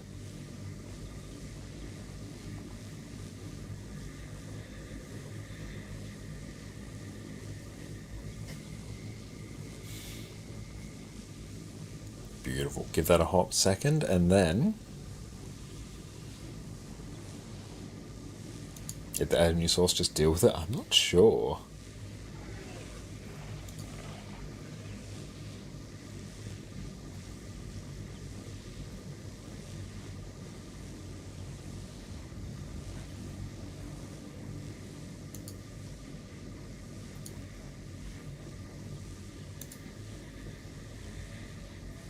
Okay, let's close this giveaway. And now we are going to draw our winner in 3, 2, 1. Congratulations, No I here. You are the winner. No I. Type your account name in chat and I will mail this right on through to you. Well done. So we were doing the Steel Lotus Scepter skin. Very schwanky. Ah, perfect. You got it on hand. Love to see it. Congratulations. What's the best way to get Skyscale? The quickest way is to get it through Seekers of the Obscure. Finish giveaway. Well done. Thank you all so much. Yeah, the fastest is Soto. Okay, so what are the achievements here? Defeat all Inquest enemies in the outer compound. Okay, the achievement are mutually exclusive. Let's try and do the hard one first.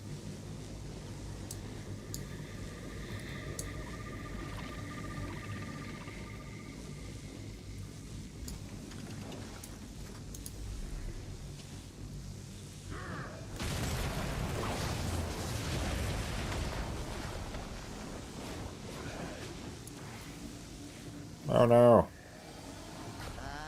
Ah. Stuck on watch. Why aren't Spec's experiments doing this work? Are you insane?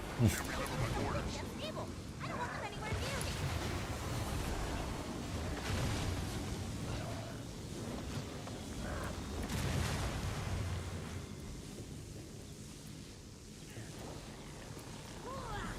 me. We're just going to kill the things now. That's what we're doing. Yeah, just nuke everything. It's fine. Separate achievement.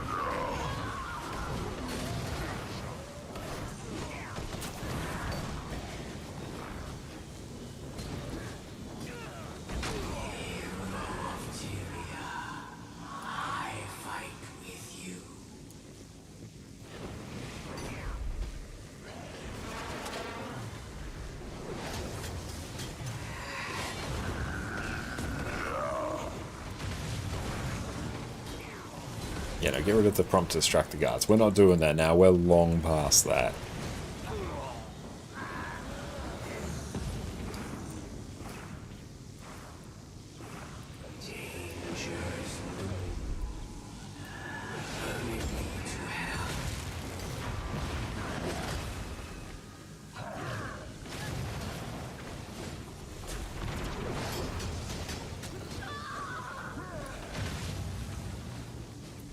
Demo's stealth method. I mean, there's going to be like no one alive will have seen what we did.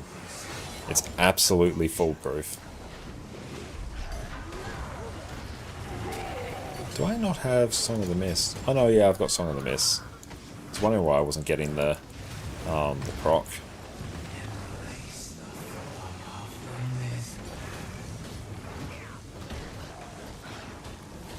New expansion? Yeah, in the new expansion. Let's make a legendary. I think it's easier to make Ethereum. I assume that's a new legendary. Should go back to Soto and make Clovey. You have the resource to do both. Like, if you need a staff as well, getting the new one seems like a pretty solid idea.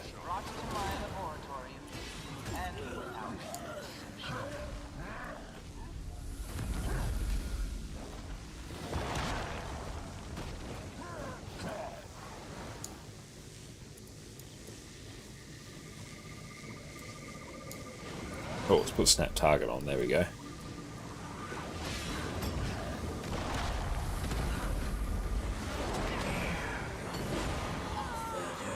And no witnesses. Yep, there are indeed no witnesses.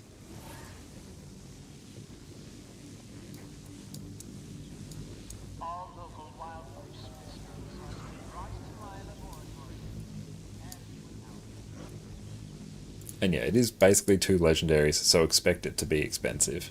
Sir, certainly love their elaborate defenses. Time to go break it at the source.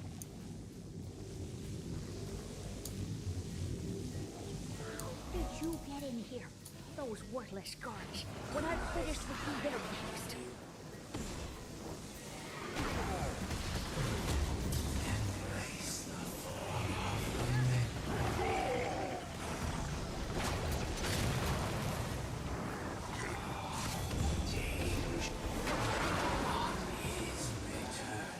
The Condis from this one are pretty bonkers.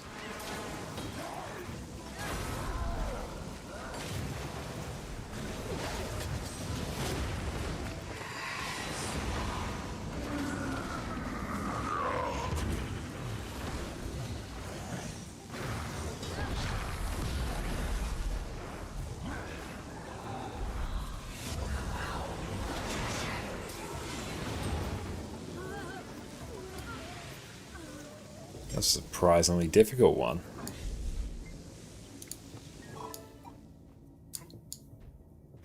Yeah, the Condis from that were pretty wild. Kind of want to run Charge Miss there, just so I can have like a bajillion energy.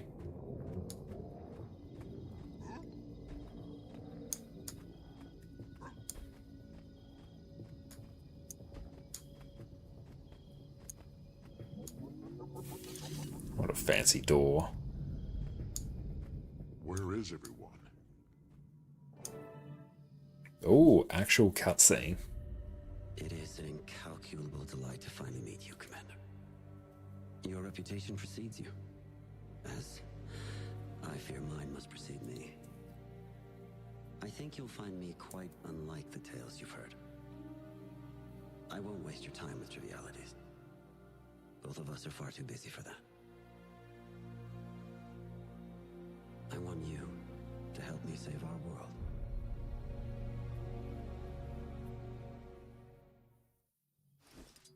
What do you mean? I wish I had time to explain everything now, but Kuta's guards are closing in. We can't be seen together. Not yet. Suffice it to say... Hey Lelline, how is it going? Welcome in Raiders. My name is Connor, ConnorConCarne. You can also check me out on YouTube there. We've done all sorts of Guild Wars 2 guides and we'll continue to make more Guild Wars 2 guides. What is up? Everyone go check out the wonderful Lelline over on Twitch, an absolute legend and great organizer Oteria Pride. What is up? How are you going? What did you get up to on your stream? How are you enjoying the new expansion? Hope you had a wonderful time and thank you for trusting us with your community. Valen, welcome in. Soaring Spirit, great to see you too. But how's things? I've been enjoying things so far. We've been unlocking like all the new specs, working our way through the story, new masteries, skimmer. It's great. How are you going? They sanctioned this? More readily than you can imagine. And they'd have kept it from you forever. They can't be trusted. Neither can Iskarin. I will tell you more when I can. Hey Dev, how's it going? And anything else you need. A token of friendship. That's alright, it works. We secured the perimeter and you can't be here!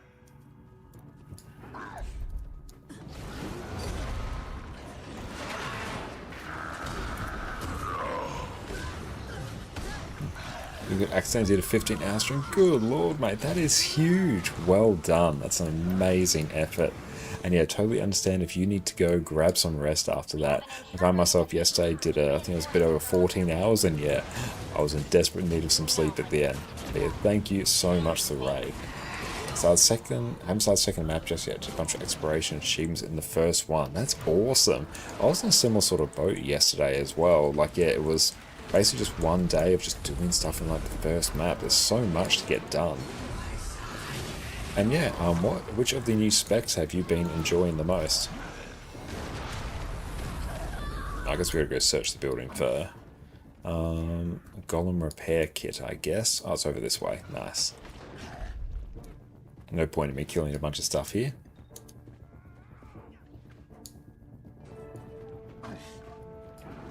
Make a hasty exit through a teleporter. Love it. I've Voca, obviously, went back to Tempest after a bit. She got used to overloads after so many years. Tempest has had so many years of refinement. Tempest does feel fantastic to play. I did also enjoy Evoker when I played it as well, actually. I'm loving the new skimmer as well. Like all the movement upgrades you get to it, the masteries, it's just so fun. Feels like a top tier mount. I'm looking forward, honestly, to all the other mounts getting this treatment as well.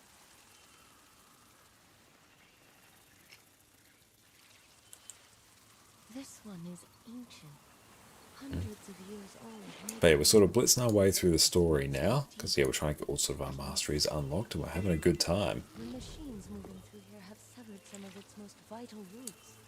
With the sap of nearby plants, you may be able to heal it. Otherwise... Come on. Oh, we've run into something. Oh no, it's all gone horribly. Oh no.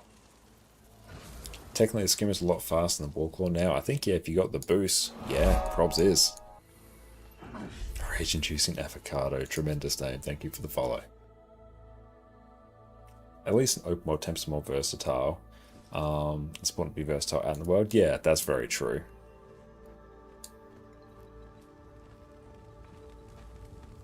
I've really been enjoying Conduit, actually. Been having a great time with it. I'm not going to hurt him. According to an index search, my name is Pro Tour Matthew. That can't be right. Maybe you should power down while I do this. Perform hair diagnostics. Okay. Red, red, red.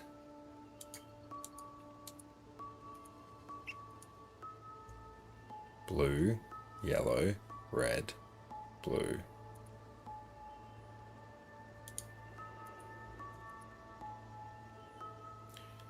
Yellow, red, blue, yellow. Blue, yellow, blue, red.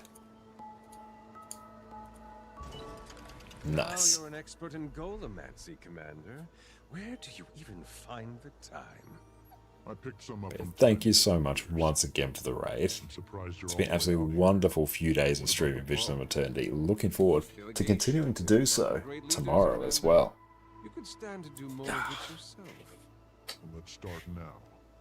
You make sure nobody bothers the golem while it reboots, and I'll go update the others. Hoist by my own petard.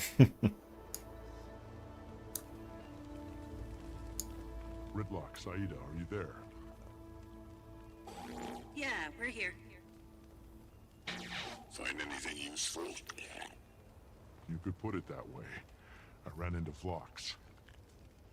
The Inquest leader? This sounds like a pretty good lead. What did you find out? I think I have more questions than when I started. He's certainly not what I was expecting. I enjoyed that cutscene. It was the voice actor for Phlox did a good job. Fill us in when you get the chance. It seems your friend has finished rebooting, and thus my duties here are discharged. Maybe you should go join Saida and Ritlock up north. I'll be there shortly. Ah yes, of course. Someone has to keep those miscreants out of trouble. Better now? Indeed. My systems have been repaired, and I can now officially introduce myself as Prime... At any rate, I am pleased to assist you with any questions you may have. He served in various posts within the Inquest prior to assuming the directorship. These include as a lead field researcher and originally as a Golomancer. Before that, he was a hydrological engineer in Rotterdam. Yeah, I actually did hydrologic engineering. Cool. Records show Even better. Like this character even more. warnings about the structural integrity of the Magus Dam before it collapsed. The Arcane Council formally dismissed these warnings and barred him from taking any action himself. That is the end of his time in Ratasum. There is a gap between that and his time with the Inquest, but no records of it are available. None of the orders issued to the crew specified any object by name or description. This kind would give good boons to itself in open world. I'm still lacking like it did in the beta. It doesn't give great boons to itself, but like with the new relic, So the desired objects must not be collected Relic the Pirate Queen, you can give yourself permanent quickness, 25 might, and fury. Like, you'll be blasting through stuff. Tried the ooze yet? Not yet. It's on my list to look at. I apologize that I haven't expanded further, Commander. Working with the Inquest necessitates a level of... Hope you'll stream a lot. You need those drops? I definitely will. What are your thoughts on Conduit? Honestly, I actually quite like it. It improves a few things about sort of existing core Revenant legends through the interaction with, what's it, Cosmic Power? Cosmic Wisdom. So I quite enjoy that. There's a few areas I think where it could be tweaked, some skills could be refined a bit, but it's better than it was in the beta. to do good, and destroying the evil in the process. But what are you planning to do? You still haven't told me. When you peered into the eternal alchemy, you saw all the paths laid out before you. Yes, our possible futures. I am trying to prepare Tyria for what's to come. To do that, we have to remove the impediments to individuals like you. If we continue to let Iskaran and the Tyrian Alliance make our decisions, we won't survive. Yeah, I would personally really like to see all of the Raza skills improved by a legend, not just the one. I think that would be super cool. That would make it a top tier, just elite spec. Not sure if they will, because that's like a huge amount of design, but that would just be epic if that was the case. Think on what I've said. We'll speak again soon.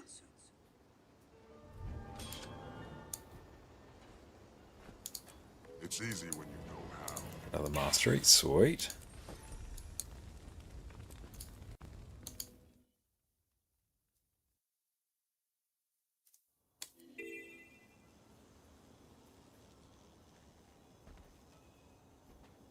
Can you show your build and give some tips on the rotation? Yeah, sure thing. I'll actually just go into the Golem room because now's actually a really good time for us to take a bit of a look at that.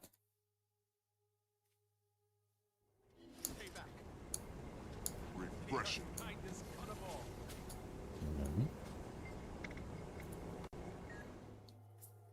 Right now we're running sort of a celestial version of our build. It's honestly quite similar to what we're doing.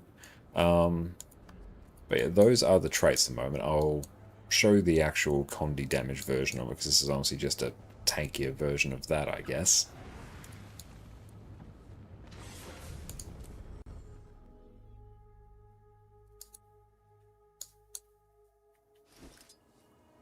But yeah, let's go on to just regular Condi Renegade. Those are the traits. And then here I'm just running Dual Spear, because honestly it's just kind of my preference to run. Welcome. Feel free to approach the console Just to begin self, combat add practice. boons, all of If you them. have any questions, I'm all ears.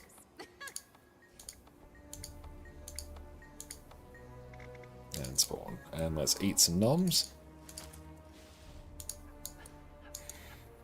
Okay, so the main thing we're going to do is use Hex Eater Vortex and Twin Moon Sweep to burn energy because they're great condies. We're going to use Spear 2 and 5 off cooldown, 5 being the priority.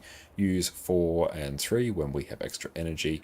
Keep Cosmic Wisdom up at all times whenever it comes off cooldown, and use Release Potential when you enter a legend and when you leave a legend. That's basically it, and swap weapons after legend swap, and this will probably end up being around about 40k or higher if I get it right. Okay.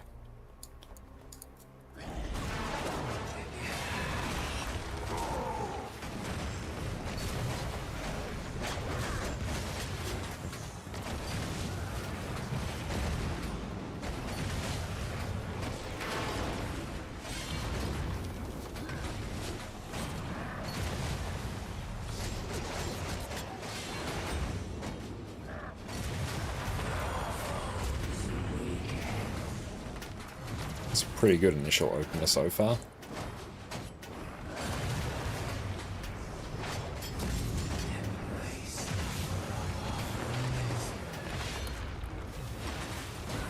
That's 43 now.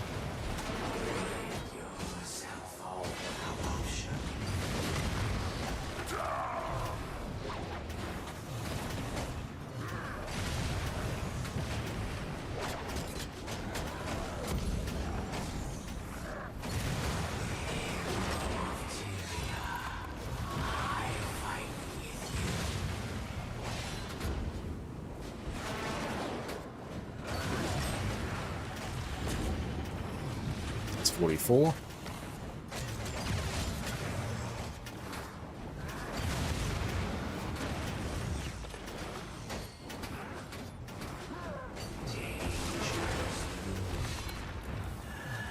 There we go, that was 45.3k. What's wrong with shortbow? Spears seems to be even better. Yeah, spears are like really quite good. Shortbow will work just fine as well. But there we go, that's actually like my best pull on that so far, which is good. So yeah, we're pushing 45.3k there. Sweet. And yeah, just for like open world, I was just running like a celestial version of that, which I think lives in this. I was just testing out this trait here, Expanded Consciousness. It's quite fun. Basically, it means you just gain energy when you max out on affinity, so you actually get more energy above and beyond charge miss as well. So that's quite fun. But honestly, I can probably even just run a Kinetic Insight. And we'll see what this does entirely solo. Because we can actually give ourselves like permanent quickness, might, and fury as well, which is nice. Just self. Remove my boons. Clear golem settings. Spawn. And spawn. Okay, so just entirely by itself. Let's just double check our traits. Yep, that kind of works.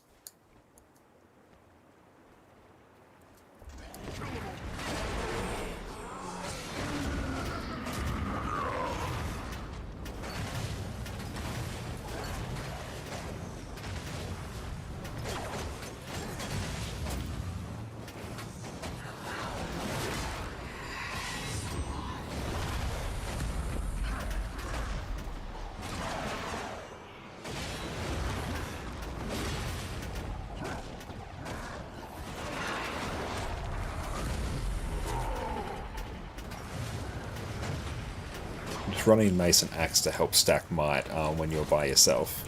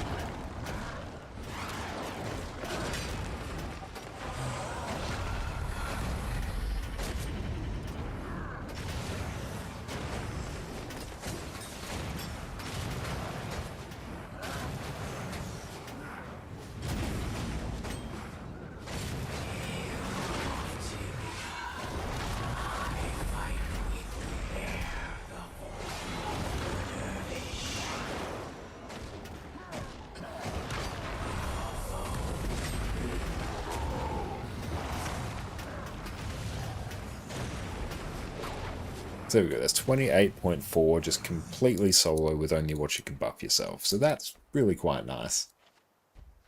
And Tattoo, how's it going? You're thinking about starting to play Guild Wars 2. Great choice, you should. There's so many expansions to choose from. Which one should you play? Take a few years to go through them all. Then this new pack will be old, and you're sure more will come.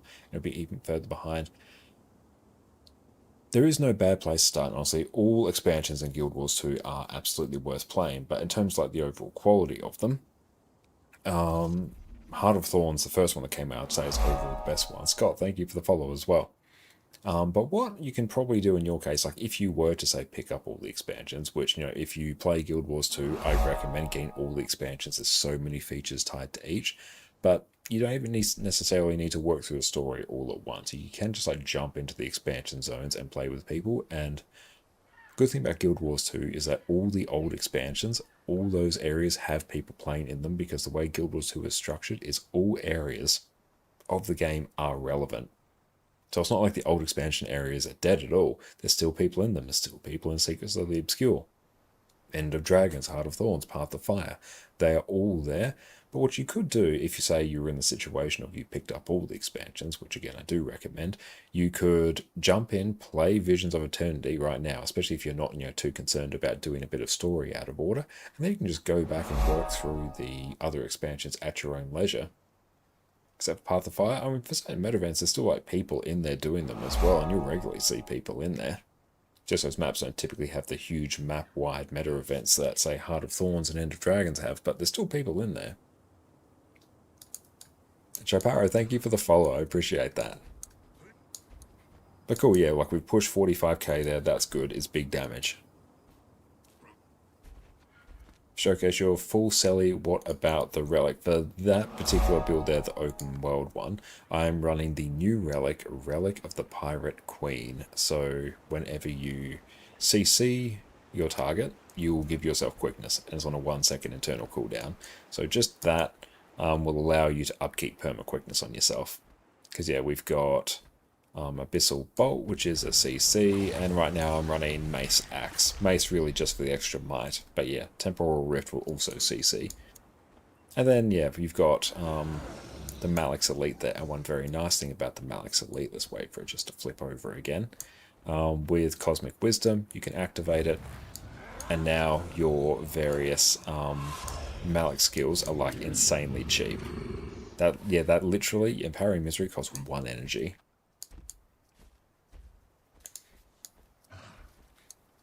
We tried those for Gift of Desert, super hard to find people to do bounties. In that case, what you can always do is put up a mentor tag, or if you do have a commander tag as well, just put it up in the LFG and announce it in map chat. Like if people see a commander tag, people will flock there. And also sometimes bounty trains going on for that matter. Yeah, quite often there is as well. And yeah, I was in the same boat, like even somewhat recently I went and did, and thank you Bernardo for the follow, like somewhat recently in the last year or so I was working on Coalescence something. I had to do a ton of bounties, had to do it, and yeah, I'd just throw a tag up and then people would just randomly start joining, and yeah, we had a bounty train going. Because often in Guild Wars 2 people are just waiting for someone to tag up. There are people who want to do the content with you, they just want someone else to lead it. And by lead it, it's just put the little icon above your head and start blasting. Or you could also find a build that's really good for soloing those bounties. And they won't farm bounties like so much like they used to, but you'll find a few people. Yeah, waiting for tags by raid find will be so good. Yeah, like especially for the easy ones, that's going to be a good system. Let's actually see. Is there a strike going? What do I do here? I don't feel like doing that. Yeah, the best thing to do in Guild Wars 2 if there's content you want to do but isn't people doing it, make a group. Yeah, like honestly, I could even go to old content like dungeons right now, and there might not be people in there doing them right now, but I could put a group in there and they would start forming. Oh, there you go, some people doing Honor of the Waves, I think. See, I could join this group right now. You know what, screw it, let's do it.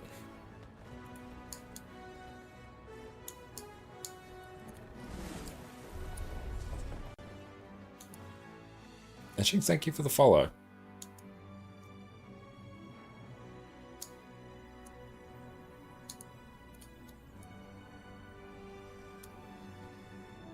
Dungeon transportation. That's, what is it? Honor of the Waves.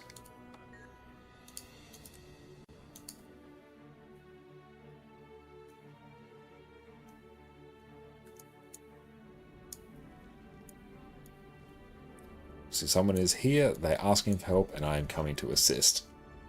Oh, it's needed for the aqua breather. Is it actually? Okay.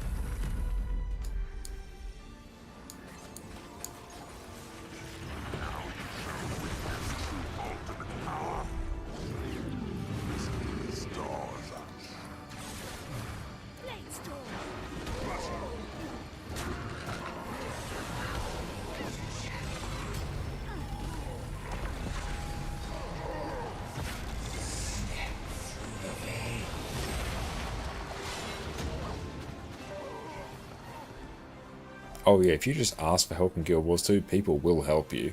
The Guild Wars 2 community is just like insanely helpful.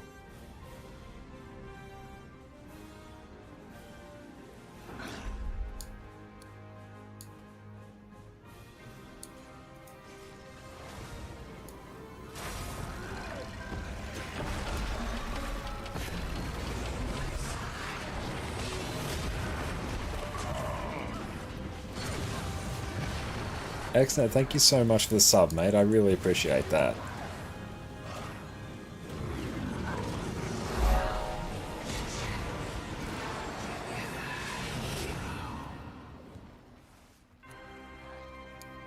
Let's enjoy your complete lack of ads and your wonderful addy emotes. I see you with bloody weapons, but I don't feel your rage.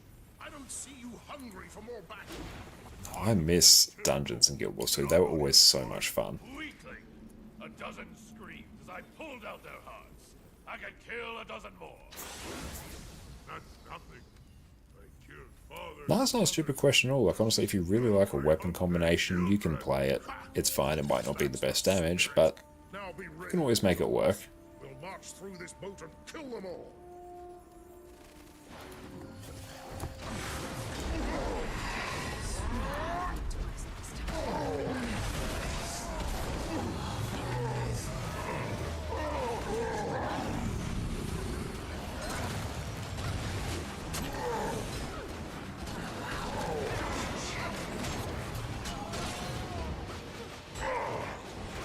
Boosting power creep's kind of getting out of hand. I mean, a lot of the new specs that have been brought into the game, they will just get nerfed down at some point in the next few weeks, so it's not like they're going to be this way forever.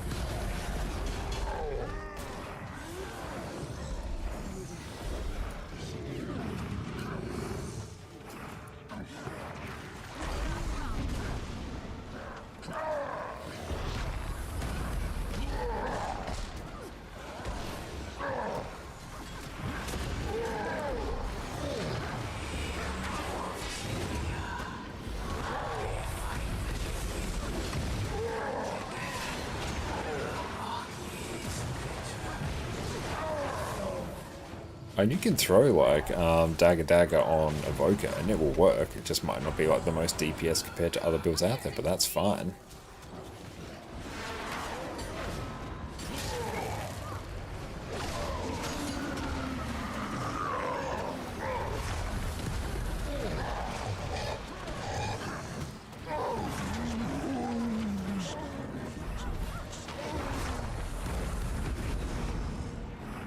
No, no.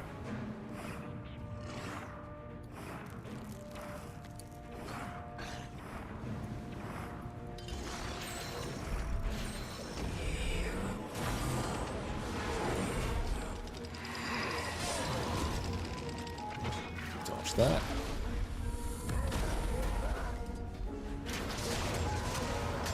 Well, these are immune.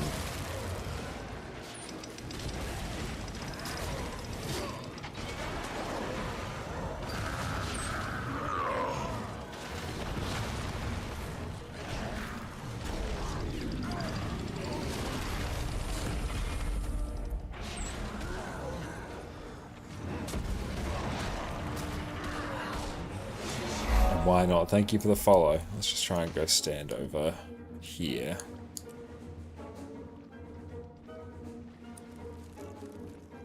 There we go. where do we need to go here? Through the ice dragon totem. Oh, here we go. Yeah, it's through here.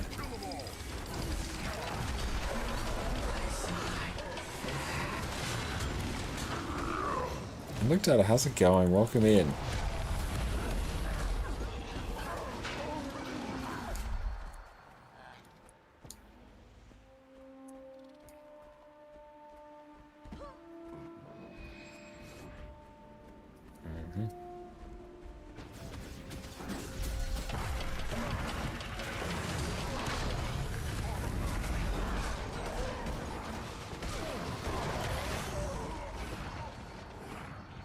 Oh, we're stuck.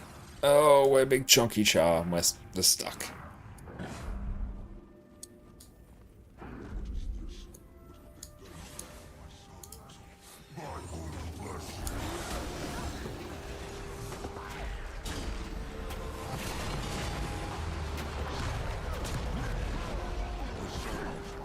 What has become of you? You are consumed by sickness.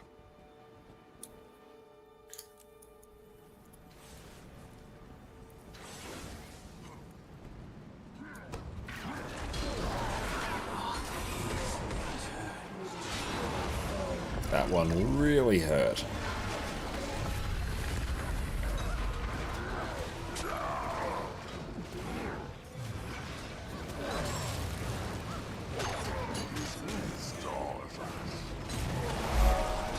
Leave that down. Then we got the regeneration or resolution. Let's just nuke some of these.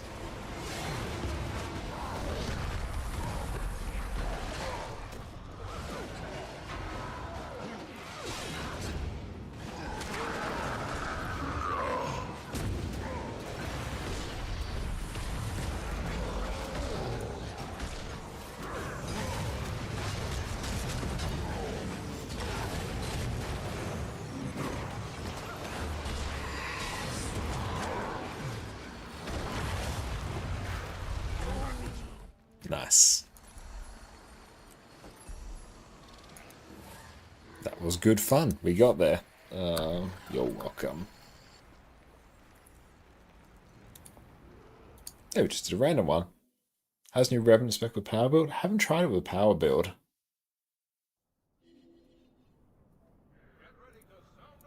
I think it's sitting around like 39k, so it's a little bit on the low side. Needs a bit of a push to be properly viable there. What does this do? User empty skill. A magical size spins around you. Okay. Marthasaurus, thank you so much for the follow. It's fun. Damage is low though. Yeah, like if it's fun, that's good. It means you can just like tweak the damage numbers and then all will be right with the world. Let's go tidy some of this up. I should probably get some laurels actually. I know the API comes back. I think it's tomorrow.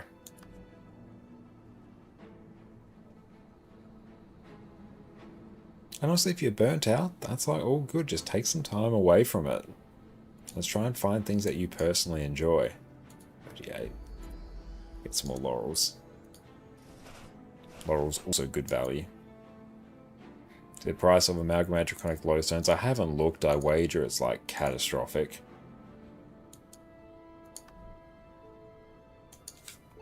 Amalgamated. Yeah. Oh boy. Yep. That is indeed a lot. I was scheduled to turn on in about 6 hours. Oh, sweet. Means I hope for tomorrow's stream. That's going to be good. Means I can actually read Snow Crows properly. I like you actually get not but exotic weapons. Exotic celestial weapons from the new maps. That's really nice. So magnetite there. How much magnetite are we on? Just enough. For that. 10 clovers. We have 30 now, so we got 40 in there. you have to do the intro quest for every single character to get to Castora. I don't know. I've literally just used a teleport to friend to get there. So that has not been an issue. Yeah, it's like literally the exact same gear for Condi Conduit as is for Condi Renegade, just full Vipers. I mean, I'm running like Celestial there, but in the actual Vipers build, yeah, just it's the same stuff. You literally just swap out Renegade for Conduit. Okay. Did not even check how expensive it is to port here. Is that a big old resounding? Oh, okay, 7. Well, still pretty expensive. Yeah, let's actually check that. Let's go on a character that has not done anything there, which will be... I know this one definitely hasn't been in there. So I can actually answer this question properly. It's not the first time I've been asked.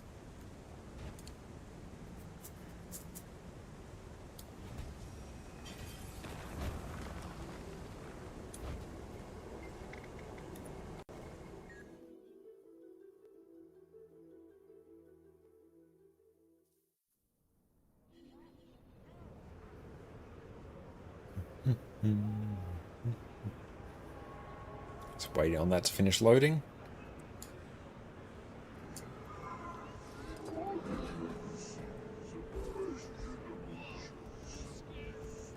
Yeah, we're still waiting for it to pop in. It's because we've got the fast load add-on, so a whole bunch of stuff hasn't actually loaded yet. There it is. Grove, Black Citadel, Snaff will be proud, Divinity's Reach, Asura Gate, faraway locations.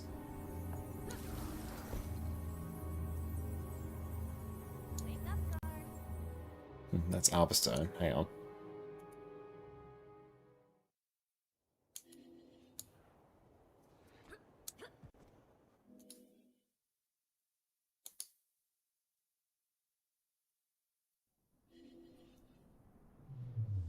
A portal to Castora, Shipwreck Stand.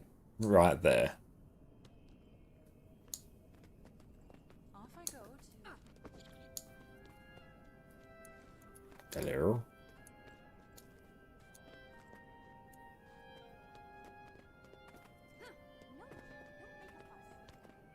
Where's the trees?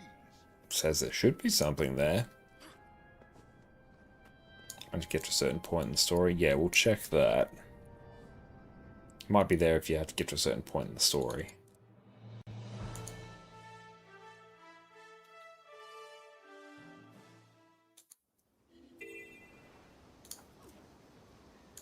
Captain,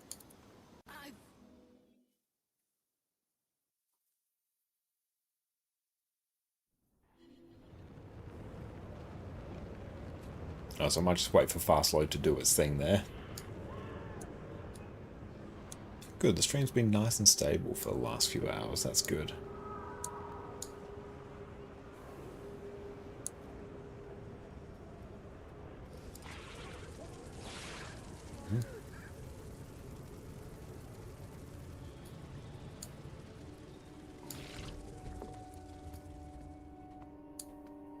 Yeah, see, there's a thing for me to interact with here. Yeah, so you have to actually do the story.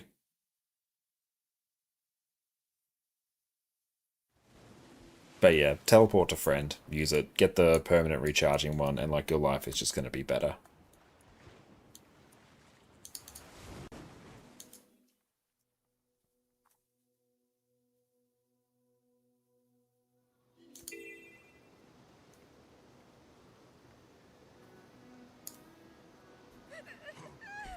Just buy a friend up the store. I mean, even then, like, just go to the LFG, Shipwreck Stand. There we go. There's like a billion things up there. And then just select one and join.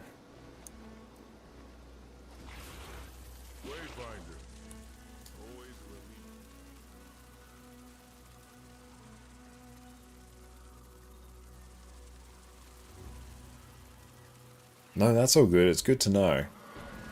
Now I can actually answer that question.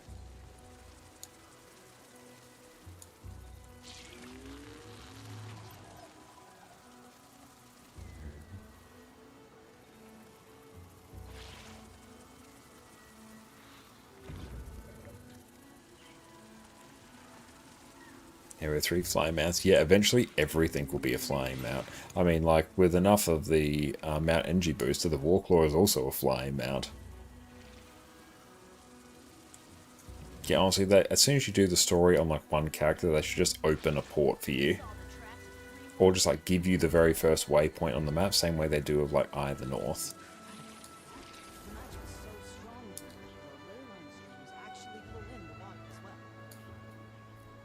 But excellent, that's a very good point for us to go and take a bit of a break to go stretch our legs. We might also actually go microwave some dinner, I think, because yeah, it is now like 9:30ish PM. So yeah, enjoy a video and we'll catch everyone in a few minutes. Sit tight, we still got a long evening ahead of us. Do you want to play what is unquestionably one of the most overpowered builds in the game? Do you want to make your groups better simply by having them bask in your presence?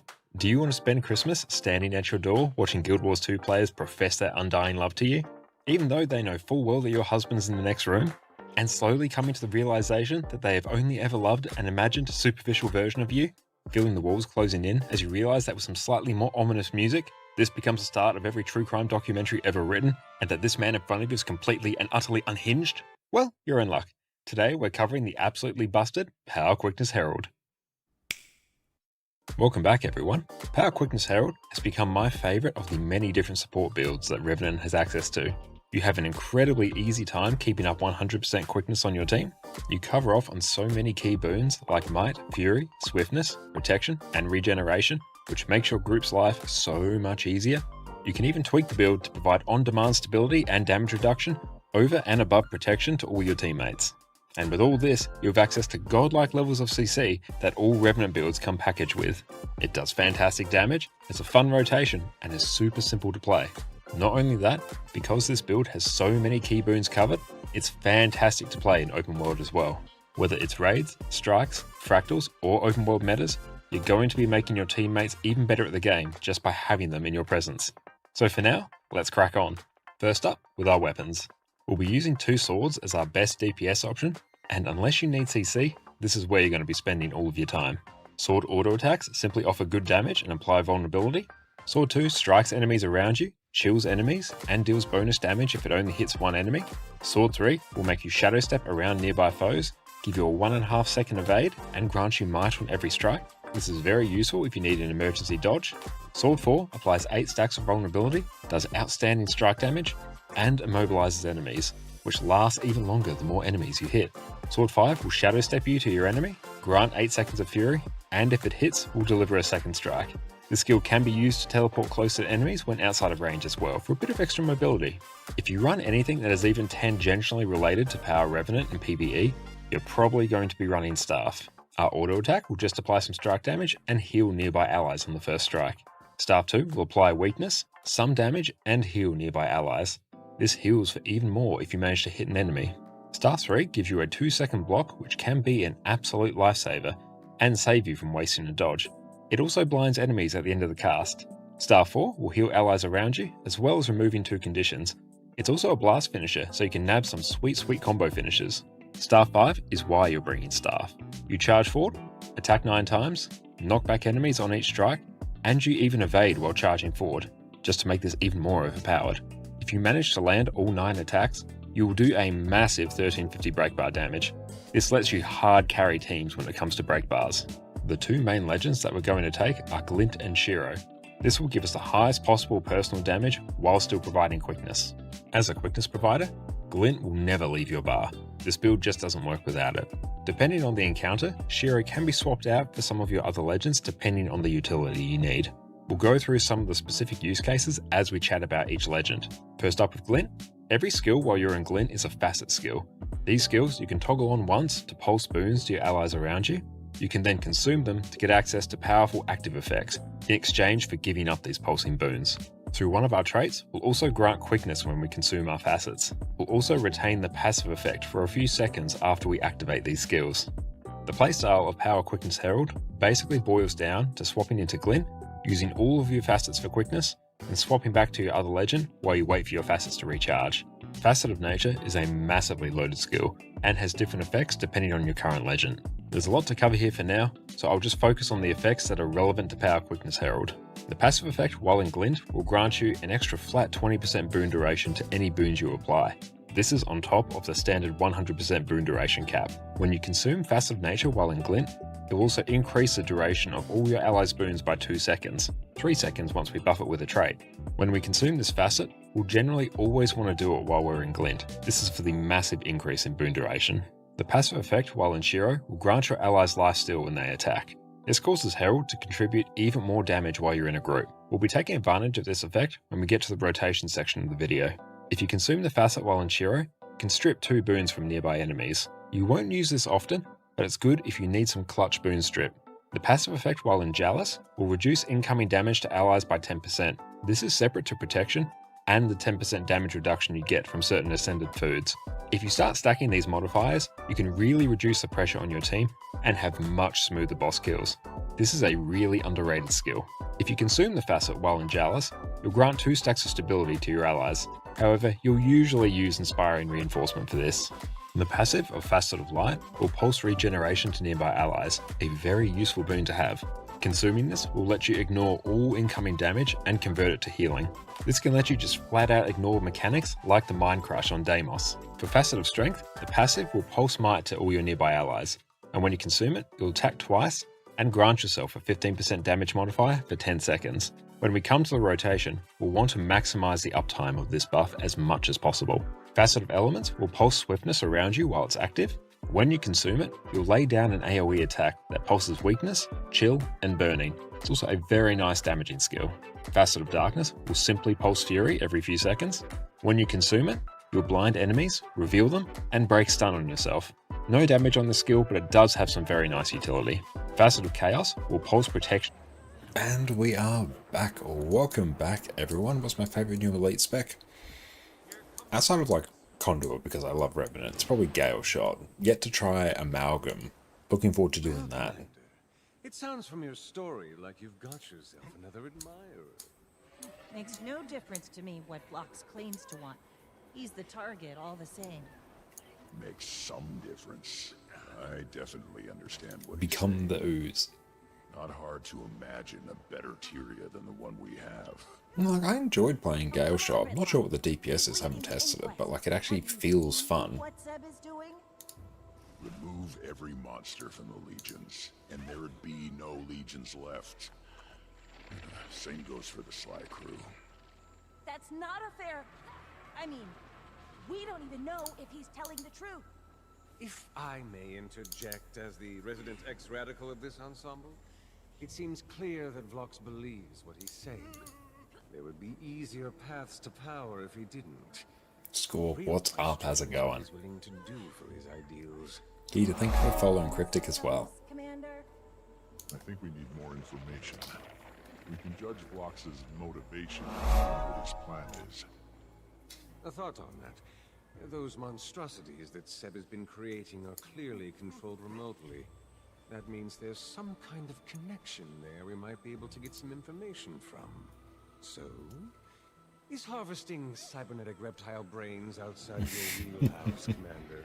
Gotta always love Canucks dialogue. We don't have any magic mirror challenges yet? No, not yet.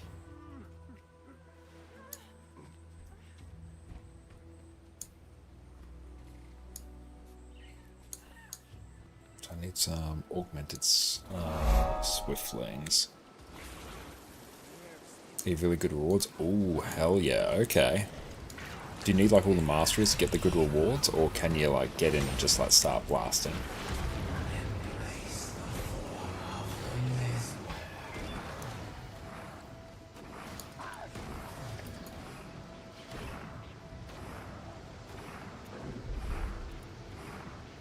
After 3 res and chance to double. Oh, that's really good. Can you obscure the riches for a chance to double?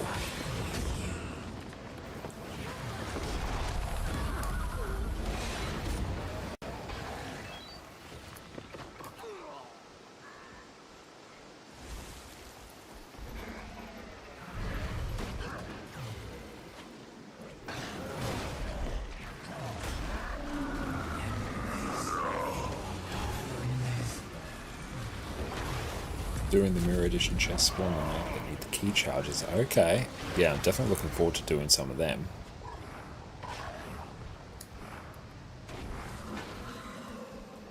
Oh, there's the Ranger pet. Cool.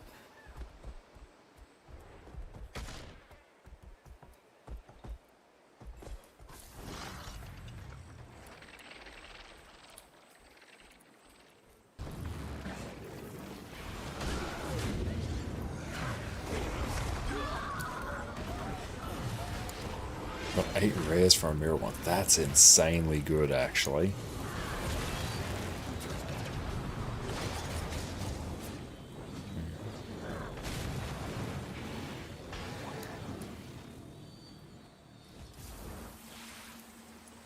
I have to probably start juicing those masteries, I think.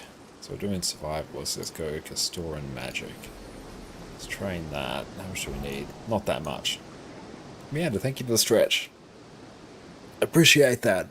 How many do we need here? 3, 6, 10, 15. Wow. That's good, yeah. We just got up and did a nice little wander around. And a stretch before. Oh, that's a ley line.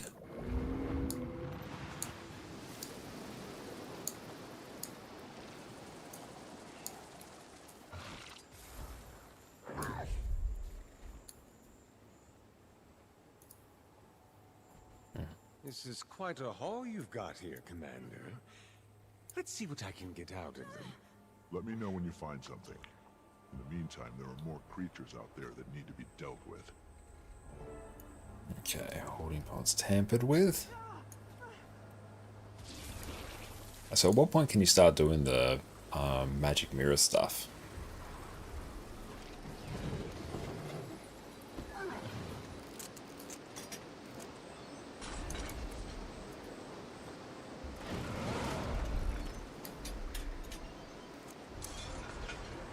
Are you liking the conduit? Overall, yes, I am liking the conduit. It's got some areas where it can be improved, but I'm enjoying it. First in the mastery line there, okay.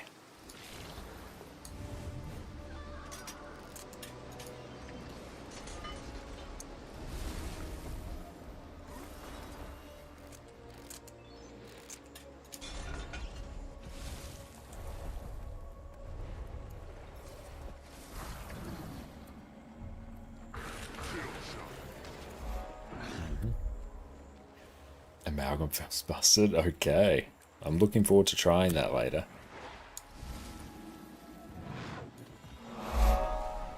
Wolfcabus, thank you for the follow.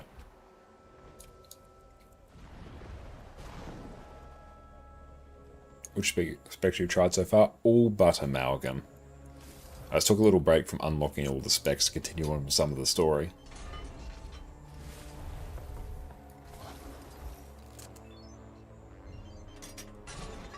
Not sure what Canuck was able to find, but he headed south with Saida. Seems like there's a Lack DPS, it's easy ramp up to 40k plus. Damn, that's bonkers. I'd want to catch up with them before they get in over their heads.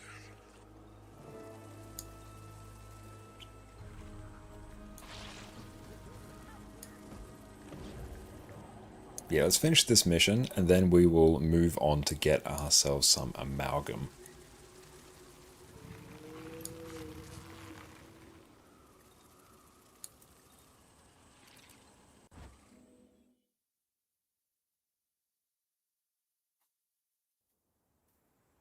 Do you hear yourself? We're talking about the inquest. And once they'd have said, do you hear yourself? We're talking about Canuck. You have to at least consider the possibility that your enemy is making a good point. Well, we can be sure there's no inquest in earshot, or you'd have been ambushed already. Found anything yet? Not yet, but we have to be close. Lead the way.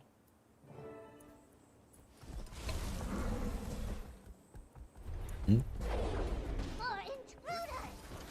More test subjects.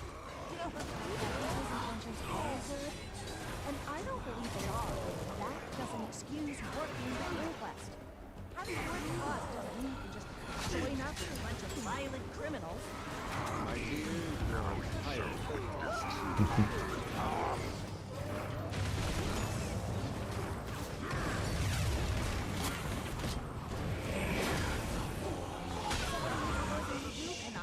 Just take blocks at his word? I'm merely suggesting we don't need to slam that door shut. Perhaps we can work with him. It'd certainly be easier, no? Love the dialogue between these two.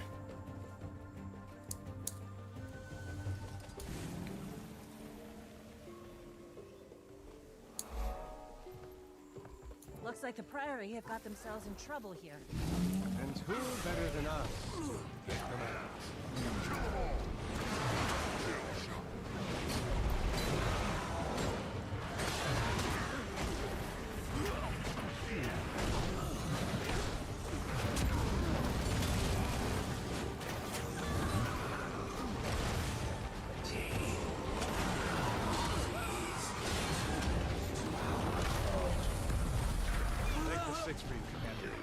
They've been interrogating us for hours and didn't care for our answers.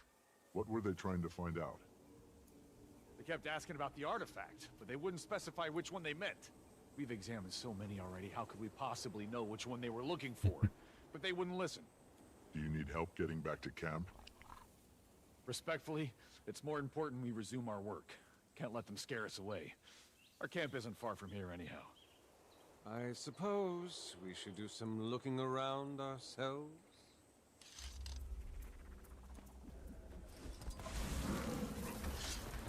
West dig site? Left a lot behind here. But they certainly weren't short on time. These must not have seemed important to them.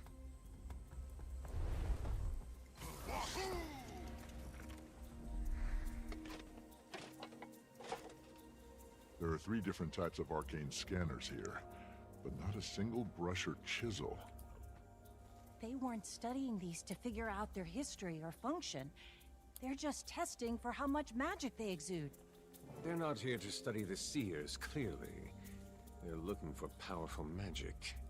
And it sounds like they might have a specific object in mind. Ooh, Let's see what what else we object can will find this be?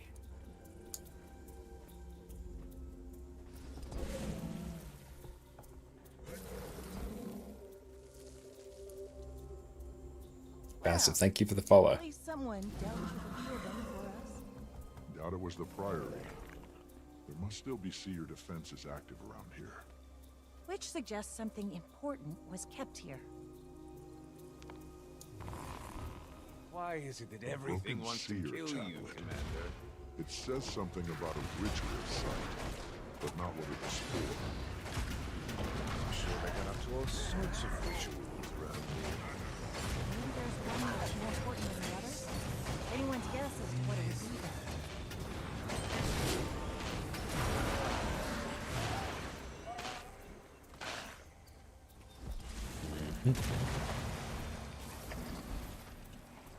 And how's it going, Massive? Innate grandiosity. I should really copy this style for something. Unfortunately, I'm not sure it tells us much about what this place was.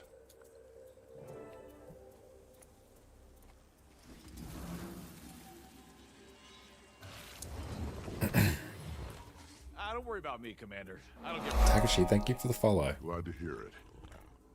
What have you figured out about this place and the seers? We're honestly overwhelmed with the amount of raw information here. It's gonna take some time. Right now, we're focused on gathering enough before the Inquest can get to it. But we want to know more about the seers. No one in Tyria knows more about them than her. Well, it's clear that the Inquest are searching for a specific artifact, but we're still in the dark I'm just about what ice it skating is. across the ground. Maybe this Melissa can shed some light on it? I believe our scholarly friend was a tad mistaken, though. There is someone in Tyria who knows more about the seers. It's worth a try at least. Sorry, thank you for the follow. There. We need your expertise immediately. I guess I'll have to seek out mortal insight instead.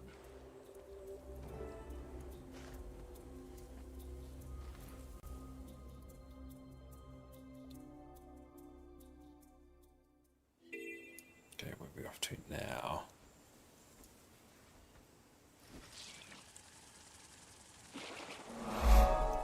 And wow, thank you for the follow. I'm looking for historian Melissa. Is she around here? She's on an excavation around here somewhere. But honestly, we're too swamped for me to go What's your look favourite for new her. spec so far? While you Gale wait, Shot has maybe been you my can favourite. assist us How's with VOE the going? It's 7 going here? very, very well. I'm having an absolutely wonderful time in it. Okay. We have to do the heart. Might take a beat from that and instead go unlock Amalgam. Argok, how's it going?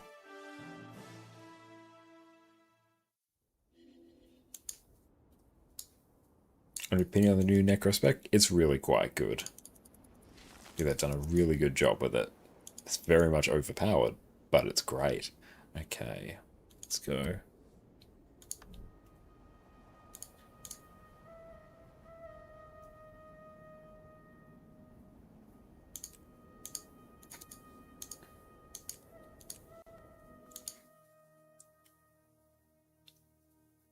Top 3 OP specs at the moment. There's quite a few.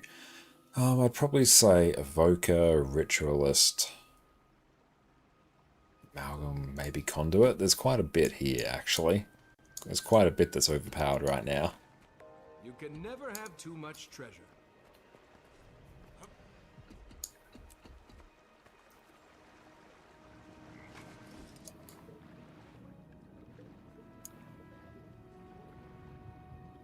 And that's okay. The good thing about Guild Wars 2 is because there is no sub fee and there is no massive vertical gear treadmill. If you have to take some time, the game's going to be here for you whenever you're ready.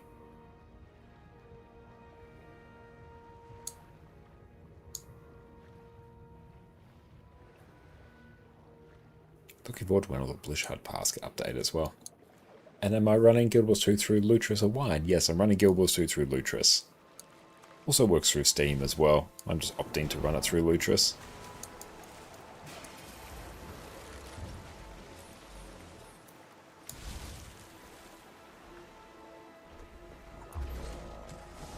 How long have you been playing Guild Wars 2?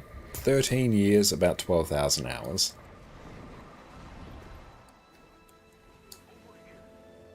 Okay, let's go get some. We can't do that hero point for some reason.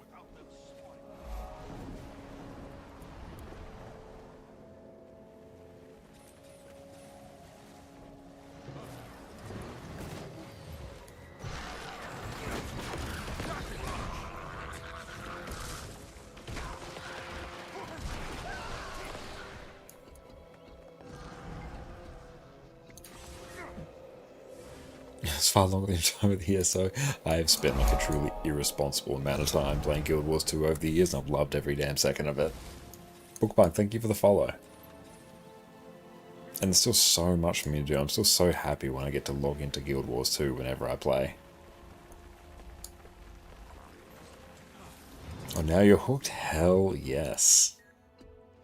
4.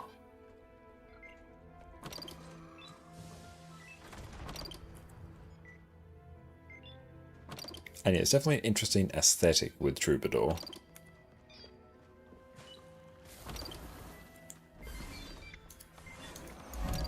We can dip from squad.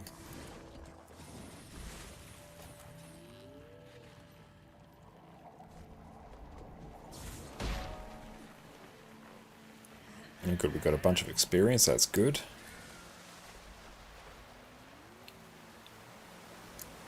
Okay. So we've done everything out there. We should have some towards this part of the map. Also, there's like hero points everywhere. It's incredibly generous with hero points. Yep, down this way.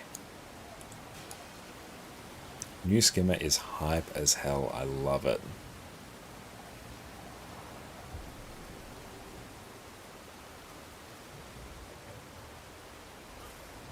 Which distro? I'm running Nobara.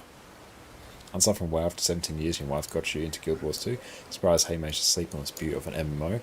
I always say like Guild Wars 2 is a bit of a victim of its own interesting marketing strategies over the years. Guild Wars 2 is like a hugely slept on MMO. It's just been sort of like quietly pottering away in the background, just been absolutely amazing.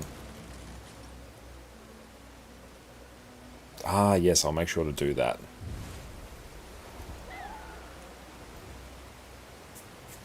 No, Art, as much as I do love tinkering, I also need my system just to work with like barely minimal input for me, or else I will burn hours and hours tinkering rather than actually streaming.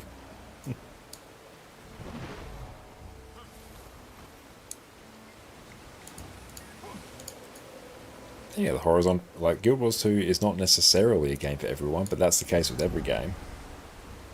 Is the Conti Tempest video from your build guide still relevant? Yeah. That build should basically be just as good now as it was back then.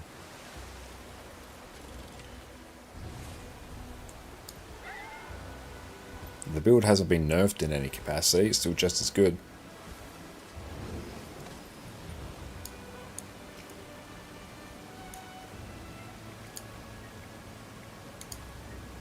Okay.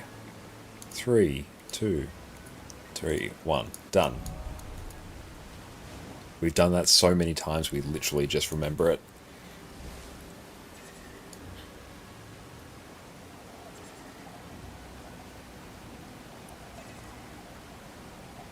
Yeah, you can stop playing at any time and just, pick it up whenever you want. That's one of the best things about it.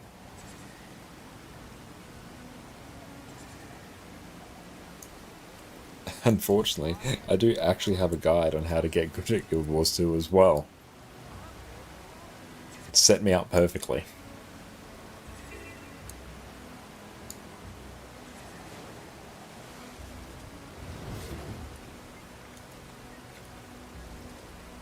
This one's very chill, just wait until your health gets to a bit above half, right there. Control right click on the skill. It'll automatically heal you off cooldown. Then you sit and contemplate your life's choices.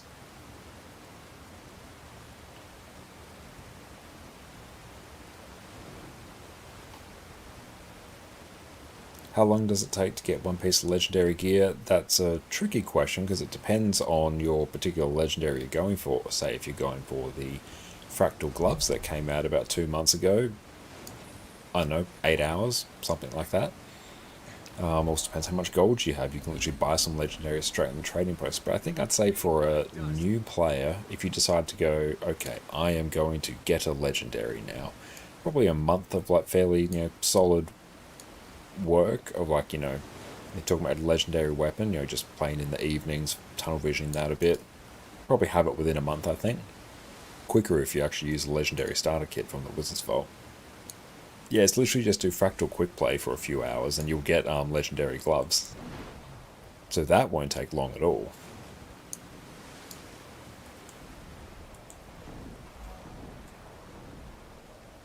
But it really depends on the legendary you're going for. Some will be longer, some will be shorter.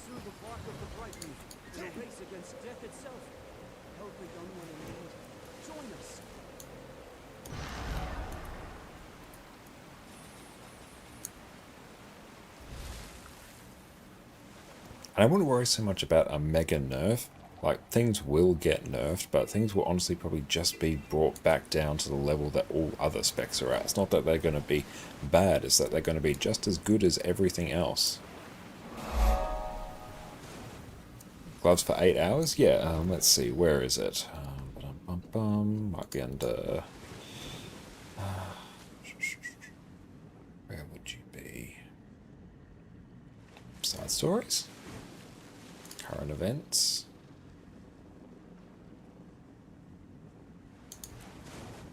Where would you be?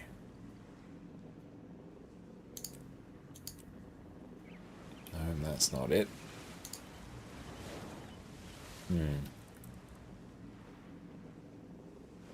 What's it called? Quickly fractal quick play. Let's try.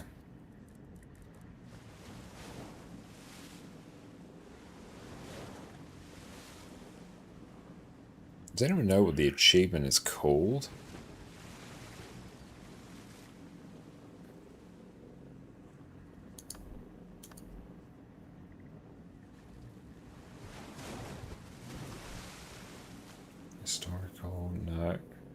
Incursive investigation, thank you. There we go. Yep, incursive investigation. You're just going to complete these different achievements here, and then there's a set of legendary gloves there for you at the end. Thank you for that.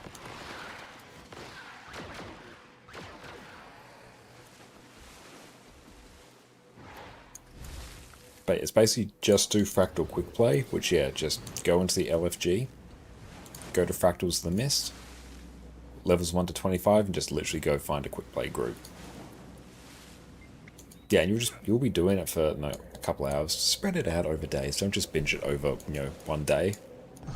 But yeah, like, you'll just do fractals and like some super easy achievements, and you'll just get it. It's really, really easy. I did it over a couple hours over, I think, about 3 streams. And normally I stream for like, 4 hours at a time.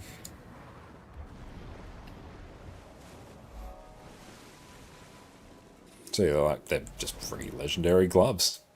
Get them. Do fractals. They're great.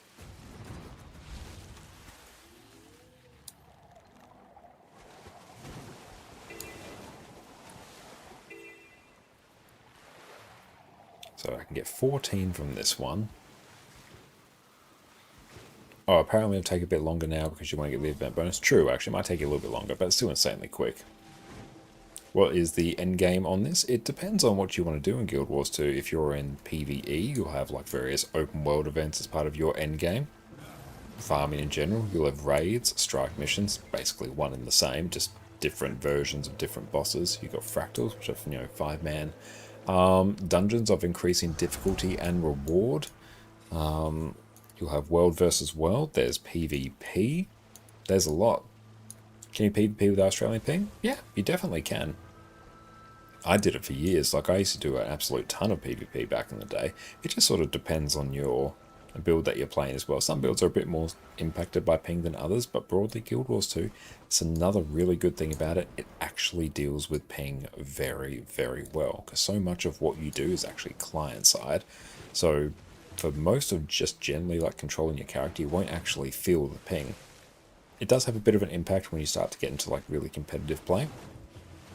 But, compared to something like Path of Exile, where, I guested into, an American server to play with some friends, and it was literally unplayable.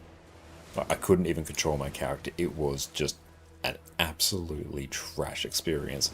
Guild Wars 2 on like 250 ping, it's fine.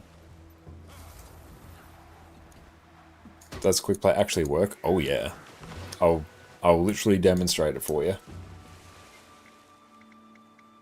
Yeah, which parts do you recommend getting? I really like the Mistlock. It depends. If you do World vs. World, get that one. If you do a lot of fractals, get the Mistlock one. Mistlock one's also quite good anyway. But there's a lot of good ones.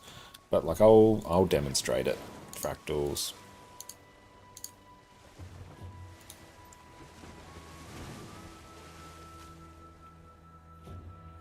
There we go. We're on 3 or 4 right now, and I literally just clicked into it.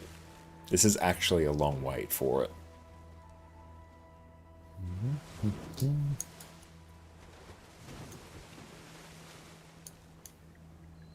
what are we on? We're on 10 of 15, so I've got some more out this way. There we go. It's full.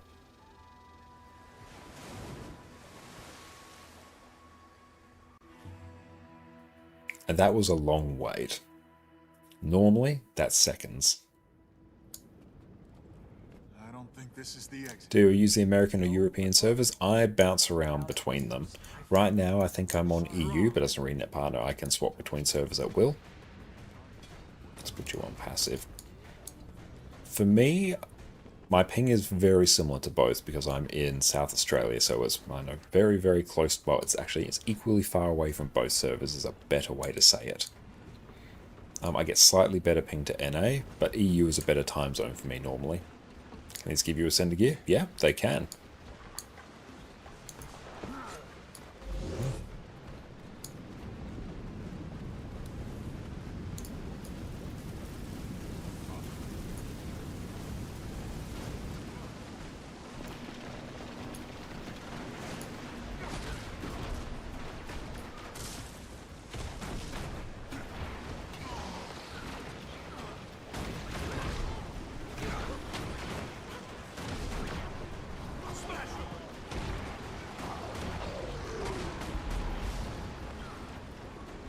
especially once you start doing the high tier fractals, fractal tier 4s, yeah, you start getting sender gear drops quite regularly.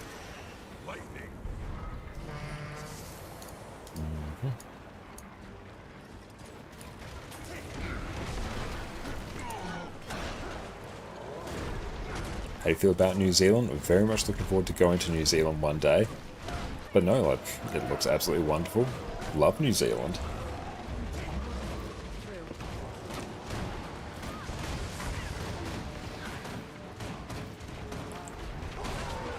Dunskies.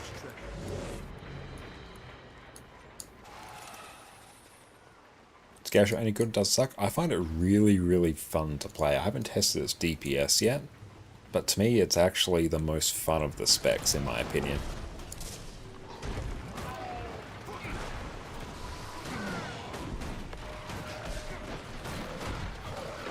Any reason to quick play fractals? I mean, yeah, actually, even if you've already got the legendary, gloves, they give you a currency which you can basically use to get a bunch of really cheap, you know, stat infusions, or like +5 stat, +9 agony infusions. So they're actually like really cost effective. So there's actually a reason for, you know, veteran players to go back and do it, because it's a way to actually gear out your character and, you know, best in slot infusions that would otherwise be hundreds of gold.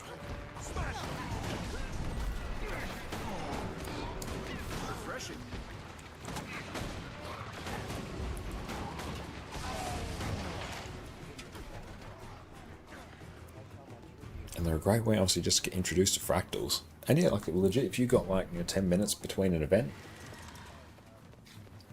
they're a great thing just to do.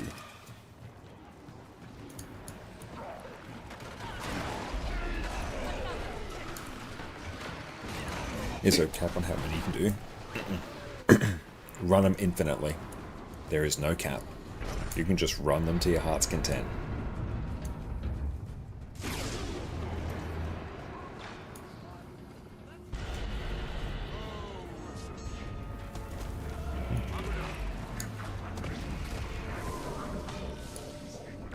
Fractals drop? Yeah, they do, yeah. And no, you can't do that, unfortunately, but there are like waypoints in the areas as well to actually like speed up your movement throughout the maps.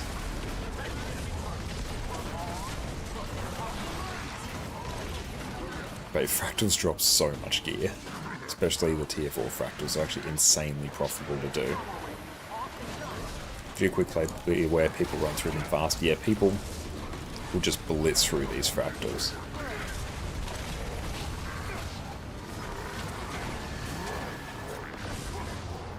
See, there we go, fractal done.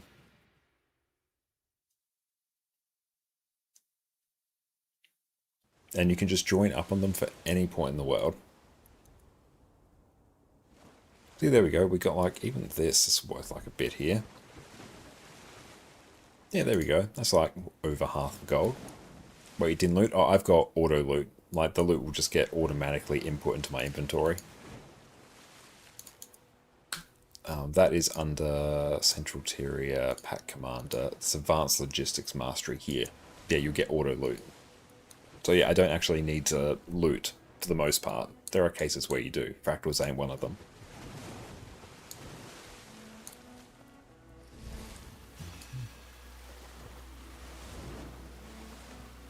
Ooh, there's a... oh no, that's already done. That's fine.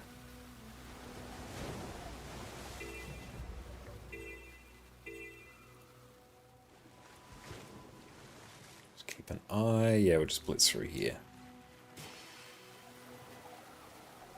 Oh yeah, definitely like work your way towards auto loot. And actually, those masteries are one of the reasons why it's actually very important, especially for new players, to work through the story.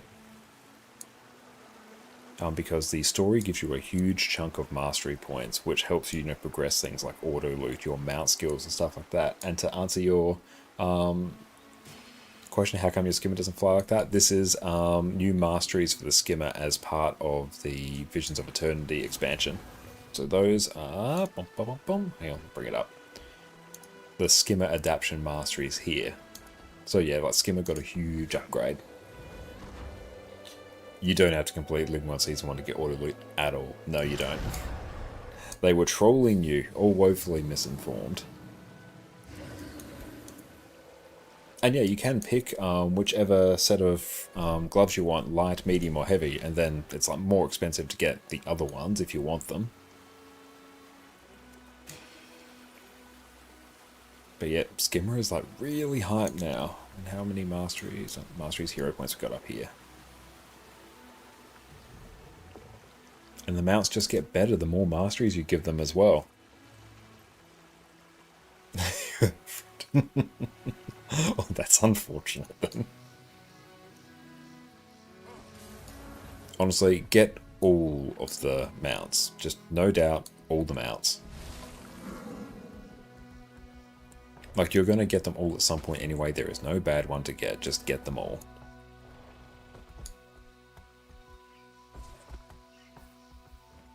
Through here? Yes. I've been playing for like a week. You got the Heart of Thorns, Path of Fire, and VOE X packs. Nice.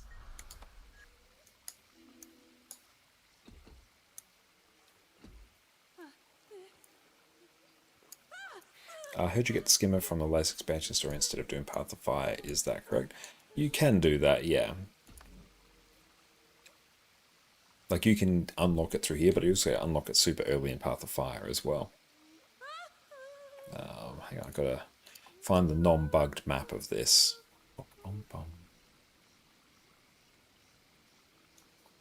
I think, yeah, there is no non-bugged one available yet. Oh, well, they'll eventually fix that. Oh well, skip it. I don't need them all. Still a few bugs there. That will be dealt with.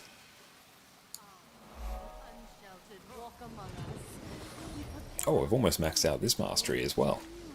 Yeah, man, up we get.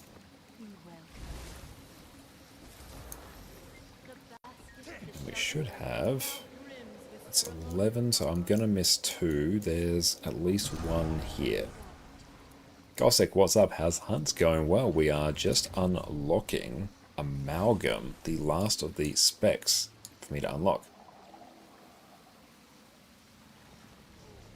Yeah, it does sound like you do get a shortcut to Skimmer in Visions of Eternity. You'll get it very early in the story, but also like in Path of Fire, Skimmer is not hard to unlock.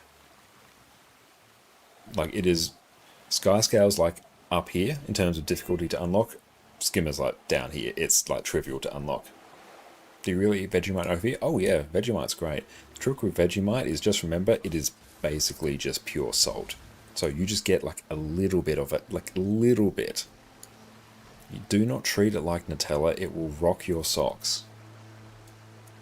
But no, like just a little bit of Vegemite. Oh, cheese and Vegemite scrolls. Oh, those are absolute peak. Those are so good. Yeah, just little bit of it, little bit. Just, it is incredibly soft, just little bit. If everyone's like, hand you a piece of it and it's just smeared on top of it, like if it's more than just, like if you can literally see the thickness of the Vegemite, you've got too much Vegemite. Especially if it's your first time trying Vegemite. But yeah, can I get some enjoyers of cheese and Vegemite scrolls in chat? Let me know that I'm not the only one that knows how good those are.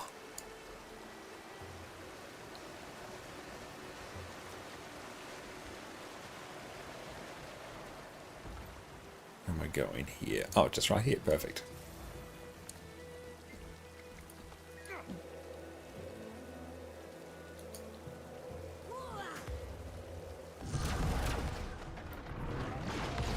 Cool, that one just got nuked. Oh, nice. This mastery is maxed out. Secrets unearthed. Okay, magic mirrors can be seen interacted with. Engage with challenges to reveal additional challenge or treasures. Sweet. Yeah, Elam with third Path of Fire map. Yeah, it's just third Path of Fire map. You unlock it. Yeah, Raptor, Springer, Skimmer, and Jackal are like the super easy mounts to unlock in Path of Fire. The core 4 ones. No, also, I'll just showcase something else nice. Let's go library, radial menus. Let's install that. installed, configure. Let's actually load that. Mounts. Actually, no, I don't want that. Let's set that to, I don't know, 9. There we go.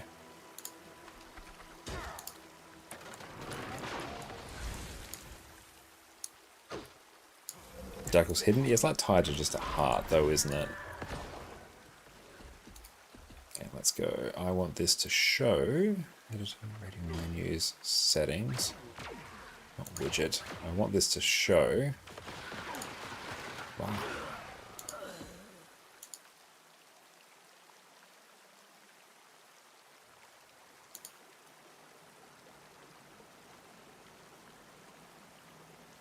I want you to stay in the center of... Nope, don't need that.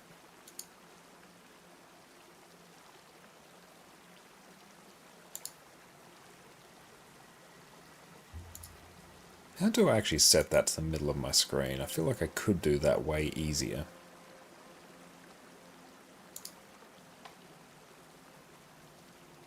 Gilbert's 2 keybinds in there. How do I do that?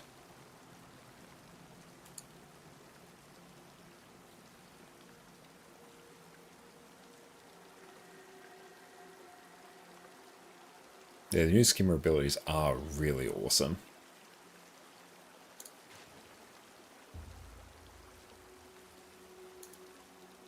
Let's go radial menus, configure. I swear there was a thing to let me change where that goes. Or is it under... settings, there we go. Name, mounts, radial, normal, center behavior. Draw in center, that's what I want.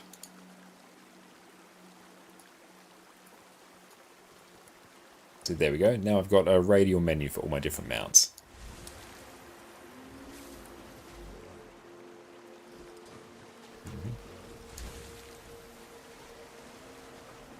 How much do Australians relate to the British culture-wise? Sorry, just a curious person. Broadly, I'd say not that much, really. I use the Nexus add-on manager because I just came back from a month in the UK where we spent for about a week or so in London and then the rest of it in Scotland, and I'd say there's very real differences. Broadly, I'd say Australian culture compared to at least like London, can't really speak to other parts of Britain, it's definitely a lot friendlier and much more laid back. Are Nexus better than Blish? They are separate. They should be used concurrently, and you should use both, and I have a guide on how to install it there. And no, that's within Nexus. I cover it in my Nexus guide. Like, there'll be some crossovers between, British and Australian culture, but they are quite different cultures. Of course, I'm done with this map. The dragon from End of Dragons? No, this is from Living World Season 4. So, what takes place after Path of Fire, or you can also get it through Secrets of the Obscure. The Siege Turtle. This is one from End of Dragons.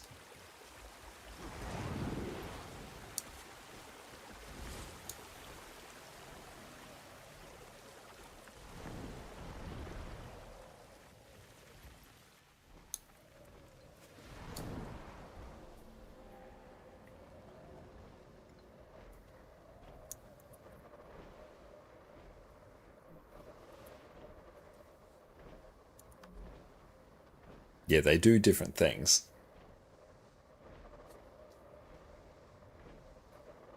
There's similar masteries between them. Hang on, it's probably easier if I explain. I'm playing from Visions of Eternity. So if we go Secrets of the Obscure Flight Training, there's a whole bunch of things here, say like Wallspring. I believe this is one from Living World Season 4 as well. So this is a similar mastery, but it says if you also have the Wall Launch Sky Scale Mount Mastery trained, it charges further and launches farther. So it basically just improves it. So you can get similar functionality in Soto, but you get better overall masteries and a better experience if you like go back and do the Sky Scale masteries from Living World Season 4 as well.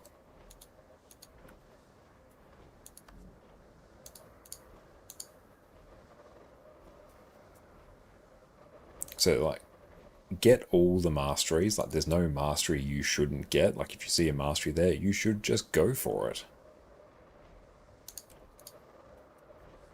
And let's port into this map.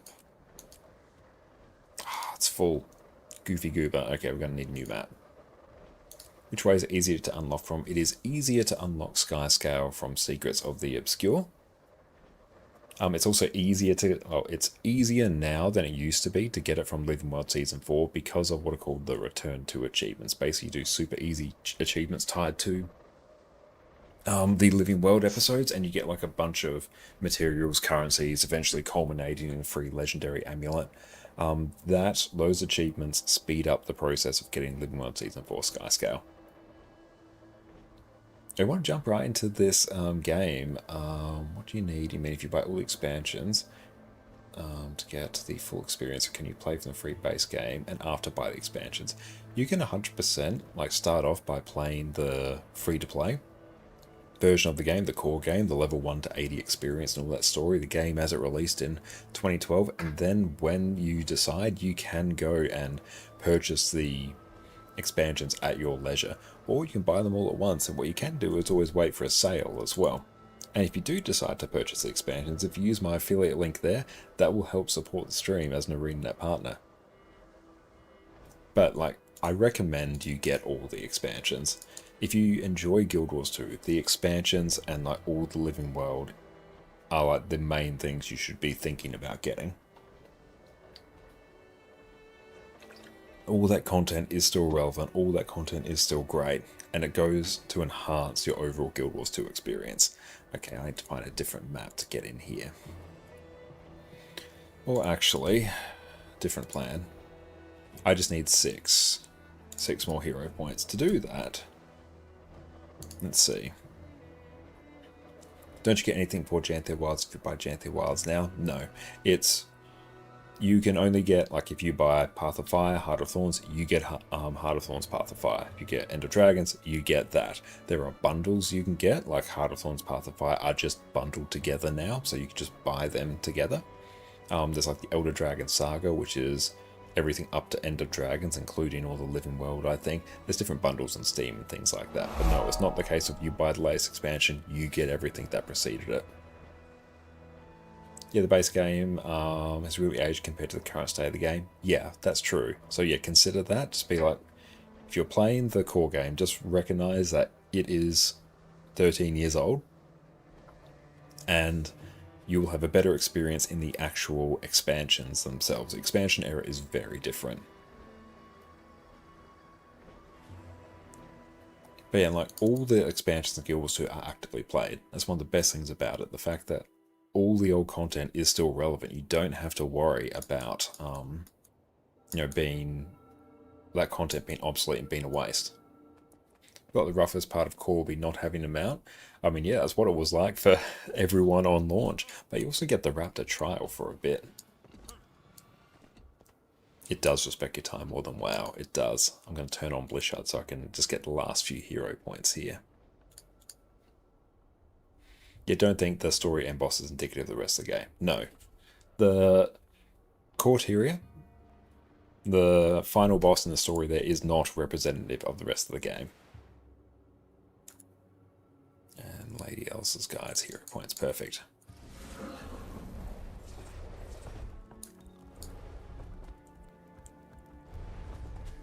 And also, even that last story mission there, the music really helps carry it. Can I talk to you? A practical demonstration then. Let's see how you're a fast learner. Cool, that one's done. I'll just unlock some... I'll unlock some hero points here, and then I will go and do that. I'll go and show Path of Fire. What are you been As somebody just got into the game, you see people do old content constantly? Yeah, absolutely. Even like Corteria world bosses, they're still there. Yeah, the music after you beat Core Story is amazing. Oh, when Fear Not This Night starts playing, that's just dopamine, like just right into like the base of my spine. Do I get the first waypoint here? I gotta do...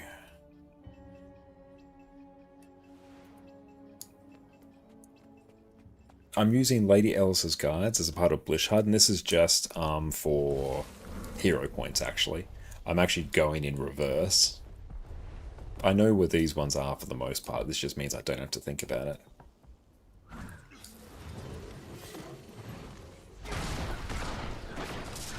Strong.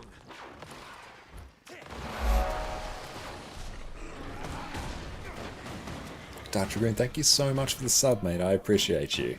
Enjoy, no more ads, and your wonderful ad emotes, mate. Thank you.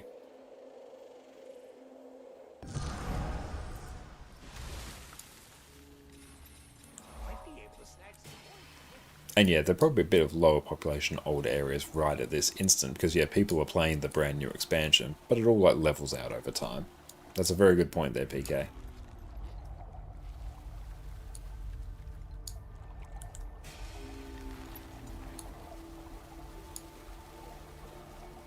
So Guild Wars 2 actually functions really well as a bit of a solo MMO as well. So like, even if there aren't people around you, it's still great to play by yourself as well. And for context, like, this map is huge. And what region am I on? Hang on, I'll be able to tell. Is Praxis on?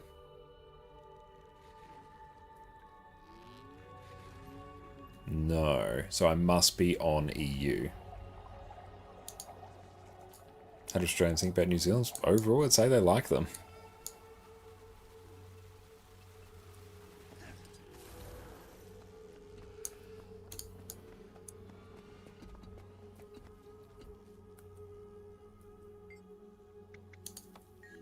You must not be allowed to live. Is there no barrier between EU and NA for Guild Wars 2? No, it's that as an ArenaNet partner, I can swap between the servers freely. For everyone else, you have to pay like 400 gems or something like that.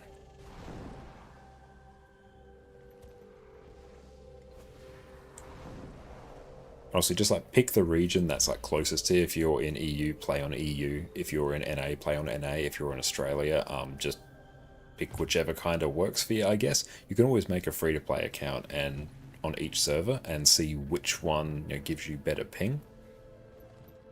The rule of thumb for Australia is if you're on the west coast of Australia, EU is typically better. If you're on the east coast of Australia, NA is usually better. If you're in the middle of Australia like me, they're both equally bad in terms of ping. On me, it's just a button press.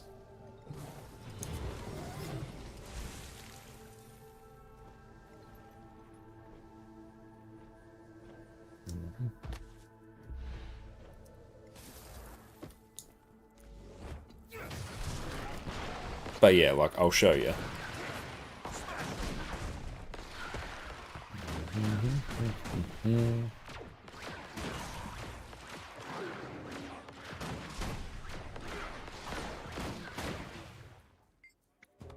Commune with that. That's like South Coast or something. Yeah, I'm in South Australia. Well, character select.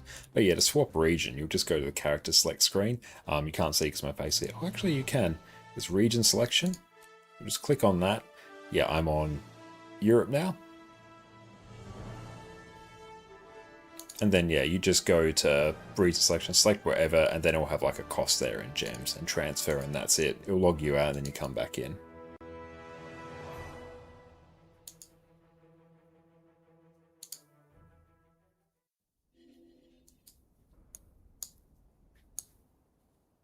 Okay, I'm using NA, you get 250 average ping. Okay, fair enough. I think it might also depend on which ISP you go with as well.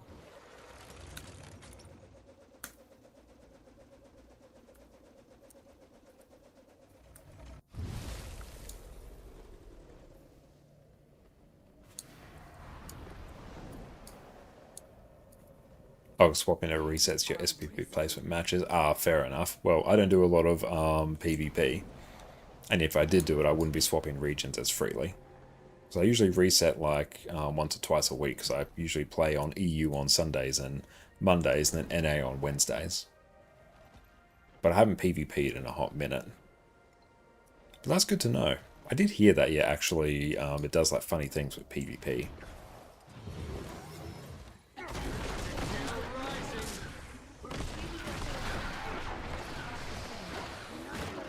Oh, rifle mech's so good.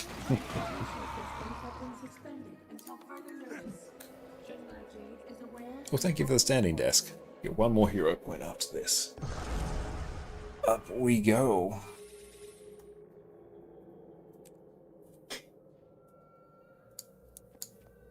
Yeah, and also, if you're doing something like that, that is definitely something that is worth losing your partnership over.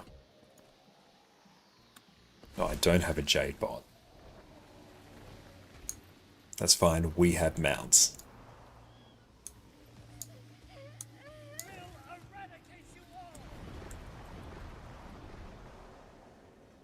Cool.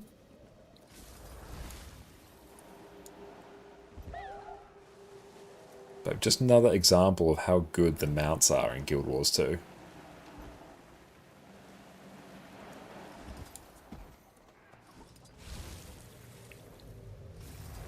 Cardigan, how's it going?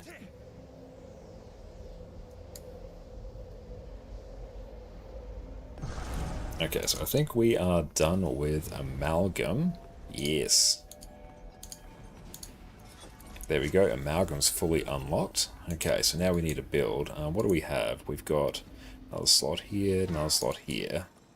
Let's just go get out of combat and see what we actually need for this. Give me an engineer build.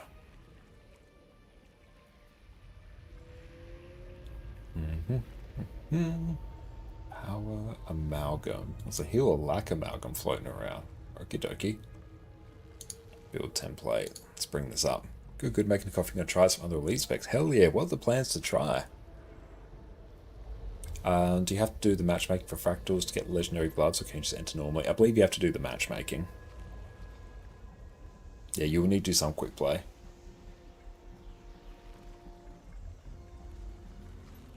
A divine bottom, middle, amalgam. Yeah, I'll just paste this build template. That kind of just work from there. Because I presume you're probably suggesting the lack DPS one.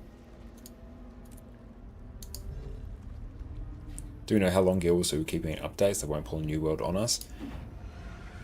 No one knows what the future looks like, but for reference, Guild Wars 1 is still online and it's been 20 years. So there is nothing on the horizon that would indicate that. And honestly, I expect the Guild Wars 2 servers to be on for an absolutely ridiculously long period of time. It would honestly probably be at the point at which ArenaNet would cease to exist as a company.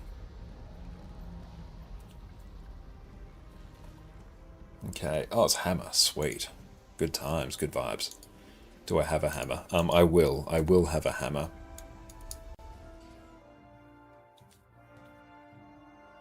Yeah, honestly, it will be on for a long time. I do not expect a new world situation coming out, like, at any point. Guild Wars 1, or Guild Wars 1, or Guild Wars 1, I think still makes money. Guild Wars 2 also still makes money. It's still profitable. Now, healers. I feel like I should have another Fancy Pants hammer. Defender's hammer. Do I have an Assaulter's hammer? That's a mace. I don't want to stat swap it. That requires more effort than I'm willing to put in right now.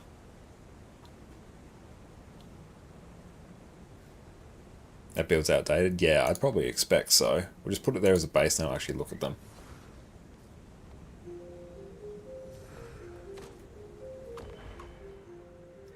Oh wait, I can search for hammer. What am I doing?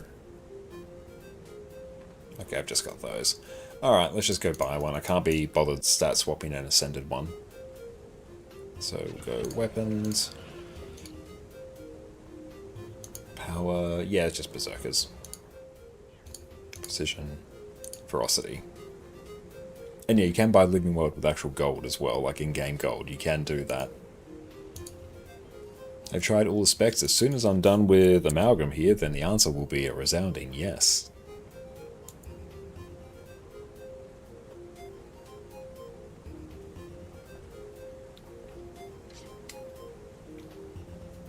Thank you for the hydrate.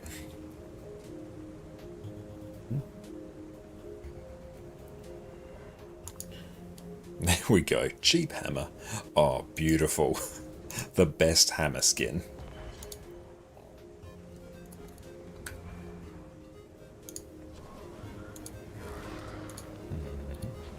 Eat my dust.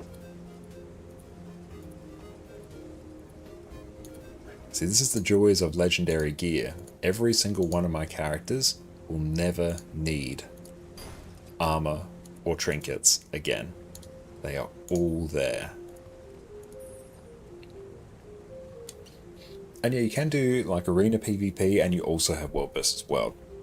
You get access to regular PvP through the PvP panel there, and you have world versus world there. Different game modes. PvP in Guild Wars 2 is actually a really good way to make gold.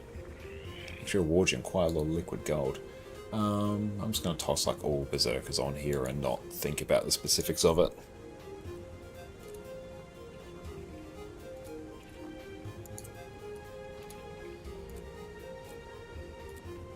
Do I have an aqua breather? Oh shit, I do. Nice. Didn't expect that. Do you need legendary gear for light, medium, and heavy? If you want to have access to everything, yeah.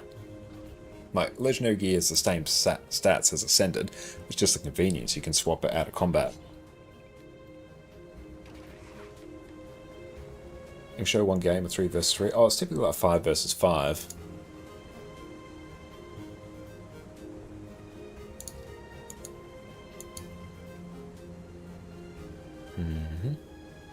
Let's go Force.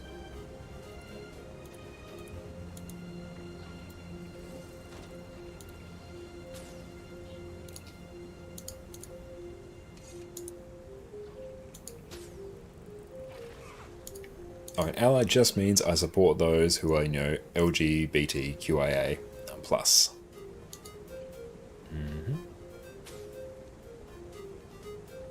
Simply means I'm supportive while not necessarily being one myself. Okay, let's go Berserkers.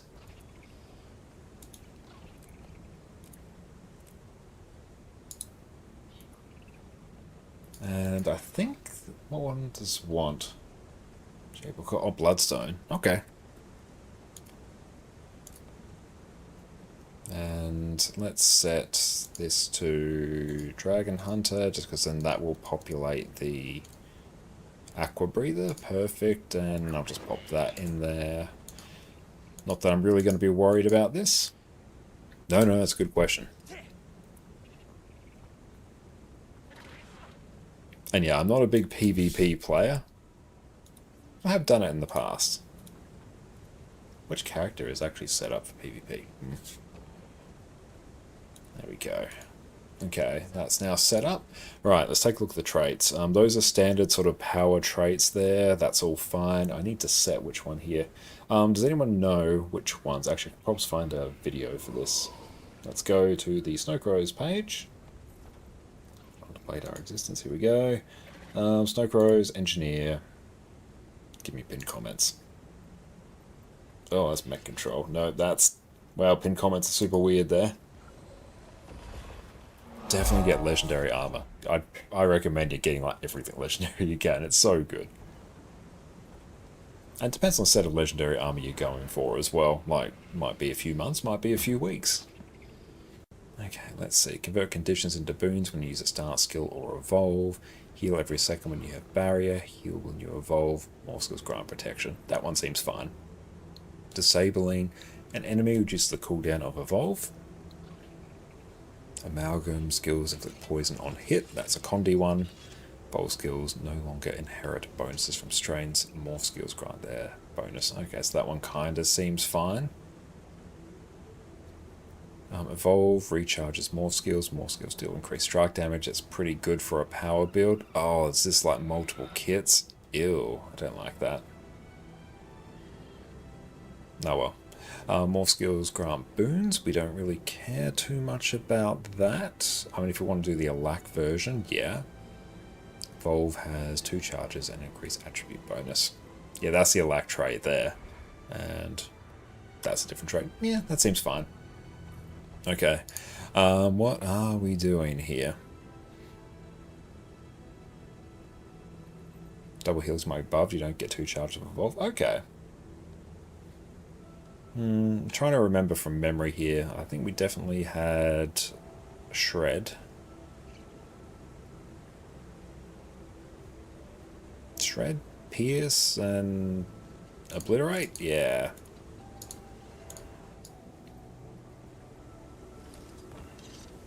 I need a better hammer skin than that. Like, this hammer skin is...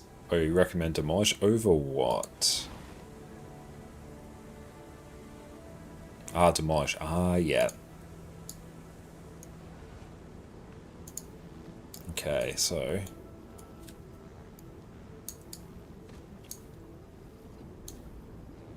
Obsidian armor can be the fastest to craft, but it depends. Like, you can just throw insane amounts of gold and ridiculous, very dull grind, and you can get it insanely quick.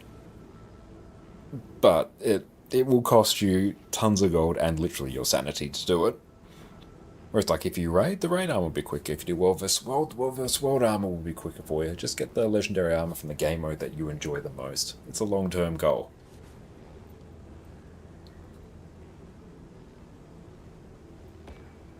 Okay, need a better hammer skin. That one's unacceptable.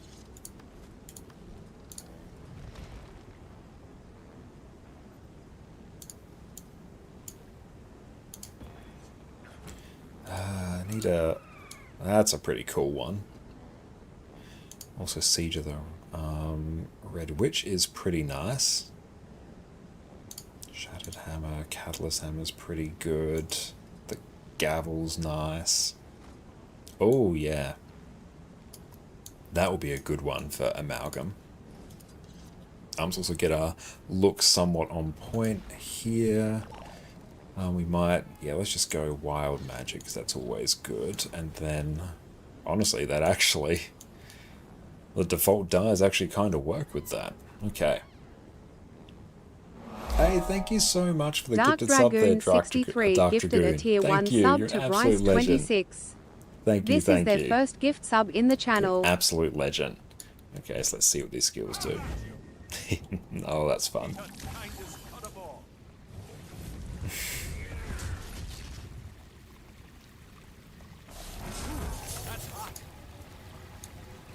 Okay, let's go get a Jade Bot Core.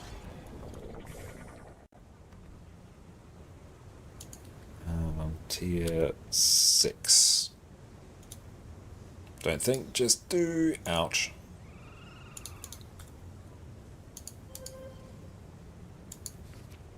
Oh, nice. That's right, it's not the most cursing I've done for gold. Actually, that's fine, honestly. Now I can get the Jade Protocols.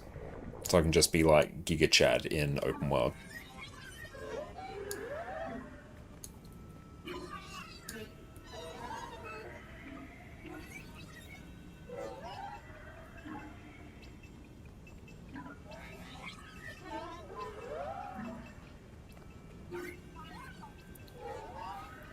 Okay, Fluxate stance. Your slime rapidly spins around you, creating a magnetic field. Pull nearby enemies in.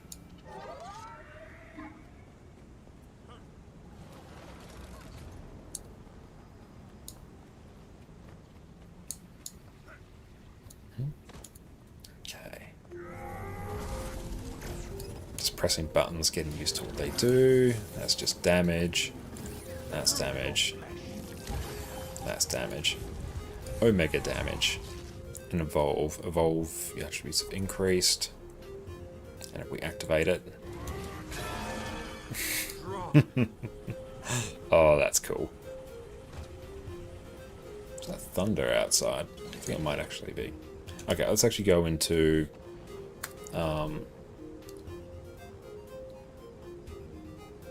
with any luck, the power will stay on. Oh, my Riverlands. Okay, we've done ones in there. The Evolve reset is insane. Burst all more skills twice. Looking forward to that. And let's go into, I don't know, Crystal Oasis here. All the expansions for Guild Wars 2 are fantastic.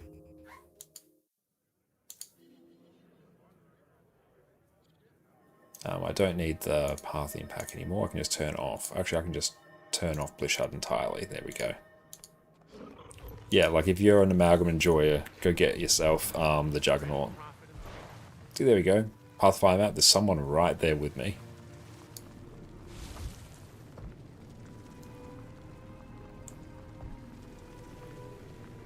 It's even only 2k gold in the training post. Damn, not bad.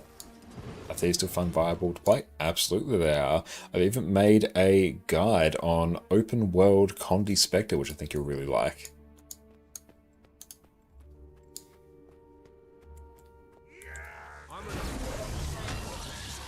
I need to actually find something that's a bit meatier to hit. Let's go into... Yeah, I know what to do. Orc Basin, yes. Yeah, just overkill. Yeah, I need something that's actually got a little bit of meat on its bones. So into Heart of Thorns. See, there we go. Oldest expansion, there's someone right there. Ignore the weird loadings because I got the fast load add-on, so it like keeps loading things after I actually zone into the map rather than waiting for the loading screen. So things will look like a bit odd as I load in. Given I've actually been running that for a few... Well, that just poured in the air. Given I've been running that for a few weeks now, it'd be weird to see what it's like without it.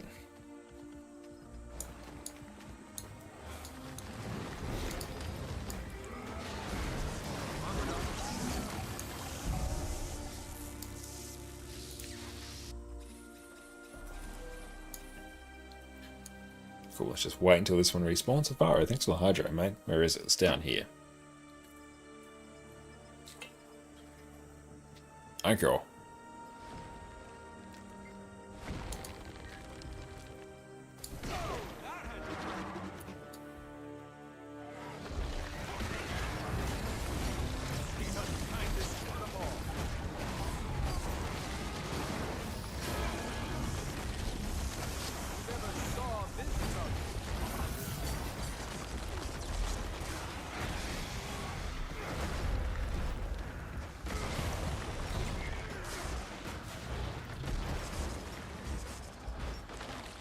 It feels good. Yeah, the elite is insanely satisfying. I always enjoy doing that one. And let's go. I think that person's headed off. Good, we can actually go again. Just wait until everything comes off cooldown.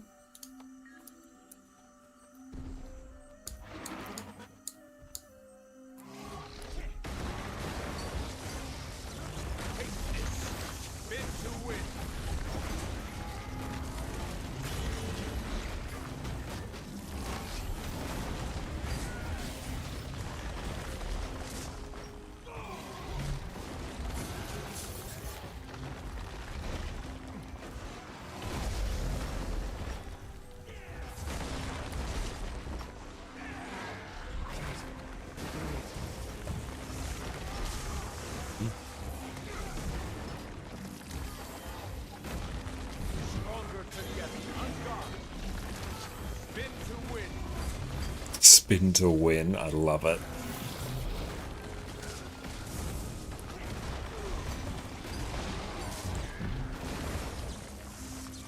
It feels good. Oh, do I have stats? I better actually check that. Okay, good, I actually do Dragon Hunter. And what I even might do, just change this. We might change this to Pirate Queen. Just so I can get quickness when I disable. So I'll just have like permanent quickness, so everything is going to be better. Oh, strongbox, let's open that.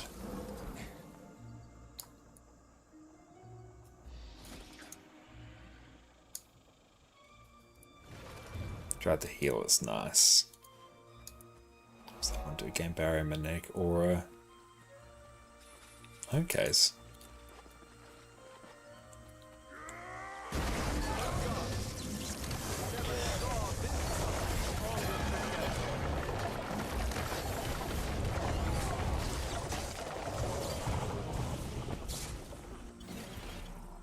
Oh, thank you for the hydrate.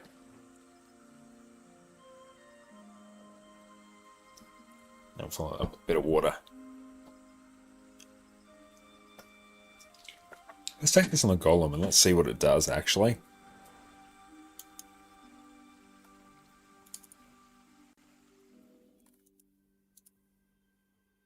But actually get some power food. I'll just get some cheapo stuff.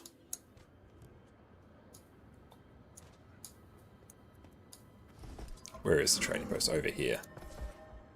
Oh, I spent the whole night making clock tower. What a way to come back. Okay, there we go. I need some. I'll just get some avocado smoothie. And that's my IGN there. Oh, it's pretty cheap. 20. Cool, there we go. You actually have food? No, you don't. Cool. Now you do.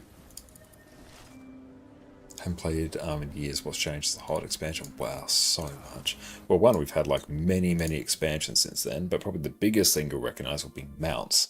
Mounts, we've got new elite specializations, tons of new story, more raids. Is Clock Tower good gold? Beyond just doing it for like the Halloween achievements and stuff, I wouldn't really think so. Console to begin combat testing. If you have any inquiries, come speak to me.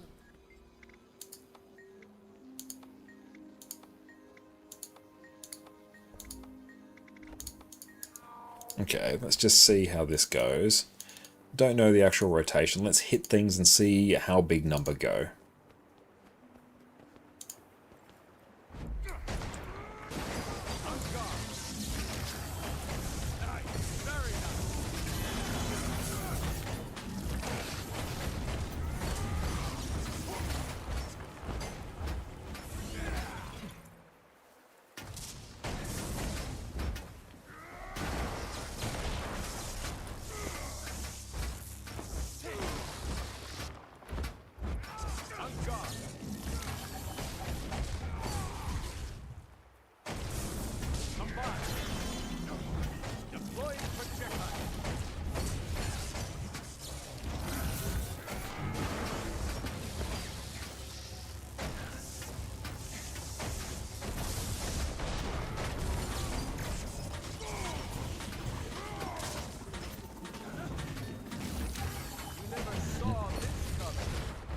Okay, that's a bit lower, which means we've probably got something off on the build, so let's change that. Let's go YouTube, let's see what we have. Equals to amalgam DPS.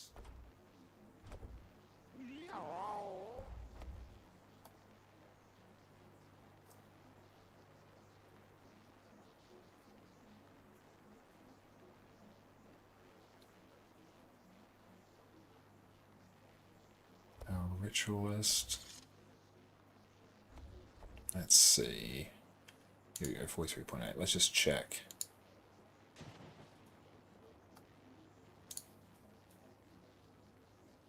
Amalgam 221. Is that what we're rocking? I guess we are.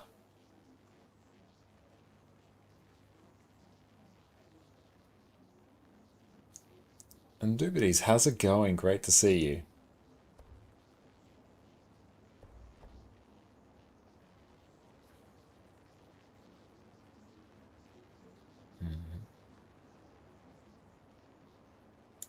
Okay, let's actually put the right thing on. 2 kits maybe? That's kind of right, I think. Let's just flick through. Yep, no, that looks fine. It's honestly probably partly because that needs to, I believe, be on Bloodstone.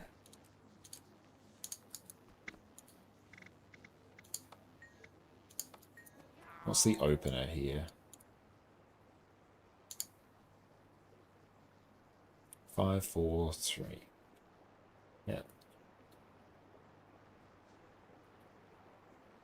Okay.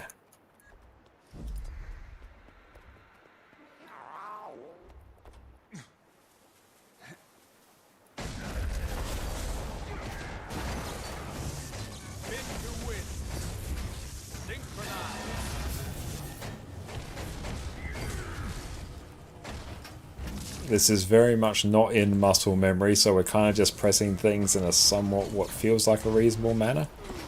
I mean, like, the initial burst is good.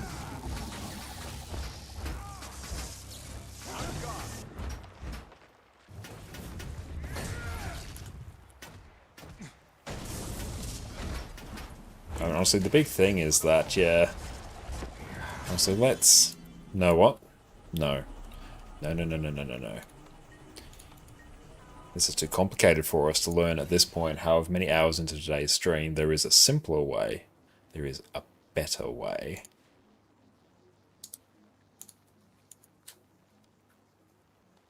Yes. There we go. Kitless.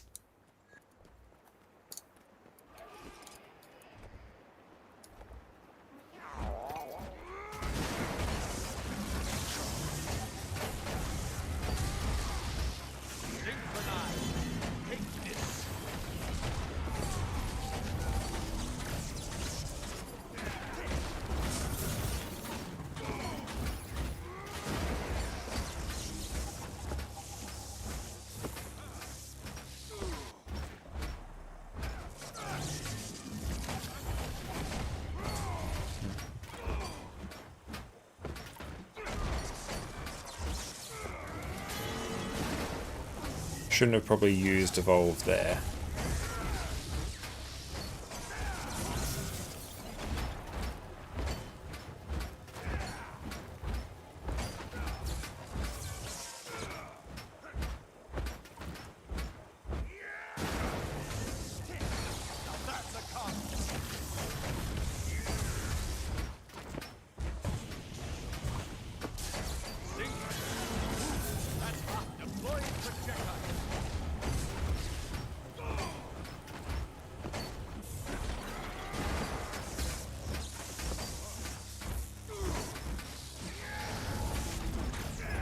Yeah, and honestly, like, Ritualist is fantastic.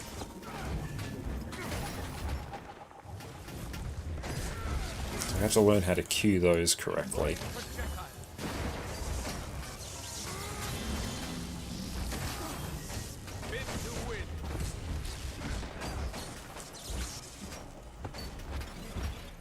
Okay, I mean, that's easy, but yeah, that can go way higher. So Power Amalgam, there's one saying it's like 44k DPS, which is kind of fine.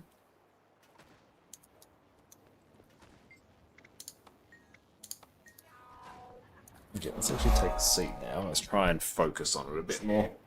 What are you going to play on Sunday? I'll play Conduit, I think. Like, we hit 45k on that, which is significantly higher than what I hit on Renegade.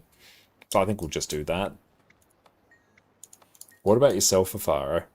Oh, are you still going to be on Portal Vet? Oh, I didn't even use that either. Yeah, you don't have much choice. Yeah, yeah, you don't have much choice. Actually, no, let's stay on this. So we weren't actually using our elite.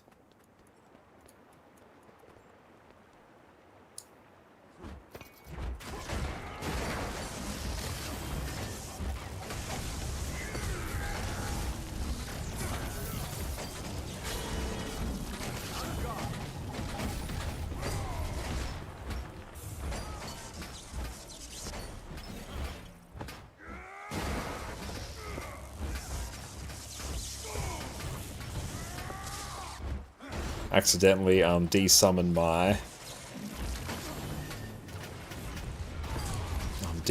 my turret there, which is not okie dokie.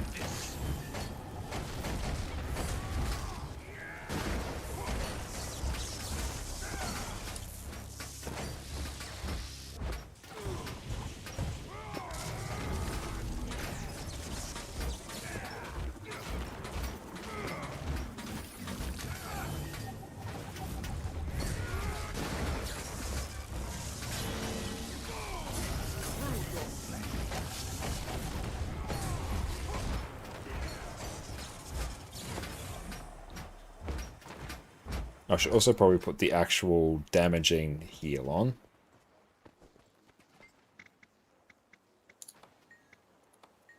Oh, Eddie, I think I actually need to go have some dinner, I think. So we'll do just one more quick round on this, and then we will go do that.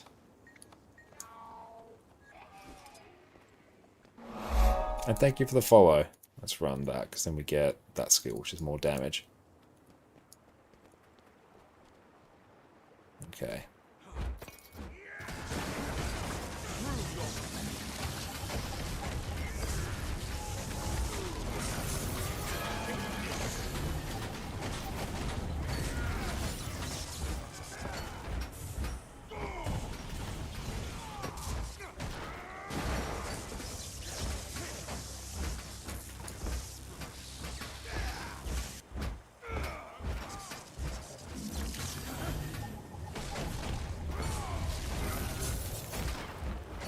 Yeah, we're just using power amalgam here.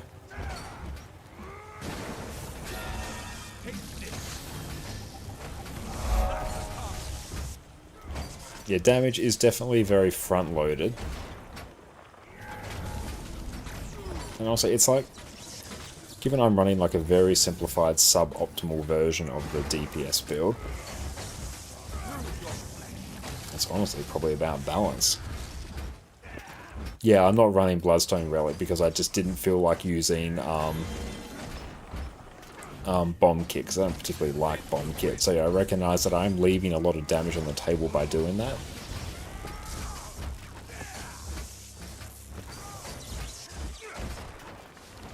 Yeah, running Relic of the Thief instead. I feel like I'm cancelling some of those skills there.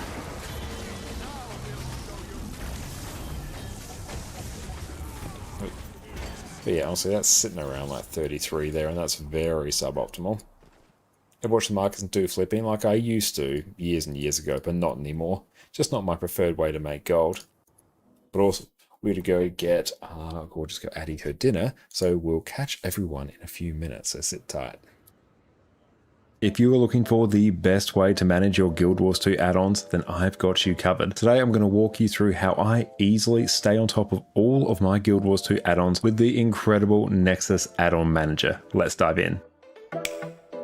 Now, first things first, to download Nexus, you're going to head over to raidcore.gg and simply download the installer from here. Now, depending on your browser, you may get a security pop-up, but it's fine. Just work your way through the prompts and you're going to be good to go. Now, you can simply open up the installer and work through the prompts. Now, we can see right here, Windows has given us the warning, but it's okay. We can just run it anyway. We do not need to worry about it. Now, it's found where our Guild Wars 2 installation is, so we simply need to install Nexus. Or in my case, because I already had Guild Wars 2 open, make sure you have it closed and then try and run the installer. And just like that, we've gone and downloaded Nexus. You can see here we have the D3, D11 file sitting in our Guild Wars 2 folder. So that is all we need to do to install Nexus for the time being. We can simply quit out of that, then open up Guild Wars 2. Now let's jump into Guild Wars 2 and let's continue configuring Nexus. Beautiful. Now as soon as we're in Guild Wars 2, you can simply click agree to the prompt and we are in Nexus and we are ready to get started. Now I'll just close out of this for the time being. Now for the reasons why I love Nexus, first up, it is incredibly easy to install. It's just a few button presses. We don't need to manually install any DLL files. It's incredibly easy, just a few clicks and we are there. Another one of the incredibly powerful things about Nexus is the fact that it can auto update as well as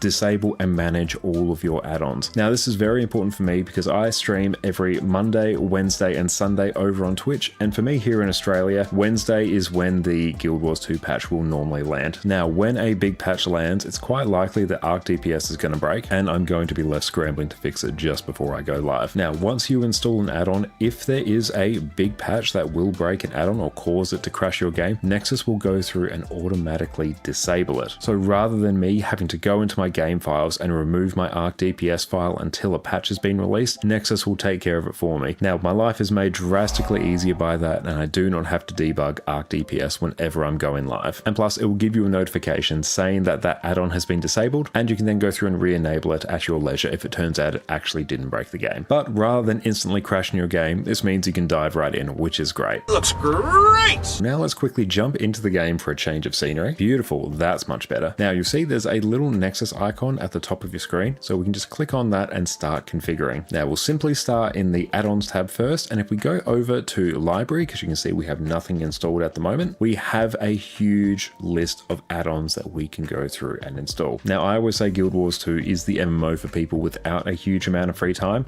so being able to simply browse all of these add-ons here without having to scour Reddit posts and GitHub pages, this is an absolute lifesaver. Now take the time to have a bit of a browse through here, see what interests you, but I'm going to walk you through the main add-ons that I use day to day. Now first up, I'm going to install Arc DPS, and we are done. If we come back over to the install tab, we can see that Arc DPS is sitting here. If we just click load, beautiful. Now we just have the prompt saying Arc DPS will be loaded after we restart the game. So once we're ready to go through and configure this more, we'll exit out of Guild Wars 2, come back in and get everything set up just how we like it. But for now, let's add in a few more. Now personally, I think Arc DPS is one of the most important add-ons you can install in Guild Wars 2, and I have an entirely separate video on my channel where you can go through and see how to install it manually if you prefer. But trust me, being able to see your DPS, how much you're contributing to the group, as well as that of your teammates to see how you're stacking up, is incredibly useful information. So I highly recommend you install Arc DPS. It is absolutely game changing. Now another one I really like is the radial menus add-on. Now this is going to add in a circular pop-up menu to control my mounts, which is very handy, especially because there are 9 mounts in Guild Wars 2 nowadays. So setting reasonable keybinds for that can be a little bit annoying. Now personally, I have my mount set to my number pad on the side of my keyboard, but having this option for a pop-up in the middle of my screen is very handy, and we'll showcase it once we actually have it installed. There we go, we've clicked on that. Now if we head over to the install tab, we can see radial menus here. We will just load that, and there we go, we are all set. Now there's a few extra add-ons that I want to install within Arc DPS itself, a few little nice bonus features that do make life much easier. So I'm going to exit out of Guild Wars 2, come back in, and then we can actually start adding things into Arc DPS. Fortunately, Nexus makes this really easy. Beautiful, we're back into the game now, and you can see the Arc DPS options tab has popped up. So that means Arc DPS is installed successfully. We'll X out of this for now. There is a lot of extra configuring that you can do in Arc DPS, but we won't touch these options for now. If you do want to dive into these options more,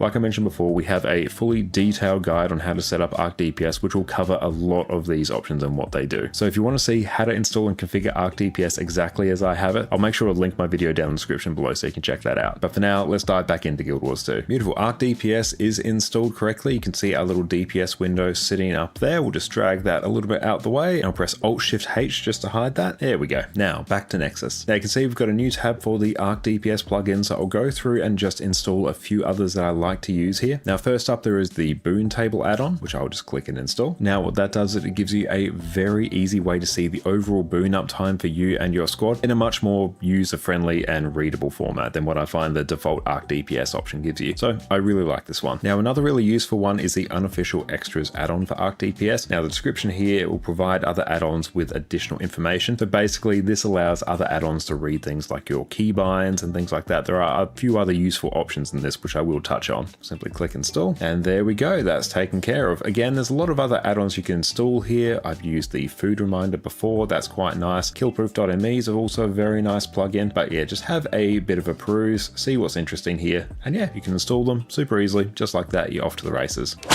Now, just to make sure these extra add-ons we've installed to Arc DPS are active, we'll just exit out of the game and come back in again, so sit tight. Beautiful, we're back into Guild Wars 2 now. Now, if we press Alt, Shift, and B, there we go, we can see the boon table there. So we have, percentage uptimes for Fury, Protection, Quickness, and Alacrity by default. Got some Might in there as well. We can drag that around, see where we want it to fit. Again, my separate Arc DPS video will show you exactly how I configure this, so we'll just leave this here for now. But if we pull up our Arc DPS options with Alt, Shift, and T, and if we come over to the extensions tab, there we go, we've got some boon table options there, but also within the unofficial extras tab, which we now have, we have a few very useful options here. Now personally, the ones that I quite like are the hide personal story, hide achievements, hide hearts, and hide bonus events. We can showcase what that actually does. If we click hide personal story, we'll just check that, and also hide bonus event. You can see we've got personal story here as well as the Lunar New Year stuff. Now what is going to happen when we'll just exit out of that, if we go and change map and come back in, what you'll actually see is we will no longer see those on the edge of our screen. So it is going to free up a ton of screen real estate. Super nice. And there we go. That section of our screen is now completely clear. So if I was to go back and re-enable that because I want to do some of the story or check bonus event stuff, we can simply click on that. We will exit out, change map again, and they should pop right back up as soon as we load in. Beautiful. And there they are, right back where they belong. So it's a super handy option. If you're not doing the story or don't want to see certain event pop-ups,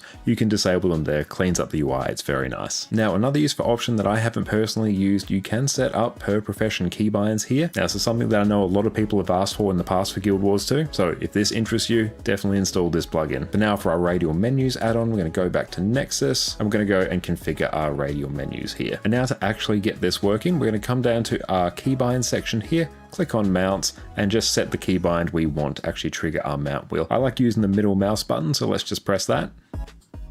Done. Accept. Cool. Now if we exit out of that, right there, we have our radial mount add-on.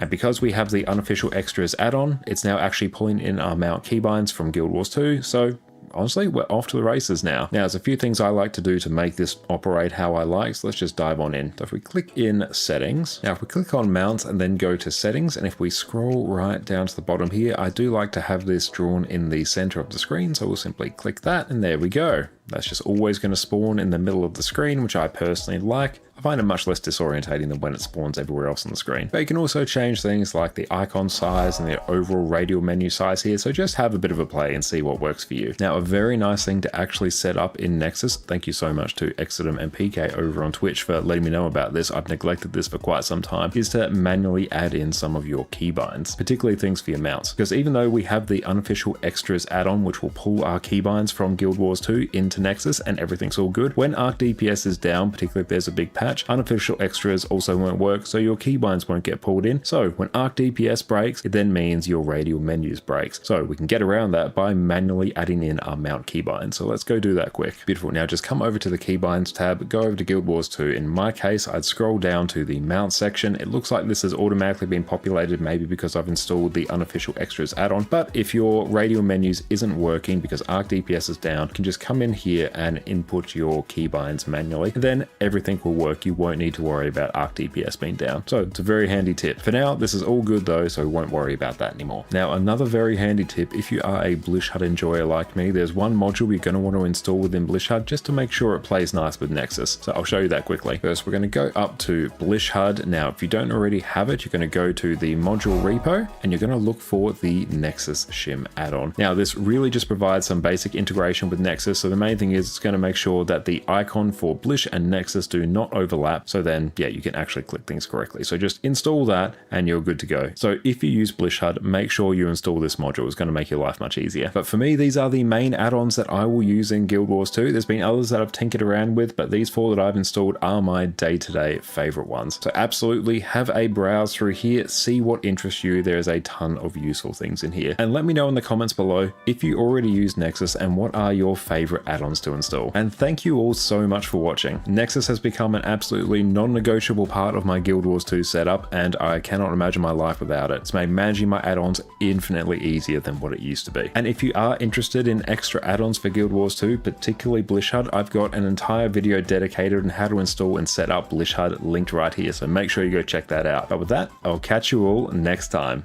Cheers. If you are looking for the best way to manage your Guild Wars 2 add-ons, then I've got you covered. Today I'm going to walk you through how I easily stay on top of all of my Guild Wars 2 add-ons with the incredible Nexus add-on manager. Let's dive in.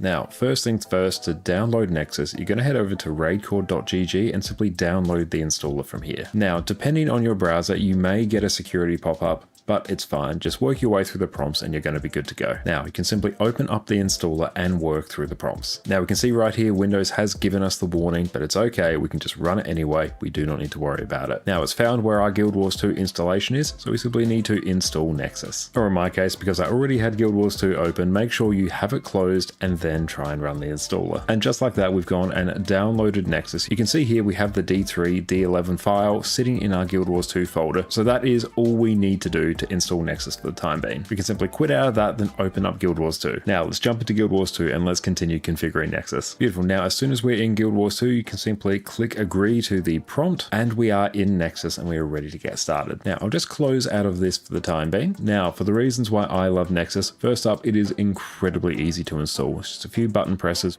And we are back. Welcome back, everyone. Okay, sorry, it was a little bit long. We're just taking care of some stuff.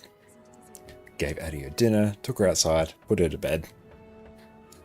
And now we just got a quick dinner on. So in about 10 minutes, microwave will go off, so I will duck off and deal with that again. Okay, we could also do rifle as well, honestly, rifle amalgam. But overall, like, I enjoy the feel of amalgam. It feels quite fun. I don't really love bomb kit, but that's just honestly, I've just never really liked bomb kit on NG. But yeah, look, amalgam's been pretty good. And plus, honestly, that is a cool effect. It's nice. Okay, so let's head over to Auction of 12. Character select. Let's head over to Conduit. Grab another water as well, so we are all good.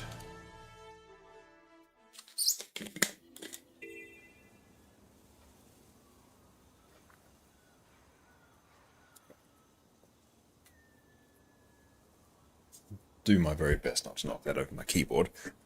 Okay, so we have to do the hearts. Oh, we can also find the mirrors, actually. Do we see them on the map? Is that how they work?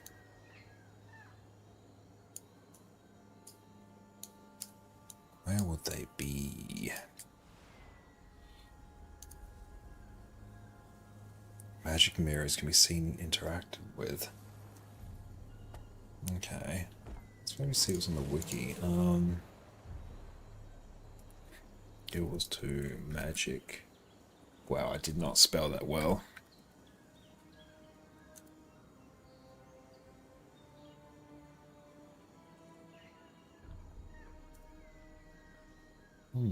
Do not know. It's hard to get a legendary weapon. I think you need access to hammer for a soul beast. I mean, they're going to be about in your 1,500 gold roughly to craft them. You have to do map completion and world vs. world typically. So like, not so much hard, but they are a time investment. Cleansing water artifacts using skimmers to clear debris. Can we just like nuke these here?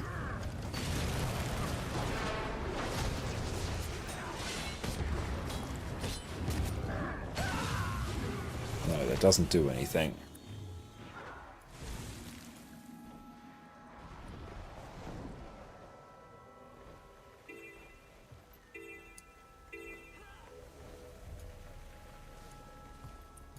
Tourist, cool, got another achievo. So I gotta use the disenchantment table.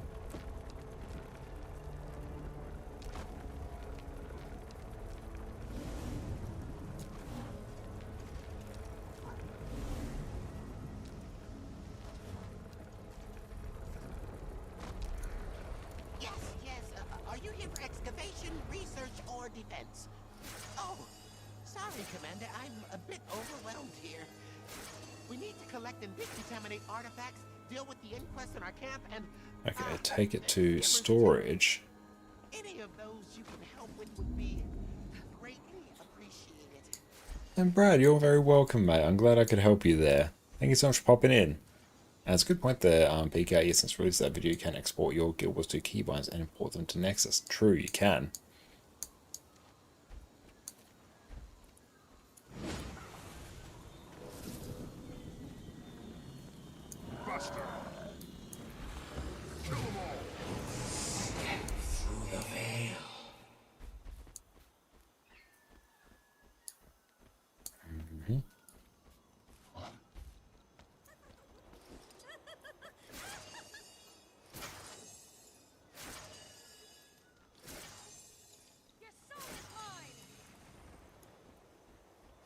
Okay, so it's not too long to do that.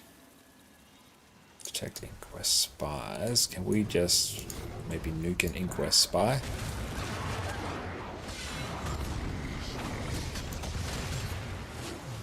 Will that give us progress? Oh, it will actually. Good.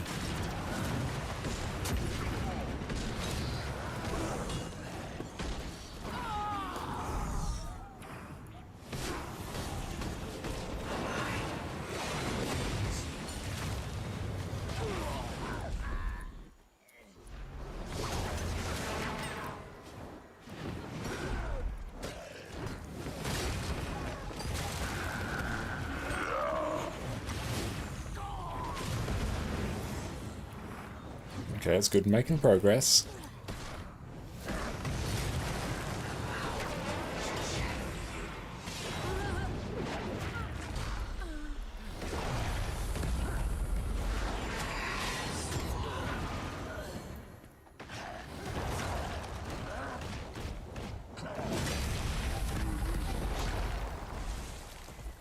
Okay, what's this?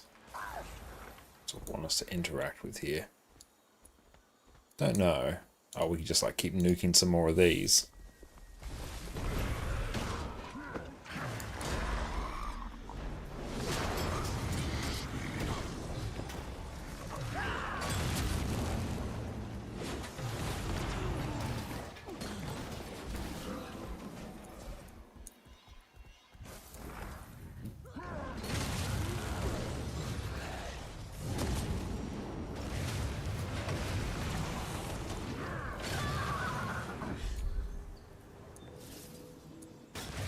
Ooh, thank you for the randomized dice. We'll do that as soon as we're out of combat.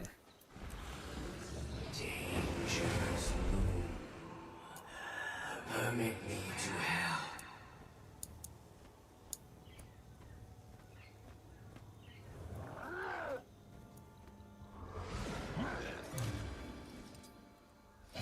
Oh, rip.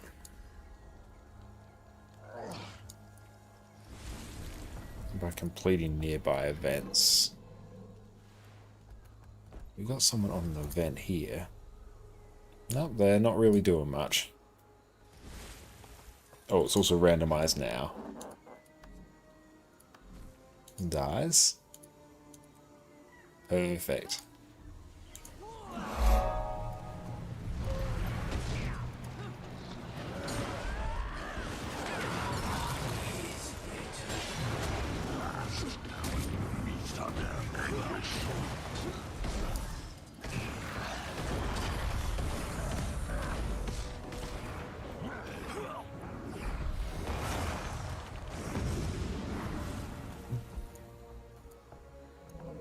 Yeah, honestly, if we just keep nuking Inquest. I wish some of these hearts weren't so long to complete.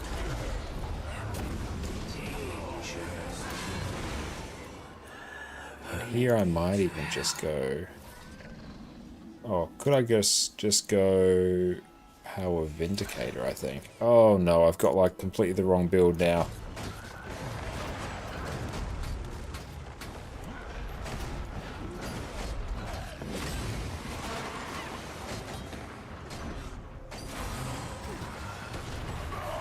It's not going to make sense, but hey, it'll get the job done.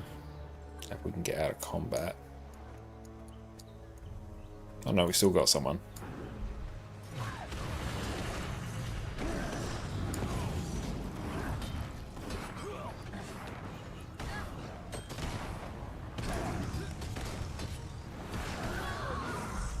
Okay, now let's try swapping as soon as we get out of combat. Liz!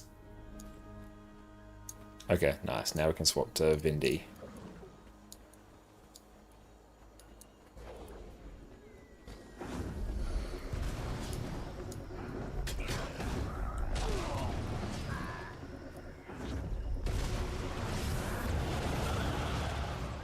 Okay, yeah, that's going to be good. That's going to be much quicker for burning through these.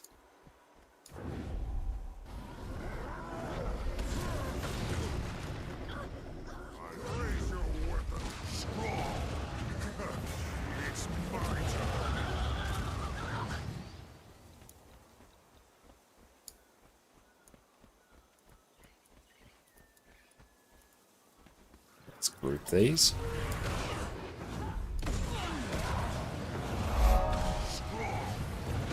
Real Nemesis, thank you for the follow.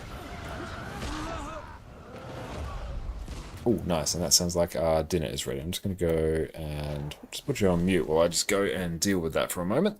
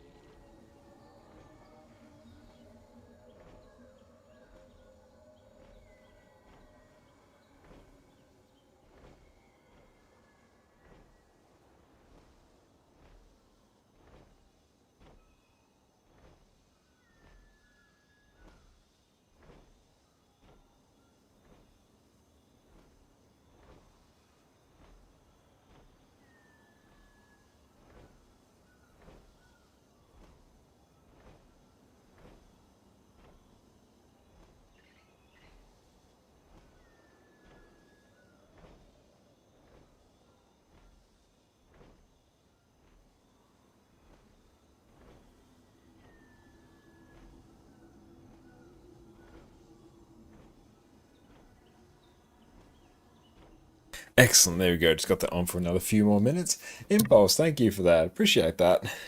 But yeah, it's been an absolute banger of a day. Okay, let's go and keep blasting here.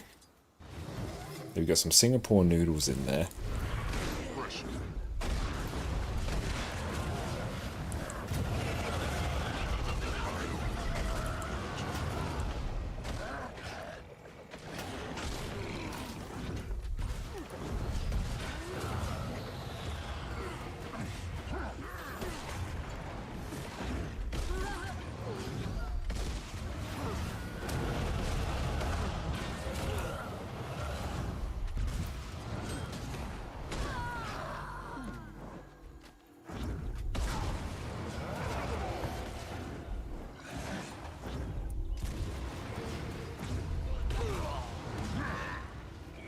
Almost there.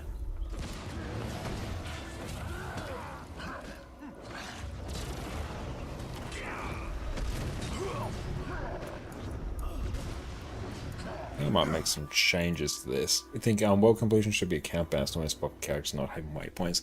That can be a bit annoying. You can see why they did it. Well, one, the system has been like that since launch, and also because map completion is required for various legendary weapons. But I guess they could implement some sort of like a lantern system, similar to what they have in End of Dragons or Secrets of the Obscure, to effectively allow you to redo it. I could see that being a nice thing. Let's change this to, like honestly, just, this is an absolute banger. We run that. Yeah, now we're just going to have like so much quickness. It's going to be really, really nice to work with.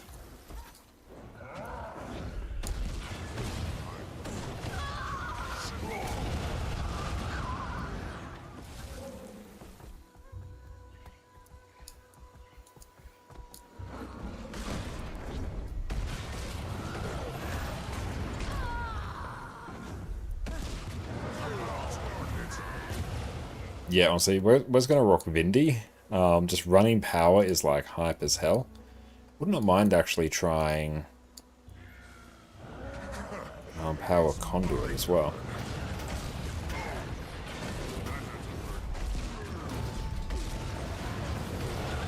Nice. Okay, cool. We've finally done that one.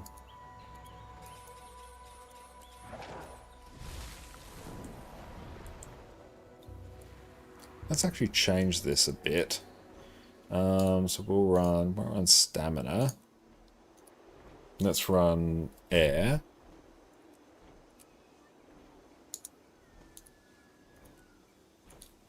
And air. Those all look fine. Let's run conduit.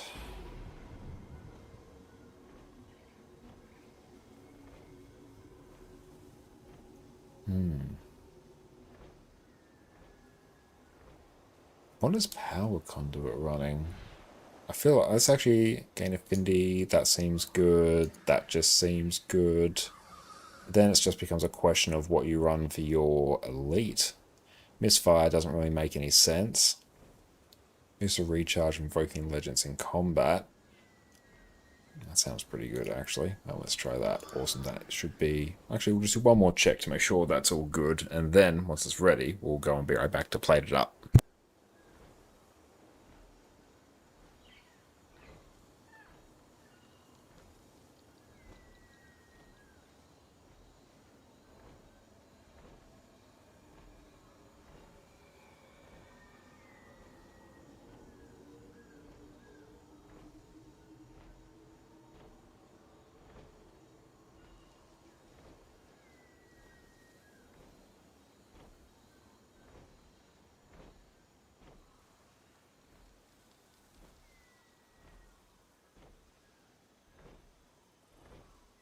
Looks like our dinner's ready, so we'll be right back in just a squiz.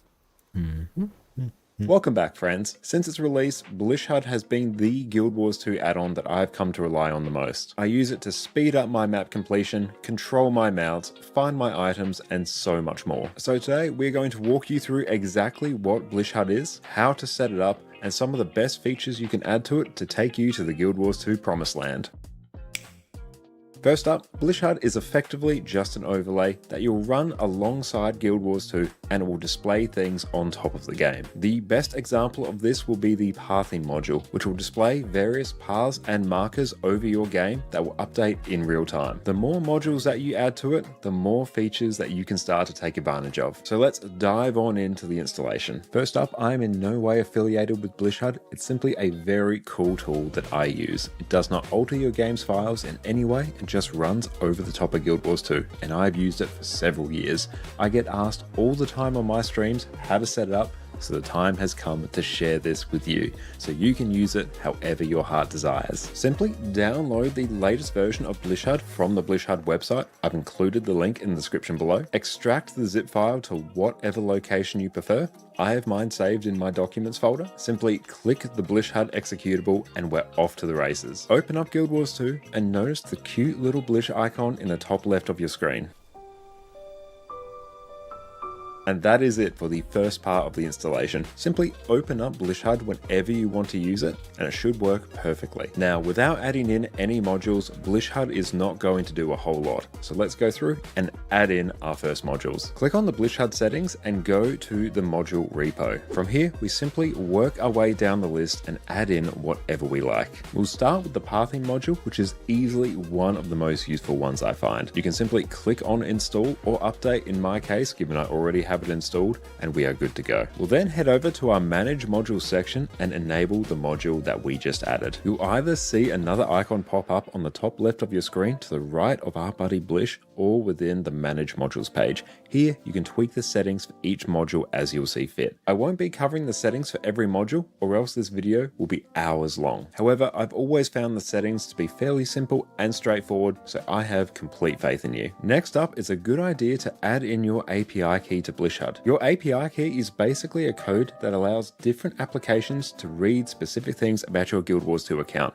like what items you have, how many characters you have, what they have equipped, what achievements you had, things like that. A lot of the best Guild Wars 2 websites like Guild Wars 2 Efficiency and GW2 Crafts all need you to input your API key to function, so this is totally normal. You don't necessarily need to do this, so feel free to skip this step if you prefer.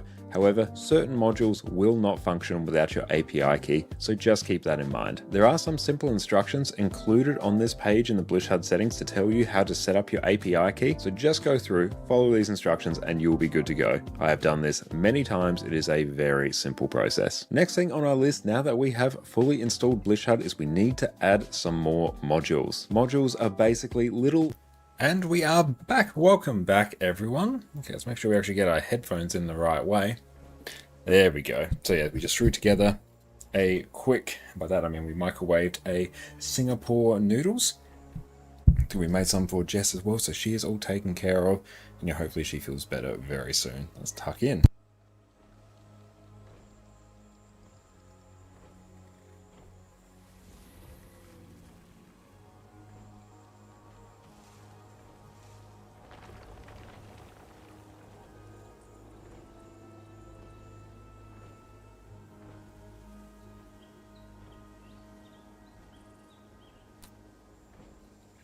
Very nice. Okay. Let's see actually what power conduit is rocking. That kind of feels right. Also, let's change this to... pop that there. That there. And... there's defense. Yep, that kind of works. So what is power conduit running? I'll just copy the build template and just paste it here. Okay, it's a bit different. Well, actually, no, those are the same. Oh, heal and gain endurance and gain energy when you reach maximum affinity. Okay.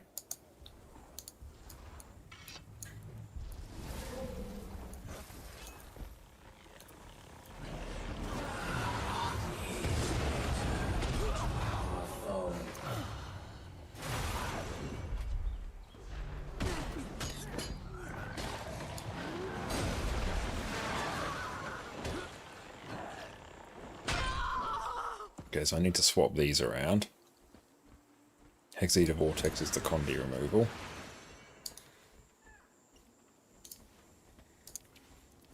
There we go, so Beguiling Haze will go there.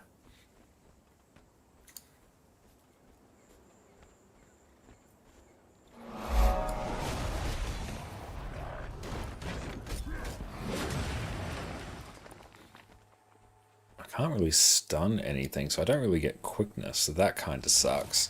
So in that case, I might want to run Thief Relic instead.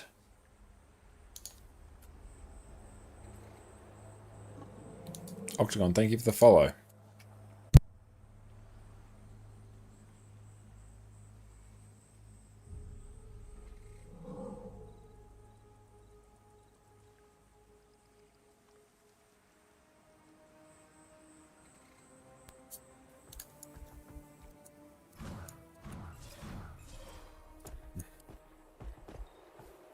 Oh, Regular Thief, yep, that's fine.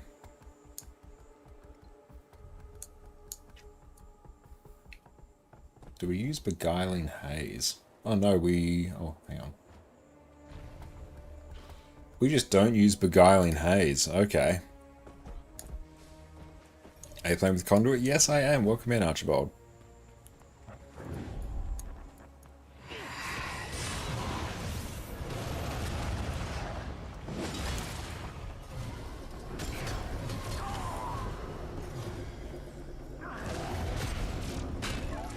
How's it feeling? I quite enjoy Condi Conduit, and we literally just threw on Power Conduit.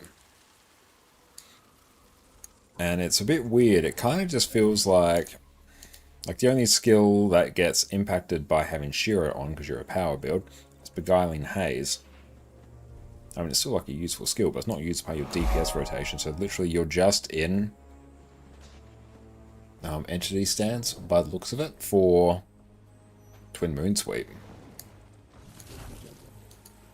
You're a lifesaver, Commander. And right on time, too. I just saw Melissa get back to her tent a minute ago.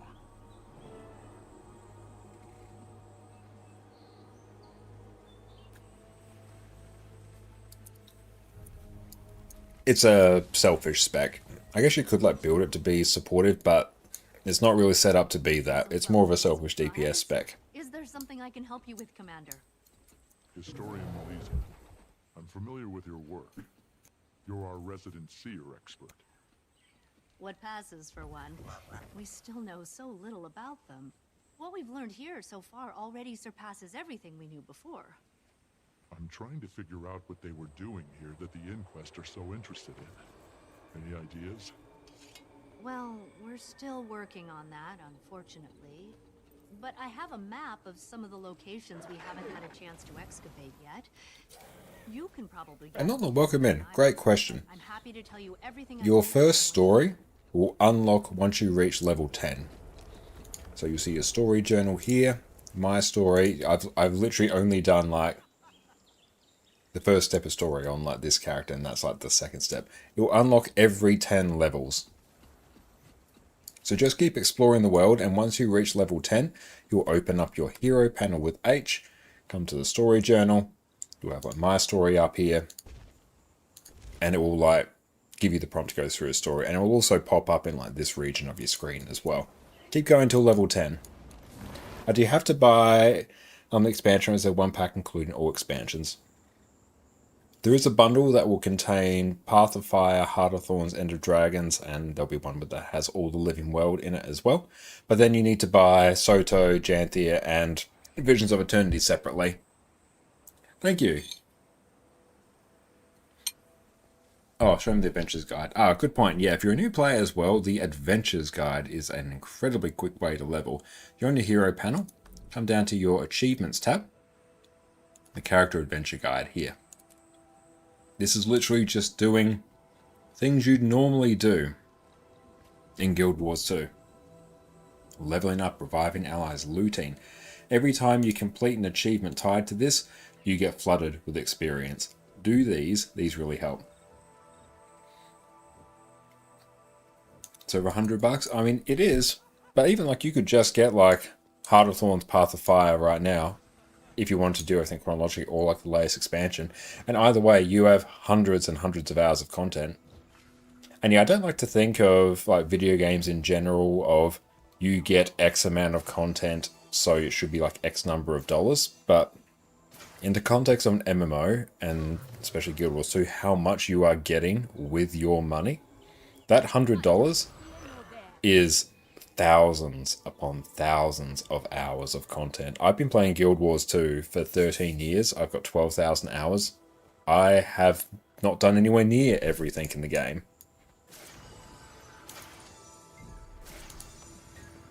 So even though it can seem like a lot, it is 100% worth it. And even if you did a little bit at a time, or wait until a sale. Because yeah, they do sales, like quite significant ones, you know, semi-regularly. Just a while ago, there was like a 60% one going on. It can be overwhelming at times. It really can be, yeah.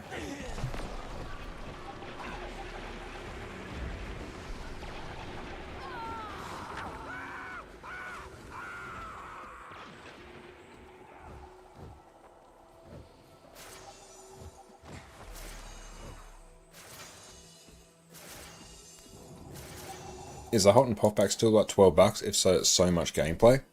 Don't know the exact price, but it is just obscene value. Like, it's absolutely crazy. Near the hunting camp. Okay, let's see. I might even just honestly pull up something for that. One of these amazing powers just okay. Yeah, I tried like power, and it was like fine. It's good fun to play. But yeah, I didn't get a chance to try Condi. I might try Condi at some point later. On Guild Wars 2, Ruins of the Old World. I'm neither here nor there. It's gonna be great once the we're in that deep knowledge, I think.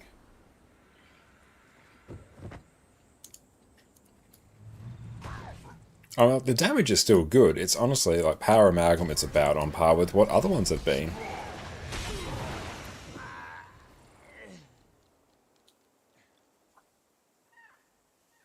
Okay.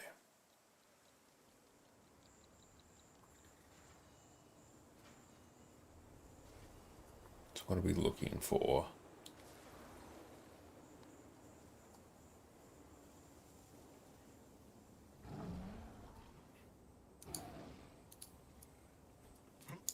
Yeah, it's actually balanced compared to beta. Like, I think I saw someone did a YouTube video with it doing like Power Amalgam doing like 44k damage. That's perfect.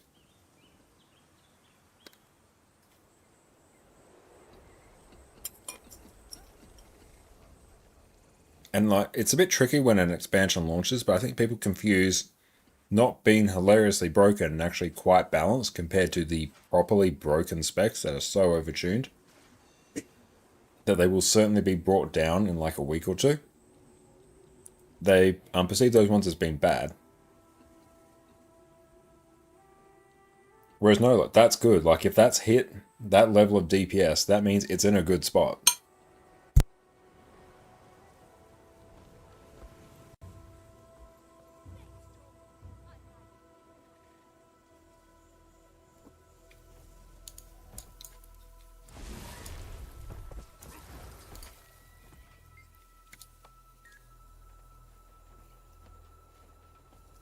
Well, the situation isn't. Okay, so I need to go near the hunting camp, I guess.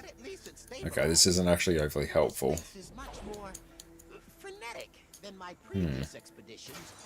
The potential is high, but so are the stakes.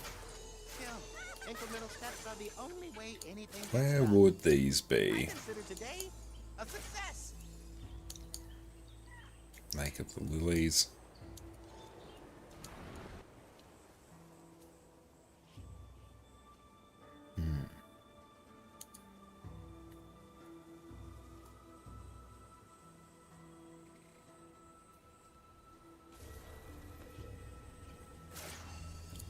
Story collection, here we go, let's just reference this.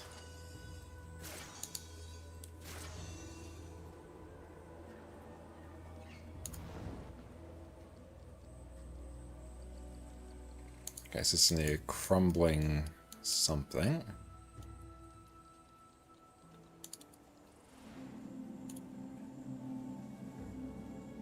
Okay, so that first step. So we're looking for the ritual tool.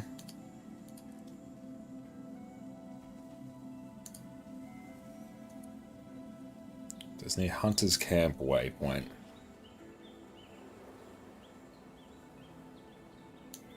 Hope you like story collections. I mean, honestly, I don't love story collections. Not gonna lie. Or at least if this gave me just a marker saying, here it is.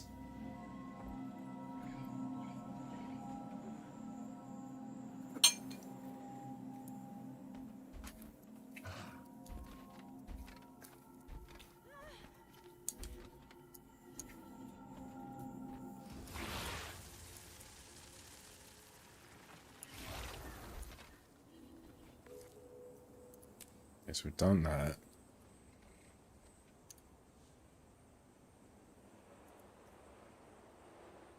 Near Primary Expedition Waypoint.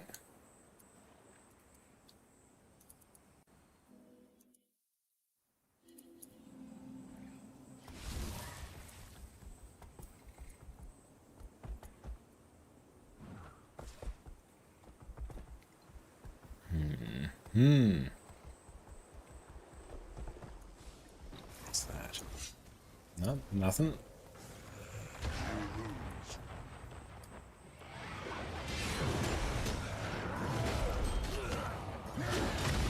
I demand that you release me.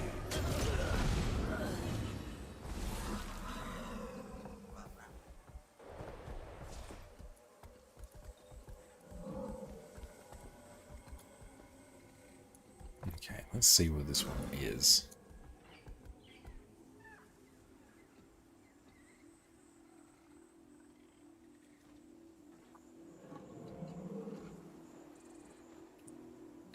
Do we have... Yeah, we have to skimmer stuff, don't we?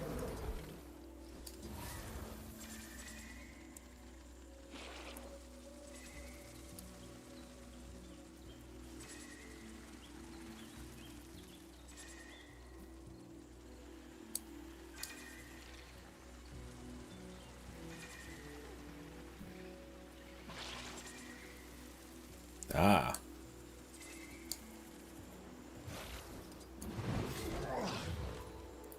Okay, so we've done that. It's near the Inquest base.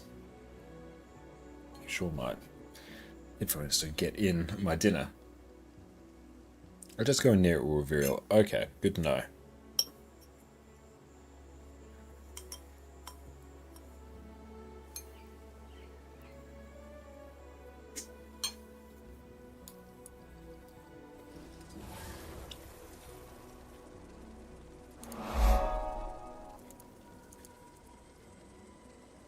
SL, thank you for the follow.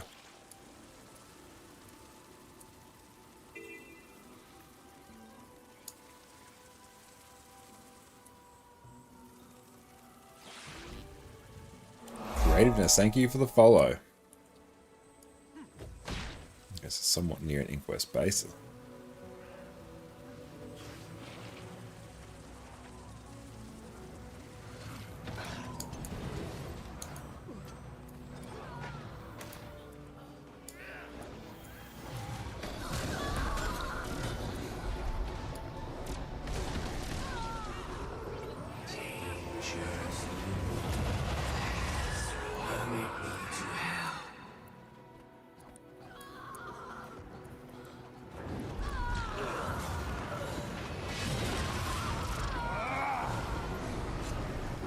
Like the burst damage you get from power is very nice.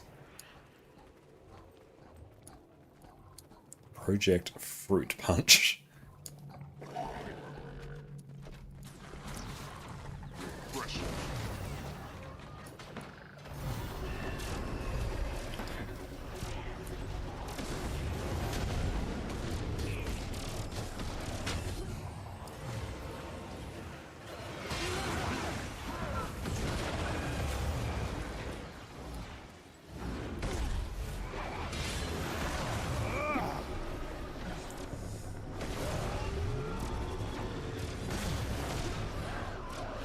This one's not very close to POI. Great.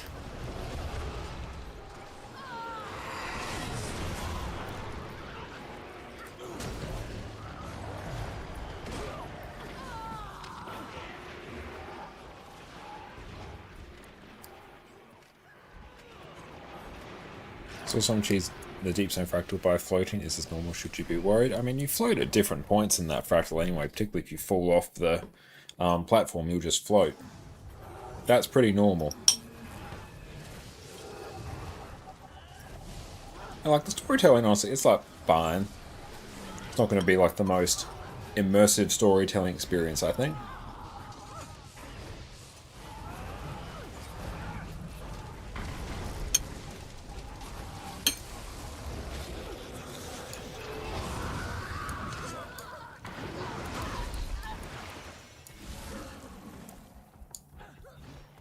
And if you just type in like Guild Wars 2 patch notes in Google, should be the first result, and that will show you like the most recent patch notes.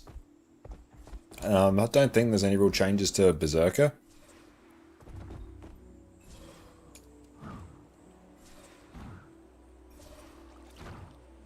Okay, where is this one?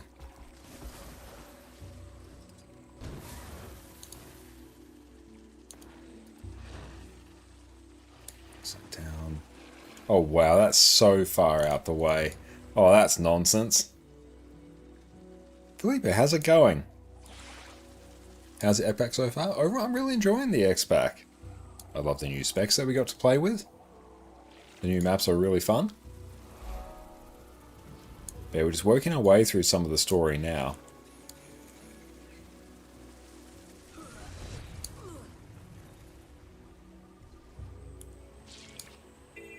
There it is. That's so far out the way. Oh, Skimmer is incredible.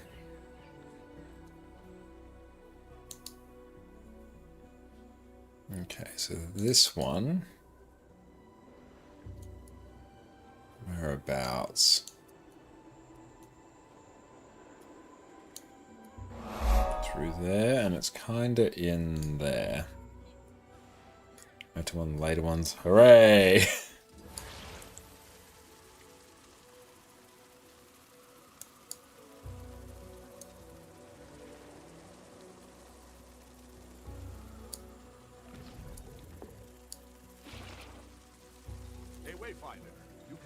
Keen to see where we get some of these mirrors at some point. Daphne, how's it going? It's great to see you. Hope you're having a wonderful day. How have you been enjoying the expansion so far? Cool, that's done. One seer coin.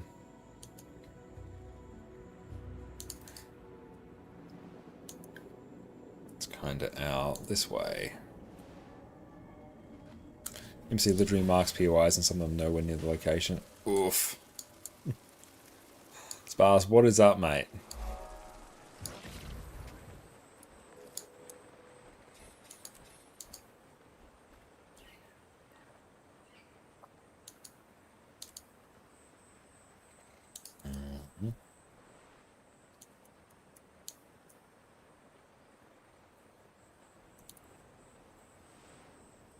going well. Don't the expansion buy-in today. Oh, nice. What do you think of it so far?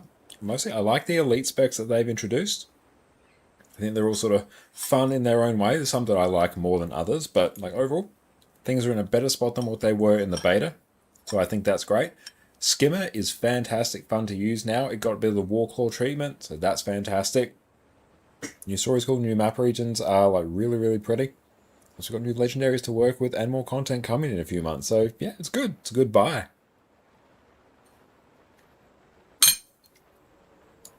But yeah, Skimmer is hype. It rides the ley lines now.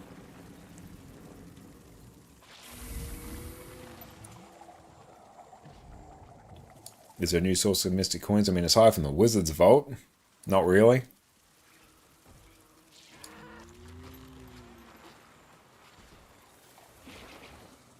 But it's so good. See, if you sit in updrafts just for a moment, you can claim the updrafts. Oh, where are we going? Oh, we shot past the thing we're doing. Oh, here's something.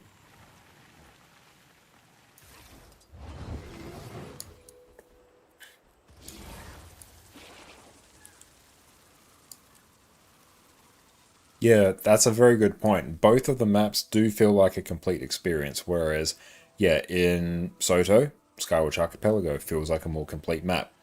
In Janthea, Lowland Shore, top tier open world map, like one of the, I think, top 3 open world maps in all of Guild Wars 2. Janthea Sentry, not so much. Whereas this, like, they both feel coherent, which is good. Okay.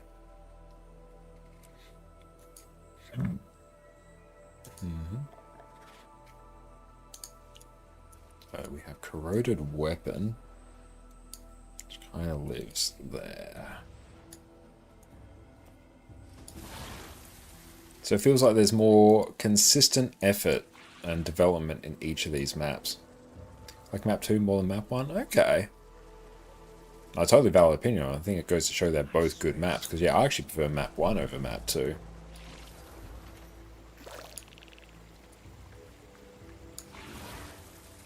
But like they're both great.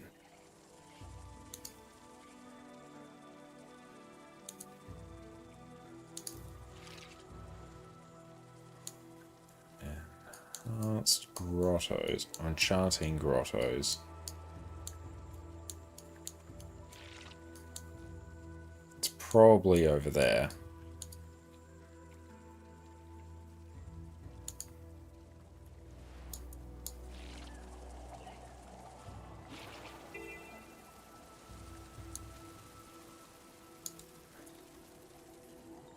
No, you're seeing the coolest part of map 2. Okay. I'm looking forward to that.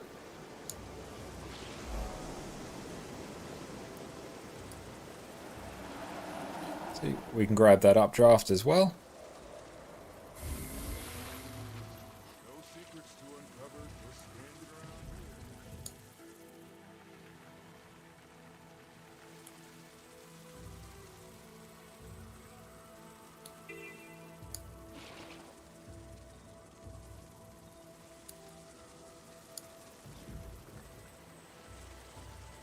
So I don't actually need hero points on this character.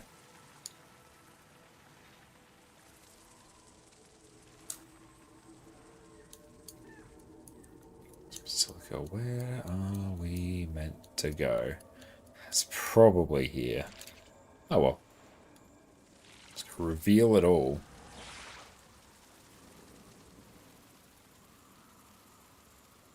But yeah, like the maps are stunning. Skimmer's now great. Like with it being your underwater mounts as well, Skimmer's absolutely wild.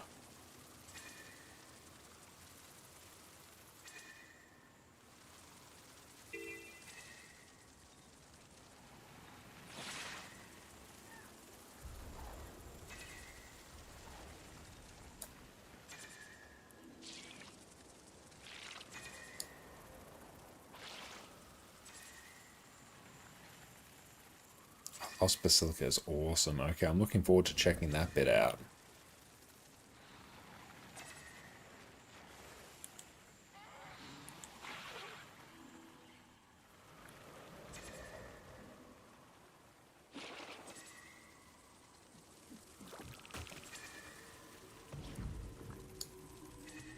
Enchanting grottos. Here we go. Castora and Choya. Nice. Okay. So it should literally be favorite spec so far. Probably the one that's most fun to me, Gale Shot. But I really enjoy Conduit as well.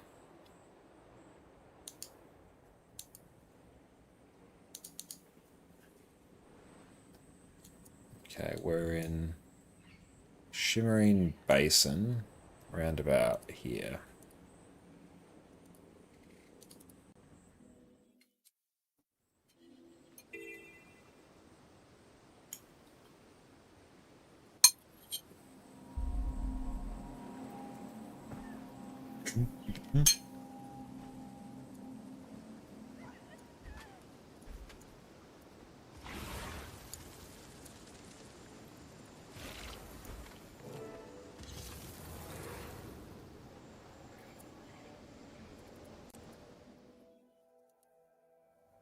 So that's my idea. I'll gather up the priory and head due west through the forest. Where is Historian? Melba.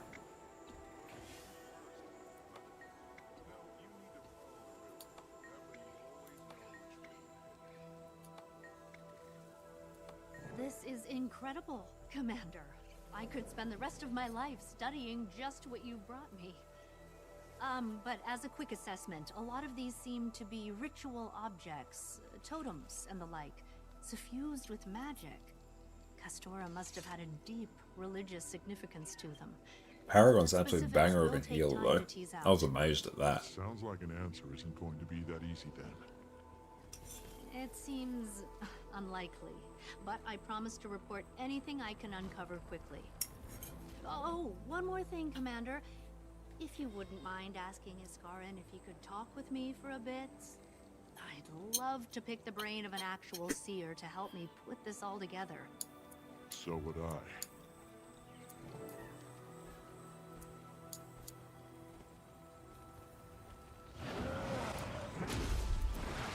I. I'm Bison, what is up? Singapore noodles. The seers were doing something significant here, but not much about what it was. We've beaten around it for long enough, Commander. It's time to find Iskarin and make him give us some answers. Yeah, it's all seer related. Just go ask Iskarin.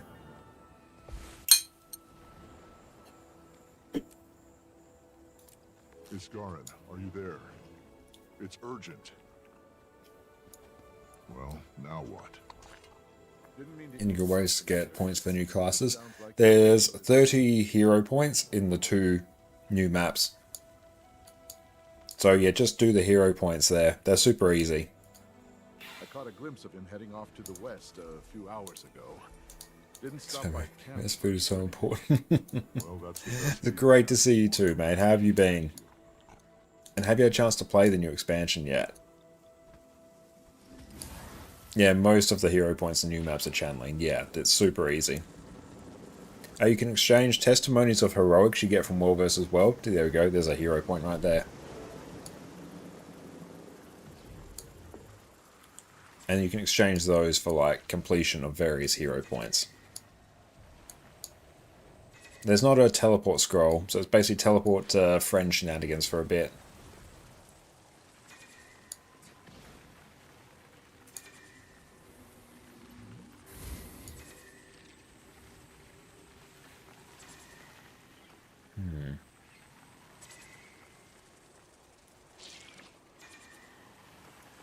Got some Paragon. Yes, it's a really solid healer. I took it into an encounter. I'm like, yep, this is very, very solid. Entwined with the wildlife as well.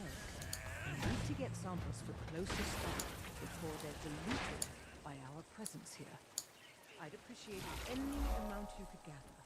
Your skimmer should be outfitted for it now.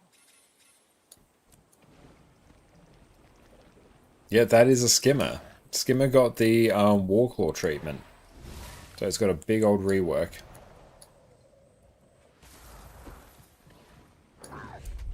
Castora really is an awe-inspiring place.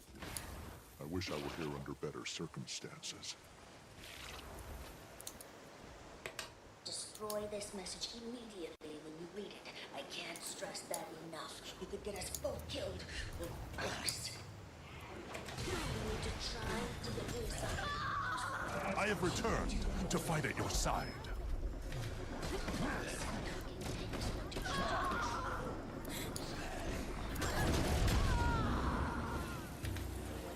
Succeeds but fails. It's bad news for anyone around there at the time. Get away while you still can. Let's see. Swing swap weapons. Meh.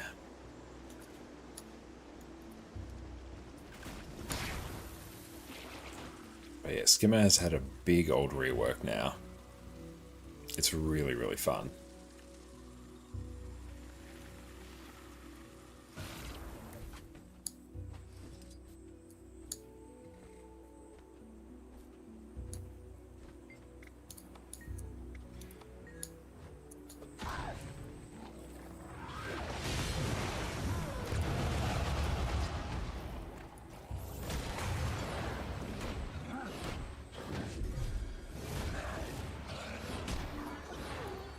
What's this doing?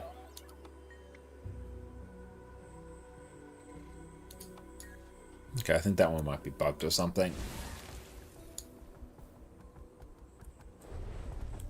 With the tome?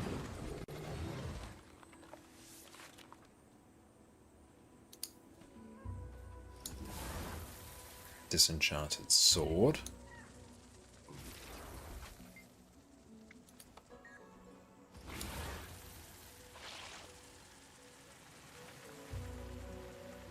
Okay, making progress. Yeah, honestly, like, it's really, really good. Conduit. Still needs, like, a few tweaks, I think, in some areas. I think power needs a bit of love. But the Conduit one is, like, really, really solid. There's so much wild magic. And it does, like, fantastic damage. Entwined with the wildlife as well. I need to get samples for closer study before they're diluted by our presence here. I'd appreciate any amount you could gather. Your skimmer should be outfitted for it now. Where do we need to go here? Maybe we need to go up. Oh, here we go. We've got a few more things here.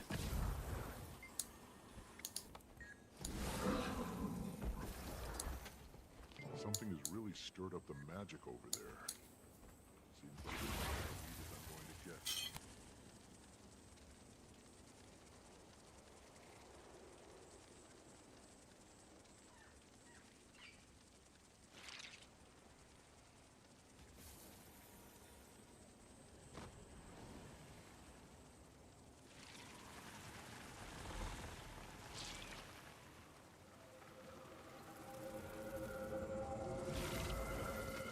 What could have done this? Yep, Lost Basilica. Let's see what all the hubbub's about. Castora. The magic here is definitely reacting to something. Or to someone.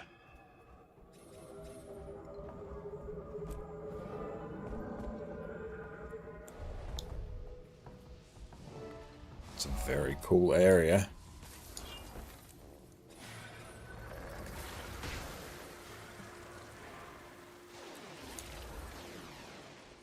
Scarin, I've been looking for you. Ah, Wayfinder, good. I would welcome some assistance. I found him. Finally. We're at the entrance to the temple. The other two are off on some nonsense. But I'll be there soon. You've been gone for a while. There's a lot we need to discuss. There will be time for that. But I'm on the trail of something, so discussion will have to be tabled for now. Oh, yes, Seer base raid would be amazing.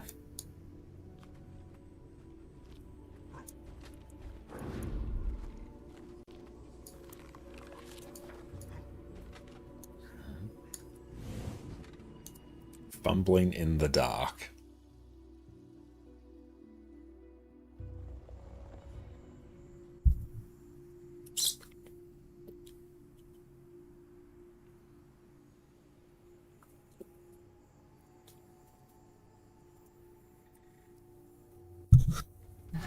Oh, yep, that should not go there. That can go on the wall. Ah. This is it, huh? Indeed. A sacred temple of my people built in better times. No outsider has ever set foot within before now. Don't think that's true. We didn't get here first. Then let's get inside and get some answers before it's too late.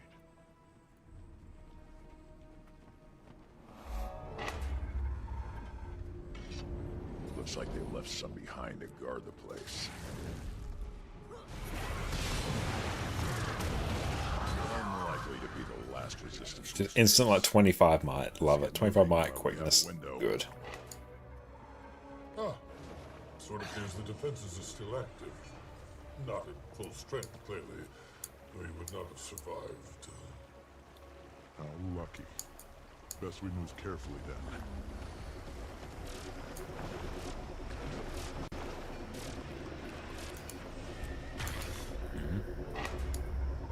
More of them. They swarm like flies from a cold.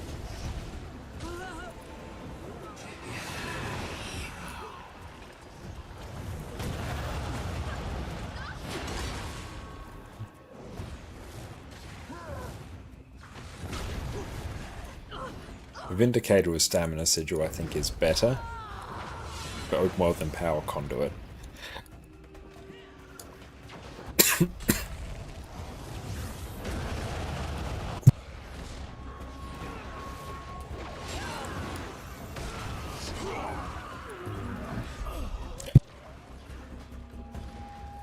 Some of that just went down the wrong hole. Let's keep moving. Hopefully there will be answers further in. I fear you will be disappointed.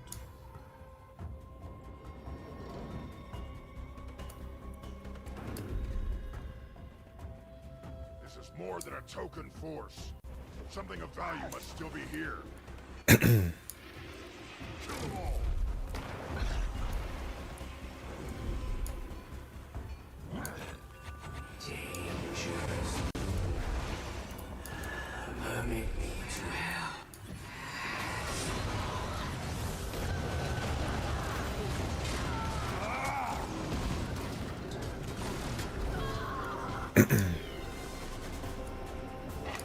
Well, we're blitzing through. I didn't expect to find these inside a temple. Some deaths have more spiritual significance than others.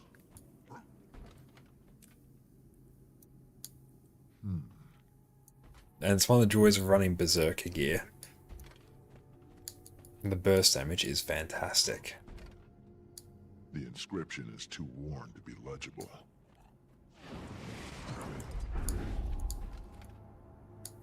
Lost in the rite of Dividium Nava.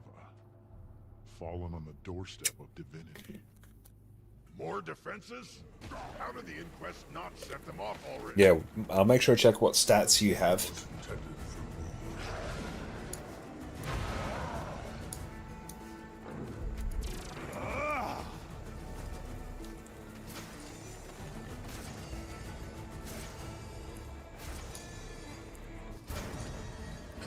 We must rise and return to the fight.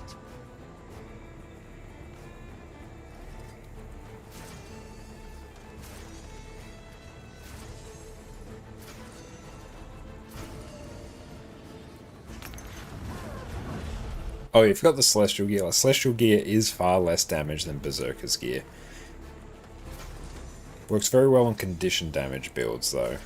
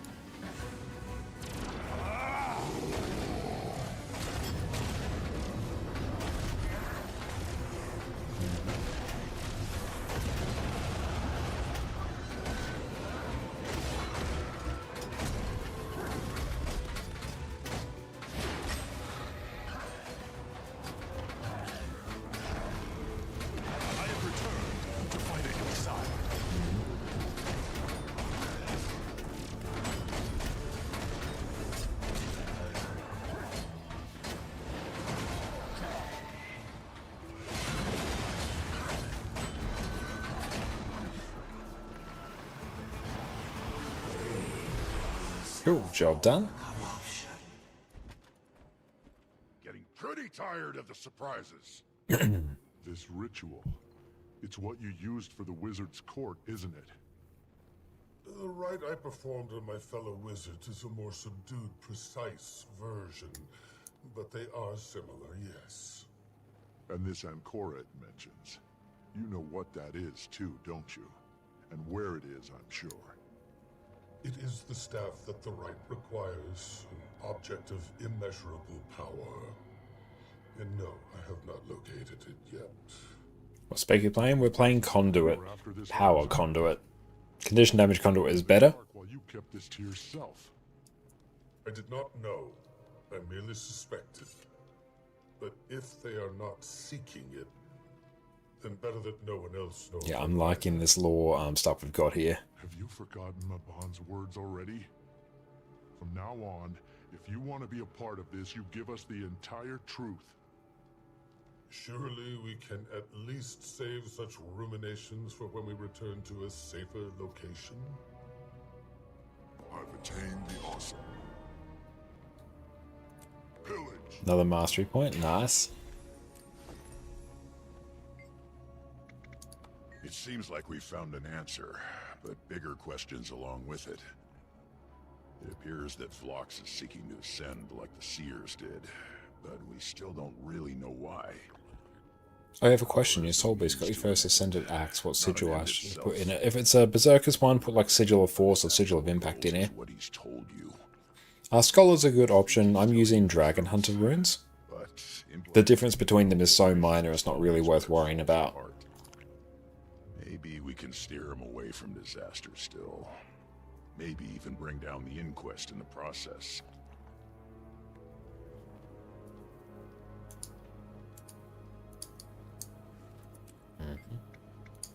Next, we get back to camp and ring Isgarin for every bit of info we can get. I haven't done the fishing yet, but there is indeed fishing. Right. So we need to find it first. Once we have it, we'll have all the leverage and we can make things happen on our terms. We can decide on the specifics later, once we know more. No reason to rush those decisions. I've attained the awesome. Okay. So we are done there, I think.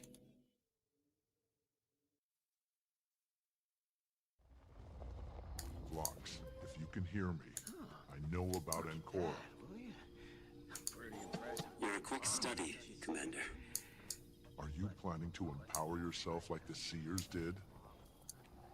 In the short term, but not forever. I've no desire for power or legacy. It's enough. I like Vlox's character.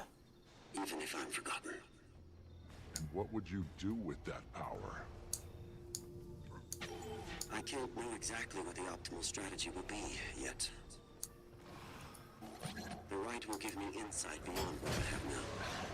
I will adjust my plans accordingly. But my goals will remain unchanged. I'm going to return control of Tyria's future to her people. The next generation of those like you. I can't let anyone use Ancora, Phlox.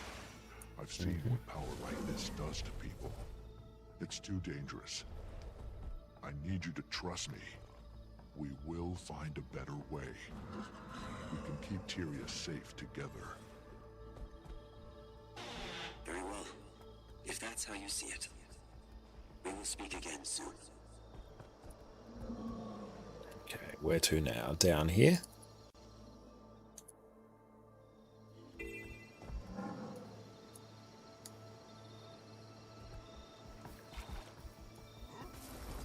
Should have told us at the start. I need answers, Isgarin. Now. I thought Castora to be impenetrable to the inquest. Their goals futile. But this director is smarter than I anticipated. If he seeks Ancora, if he understands what it is and what it does, I dampen the memories of my wizards to ensure that they are of unbiased mind when they obtain that power. Phlox would keep his. And this version of the rite is raw. It is how I ascended. It does not belong in the hands of a fanatic. Then we need to find it before he does. You're a seer. Where's the staff kept? I don't know.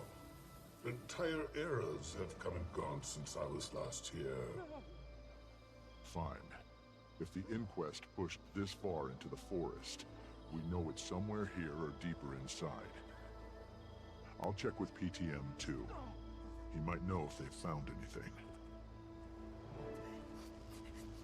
I'm liking this lore here. More lore tied to the Seers, which relates to the Massarts, and my favourite lore in Guild Wars 2. I love it. It's great fun. Have there been any updates on whether Vlox has found whatever it is he's looking for? Most objectives are still listed as open, although a handful now say empty.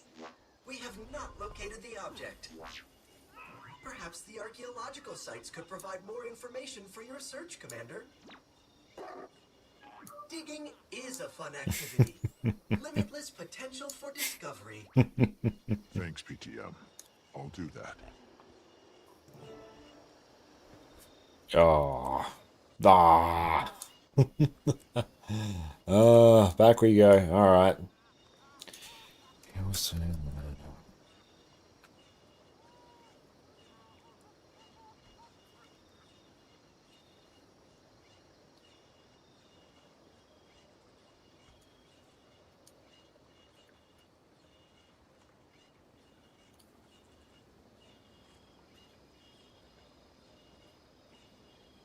Show me where these are.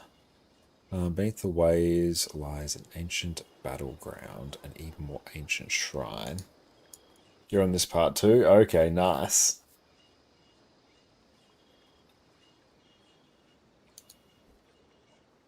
Collections of Eternity. Yeah, I'm not the biggest fan of the collection system.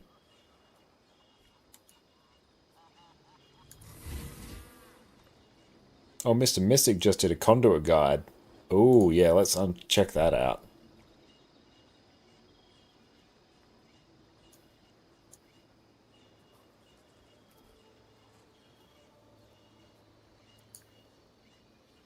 Okay, let's see.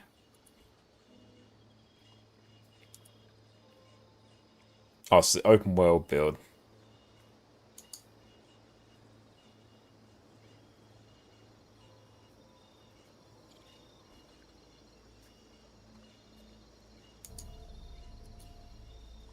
Okay, Marsh, just keep your elite on. Okay. Opener, F3, elite skill, Hex, Spear 5, Spear 2 to switch to Malix. F2 ASAP, spam Spear skills, use F2 before leaving. Use elite skill and Vortex, Spear 3 to generate 3 affinity, use F2, spam Spear / Hex Eater. Okay. That's basically what we have been doing. Show us the traits.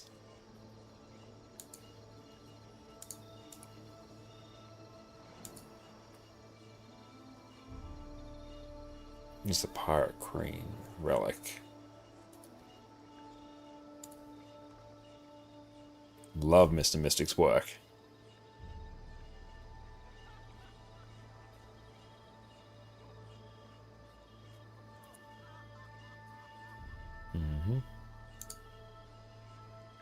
Okay.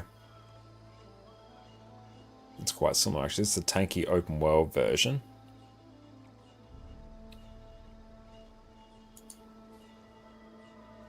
Selly, Doom, Earth, Torment, Geo. Yep, pretty usual stuff. Okay. Let's try running Celestial. Then we'll run it here. So reduce the recharge of invoking legends in combat. Invoking legends while Cosmic Wisdom is active extends the duration.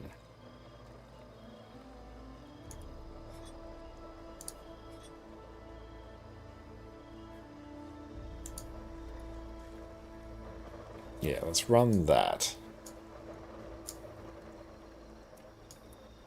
Okay, now let's try this. By chance, did you notice Oh, I need the achievement. Doorstep Divinity, we've got a track. Beneath the waves lies an ancient battleground, even more. Oh, this is across both maps. Ah. Oh, dang. Okay, hang on. Me that.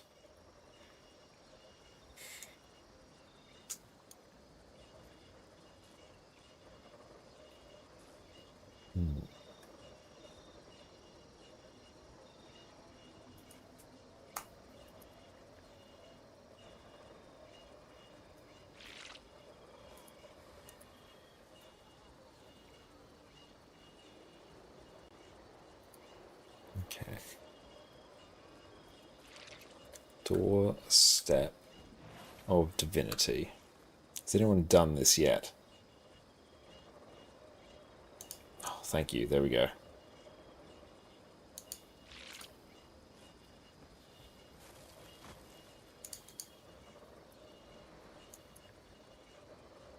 Whole garden here.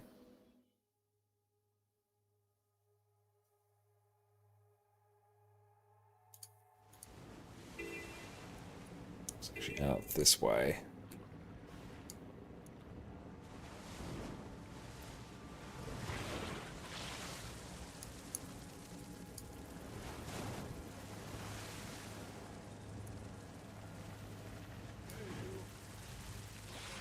This will be way easier once Blishard is like fully updated.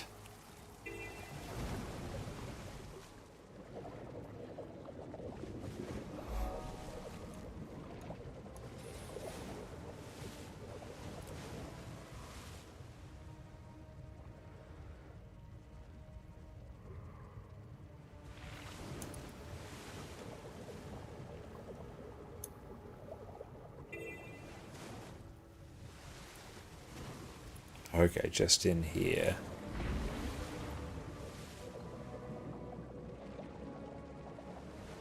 Something up here.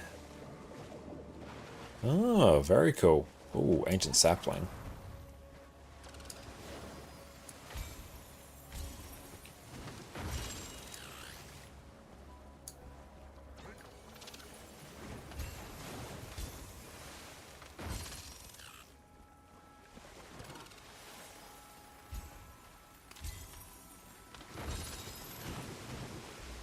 Never have too much treasure. Lord Archangel, thank you for the follow.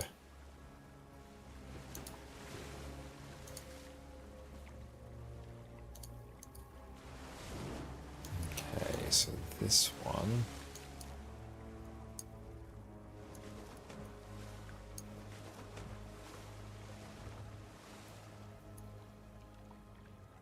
Spec burrow. Round about here.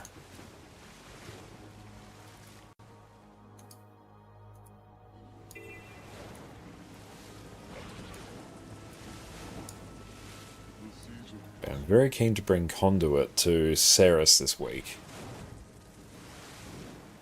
We've been able to hit 45k on it.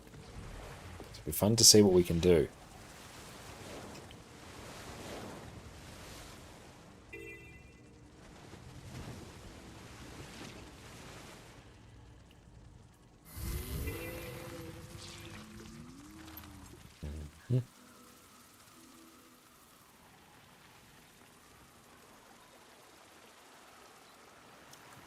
Look at just how quick we can move. Yep, the skimmer can ride ley lines now on all maps. It's one of the new masteries you get access to. And updrafts.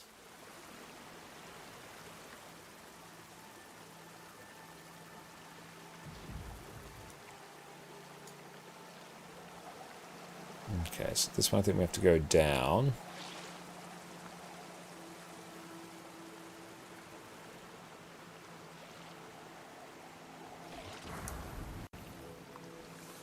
Tomes.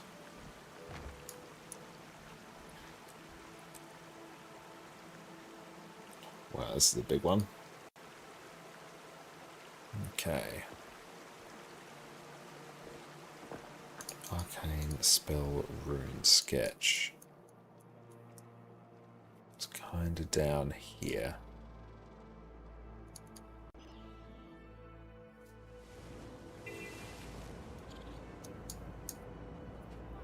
But yeah, the skimmer is like a big old highlight of the expansion, honestly.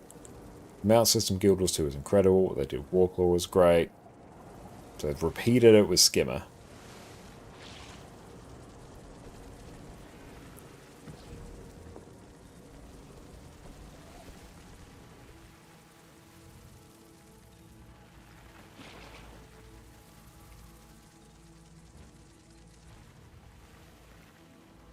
Oh yeah, the hearts, they do take some time to complete.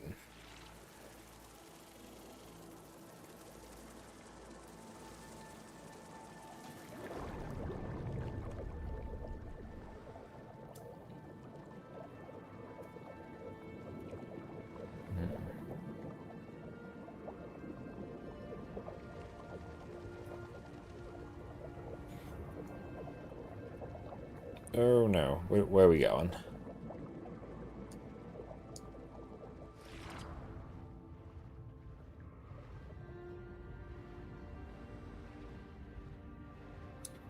Honestly, I feel like you'd never find these. Oh, Rich or Chalcon Vein.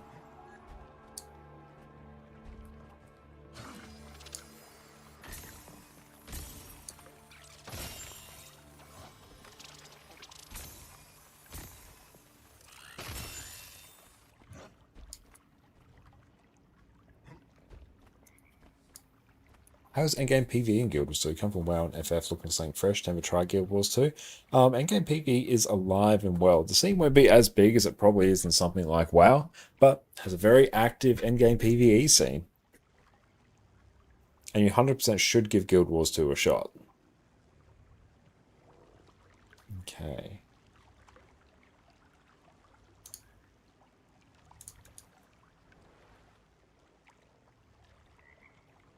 Okay, where do we need to go here?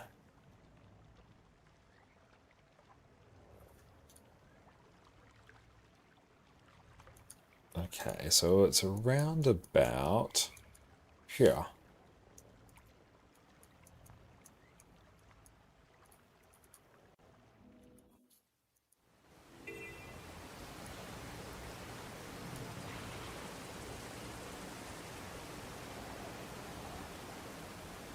Oh, the mount system's so good. Environment design, incredible.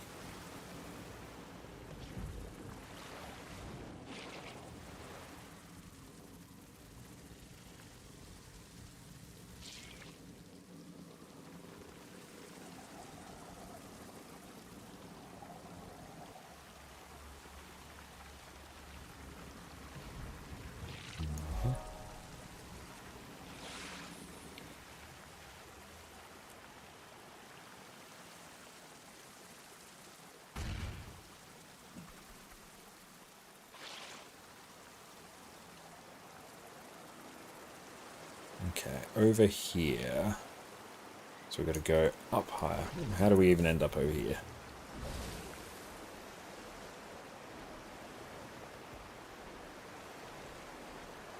Yeah, the combat in Guild Wars 2 is absolutely amazing. I 100% like recommend just giving Guild Wars 2 a shot. The core game itself is free to play, so you can just give it a shot. And with a once-off purchase, you can buy the expansions and have hundreds, or honestly thousands of hours of content.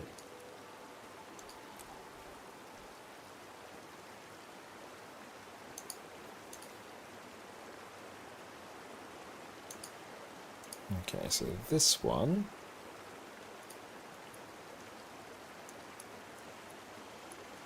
is a spirally one, so it's around about yay.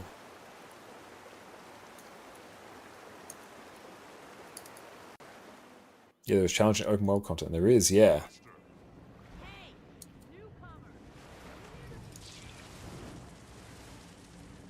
Besides groups are in-game content, dungeons and raids. Core dungeons that came out when the game launched are 5. They're not so much played that much anymore, and they've been ridiculously power crept. Fractals, 5 people. Raids and strikes will be 10. And anything like an open world, you can have squads of up to like 50 people. but there can be even more like around. But typically 5 to 10 is the answer you're looking for. In terms of difficulty, difficulty varies depending on the difficulty mode of the particular encounter. Some raid bosses are very, very easy, especially compared to some things in WoW, and some are like incredibly difficult. Like Sarah's Legendary Challenge mode, which is what we're working on now.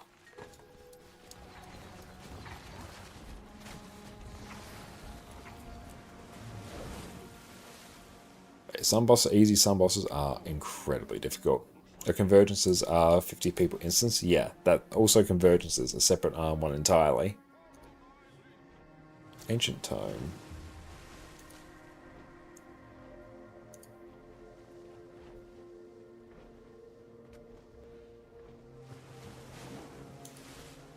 Okay.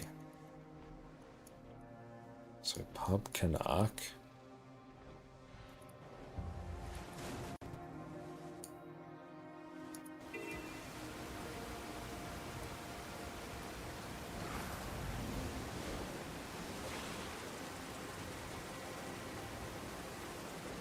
Okay, where do we have to go through here?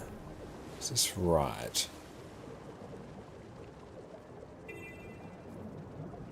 Come on, down we get.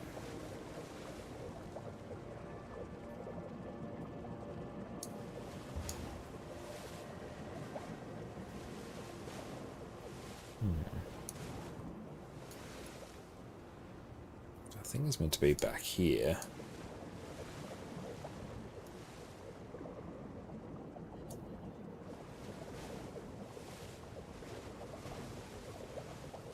Can we just keep going down?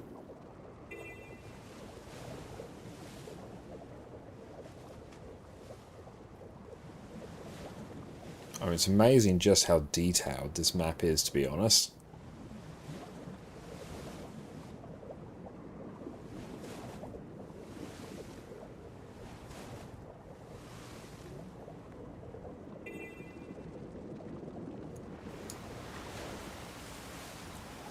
Oh, weathered headstone. What are these?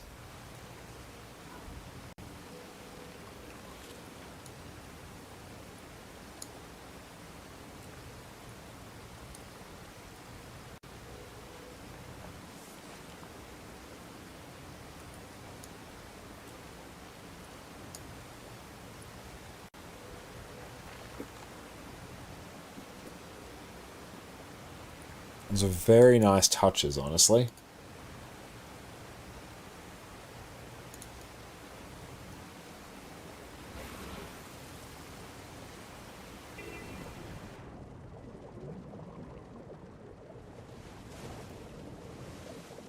Do we have the ancient tome? No, we don't.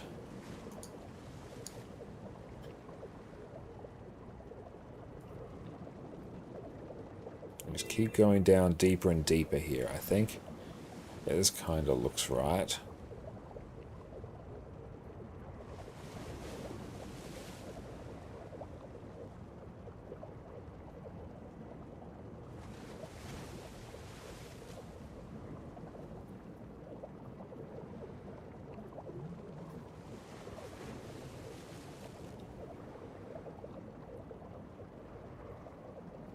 Oh, there's a little, like, crevice there.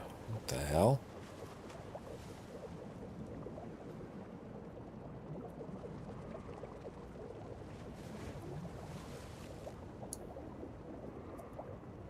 Oh, don't want that. Yeah.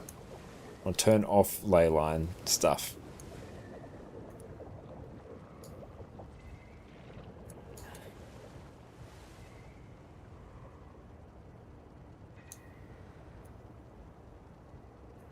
Can I go down?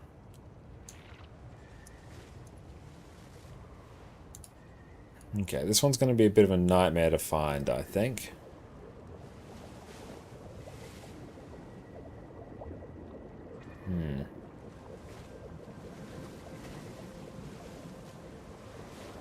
Okay, this is where we went down.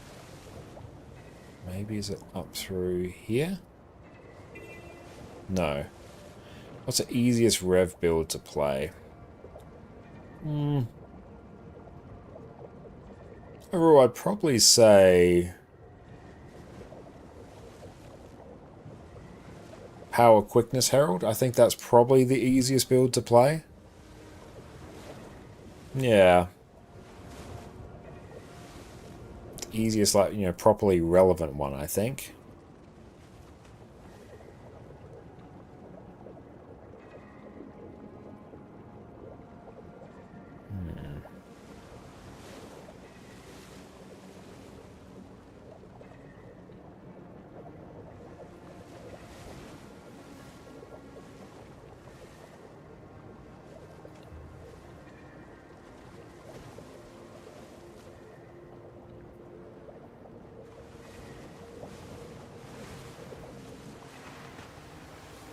Skimmer's detected something of value nearby. Oh, we got this.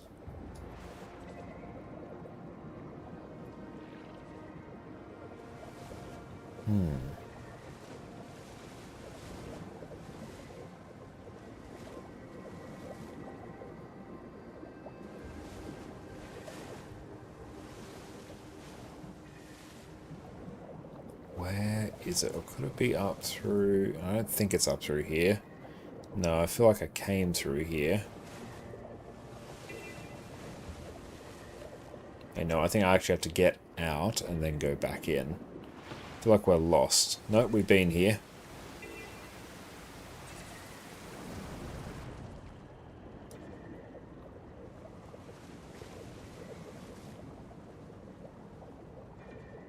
Yeah, we've been there, and it's not helping us.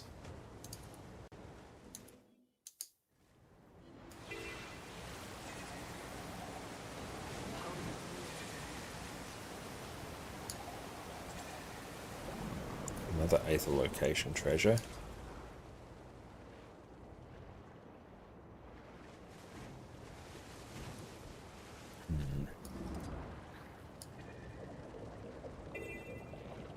Okay, so I think it wants us to head down this way.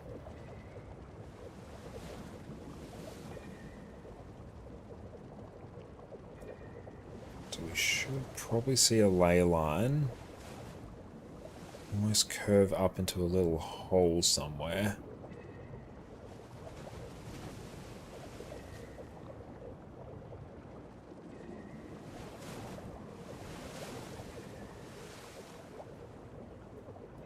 No, that isn't it.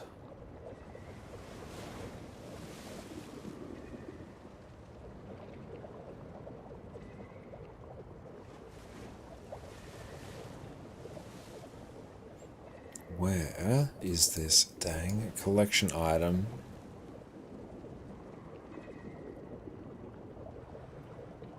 I'm more happy to be told of where to get it.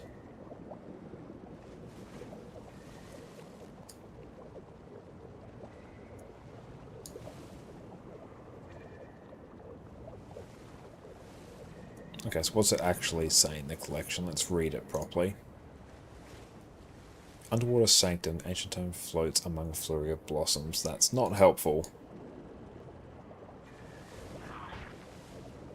Maybe we go down. Did we go down this way? I feel like I did. Yeah, I definitely did.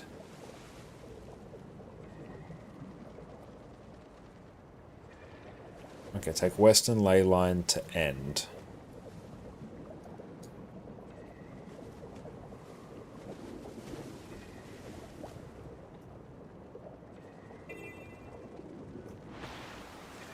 Ended up in that dang graveyard again.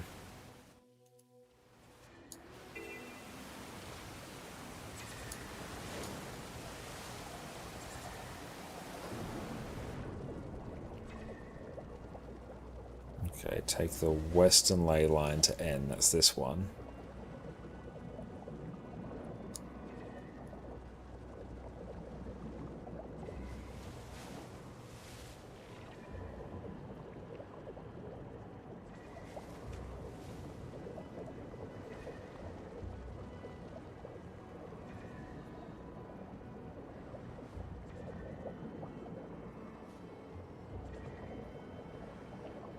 Ours up through here. Okay. Nice. Thank you.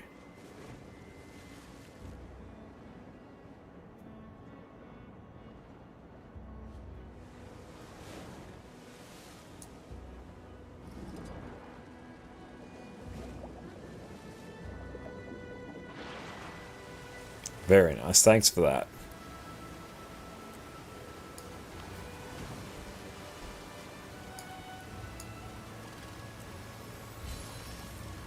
Is saffron thread worth anything? Okay, it's worth like a few silver at least.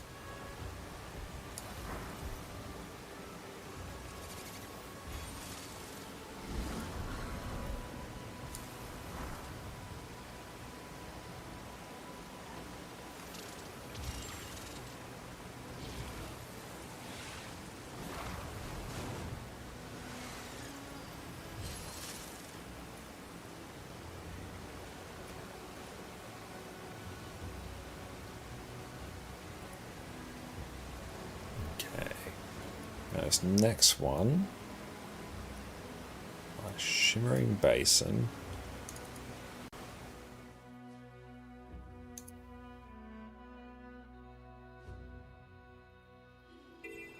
That will live somewhere out here. How playable is Guild Wars 2 without expansions? It is definitely playable. You still have hundreds of hours of content, I think, there. But the game is much better with the expansions. Plus, you're not going to have any of like the free-to-play restrictions on you as well. So like, you can do it, but you are like gimping yourself. Even just getting the Heart of Thorns Path of Fire expansions is going to be, you know, a drastically better experience for you.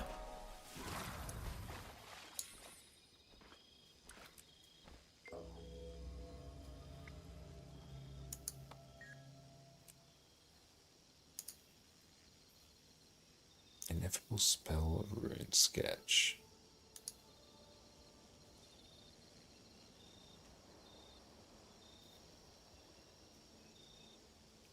It's in the jumping puzzle with Sparkling Sanctum.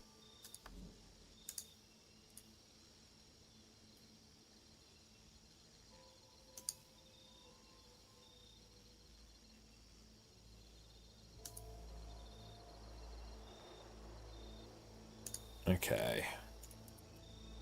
So this area lives... Let's go down a level. Out here.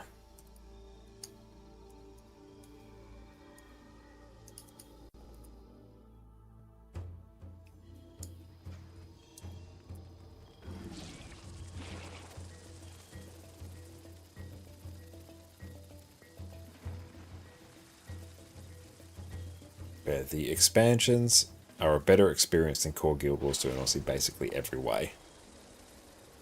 So yes, even if you can only get some expansions in Guild Wars 2, I recommend you do.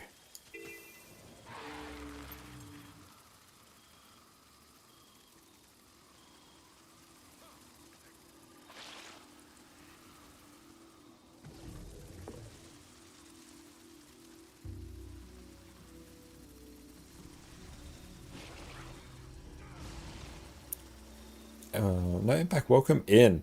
Most MMOs are less enjoyable without expansions, but that's content. But I say, yeah, like expansions build upon and improve on what came before. Thank you for the stretch. Guild Wars 2 has thousands of hours of content. You're at almost 4K by now, and you've scratched the surface of what you can do in open world. You focus mostly on instant stuff. True.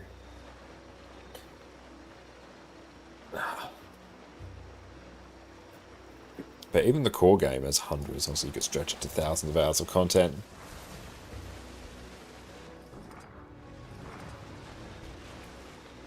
An actual screenshot of Guild Wars 2 on Linux now. It's on print screen. What's your shortcut for desktop screenshot? What's a good keybind for that? I don't know. Do you like Control P or something? Or Sparkling Sanctum?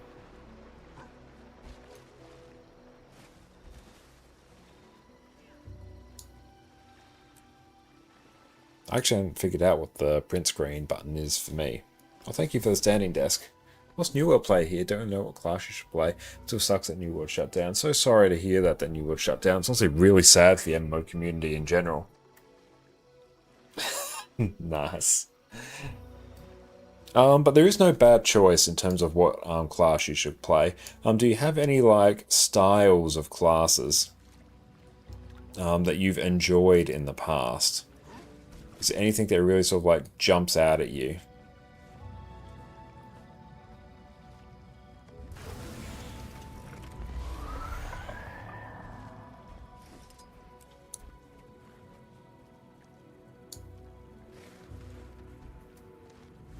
You should play sorcerers, daggers, or warrior type.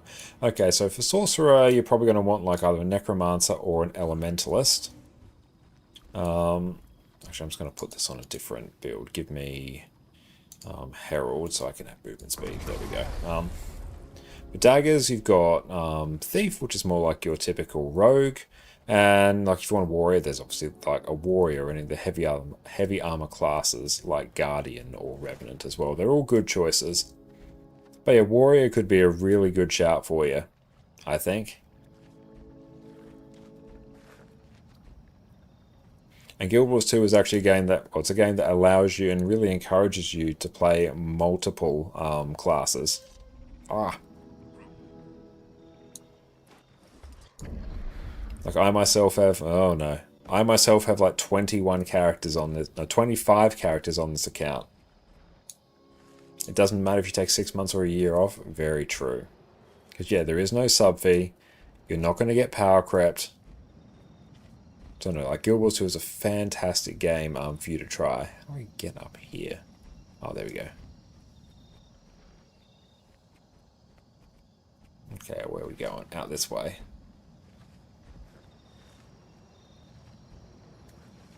And especially for like PvP, you can create your character, do the tutorial mission, instantly go into PvP, and you'll be level 80, have everything unlocked, and you'll be ready to go and dive into PvP. And yeah, if you don't like your class, oh no, if you don't like your class, you can delete it. Or just make a new one. What do you do with your blue profit shards? Welcome in. Usually for blue shards, I just do like the Mystic Clover or the Mystic Coin conversion. It is like on paper profitable. It's on paper profitable to do the Dagda stuff, but then you have to wait for it to sell, and honestly that's not a guarantee. Yeah, so yeah, just buy weekly Mystic Coins. And that's good to know, no impact. I love this jumping puzzle. It's a bit hard to tell where you can actually, like, jump to.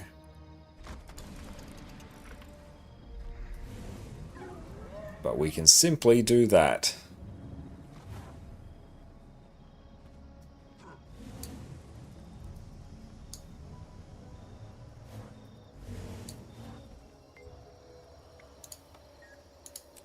Okay, we're getting there. So we need the misplaced research logbox.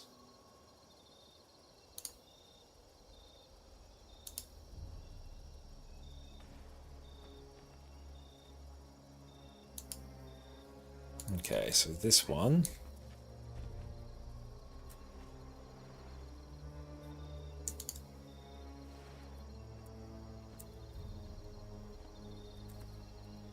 Let's try and get out of combat. And we'll swap back to... Let's go Sally Conduit.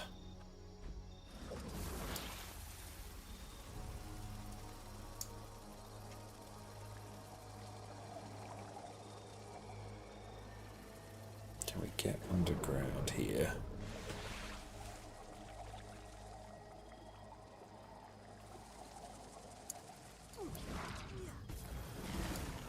Brakes being reset, that is fine. Okay, this one is down, so I presume I've got to find a little cave around here somewhere. There's plants there, could that be a cave? Okay, so it's down there, I can see it.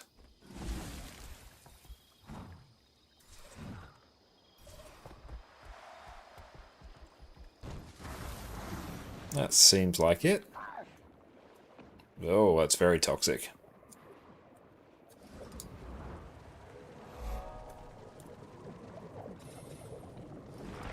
Over here. Just wanted to fill you in on recent developments at the first case. Still no word on this thing the director has us searching for. Probably only just starting to touch the surface of these tokens, so they're problematic. And the inventory in Guild Wars 2 does take a bit of time to get your head around. That is very true.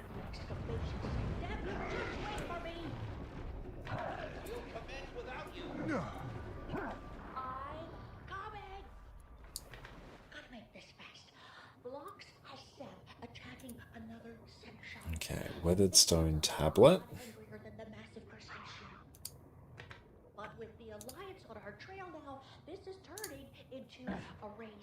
Seb is starting to escalate